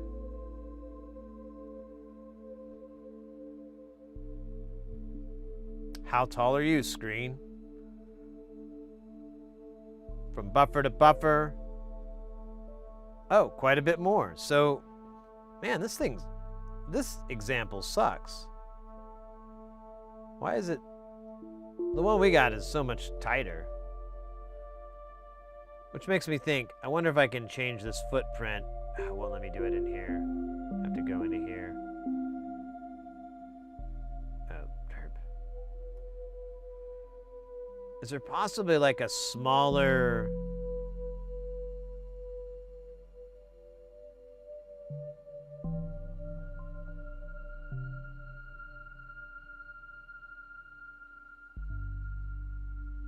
That's 19. That's too small, I think.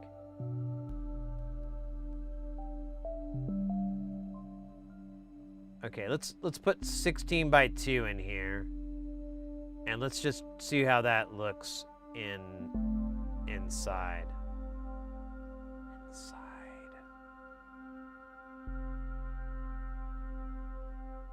Oh.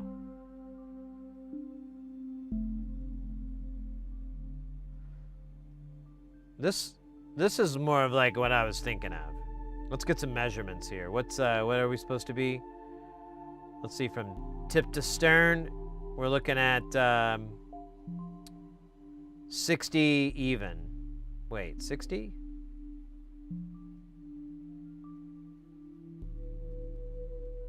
Oh, that's the plus or minus.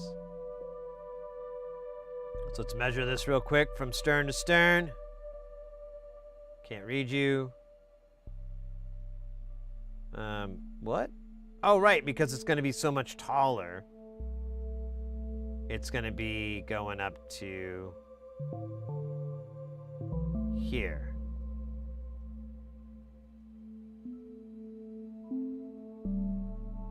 Okay.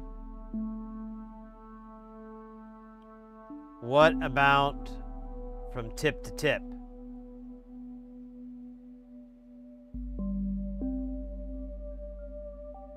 We're gonna go, it looks like 98 is our tip to tip. That's pretty damn long. Let's take the inside one where the screws are. 93, that's actually closer to our target. Not really, actually, now I just remembered that's not true.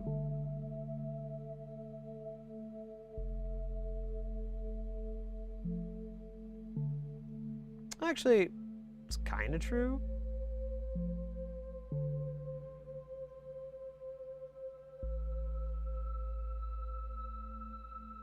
All right, well, let's match that.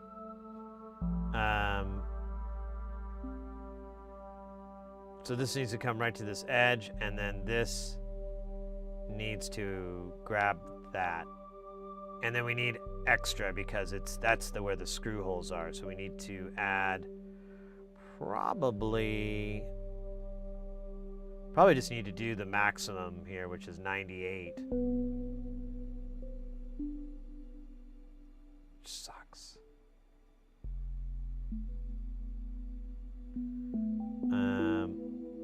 Let me see.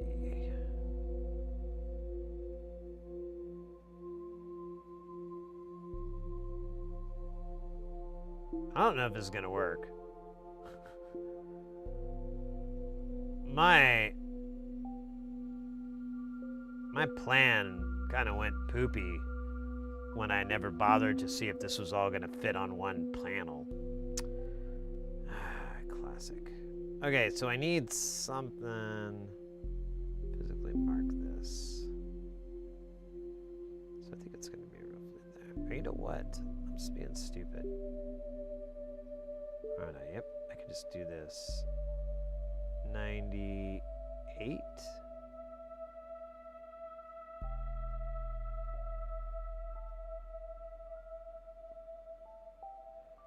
.98 millimeters.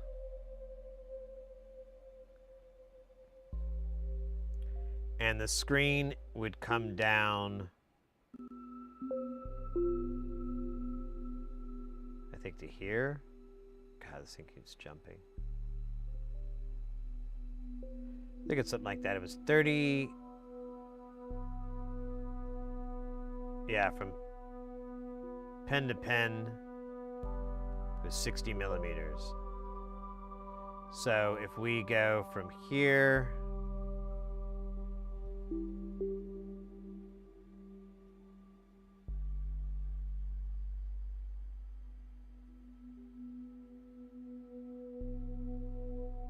Oh, there is a cat? All right. Let me just... Oh, shit, man.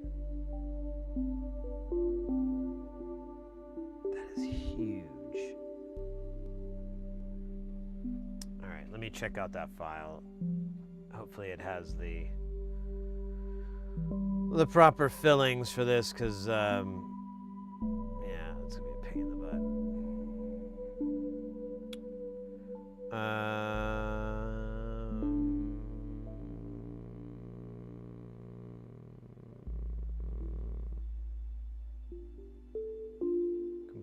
documents, file and download. CAD export.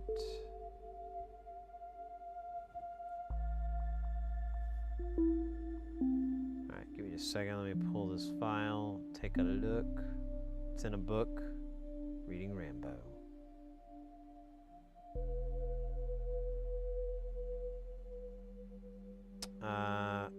Shit, it's DXF, so I'd have to import it.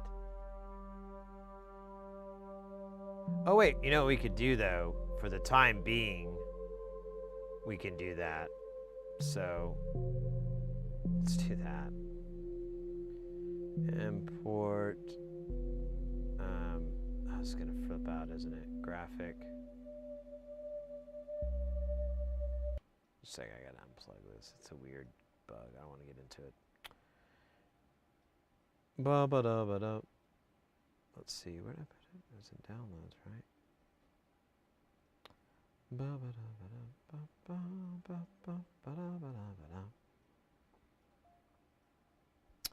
And default line with 4, whatever.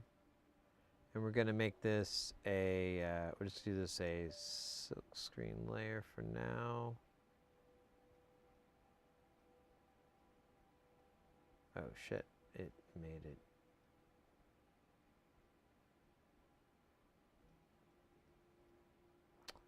I don't think that was gonna work.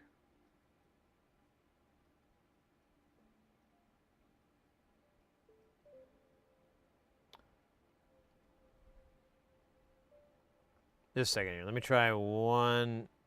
So it gave me a DXF file, and I was like, okay, well let me just import it as an image, and I'll just use it as a marker for now. And it produced weird crap. Yeah, it's got the DXF file. So let me try one other thing. We can do 1 millimeter layer fix 1:1 scale. Yeah, it keeps giving me errors. Yeah, I keep getting, here, let me plug this back in.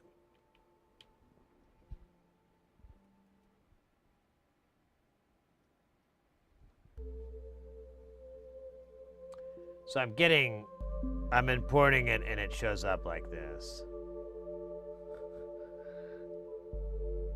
I think I have to go through the DXF file and import it.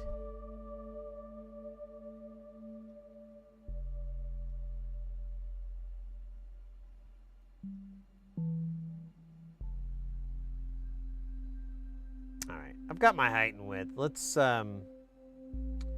try these. Let's not even bother with the screen. Let's do the jacks and the buttons at the bottom, and let's find out what we're up against here. Oh, and we also have the MIDI in and out. That's right. This is so insane. But we know our width has to be much wider. I'm going to fix this working space so it's nice and brutally large.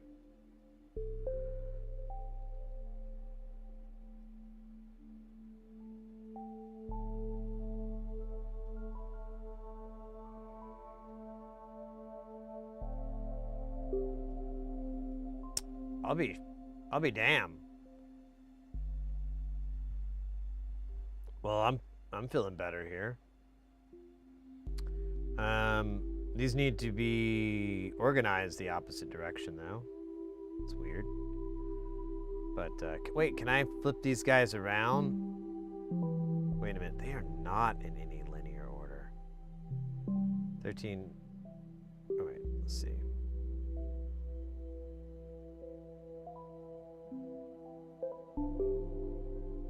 Keeps jumping.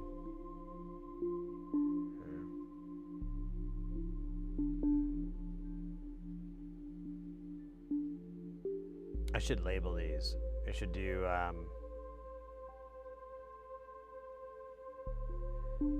oops, right. Voice 6.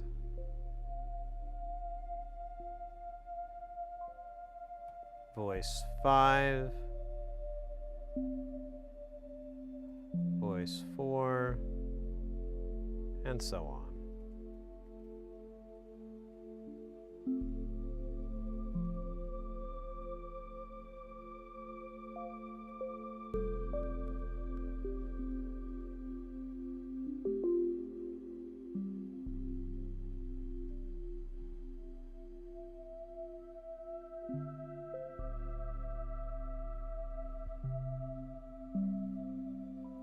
Okay, yeah, they need to all flip around. So let's see if we can do it.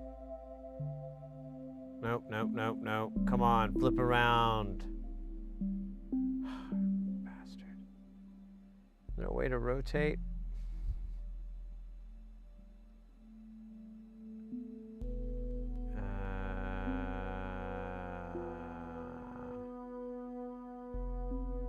No. It's not like in circuit mode. That's too bad.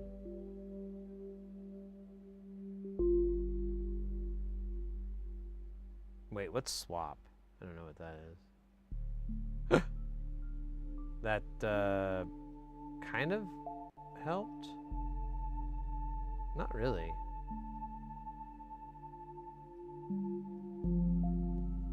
Not sure what I'm doing here.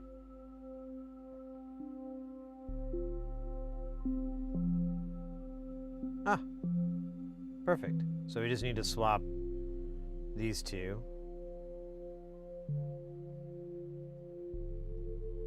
Awesome. Oh, that's a cool tool. I'll have to remember that one. Alright, so that's looks about middle-ish.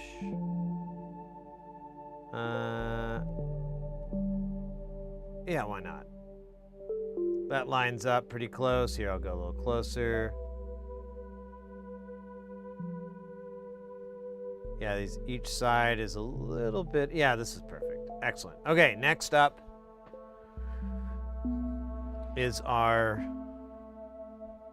switches and lights.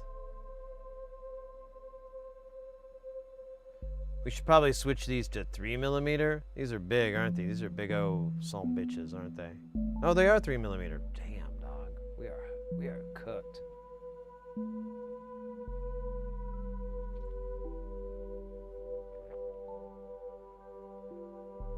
Yeah, Ekin, I might even get that one.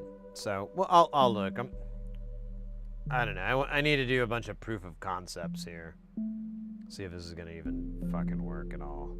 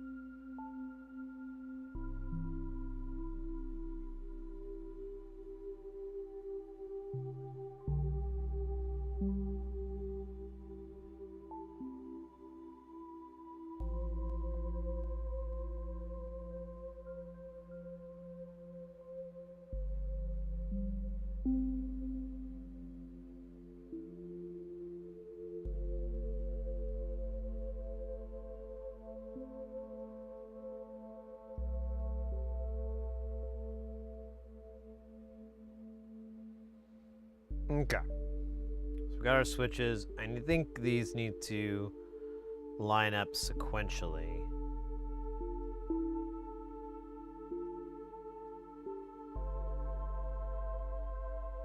Like 2, 3, 4, all that. So let's highlight these and see if we can get these two. Oh, you know what? I see it there. Ah, I should have put this on this side.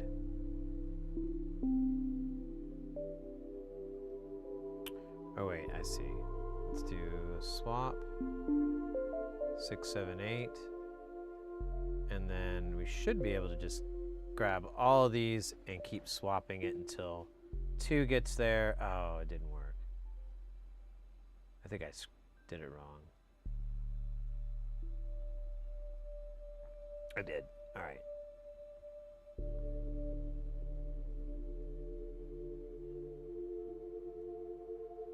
Okay.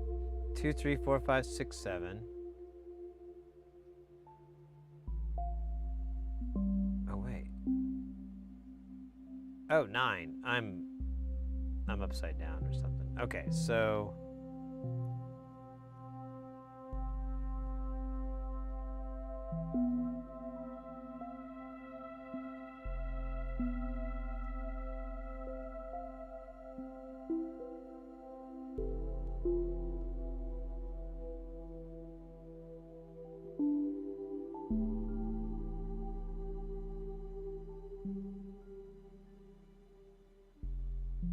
okay, so there's the buttons. We can minimize the space if we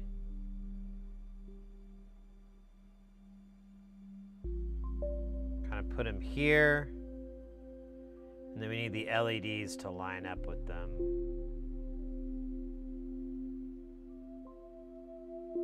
LEDs are going to be a pain, aren't they? There's so bloody many of them. Maybe I should grab the ones that are just for these switches. Oh, we don't know, actually. That's right. Oh, shit. That's right. The LEDs have no labeling.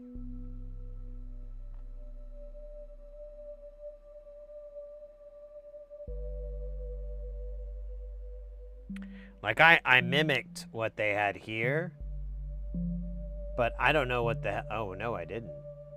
I thought I did. I thought I did LED 8. Oh.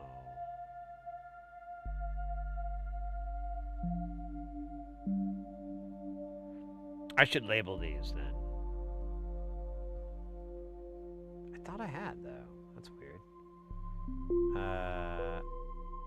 0, 8. Let's see, it was LED 8, 9, 10, 11, 12, 13, 14, 15. Hopefully I can remember that.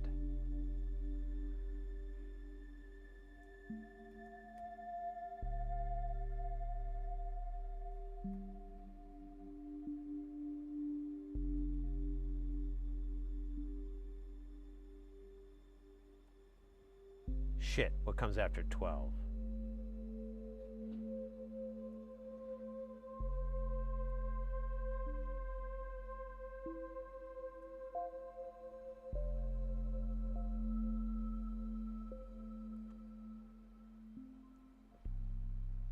What is the bottom here? Or is that the top? Oh, that's this guy. So this one is going to be LED 5, 3, 1. I like this. Chaotic. 3, 1. We're going to do the evens next, right? 6, 4, 2, 7. Of course. Why not? 6, 4, 2, and we can't forget about 7. All right, I need to figure out what these connect to in the, let's see here.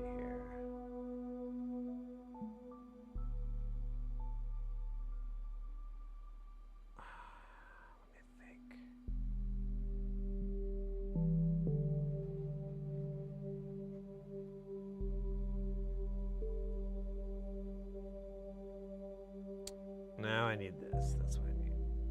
Okay, so these LEDs aren't labeled, but maybe they are in the assembly instructions.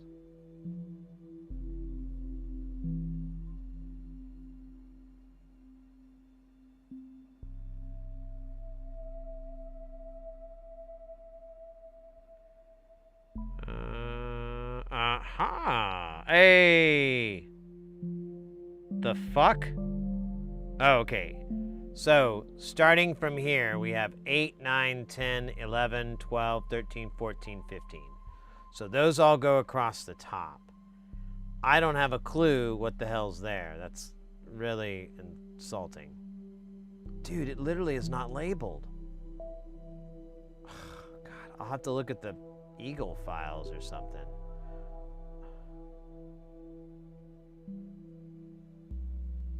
Yeah, there's no way to really reverse engineer it too. Hey, Pomp Rocks, welcome in. The new solder tool. Oh, yeah. Check it. The Tip Cleaner 9000. Bestowed to us by God himself. So it's got like a little empty in there. Cleans your tips. Your iron tip. It's got these little brushes in here. Little motor. Grinds away.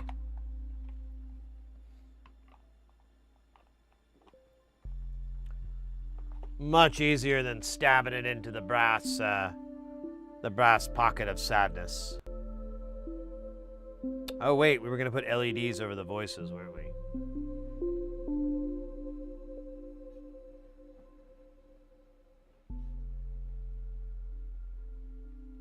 We used it for the first half of the stream. I love it. It's just so much easier to clean off the dirty crap on your iron. Would recommend. Yeah, it doesn't tell you, and I don't know, are these like regular, these, I guess these are bicolor LEDs too. But it never really talks about it, and does it bring it up in the LEDs here?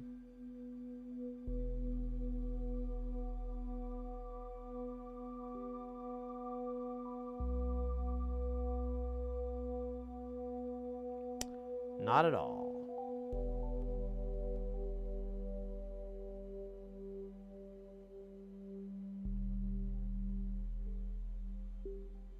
Yeah, I guess I'm gonna have to look for that. We'll just, we gotta put our voice LEDs on. I forgot about those guys. So let's move this up a little bit.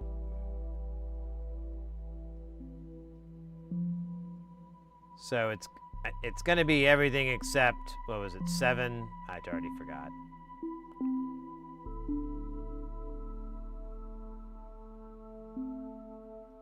Was it here? Yeah, it was here, never mind. Oh, damn it, I went right past it.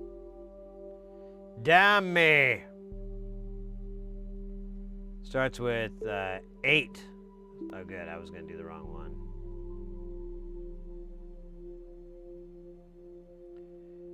8, 9, 10, 11, 12, 13, 14, 15, right? Uh-huh. Although, wait. That's their numbers. That's not right.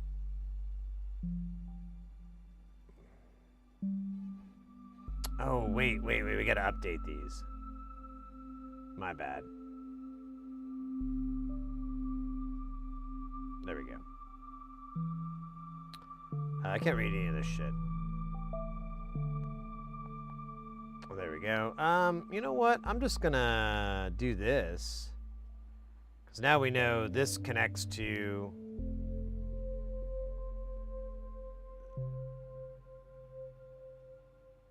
It's all those guys.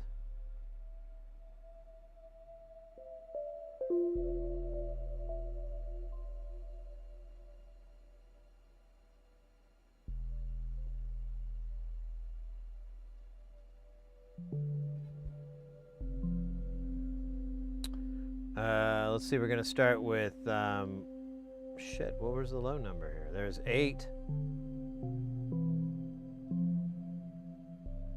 It's gonna go over, oh wait, those are the switches. Ah. All right, let's do that.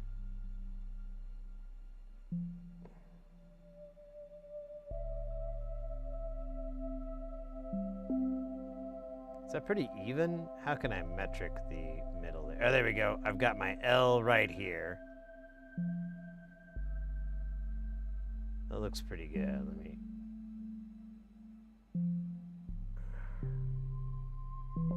Pretty sure that's dead on center.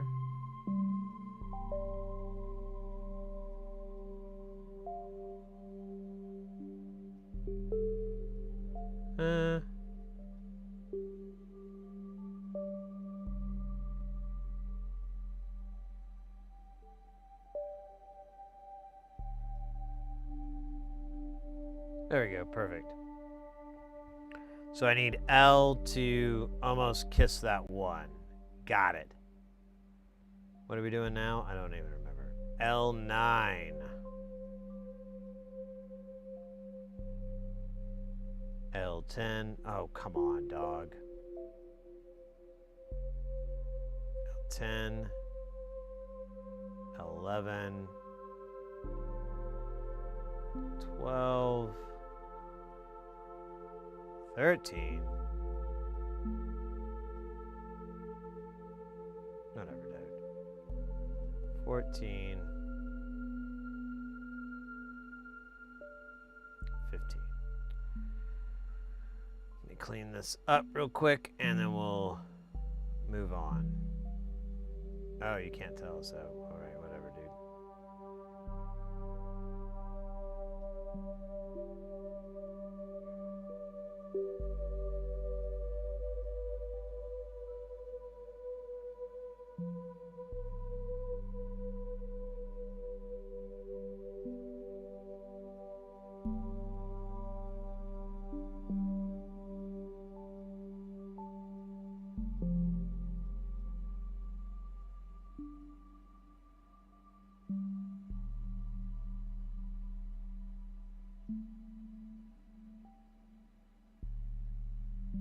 God damn it.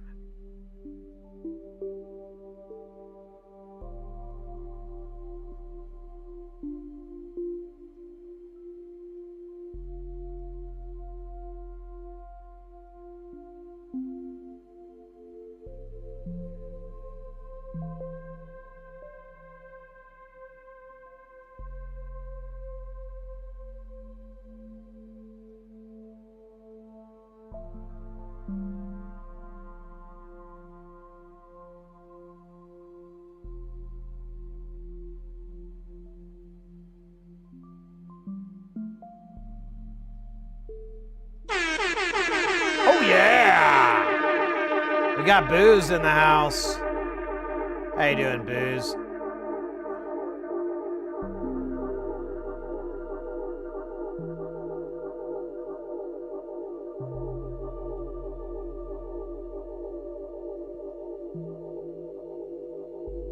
All right.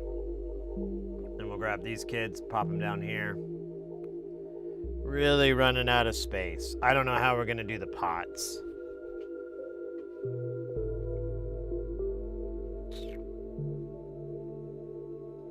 We'll figure that out.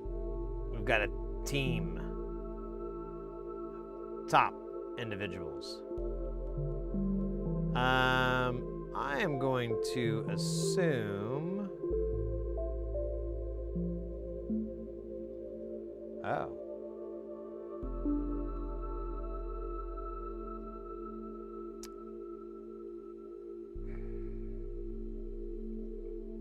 I really don't know what's what. I don't know who's who. LED 6, 7. So there's... Oh shit, dog. 1, 2, 3. Oh, come on. Quit being a joke. All right. So there's 7. We'll go from right to left, and then I'll just put 1 over the MIDI for now, and then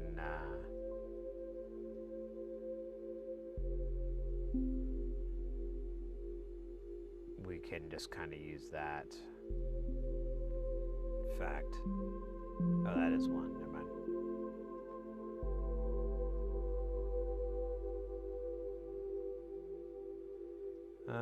How do I figure center here. Oh, that's actually pretty close. Cool. We'll take it. Number deuce.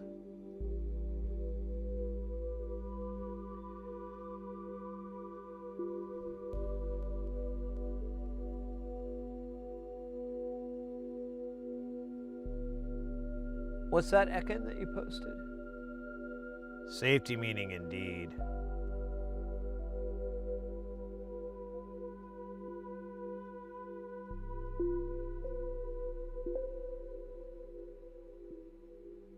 Safety meaning indeed. I probably should have one before I get any deeper into this build, because I think safety would probably be the most optimal. Yeah, how am I centering this? Am I just putting D? D, S looks like that. Let's see if I did the same thing. No, it's different.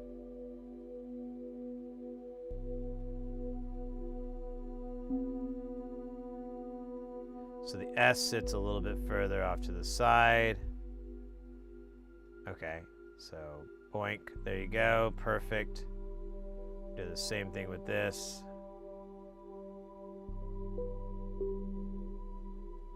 Nope, not quite.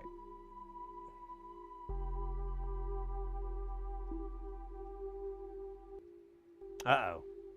We're gonna start losing signal. God help us. God help us. And there it goes. All right. I think I proved a couple points here. Let's take a quick break before we delve into this more. And honestly, yeah, sorry, Ryan Labs. The concept is to invoke a jump scare. That's right. That's what I was looking for. Hey, Brian over on YouTube. Thank you for the subscription there. Welcome into the channel, mate. We actually got kind of nice crowd over on YouTube. 18 people on YouTube, 23 on Twitch. What the hell's going on? That's kind of cool. After the stream, I'm gonna call my mom up and tell her that. She's probably not gonna comprehend it though. Gotta remember, mom doesn't really get Twitch. I don't want to give her the idea that it's like OF, you know. I don't want her to make it, you know. But I always want to use that example. It's kind of like that, except instead of, you know, I've been doing the showing off my, you know, looks. I show off my soldering skills, or lack thereof. I don't know if I did Raven's. I got a lot of dabs here. We gotta take a minute and recognize the dab. Ooh, we might need to add more dab fuel. Let's see if we can clear this dab out first. Then we'll redab.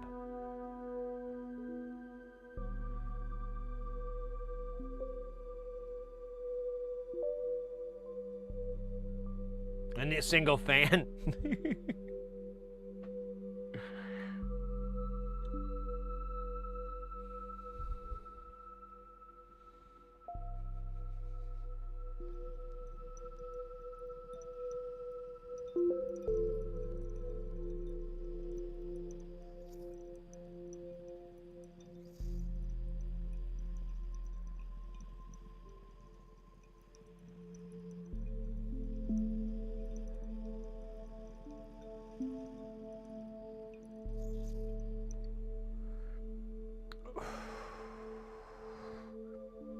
That needs more in there.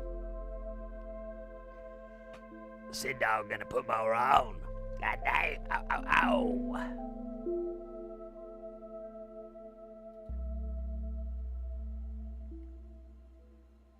Only pots. Oh! That's a good bit. I like that. Check out my Only Pots page. Members get pictures of my very, very private collection of alpha pots, including some with the little tiny hole for you to put lube in. I know it's naughty, I shouldn't, but I do, and I don't care. Oh, that's the best thing about having an OnlyPots account. Your identity is protected, as long as you don't show yourself next to the pot. A lot of people keep thinking it's 420 related, and I have to explain that a lot. Like, no, OnlyPots, well, 420 friendly here. Not what that is. Totally. Kind of wish it was. That'd be cool too. I'd check out that website. But no. We just deal in potentiometers. I'll give you a little. I'll give you a non-members free little taste. Look at this. Look at this little hot number right there. Ooh. You ready? You ready for it to get a little naughty? Oh, look. The tab is still on. I didn't snip it. You know why, right? Because I'm naughty. I'm just a naughty guy. I don't snip the tips off. I don't give a fuck, man. Come at me. Come at me. I don't want to mess up my good snips or my bad snips or my really, really, really bad snips. I don't need to make those worse. So I just don't cut the tab. It's hotter that way. Makes the whole experience a little more feisty. Anyways, I'm sorry. I didn't mean to take this content to a different level. Booze, would you be interested in taking part in a transatlantic feedback loop delay experiment? The band or the video game? Which one are we talking about? Which version of transatlantic feedback loop delay experiment are we doing? I like the game, honestly. The music's sick. What, right this minute? Do you want me to clap my hands? Right when I see the words?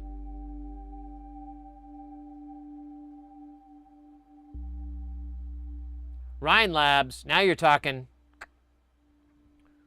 We can be buds. Yeah, SMD.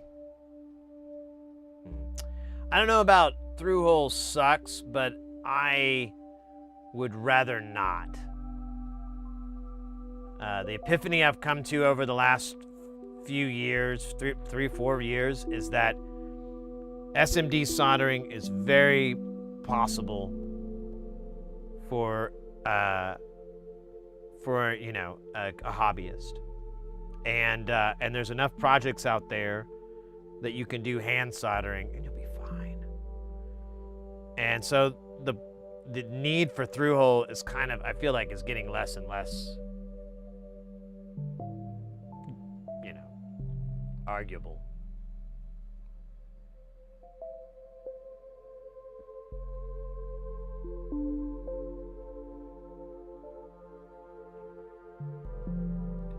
Pity getting them aligned. Yeah, that would be the tough part, right? Getting them all to sit. Well, you know what you could do though, Ryan? Like a lot of those SMDs, they have those nipples or those little plastic pieces. So you just pop some little holes to align it.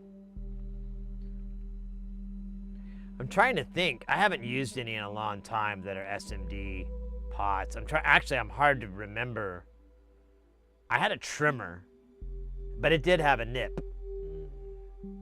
Sexy nip. Trimmer nip. That.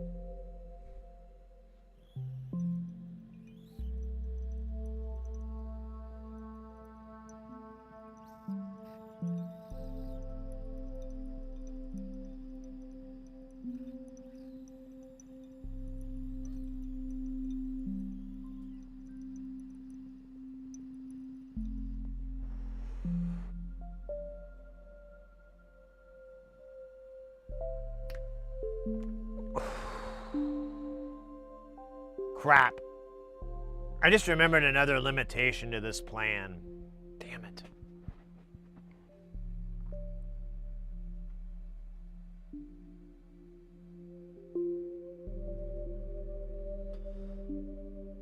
Okay, I'm afraid that the only way this is going to work is if we can find a way to shrink the screen down tremendously.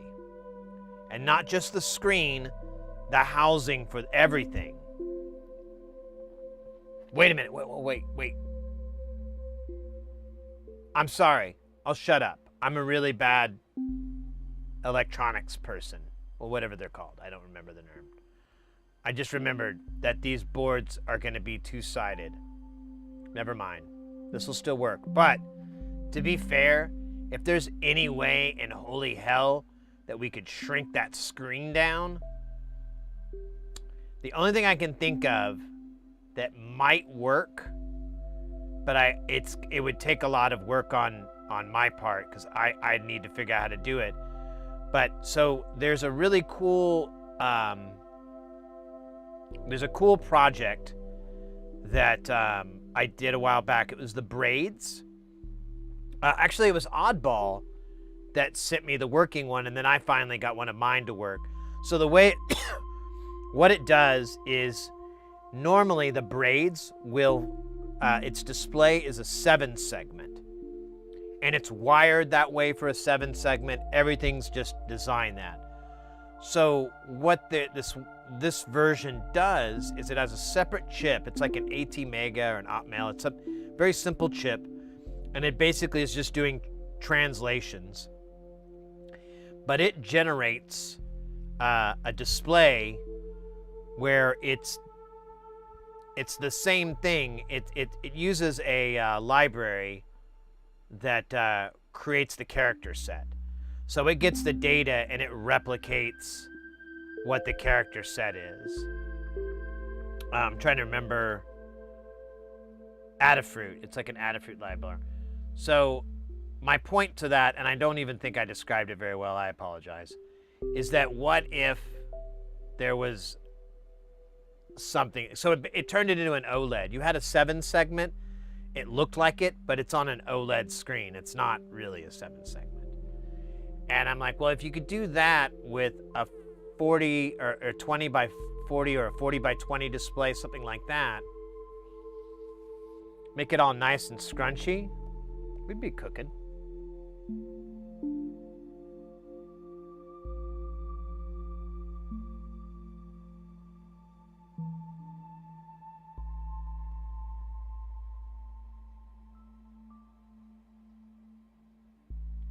Yeah, but I'm wondering if I could get away with something like that.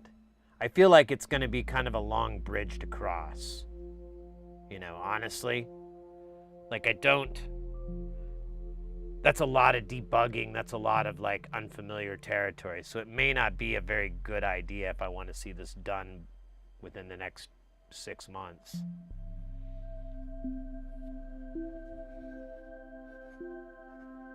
But it did occur to me that I'm not remembering that the display board is going to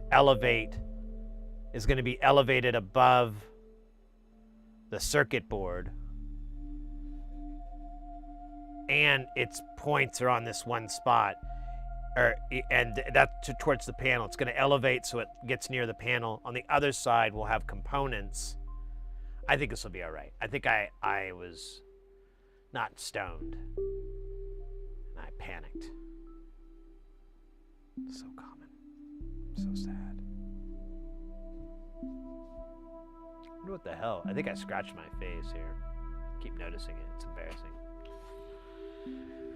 Oh, so you want 16 segment LCD font? No. 40 by 2 or 2 by 40. Honestly, if we could find an OLED screen that was long and skinny enough, or God,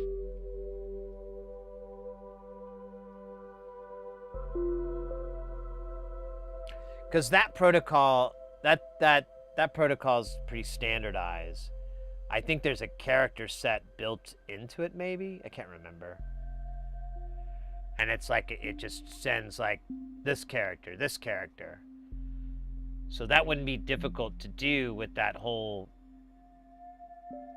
thing I'm talking about. But then again, I don't know what libraries, I don't know what characters, I don't even know how it works. So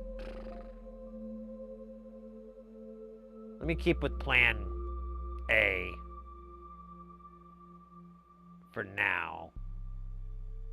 But ideally, it would be way cooler if we could get the screen to be smaller. Let's see what our pot situation is. Once we get the pots in place, we can get a size for the screen itself, the window.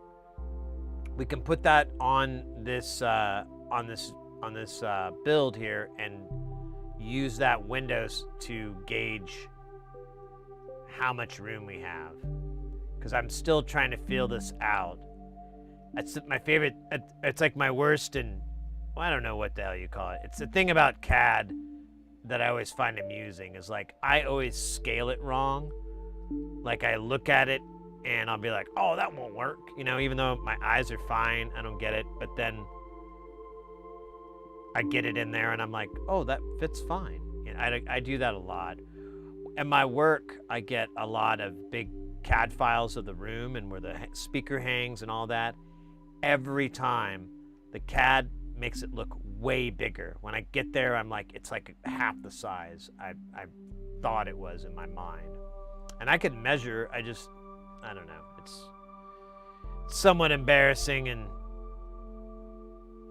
incredibly hilarious. All right, let me do a little bit of maintenance here and we will get back on that horse. I'm gonna put that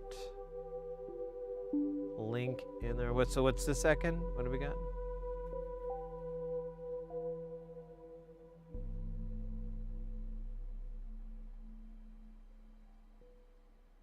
Oh, are you saying to put it sideways?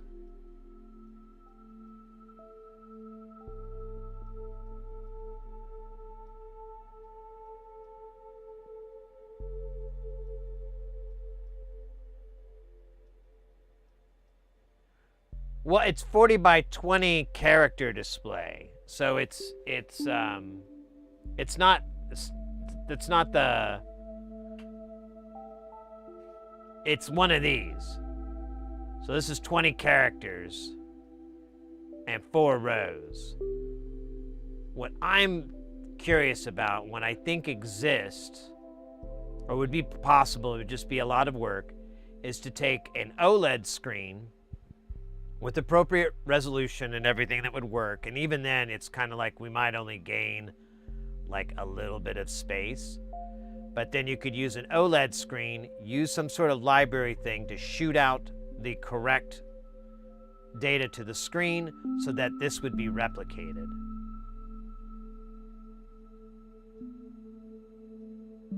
I like your thinking. The only issue is like, it's gonna widen this thing even more. But you are right, it is ... I wasn't thinking of it correctly.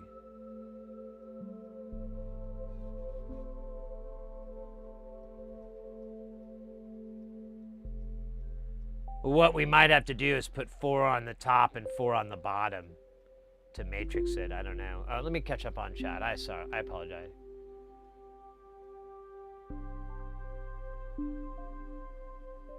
TFT.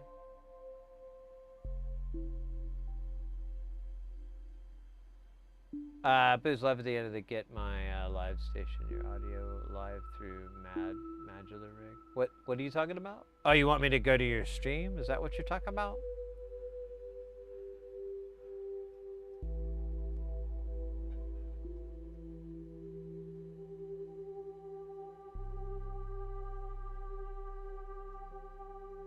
So you don't think the OLED resolution is really gonna gain us anything, if at all? Like this is pretty close to what we're gonna get with a screen? Even if we had it producing like a different font?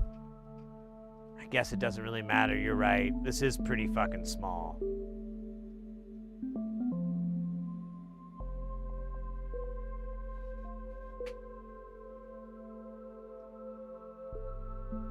So you think a TFT might be able to do it? What kind of I/O is that? Is that I?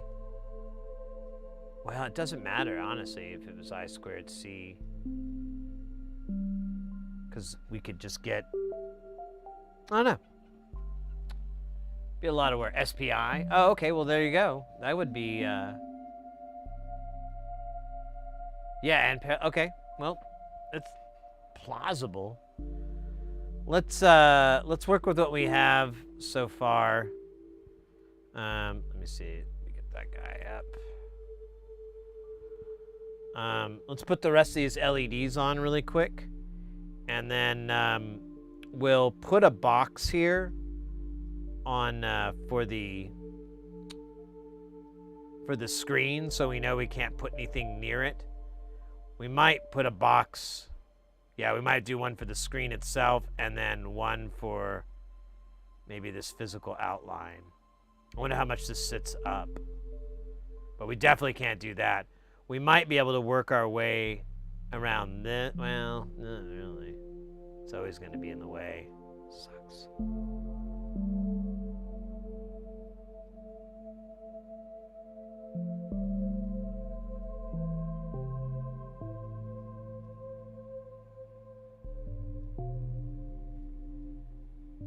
Okay, so you think that it's gonna render the font if you're trying to gain anything. Okay, whatever. It was an idea. Honestly, I mean, scale-wise, it's pretty close physically in the braids where you have the 7-segment and then you have the OLED screen. So it was really kind of a way just to do it differently, I think. I don't think there was any gains from it. How do we do this again? I forgot it already. All right, the S is on. Oh wait, this S isn't in the right spot, is it? Or is it? It's right in the wrong spot. Oh shit, dog. Undo. I don't need this on my record. There we go.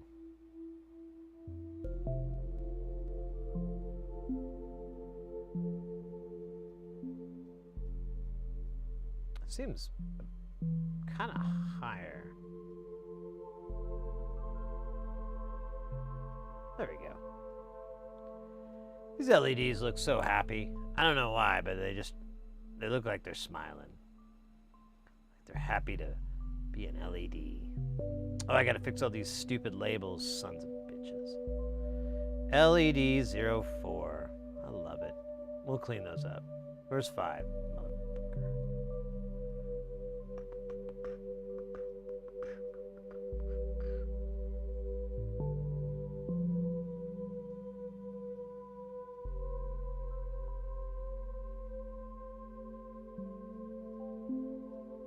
Too low there? Yeah. Alright, there we go.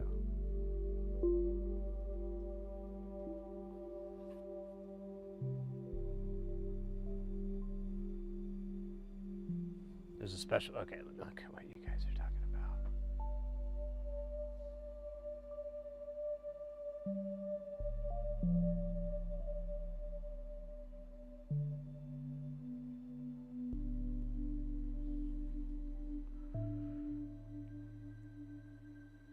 Okay, so it would be, the other issue would just be horsepower, frame rate, stuff like that.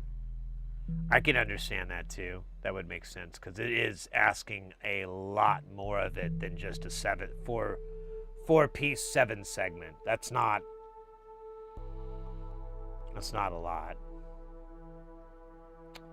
Oh yeah, that's right. I was trying to pull up this link you put in the chat before it flies away.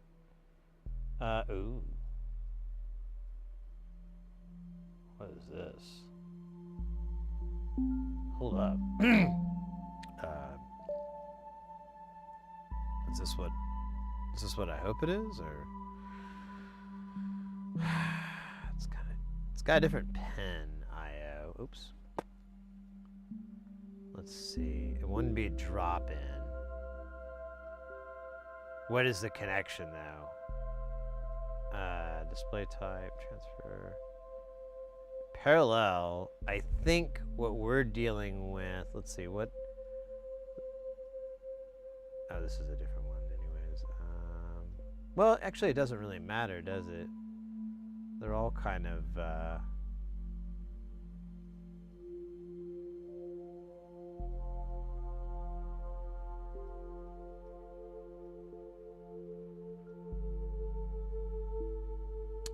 but yeah, we'd have to reconfigure the pins, which is fine if it is right. I don't think it would though. What is this IO? It's actually interfacing through a chip, doesn't it? Let me look again. Yeah. Or no, it's not. It's going straight in through these 4 data inputs. It's got 8.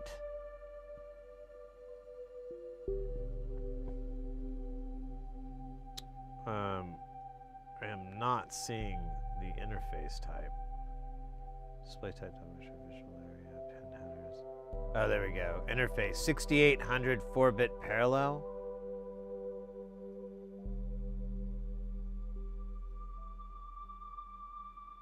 Wait, would this? That's the same thing. Oh, scheisse.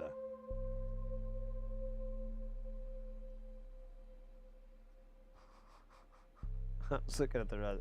So it is parallel, so it might actually work. It is a 40 by 20. Oh, okay. This would be an OLED version of it. The question is, what kind of gains do we get? Whoa.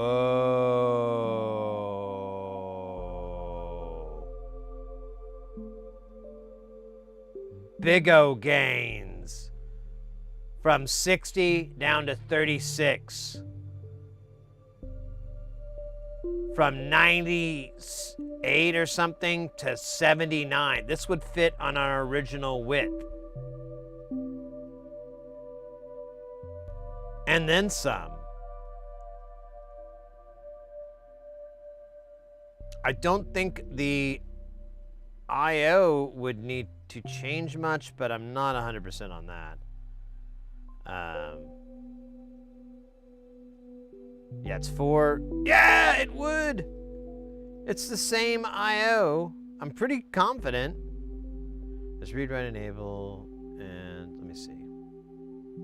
Yeah, there's a clock. Where's the enabler though? Oh wait, I'm looking at the wrong thing. I'm so dumb. Yep, there's an enable, there's read, write. Yep. This would work. Is it 3.3? Yeah, baby. So was the original. The other one is a 3.3, I believe. Isn't it? Let me look. I put 5 here. So maybe it's 5. We'll swap it over to 3.3. But this was Ekans, right? Who put this in chat? This thing is dope. This is cool. This actually is exactly what I was hoping to find. Just a slightly condensed version.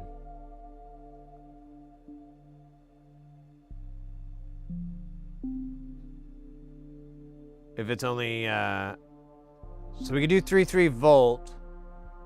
I have that, but you're saying there needs to be a buffer?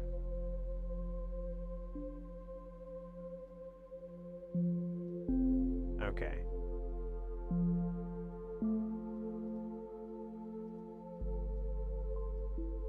I like that that appearance too. The do you have any? You said you got some more colors here. I guess we could just look up the variances that these have, because I'm sure there's like a whole list of these.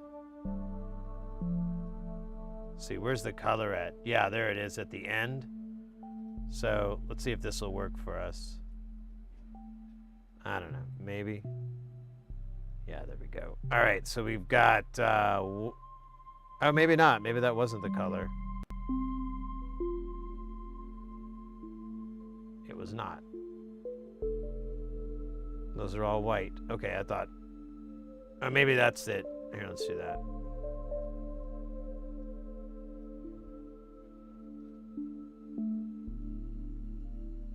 It's kind of the same. What did you get?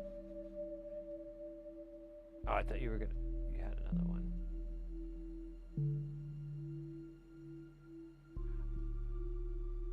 Oh, you have a search query? Here, let me pull it up real quick. Give me just a second here.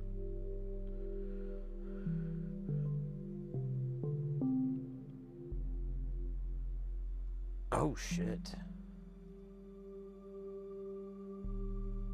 Those look badass. Let me put that in my badass meter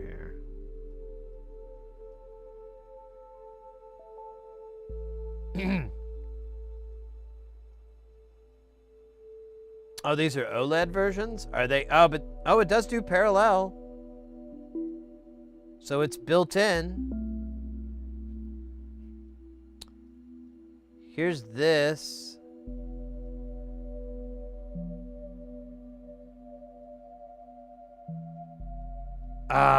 Wait. Yeah, that's right. 20 by 40.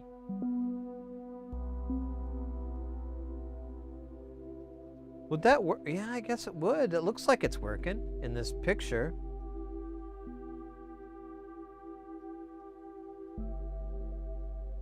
Four rows, 20 characters. Yeah, that's it. That's right. That's not a resolution. It says the sizes. Oh, yeah. What is the physical dimensions here? So, outline area. So it is a little wide, but it's super slim at 31 millimeters. That's cool. Yeah, there's a lot of dead space on the sides. That's where they stuffed it. But I saw some other form factors here. So there's this where we've got a lot more room above and below. Or I'm sorry, on the sides. It's still a little bit of dead space there. It's kind of annoying. What are these dimensions? These look kind of big. Although I guess it doesn't matter too much. Here we go. I'm being slow.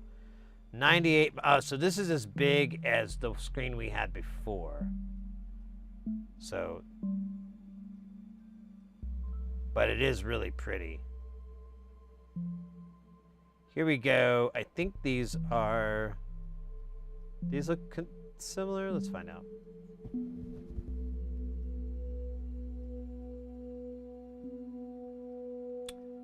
$79.36. That's what it was, right? I think that's what we're looking at. So what colors did they give you here? Oh.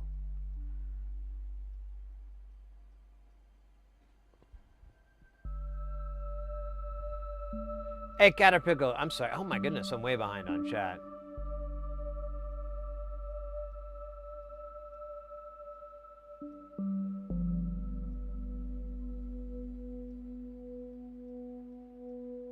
Well, I have a 3.3 supply line.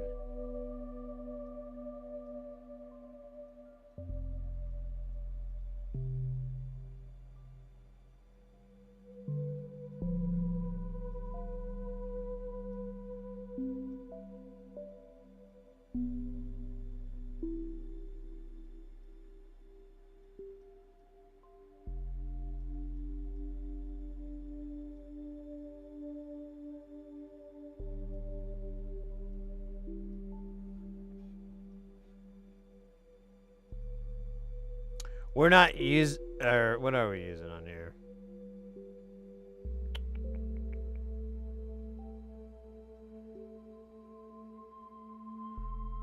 Oh.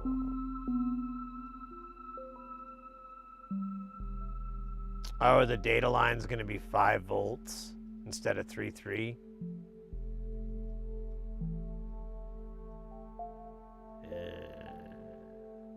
I forgot what the hell we used 3.3 on this.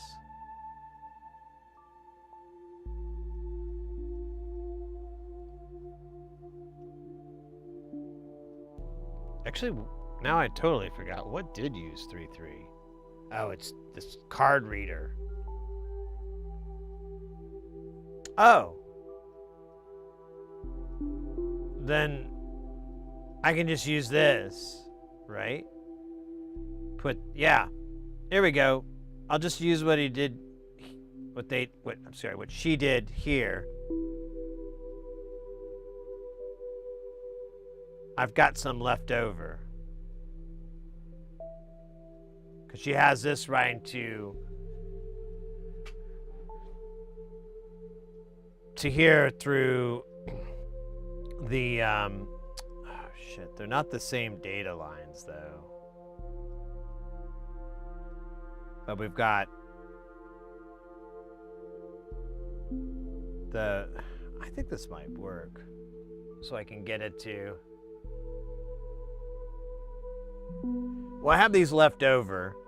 How many do I need to do? Oh, I need 4, don't I? Yeah, for all. Oh, wait, I guess I just need to add another because I don't think the reset and enable will, I have to add some for that. So I need, it looks like 6 altogether to be in between. I've got 3 so far. Oh man, I'm just back where I started. Back to having 3 left over. I guess I can put it physically near it. Maybe that'll be its saving grace.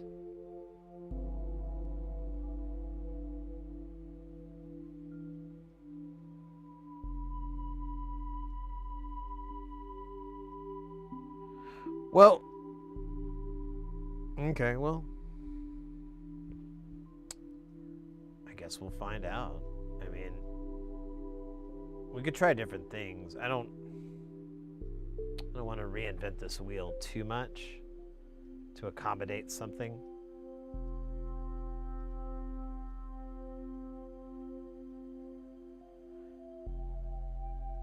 There wasn't any 5-volt versions of those, were there?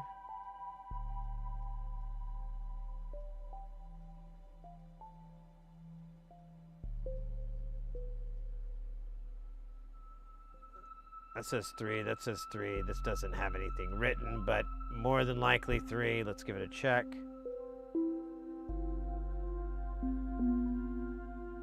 Problem solved. Problem solved. Here's a 5-volt version. The screen's a little obnoxious, but we could possibly find a better 5-volt option here. Let's see. Let's see what this guy is. Okay, look at that. We just needed to keep looking. They make 5V versions of this, of these screens. We'll just not even fucking bother. We'll just stick with 5.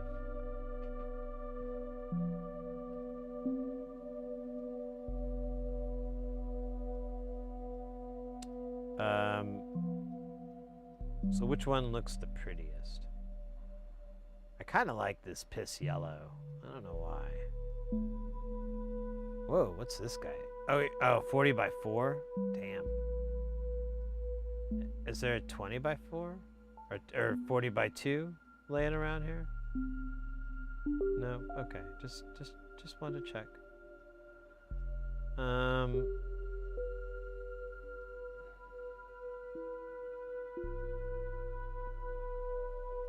This looks the least intrusive. Is this blue 5-volt? I'm pretty sure I checked this. Yeah. Blue and white. So it'll be white text on a blue background. That's cool.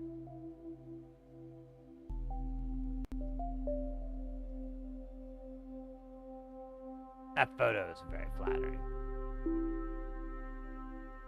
The size on the main page? What do you mean? Oh, I mean, I can see it's listed. The dimensions are, oh.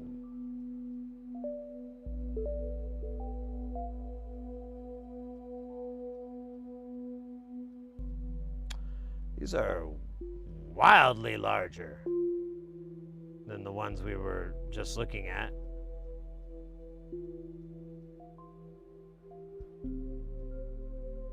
When you say their size, are you talking about the character size, or what are we talking about?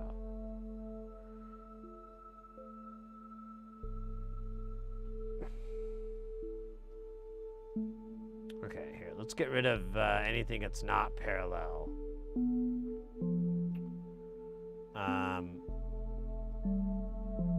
And we're gonna do just 4x20s.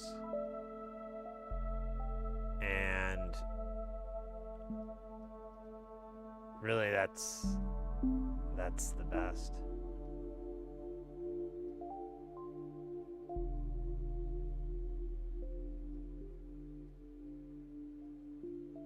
Says in an outline.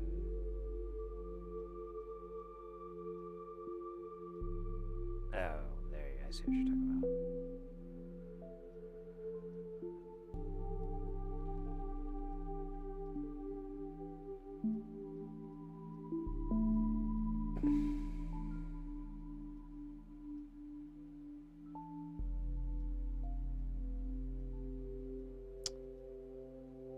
So we'd have to do this. Actually, this looks like the only option that's small enough, and it's 5 volt, and is also an OLED screen.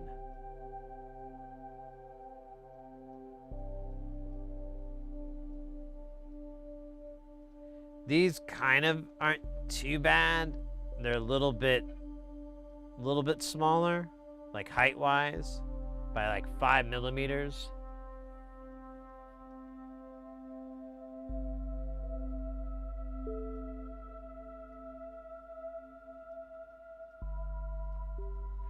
Yeah, this one's white. I don't think this one, I think this is 3 volt.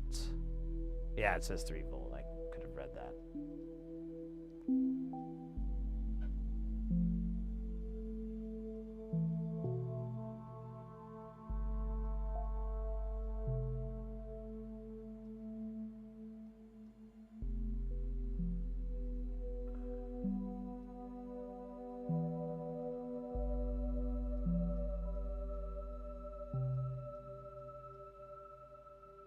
I hope that part is compatible. I really don't know anything about that.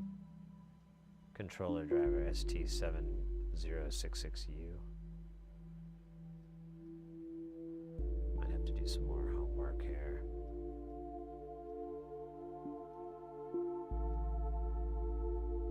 When we were looking at the data sheet, it looked pretty promising. I think it was this one. And this does have 3D renders, so we should be able to pull the data for the footprint and all that, maybe. Cool. There's a 5 volt yellow. Man, I guess we could do the piss yellow. I was kind of kidding. Where is it? That's 3. Is it on the second page?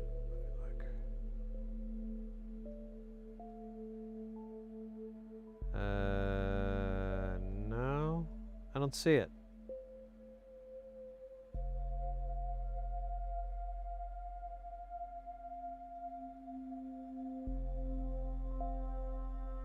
Yeah, this is 3. Oops, sorry. Yeah, this is 3 volt. This is 3 volt. This is 5. 5.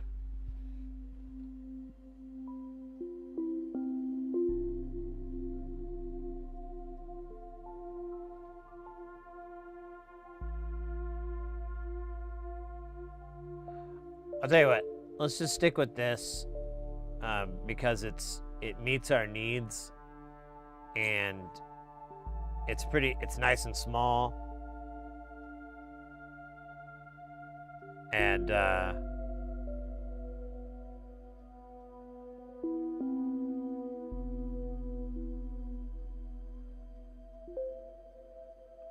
we can improve upon this.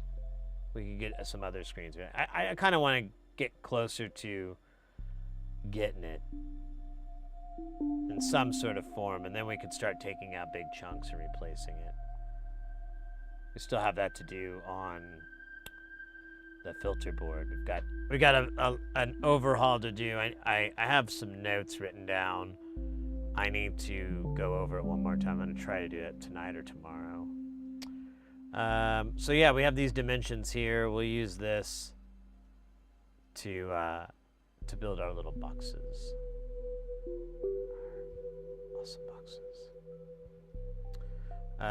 But here, let me put the last bit here.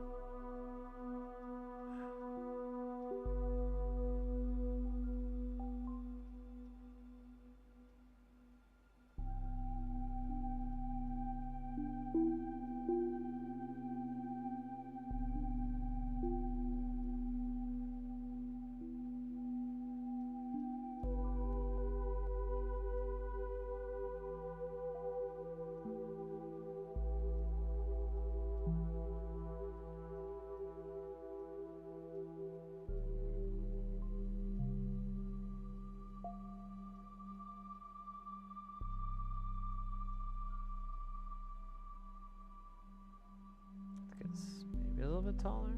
Yeah. Yeah. All right. Now we're gonna build our screen box. I wonder if this was too big though, wasn't it?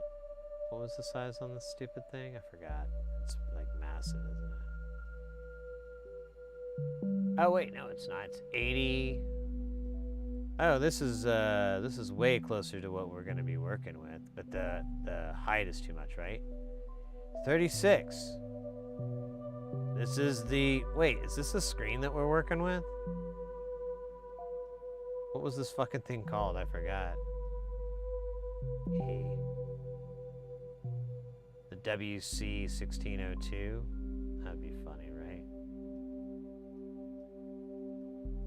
Where's the model number? Okay, good.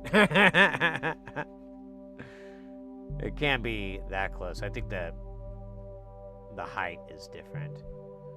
Let's see. So 79, 36. That's close enough. Honestly, that was spot on, wasn't it? Oh, I thought I got.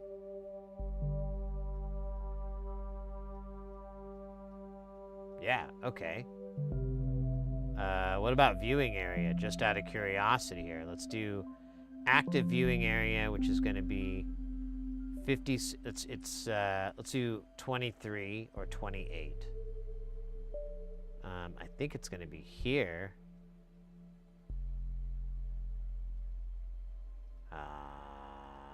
Okay, no. That's only 15. Let's try from here. Might be better.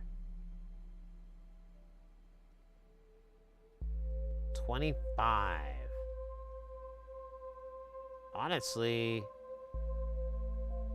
not too bad. Let me take this from the corner just so I don't have to line it up all like an idiot. 25 instead of what was this again? This was 28. Oh, it's kind of in between. Whatever. I'm cool with this. Yeah, oh yeah, it goes up near the top. That's right. We just need to figure out where these pots are going to live. Because we've got 9 of them. And we have almost no room. Begin! Actually, that sounds like something from, what is it, Saw? You'd have like... You have a 90 by 30... You have a 90 by 93 millimeter...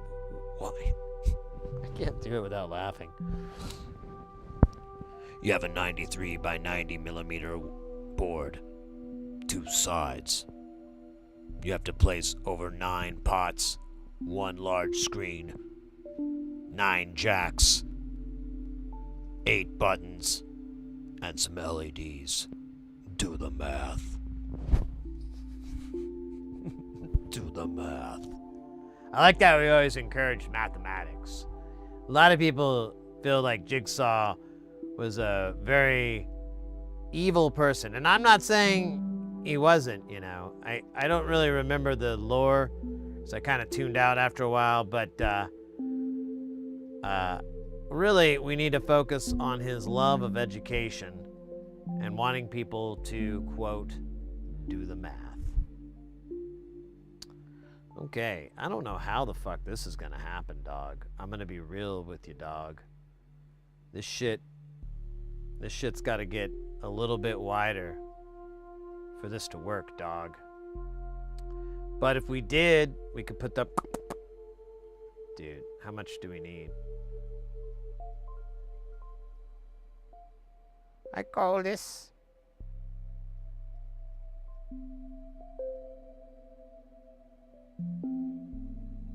We need a little bit of, No, we don't.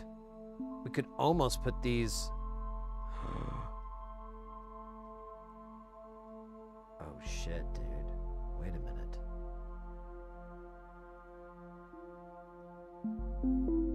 We'll get courtyard violations, but look at these. How does this thing mount? Oh, look at that. So one in the corner and... Here, that's annoying. One in the corner and one in the bottom.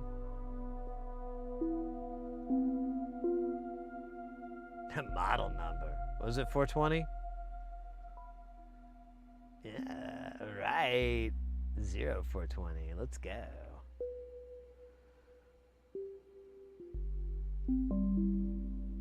Oh, this is a little offset, though. Shit.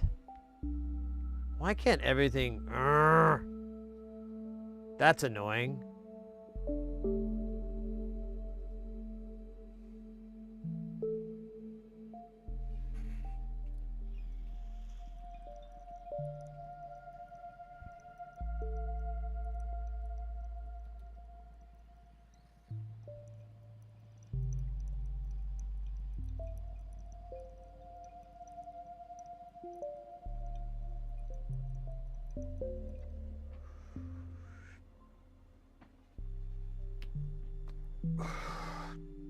All right. We're just going to ignore this for now. We're doing proof of concept work for the schools. So we could... What I was thinking is you could sneak this in just a little bit, but honestly, it's not worth it.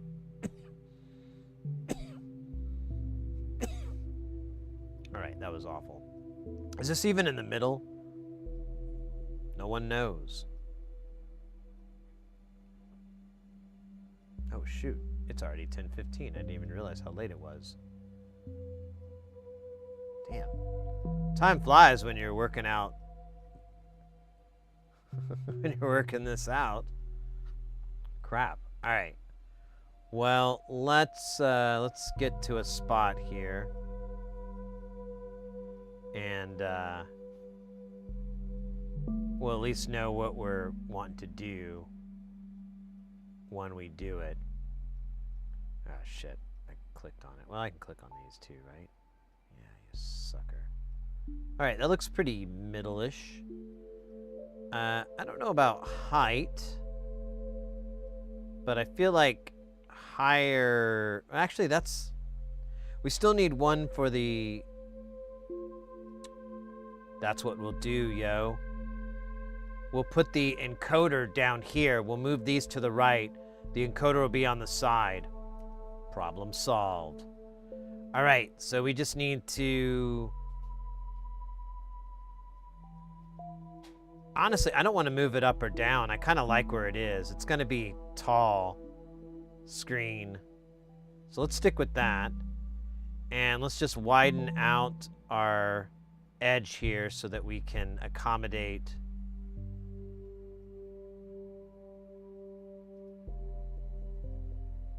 this guy.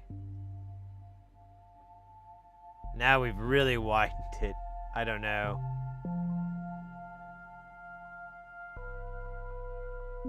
I guess that's good. Yeah, look how wide that is now. What is that dimension?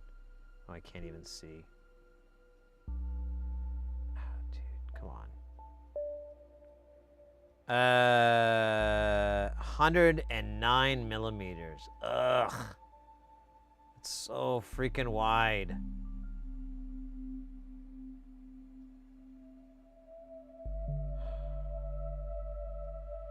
You know what, though?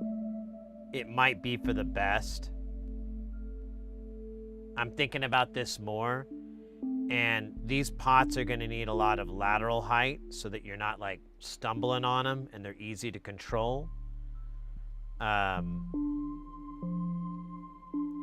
We are going to have to add some sort of MIDI, or not MIDI, but CV inputs to accommodate this later on down the road. So if we want to do that, we need real estate there. As much as I hate it, this might be the way you have to do it. There may be no choice.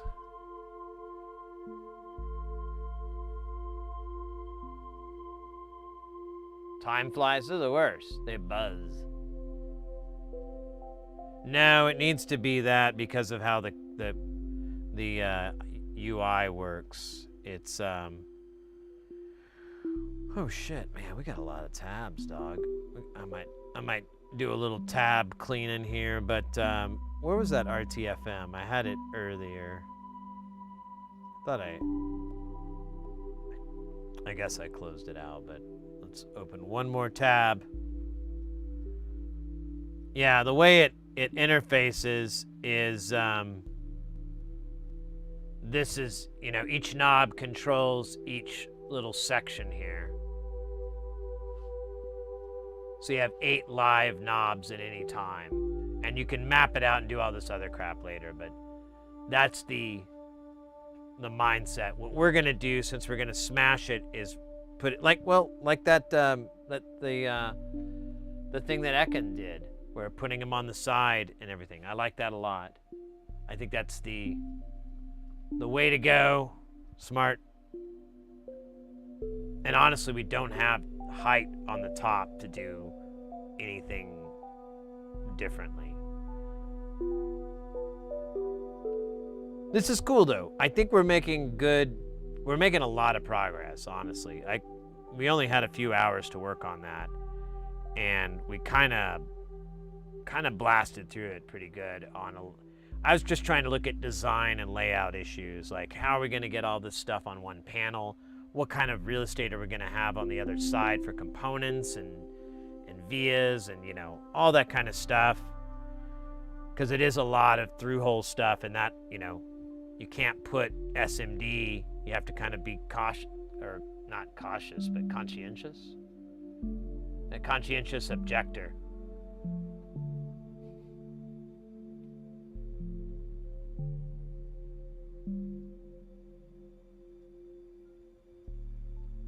Is that in there in HD?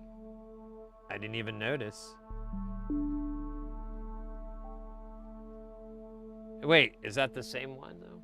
Oh yeah, okay, let's find out. Real fast. Let me do that and then we'll see.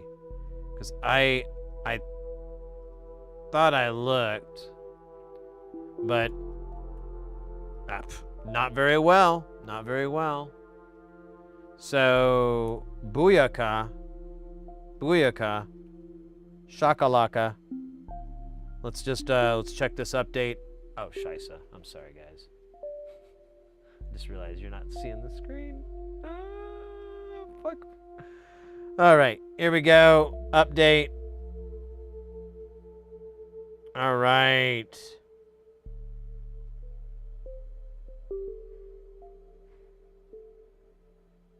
Kick ass.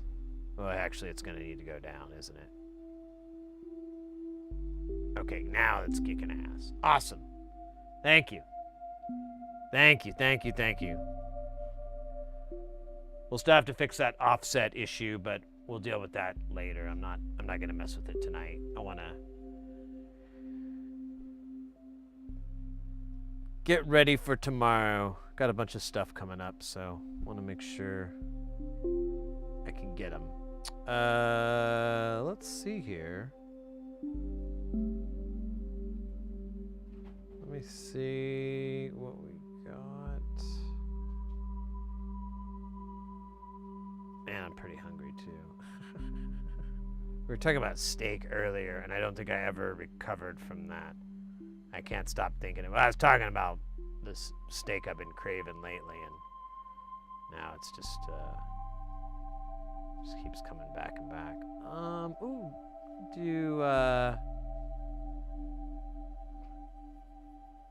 Yeah, we could do that. That sounds like an idea.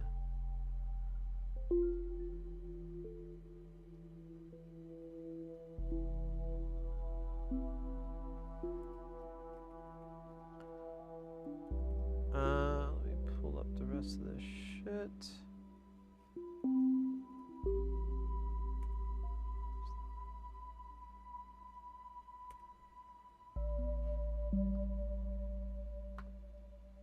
Oops, I keep hitting the wrong button. There we go. All right.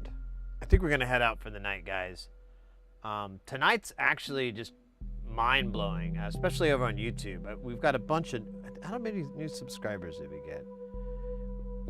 I caught like several. Usually I don't see it because it's kind of goes, yeah, we got 6 new ones tonight, putting us at 760 total. Incredible. Thank you. Well, glad you guys, you cats came in and found us. I'm super psyched about that.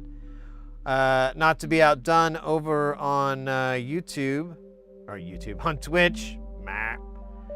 We had 3D Laser and Tayaking. I can't remember, but those are 2 new ones there.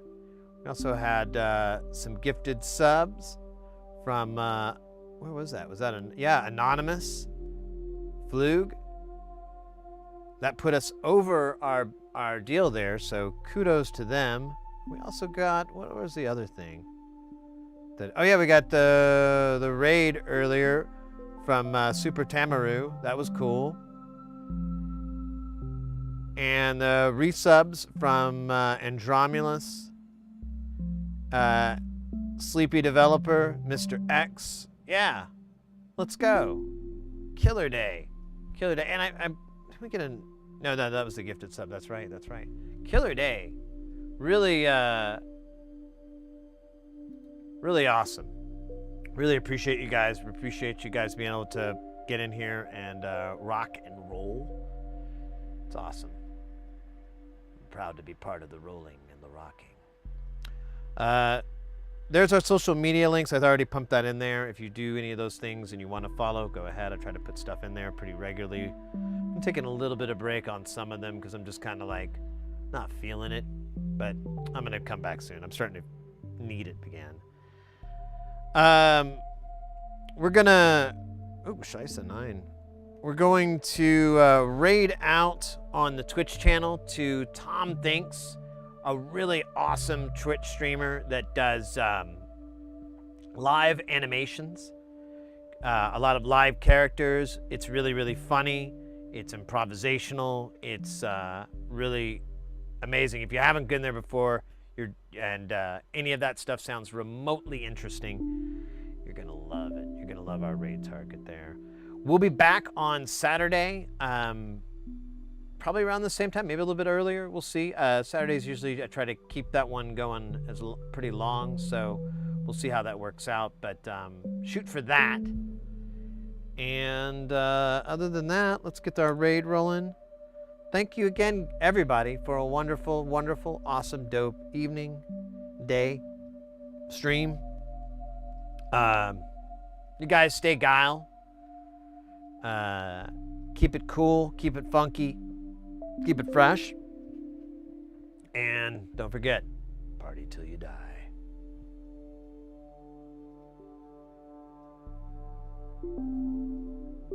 Or something like that.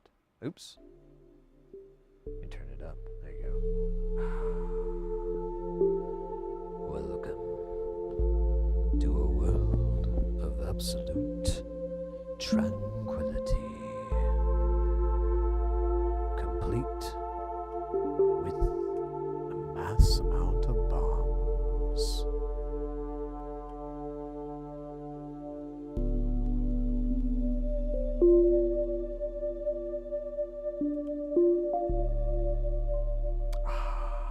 Nice. All right, I'll shut up. Take care, guys. Have a good weekend.